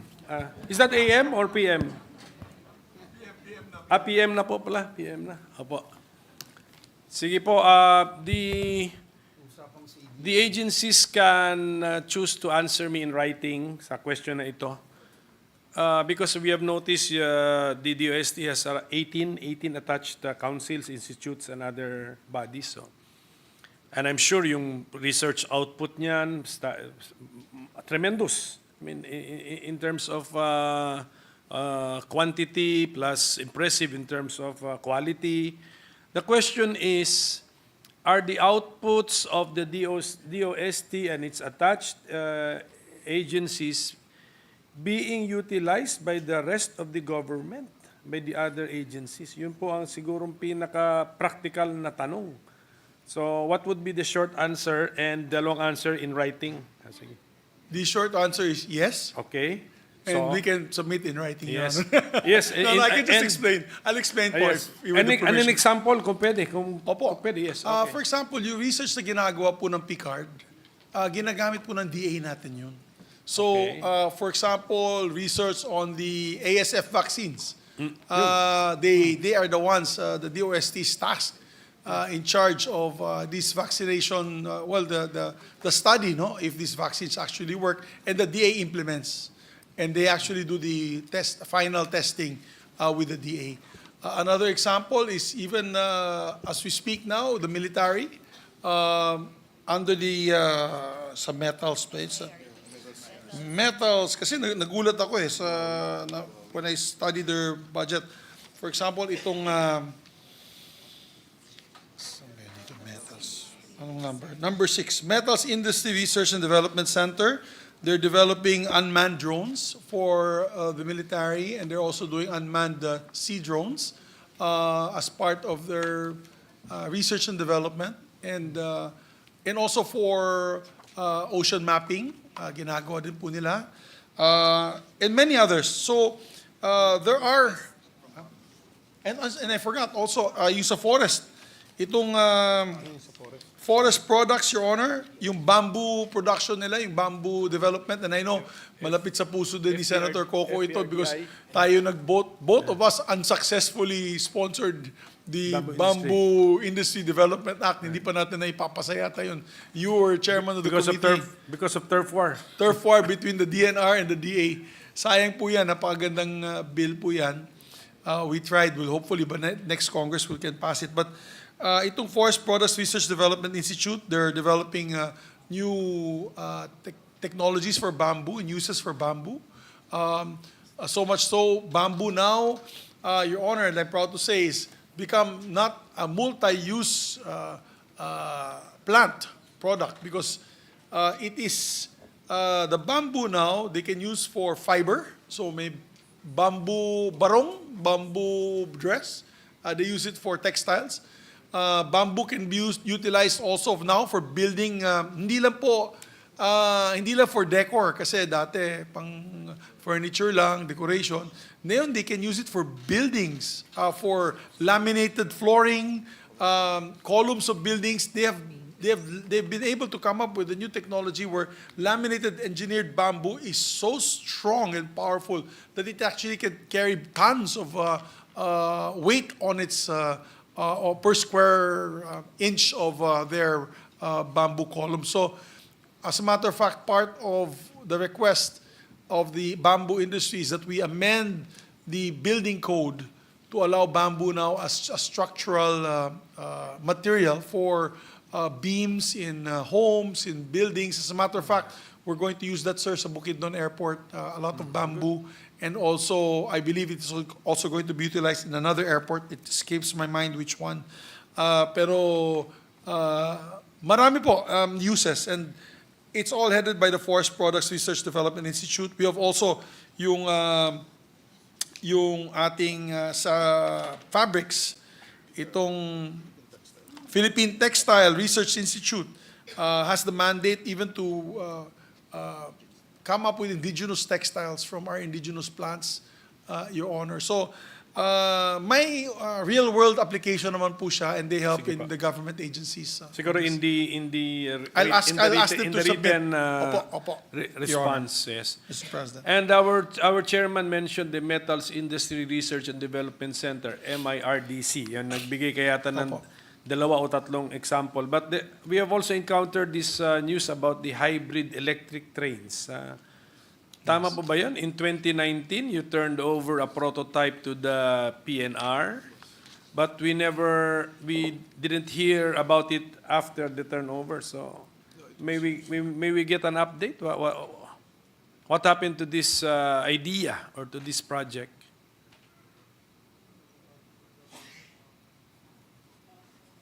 Okay.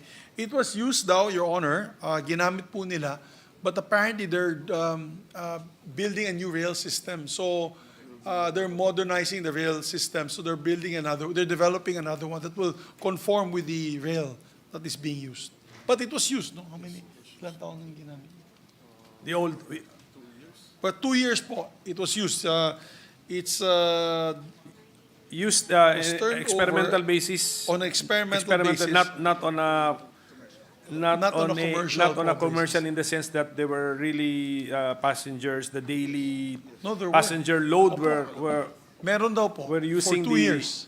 the prototype train. Yes, sir. Sige, sige. For Okay. 2 years. Good, good. And they're now developing their second prototype to be used on the Laguna to Bicol route. Okay, using the new specs of the Yes, sir. of the railway siguro. Opo. Yes.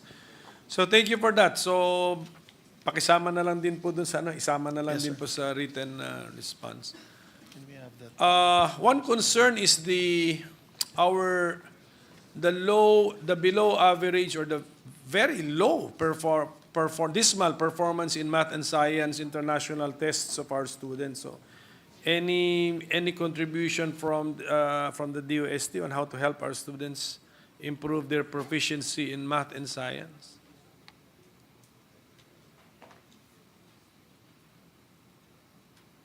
Science and Engineering, Science and Education, S&T education program of Dept, and we will have a first meeting on Friday with our proposal to help them. So they have a proposal now with the Dept through Secretary Sani Angara. It's department to department assistance. No, they have a proposal for the development of their science and technology education programs with the Dept. Kasi yung, di ba meron po silang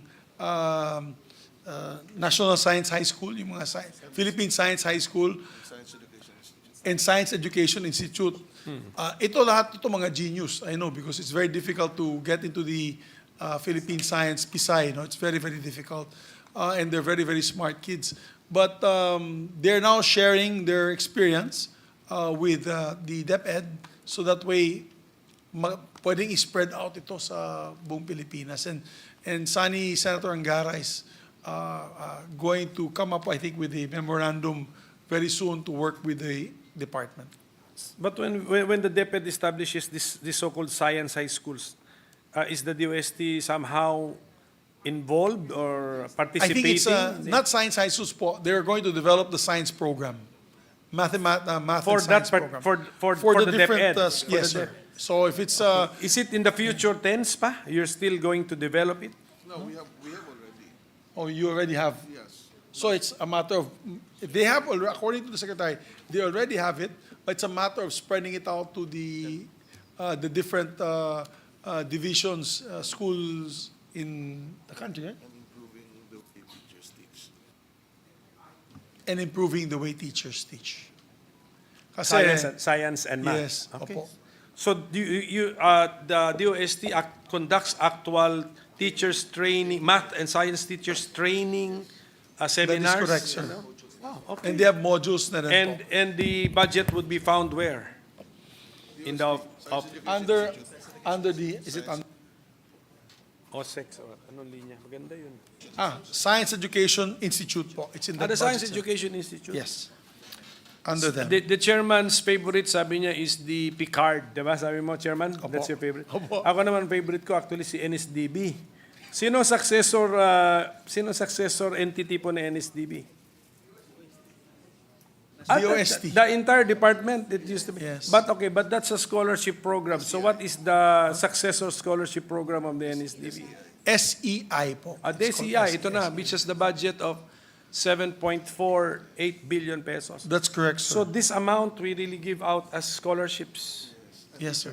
And teacher training. And So the it's teacher training the training, trainers. Pero Yes, the bulk they siguro train is, teachers. would be in the scholarships. Scholarships. Opo. And then our scholarships would be for undergraduate level.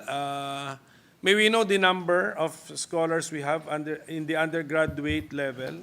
Under the 2023 General Appropriations Act, they had about 4,009, the number of scholars supported was 4,908, Your Honor. And this is graduate MS and PhD. And 2024 General Appropriations Act, they have 4,382, and the recommendation for 2025 is 5,091. Under the undergraduate program, the number of scholars is about, in 2023 was 50,518. In 2024 was 46,234. And the recommendation for 2025 is 48,615 scholars po, Your Honor. Okay, and the scholars also can go to private colleges, no? Yes, sir. And as well as SUCs, gano'n ba? Sige, 50,000 na yan. Yes, Mr. President. Sige ba. Thank you for that. Ito pong may phoned-in ko, ito muna, before the phoned-in question for Pag-asa, ito muna. Does the Food and Nutrition Research Institute want to join us in the debate on the food poverty concept? Sige. Yes.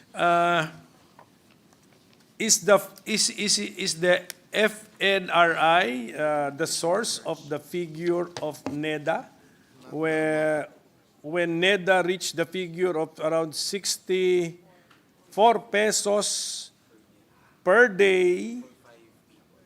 Yeah, I asked that question, Your Honor, during the hearing. Yes. I actually asked that question. It's not the amount of money that was the 60 plus pesos, Yes. hindi galing sa kanila po.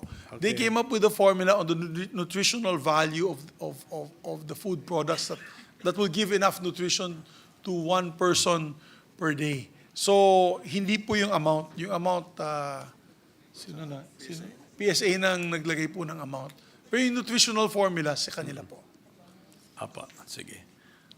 Was the yung nutritional formula or composition bounced off other agencies like the NNC, the National Nutrition Council?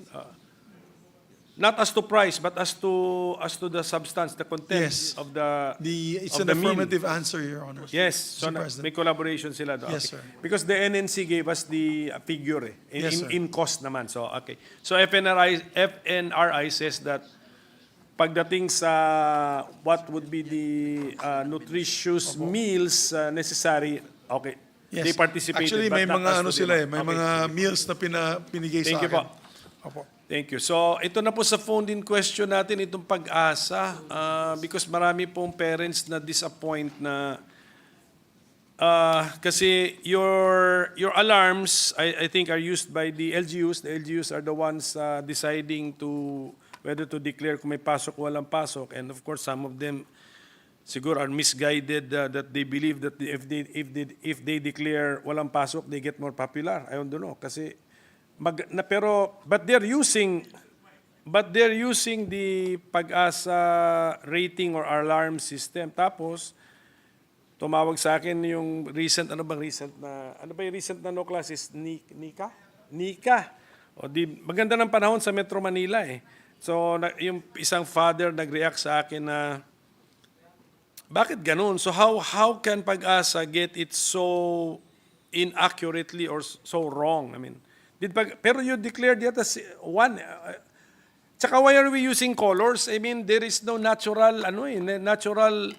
anong tawag mo ba doon?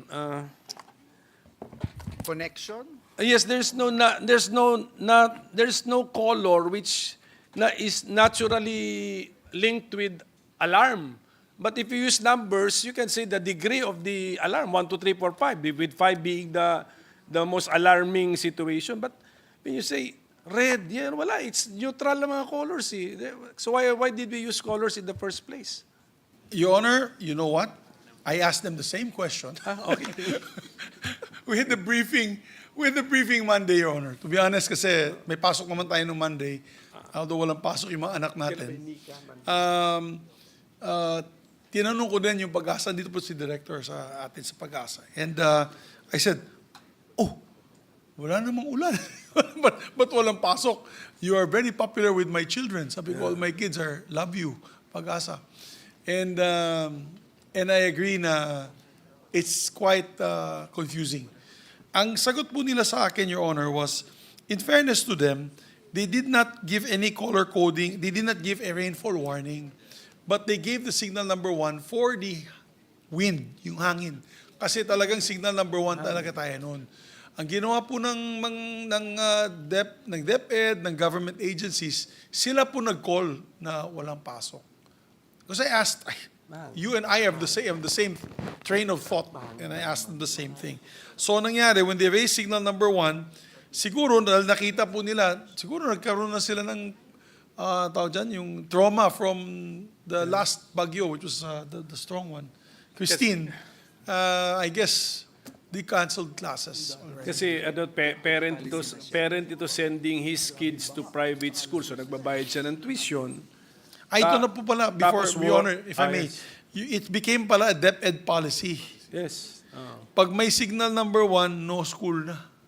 That is, di ba signal number 2? Can we be clarified, is it DepEd or delegated to the LGUs? DepEd, sir, Department of Education. As far as school, Has a policy for suspending classes due to typhoons, and it says here po, signal number 1 is suspended in all public schools. And LGUs have the discretion also, Your Honor.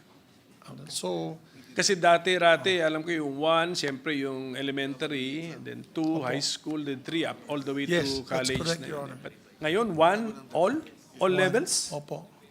All levels? Hindi all levels po, grade school and high school. DepEd. Okay, hanggang DepEd senior high school. Okay, tama. Your Honor, if I may interject, I would just like to ask also, because there was a time that there's no signal. We were asked to go to work. In fact, the kids are already on their way to their respective schools, and then all of a sudden, there was a heavy rainfall, and then in the middle of the day, the schools were canceled. Even the government offices, Your Honor. So, ano ba talaga, Mr. Your Honors, no? Yun lang yung medyo nakaka-confuse, Mr. Sponsor. The appeal is to rationalize. I am also confused like you, Mr. President, to be honest. Secretary, the appeal siguro na lumalabas ngayon sa exchanges natin is to further rationalize it given the feedback from experience. Pero I agree kasi with them, Mr. Secretary. I just like to share my thoughts. I was just in Japan over the Undas. No, I was there for. Pag sinabi nila, I was telling that to the Pag-asa group, the Pag-asa guys, and with due respect to them, I'll explain maybe some of the reasons. Doon pag sinabi, rainfall, 2 p.m. hanggang 6 p.m., talagang rainfall. 2 p.m. hanggang 6 p.m. Ang sabi nga ng guide ko, yung parang tour guide, at dala-dala ko pa yung payong pagbaba ko sa kotse. No need of payong. I said, why? But it's going to be raining the whole day. It's raining earlier. No, by 6 o'clock, no more rain. Tama, by 6 o'clock, no more rain. Sabi ko, how did you know? Here. Then he looks at the app. May app sila. And it says the precipitation, the percentage of precipitation that will hit that day, and the amount, yung parang approximate amount na babagsak. So sabi ko nga, Baba, sana magandang ganito din yung sa atin. But unfortunately, Your Honor, they are now utilizing Japanese technology and Korean technology on satellites. But their Doppler radar kasi is the radar that they use to monitor rainfall. And to be honest, out of 19 Doppler radars, only 11 are functioning. 8 are busted. And I know we were talking about this inside, Your Honor, Mr. President, with the Minority Floor Leader. It's expensive kasi to repair and to build, replace Doppler radars. At kaya nga yung pangalan niya Pag-asa, atmospheric. Atmospheric din yung cost ng astronomical pala. Astronomical yung cost ng repair ng Doppler radars. But in the absence of that kasi, nahihirapan sila because the Doppler radars have a distance of 400 miles wherein they can actually, coverage, di ba?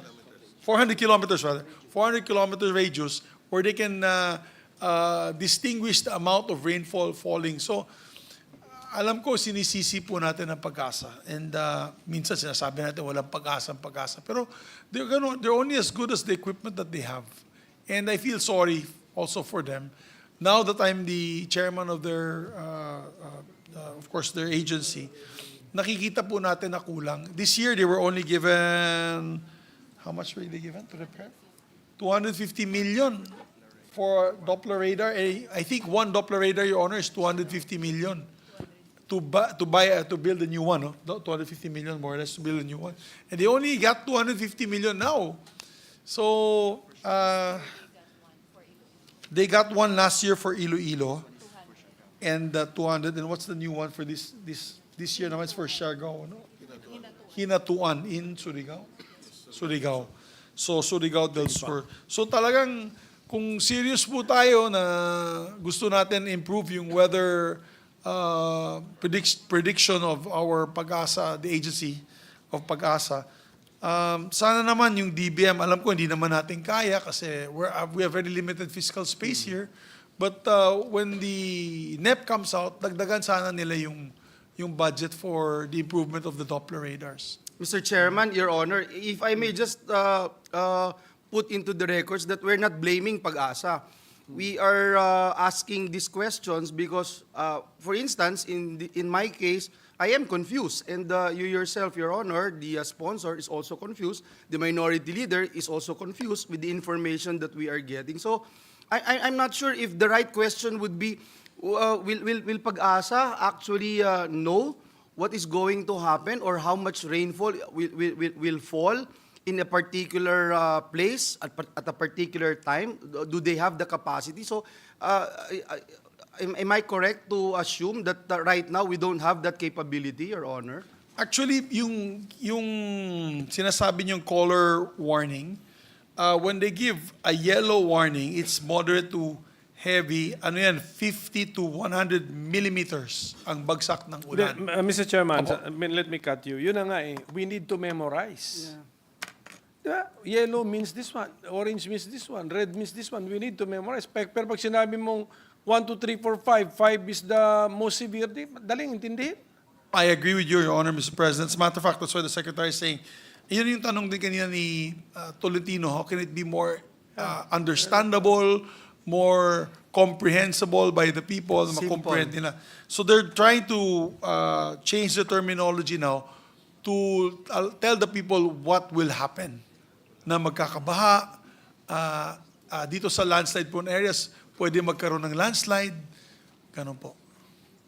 Sige po, yung siguro sa pagdating sa Doppler radars, if we could get in writing the reason why you have 8 non-functioning, and if you can indicate the year that they were procured and installed, para makita po natin, and as well as the make,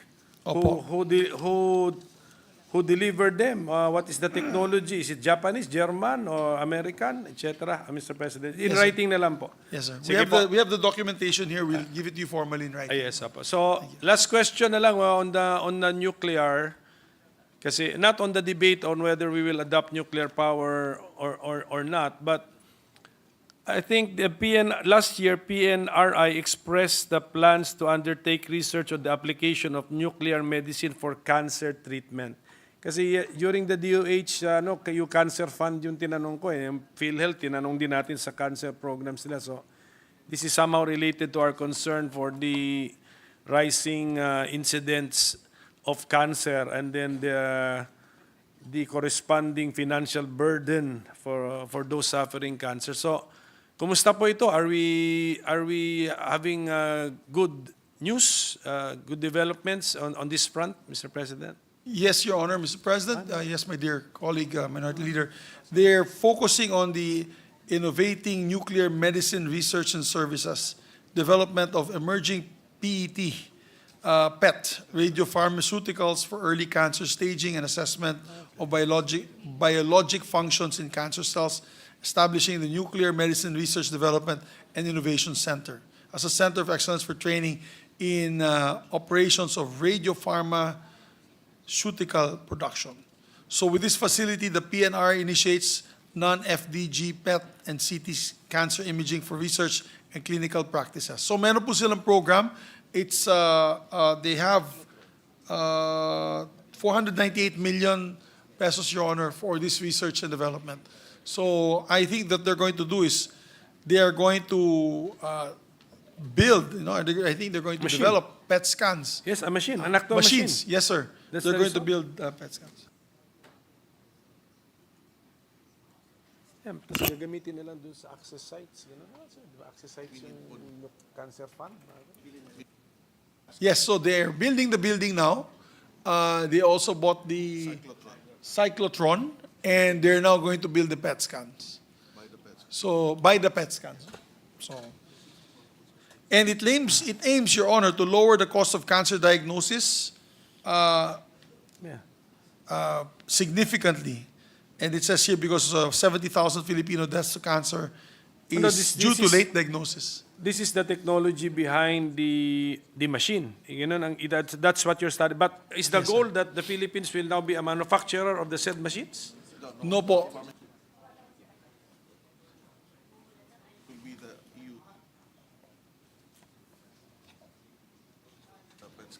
The pharmaceutical that will be produced by the cyclotron, very technical to, Apo. will be used in the PET scanning.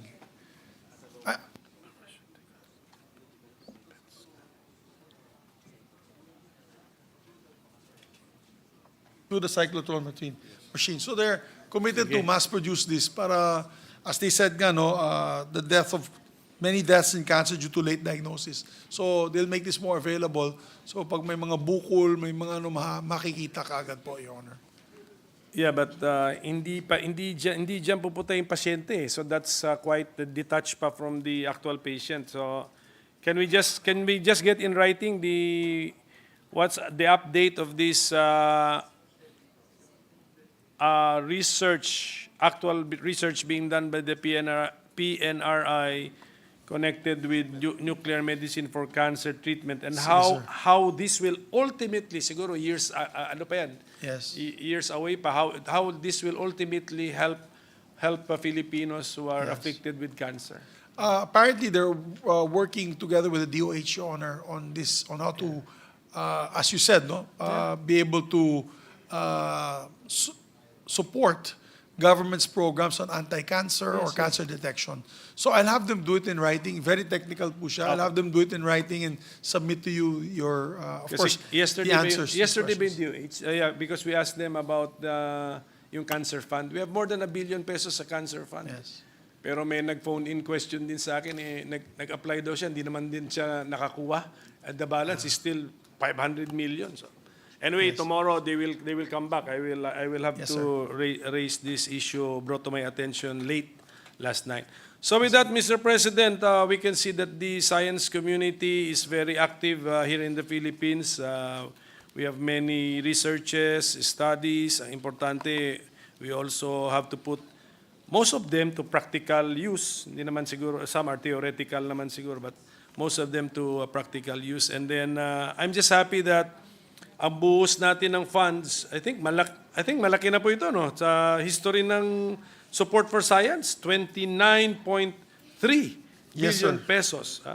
Yes, sir. The highest so far, Your Honor. Yes, the highest so far. NSDB started with how much not? Pero Hindi nila naabutan. ano na yun, ano pa yan?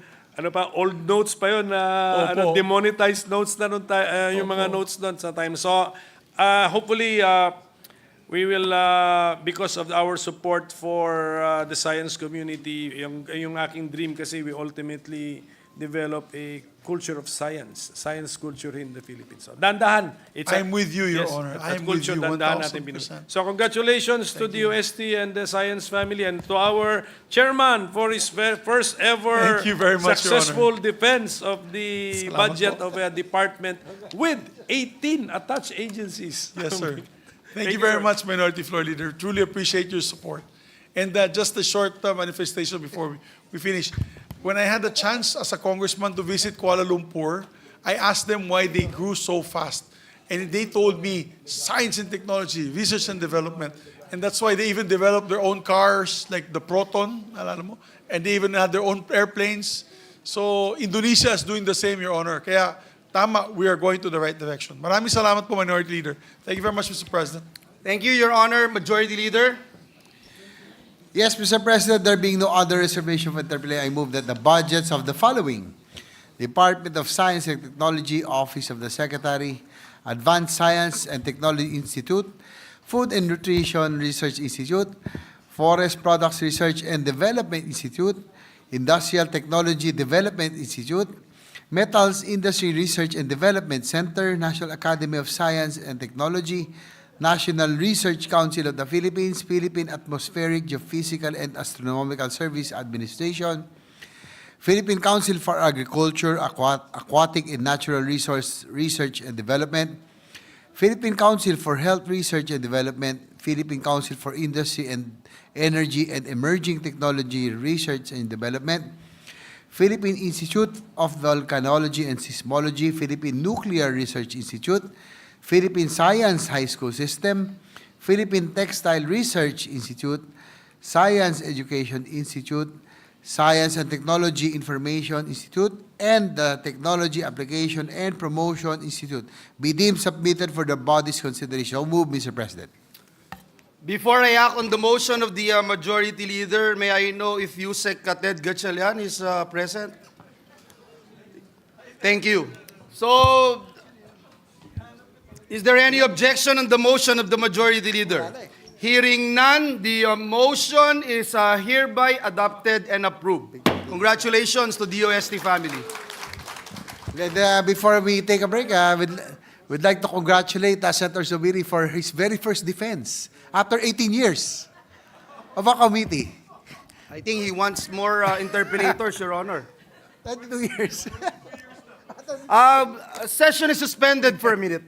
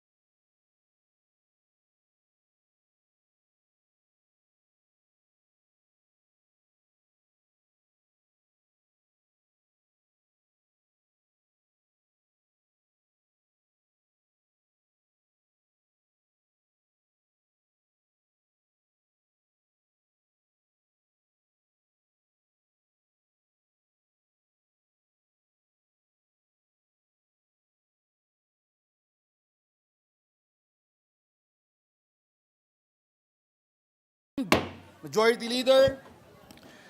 Mr. President, I move that we consider the budgets of the Commission on Filipinos Overseas and Philippine Space Agency and recognize the sponsor and chairperson of the Subcommittee K of the Committee on Finance, Senator Juan Miguel Zubiri, for his opening statement. Is there any objection? The consideration of the aforementioned budgets is now in order for interpellation. The hardworking gentleman from Bukidnon, the sponsor of the measure, Senator Mig Zubiri, is recognized. Thank you very much, Mr. President, my dear colleagues.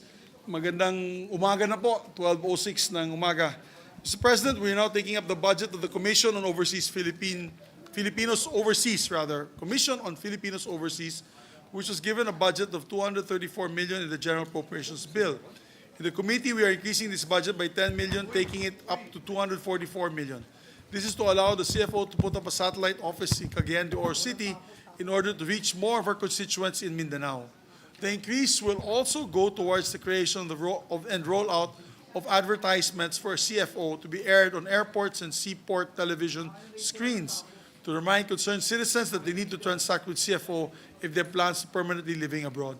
I hope that our colleagues can support our proposed increase of the CFO, and I'm happy to take any questions on their budget. And if I may also read the Philippine Science. Yes, Your Honor, please Philippine proceed. Space Agency.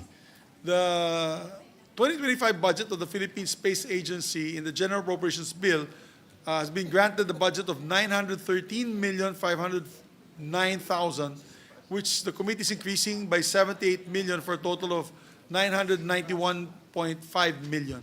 This increase is to support the agency's industrial space launch systems and space training programs, as well as its efforts to use space data for environmental protection, national security, and maritime domain awareness. Lastly, this increase will also cover PhilSA's academic scholarship initiatives and the agency's promotion of our national space program to encourage more Filipinos, especially younger Filipinos, to venture into space science. Dapat meron tayong Space Force. Di ba magvo-volunteer po yung asawa ni Nancy Binay sa Space Force? De joke lang, Your Honor. I hope that our colleagues are in agreement with us on this budget increase, and I'm now ready to answer questions regarding these two agencies. Thank you, Senator Zubiri, Majority Leader. Yes, Mr. President, last to interpolate is our First and last. first and last to interpolate is our Minority Leader, Senator Aquilino comment. The purpose is to help the agencies. Yes, Mr. absolutely. President. Yes, our Minority Leader is recognized. Yes, thank you. There is a law for the Philippine Space Agency, RA 11363. Tama po ba yan? That's correct, Your Yes, ang sabi daw dito sa law, the BCDA is required to allocate at least 30 hectares of exclusive land within the Clark Special Economic Zone for the PhilSA. And then you just entered recently into a contract of lease over 1 hectare. Bakit po parang we are not compliant with the law? According to the Director General, it's 1 hectare yung inuna po, but the 29 hectares is under discussion na po, Your Honor, Mr. President.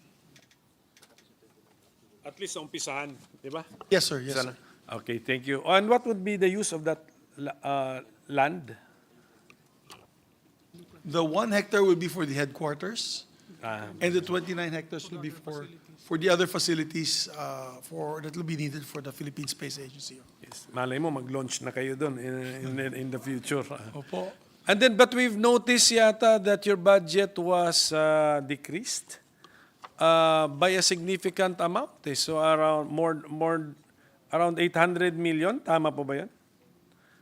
And, Yes, and the affected project would be the Mula satellite? I think the initial budget that was quite high was for the development of the Mula satellite. Okay. Since na-develop na po, na-launched, kaya bumaba ng significantly yung kanilang Development budget. cost. So hindi na, Yes, sir. hindi na kailangan ulitin, natapos Opo, na. opo. But it doesn't mean that the project is being parang on its way to termination or being downgraded, ganun pa. It doesn't mean, we should Well, not interpret it that way. According to them, it's a 3-year MICA, multi-year understand. allocation. And the second year lang is mas mababa. Pero may budget allocation pa rin dyan to that program, and I think there'll still be another for next year. Just to anticipate next year's budget request, it will be significantly bigger than this year's request. 2025 Mas request. maliit ganun pa ba? rin po, Your Honor. Mas maliit. So nauna na. So Na-front-end po. load. Na-front-load na po Okay, siya. na-front load. This is So we, na-front-end loaded. so we understand now, Mr. President, we were just worried kasi what happened to the 800 million peso decrease. So yun pala, that explains it. Doon mismo sa multi-year budgeting, ano na yun, predetermined na po yun. Opo, Okay. that's correct, Your Honor. So with that, so we congratulate PSA. So ako na-witness ko tong start yung original yung original budget nyo, talagang wala less than 100 million pa. Ngayon nagbi-billion na po kayo.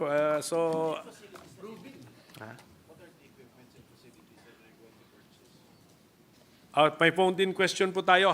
Okay.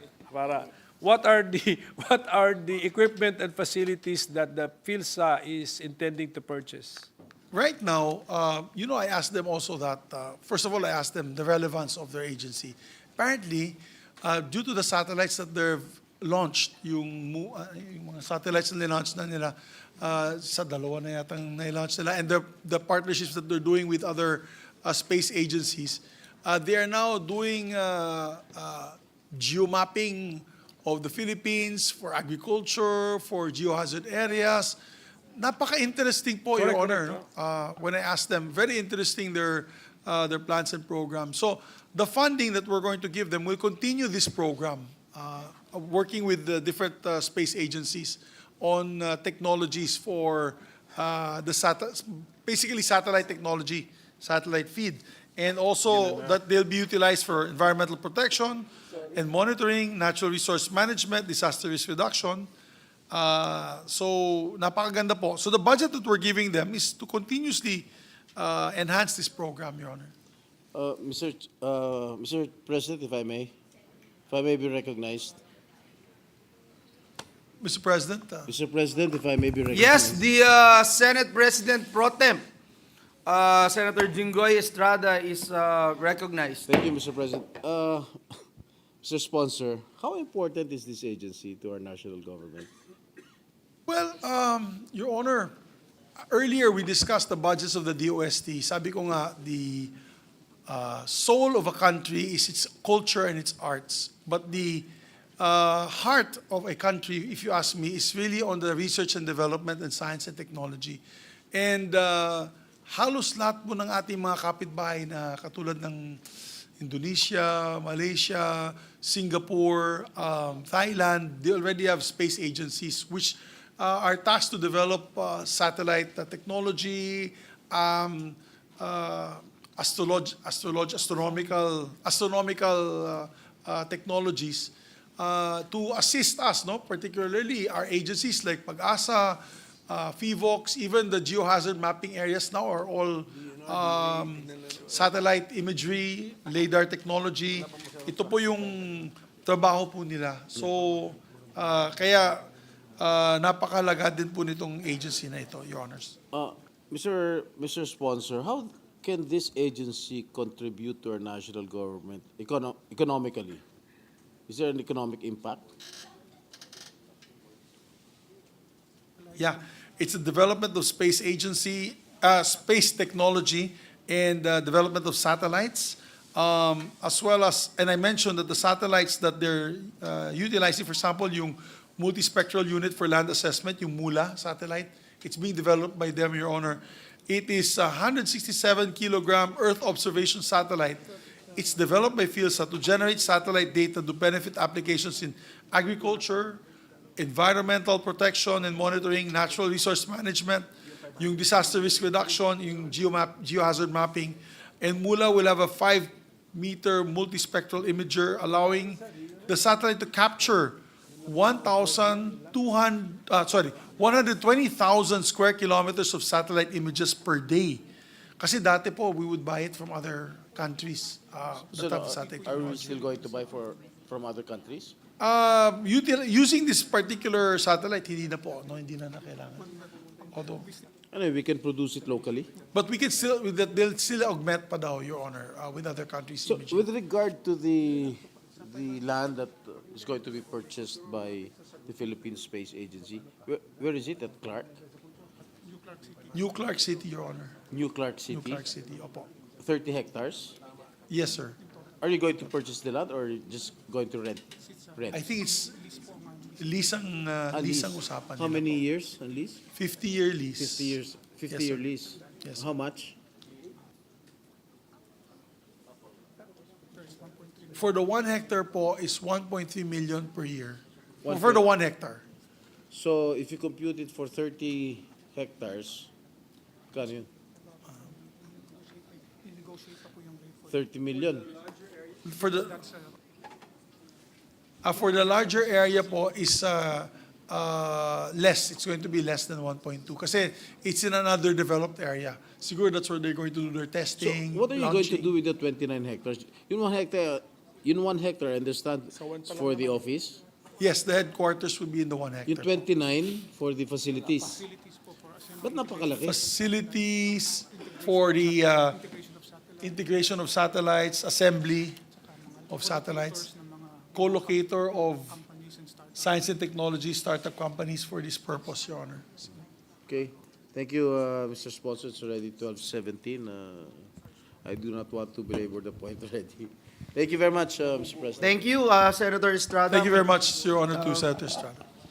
We acknowledge and Yes, recognize yes. our minority leader to Sige po. continue. So- Thank you. So I've seen the journey of this agency budget-wise. I still remember the time na less than 100 million siya. Do we envision the Philippines to be the launching site of some of these mga SpaceX satellites, etc.? Is it possible? Not just SpaceX po, but the other companies because we have geographical advantages Sabi nga nila, dito po. o sa closer to atin. the equator daw, medyo Yes, sir. advantage. Yes, sir. Tama po And ba we're yan? facing the east. And facing the east pa. Sige. So, okay. So, congratulations to Phil Sake. And the CFO, who's the new head of the CFO?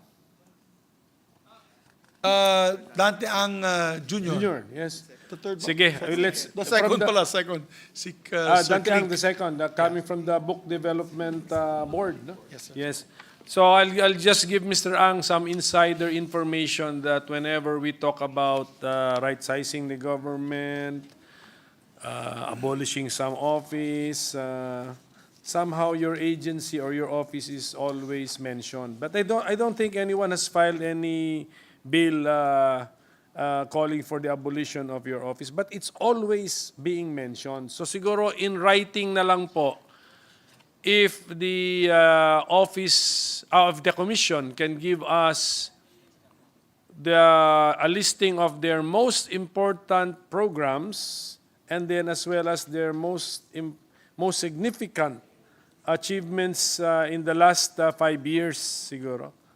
Para whenever the commission's name crops up in the discussion of right sizing, at least we have been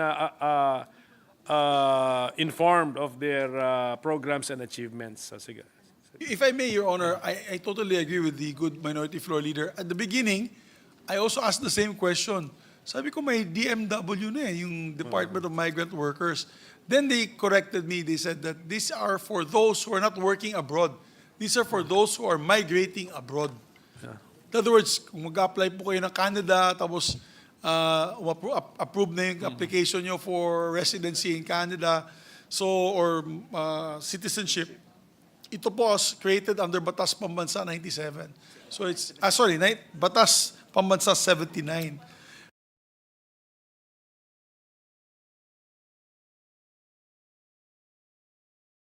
Is to inform those who are leaving, yung mga Pilipino po na titira na sa, siguro may asawang Amerikano, may asawang Pranses, aalis na po ng bansa, ang mga pwede mangyari sa kanila, yung mga pitfalls, warnings, and all. At same time also, it is to check if there is, if they're actually leaving on their free will. It's not human trafficking. Kasi apparently hiningi po ng the Bureau of Immigration ito sa kanila when they show their papers that they're migrating to another country, to make sure that they're not succumbing to human trafficking. So, and apparently it's free now. All they have to do, all the people have to do, is to pay documentary stamp tax. Yung doc stamps lang po, which is a minimum amount, 30 pesos, and it's actually not even given to them, it's online payment. So, and the seminar is for free, Your Honor. And then And pwede online. we are still concerned with them or about them, even if they are already in foreign land, for as long as they remain a Filipino citizen. But if they give up the Filipino citizenship, we are no longer, the CFO is no longer concerned with them. So, according to them, part of the mandate is to help them link back to the Philippines. Yeah, even if they have given up their Filipino citizenship. Yes, sir. And more, according to them, also, most of the statistics is many of the Filipinos who leave opt to do dual citizenship. Yes, kung dual kasi Filipino pa rin talaga yun. So, Your Honor, okay, I'm just worried doon sa or no longer Filipino. So, maybe we're spoiling some people too much. Yan lang ang gusto ko sabihin. Pero kasi mandate po kasi siya, Your Honor. It's Nasa the law. It's the law. batas sa pambansa. That's really their mandate. Batas Pambansa 79. You may want to look at that, Your Honor, being a learned legal luminary. Just to put on Yes, record, Your Mr. Honors, distinguished sponsor of the measure, when we were tackling the bill on establishing the Department of Migrant Workers, majority, if not unanimously, the members of the Senate agreed that we should not include the CFO in the DMW bill before it became a law.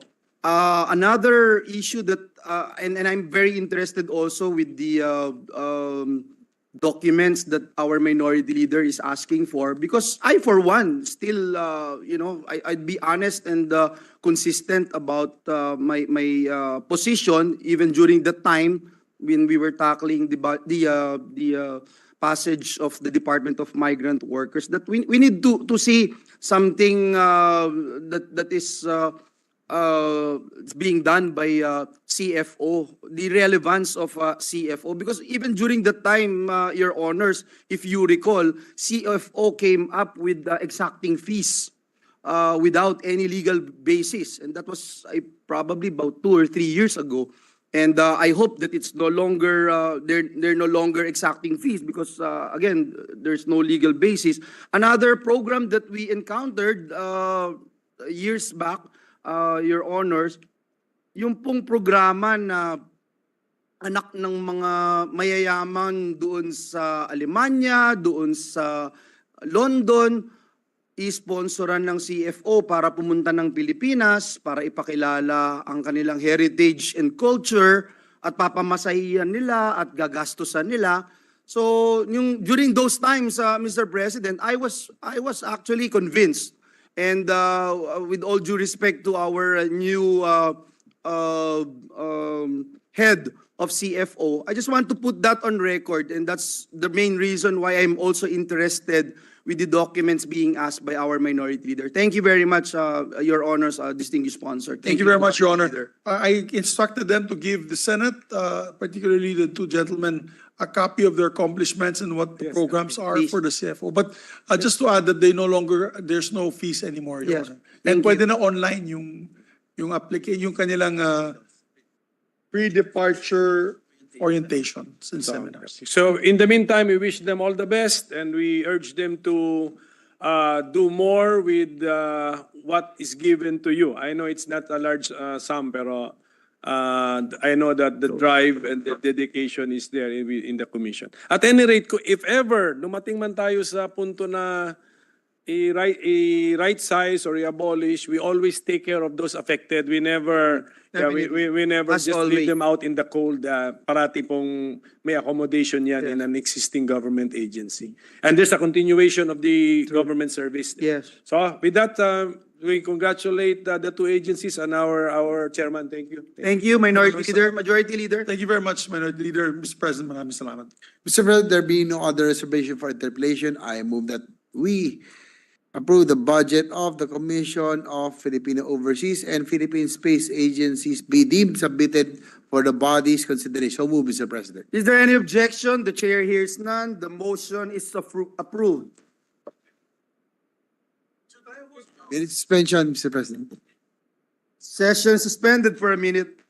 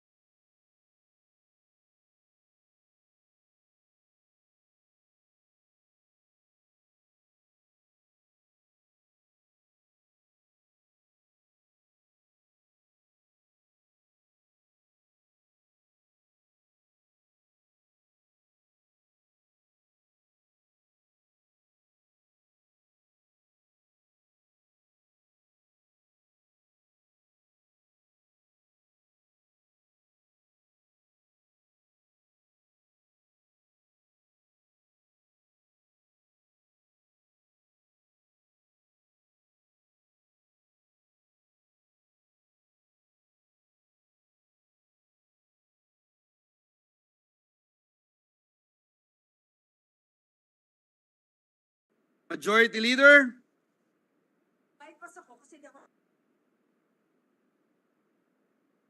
Mr. President, I move that we consider the budget of the Philippine Postal Corporation and recognize the sponsor and chairperson of the Subcommittee K of the Committee on Finance, Senator Juan Miguel Zubiri, for his opening statement, and later to interpret our Minority Leader, Senator Aquilino Cocopimentel.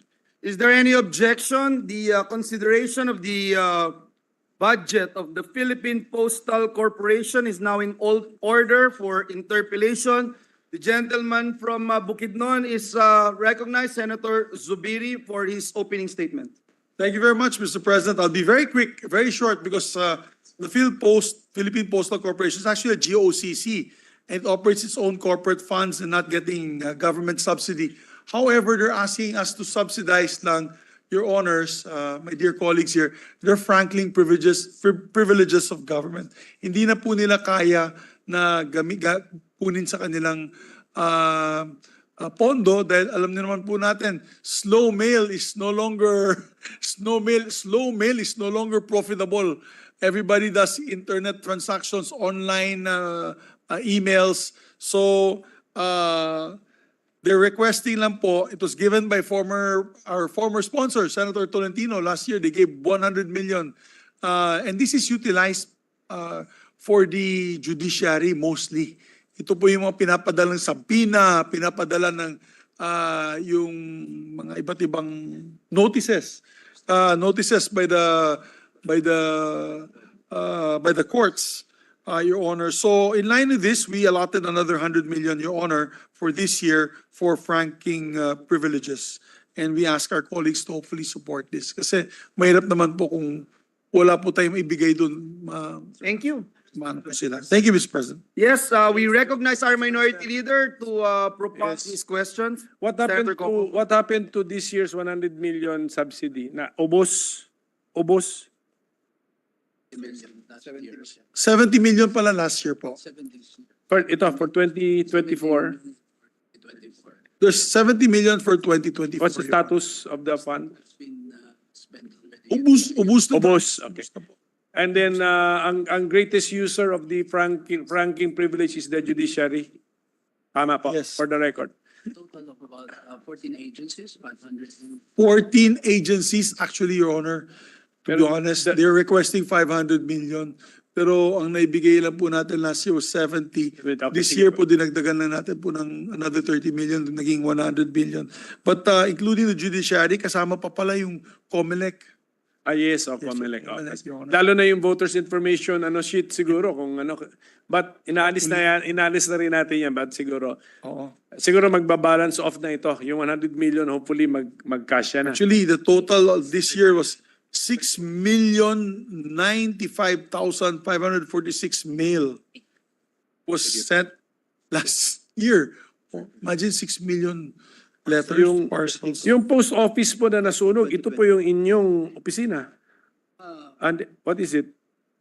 So we, Yes. it's going to be restored by, Yes, it used to be their office, Your Honor. It burned down, as we all know. I believe we were all here. You own that. Burned down. They own You own that. So there is no entry in your budget for its repair or renovation, rehabilitation? solicitor or something. I believe the government is going through a PPP program with the private sector, Your Honor, to rehabilitate it. So I have here kasi a compilation of Reddit posts ranting about the service of PhilPost. Bigay ko na lang kayo ng kopya kasi hindi maganda basahin, pero the point is paki-address na lang din po ito. It's basically yun na nga siguro ngayon yung kasi instantaneous sending of communication they find even if you're efficient, they find you to be slow kasi it's not instantaneous. Pero ano pa rin, kung parcel ang pinadala, item or object, kailangan pa rin si PhilPost. It's correct, sir. Unless you do it through DHL, LBC, or something Yes, it's really PhilPost if you send it. Let's say US Airmail, PhilPost din yung agency na nag-handle dito po. So with that, Mr. President, that is very clear ito. It's just a subsidy na hiningi and very clear for one specific purpose, the franking privilege, which is provided by law. Okay, so with that, it's very clear. So we urge the PhilPost to just improve the quality of your service from the point of view of the present generation. Understand the present generation na lang. Kayo na lang po mag-adjust, Mr. President. So congratulations, Mr. Chairman. Thank you very much, Minority Leader. Thank you very much. Yes, Majority Leader. Mr. President, there being no other reservation of interpellation, I move that we move that the budget of the Philippine Postal Corporation be deemed submitted for the body's consideration. So move, Mr. President. Is there any objection? The chair hears none. The motion of the Majority Leader is approved. Congratulations to the Philippine Postal Corporation. Minute suspension, Mr. President. Session suspended for a minute.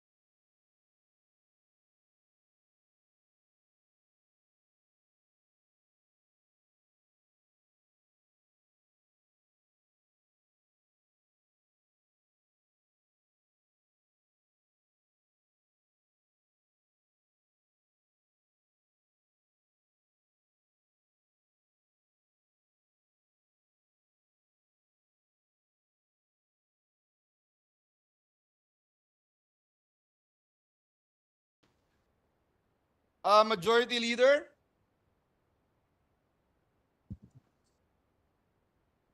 Mr. President, I move that we consider the budgets of the following: Commission on the Filipino Language, National Commission for Culture and the Arts, under which are the following: National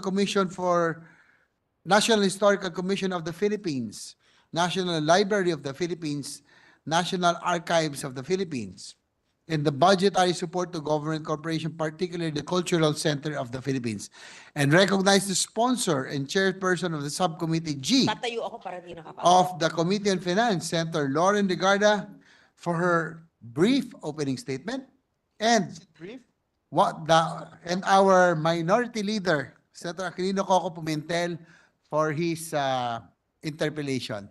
Is there any objection? The consideration of the aforementioned budgets is now in order for interpellation. We recognize the dashing and hardworking member of this august chamber, Senator Lauren Legarda, to sponsor the measure. Thank you very much, Mr. President. Just to be sure that everybody knows, it's 12:38 a.m. It is November 14. Okay, madaling araw ng November 14. I am with my favorite government agencies present here today. Take note that we were here since yesterday morning, and the National Commission for Culture and the Arts and the National Historical Commission spent 5 hours in my office while monitoring the DILG budget and the other budgets. Nakabiyahe na po kami mula sa mga ruins sa Nasugbu hanggang sa Kalatagan Pottery, hanggang sa Sayaw ng Subli, hanggang sa Venice Biennale, at sa Lighthouse ng Kalatagan, at sa Kisame ng Kalaka, at lahat po. Napag-usapan na ang heritage. Anyway, before I begin, it brings me great pride to share yet another milestone for our nation's history and heritage. Senate Bill 2690, an act declaring August 1 of every year a special working holiday known as the Araw ng Paglalathala at Pagtatanyag ng Kasarinlan ng Pilipinas, which I had the privilege of sponsoring, principally authored by Senator Ramon Bong Revilla Jr. It was signed into law by President Ferdinand Marcos Jr. as Republic Act 12073. I extend my gratitude to all members of this august body for supporting this measure. Through this law, we honor every step in our path to independence, ensuring that the legacy of courage and vision of those who fought for it lives on, not only in spirit, but also in our laws. Once again, thank you. And now, Mr. President, the Senate Finance Committee Report 335 on fiscal year 2025 General Appropriations Bill outlines the proposed funding allocation for our cultural agencies as follows. National Commission for Culture and the Arts, 574,610,000. National Historical Commission of the Philippines, 449,959,000. 449,959,000. National Library of the Philippines, 290,266,000. National Archives of the Philippines, 676,155,000. Also included among those submitted for consideration are the Komisyon ng Wikang Filipino, 100,471,000, and under budgetary support to government corporations, Cultural Center of the Philippines, 1,648,339. Did I miss any agency? No, okay. Those are the agencies on the floor now, Mr. President. Thank you. I would like to thank all the heads of agencies and all those present here they've been here since 12 noon, Mr. President. So especially Chairman Jimmy Laya, who is here with us. So thank you very much. Thank you very much, Senator Legarda. We recognize our Minority Leader, Senator Coco Pimentel, to propound his question. Thank you, Mr. President. With the permission of our Chairwoman, according to former Senate President Mig Zubiri, the culture is our soul. Yes, our soul. So this is really just clarificatory because we are fully supportive of the budgets of the various cultural agencies, Mr. President. The NCCA proper, I think that's how they refer to the agency, the NCCA proper, is entitled to a fund called National Endowment for Culture and the Arts. And I believe that for next year, that fund is fixed at the amount of 500 million pesos. So, sa NCCA proper po papunta yan. But I have noticed that our committee report, when comparing it to the NEP level, we are also adding more than 500 million pesos to the NCCA proper. So meaning to say that endowment fund would not be enough for the plans, programs, and activities of the NCCA proper, and then our committee added an additional more than 500 million pesos. So may we know where this, can I call it a bonanza or a windfall? Because it's a... I wish I could make it in the billions, Mr. President, Yes, because okay, as yes. you know, culture, the arts, heritage, that is who we are as a people. It is not just the heart, the soul, that is everything that is about us being Filipino. But let me just put on record, what is the National Endowment Fund for Culture and the Arts, or the NEFCA?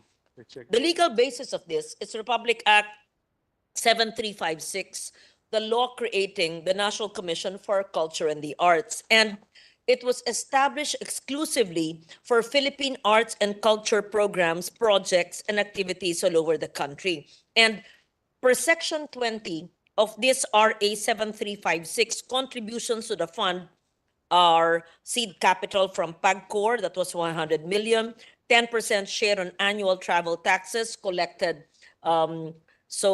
which are used for admin expenses, programs and projects, etc. The NEFCA does not support other programs which were not programmed under the regular budget. What do I mean? The Venice Biennale, after a 51-year hiatus, when this representation asked in 2012, why are we not in the Venice Biennale? And no one from government could answer me, why not? I had to trek the rainy and cold Venice at the time to look for possibilities on how we could join the Philippines as a pavilion. And we rented a space, Palazzo Mora, before we could go to Arsenale. I do not expect it to come from the NEFCA.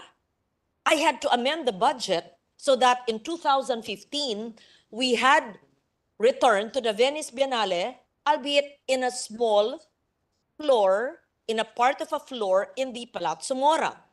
When I dreamt and envisioned that we would be in the main Arsenale, the main staging place, nobody could believe me then. But then we provided the funds. Again, the NEFCA is not enough for all this. Aside from that, Mr. President, there are heritage structures, there are historical structures, there are landmarks, there are many parts, many beautiful institutions, historical places in our country which may fall under both the NCCA, the National Museum, and the National Historical Commission of the Philippines that need to be marked, labeled, studied, researched, retrofitted, rehabilitated.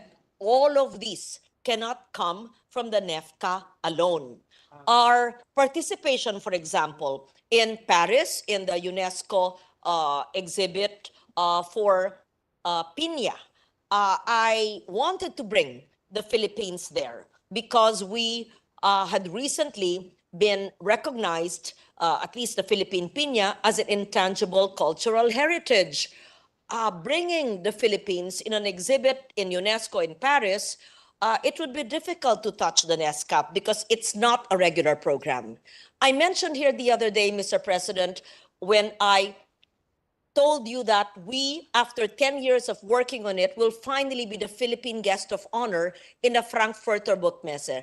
This cannot be part of the NEFCA because it's not a regular program. And so, aside from the NBDB, which is under DepEd, we included the Department of Foreign Affairs and the NCCA so that it would be a convergence of government agencies, and the Philippines, for the first time, will be the guest of honor country in the Frankfurter Buchmesse. What am I trying to say? Among many other programs that we support in NCCA, the NEFCA is a very measly sum. In fact, I wish I could amend the budget more. I will list down programs which I could not fund. Perhaps the minority leader could support me, just like what I did with others. Let me just also explain. We have documentation of indigenous communities' arts and their rituals. We have a program called Assistance to Artisans. We have the schools of living tradition. Mr. President, there are more than 200 schools of living tradition. Ask Reneta Lavera of the NCCA. If we did not support the documentation, the conservation, the preservation of the SLTs, nothing would remain. Or the generation of today and the future will no longer understand what are these SLTs. It's not just a matter of having a weave and saying, oh, ganda ng weave. No, it is understanding ang bawat hibla, ang bawat kanta, ang bawat kinakain from both intangible and tangible heritage. SLTs are being supported, Mr. President.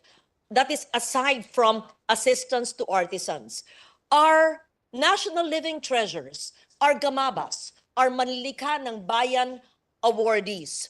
Many of them have gone, but those who are still living need medical assistance because they're in their later years.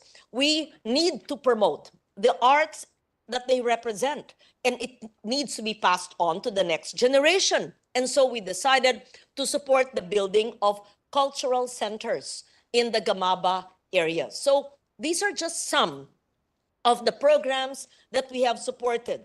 We have also supported, let's say, the Rondalia. The Rondalia is a musical form. Would you believe that there are rondalias existing in Metro Manila as well? I don't think anyone would just amend the budget to include support for these art forms, whether contemporary art in Venice, the publishing industry in Frankfurt, the Rondalia, and assistance to artisans, and the SLTs, and much, much more. We have cultural mapping. Here is Eric Sorudo, one of our most expert culture mappers among many things in his hat, and he has culturally mapped many municipalities, cities, places in the country. What is culture mapping? If we do not have a research and database of everything around us, in every city, municipality, province, region, even barangay, how would we know what exists? How can we treasure what we do not know exists? How can we treasure what we do not measure? And we can only do that if we culturally map our language, our songs, our ritual, even religious beliefs, our dialects, aside from the languages, both written and spoken. So we have the Wikang Filipino. Many years, Mr. President, we instituted or institutionalized the placement of language markers, and we're continuing to do that so that we know where languages emanated from, where we can have walking tours, perhaps, of these languages. That is our partnership with the KWF. How can we get that from the NEFCA? In fact, we have so many other projects that are not funded. If my colleagues can help me in the amendments, because we know that the allocations, or there's a ceiling up to which a senator can fund or can allocate budgets. Let's say we have the Patnongon Old Casa Municipal building in Patnongon, Antique. We have the San Juan de Nepomuceno Parish Church in Aninii, Antique. We have the Leon Apacible House in Taal, Batangas. We have the Marcelia Agoncillo House where the flag was sewn in Taal, Batangas. We have, let's say, participation in the Osaka Expo. We have the Schools of Living Traditions, much, much more. So from expos to contemporary art to restoration of casa, municipal halls of many decades or centuries ago, there's so much more to be done. So the NESCA is never enough. Yes, we have more than 500, and the bulk of the 500 million will go to our participation. It will be the NCCA's contribution to the convergence of various government agencies to the Frankfurter Buchmesse. So the 500 is actually a small amount which I amended. I know perhaps among all the 23 senators, I probably have the biggest amendment for art and culture, and rightly so. And I wish I could amend it more. So I could go on and on, but it's 1 in the morning, so. So with that, Mr. With that, President, still ask. I'd like to congratulate the culture cluster. Miss. Just make full and good use of what has been given to you by the Senate, and you are one of the most cherished and prized sector or agencies from the point of view of the Senate because of the increases that we have given to your budget. So congratulations. And also to our chairwoman, congratulations, man. Thank you very much for... I forgot to mention yes. bringing the Philharmonic Orchestra because the cultural center is under renovation. So perhaps our colleagues, you might want to bring the Philharmonic to Bukidnon, to Marikina, to San Juan, to Bocaue, Bulacan. You can amend the budget. You can double it. I understand that our period of amendments has been extended. You can double it. So you may sponsor from language markers to PPO.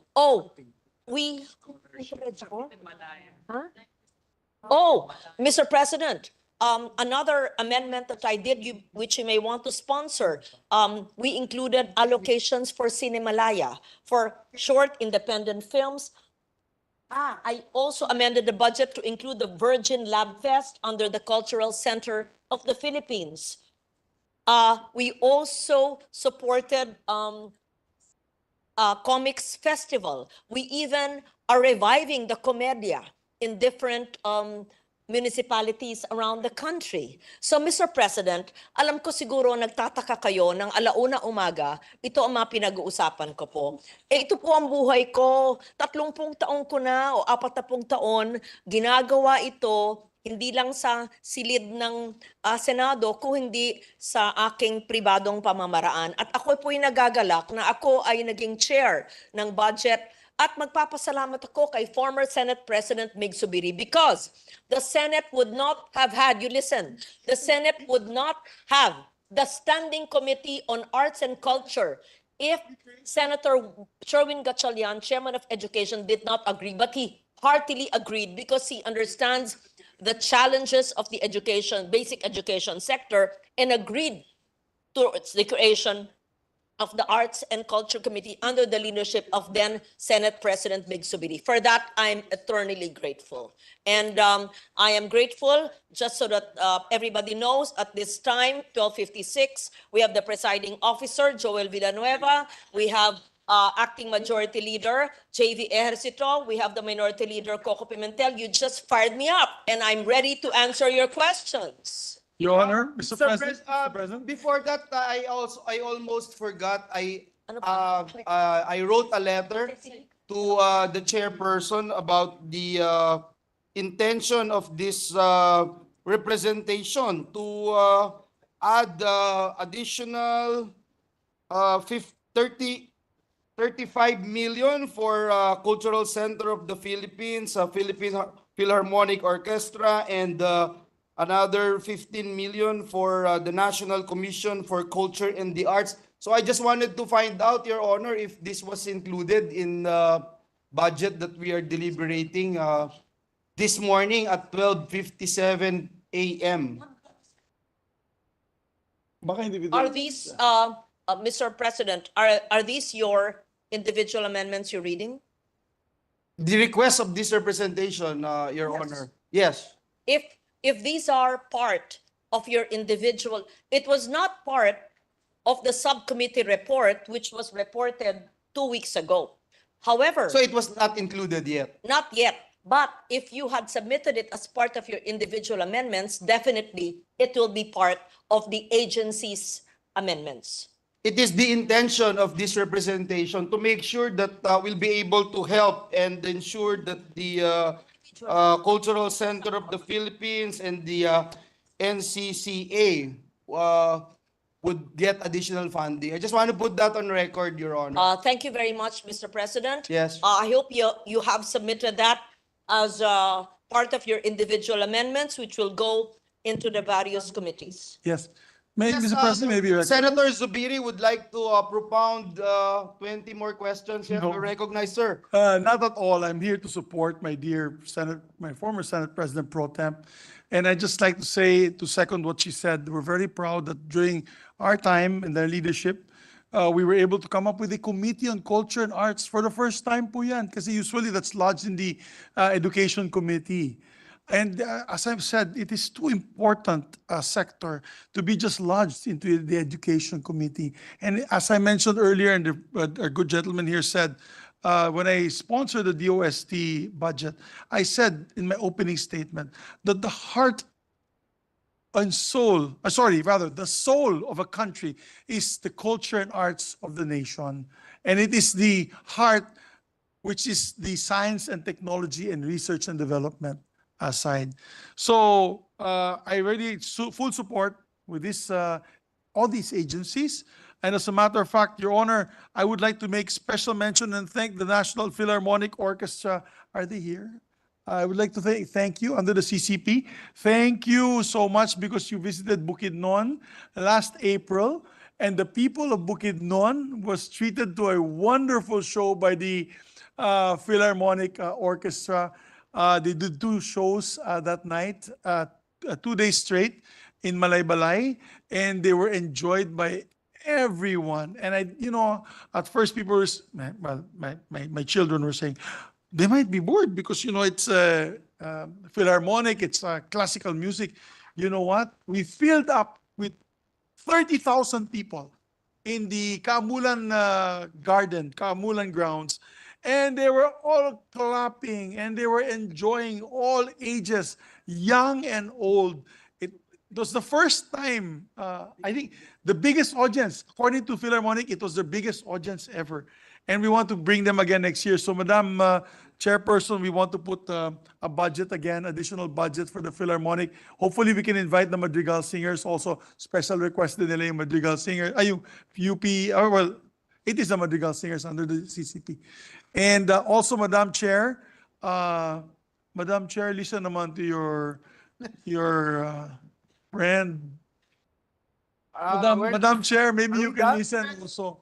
I'm saying thank you to the Philharmonic, no? Okay. And we'll add some funds for them next year. Are you But okay, also, Senator Zubiri? yes, of course, Mr. President.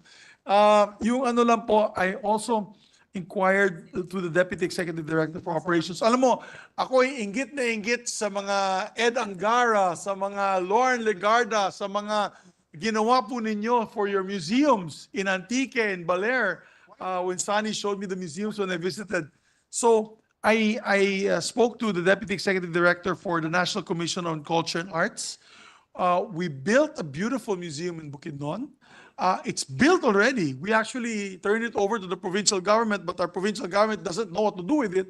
So I said I'll step in and I'll hopefully work with the National Museum and the National Commission for Culture and the Arts on how to curate it and develop it. So I'll also I'll augment their budget.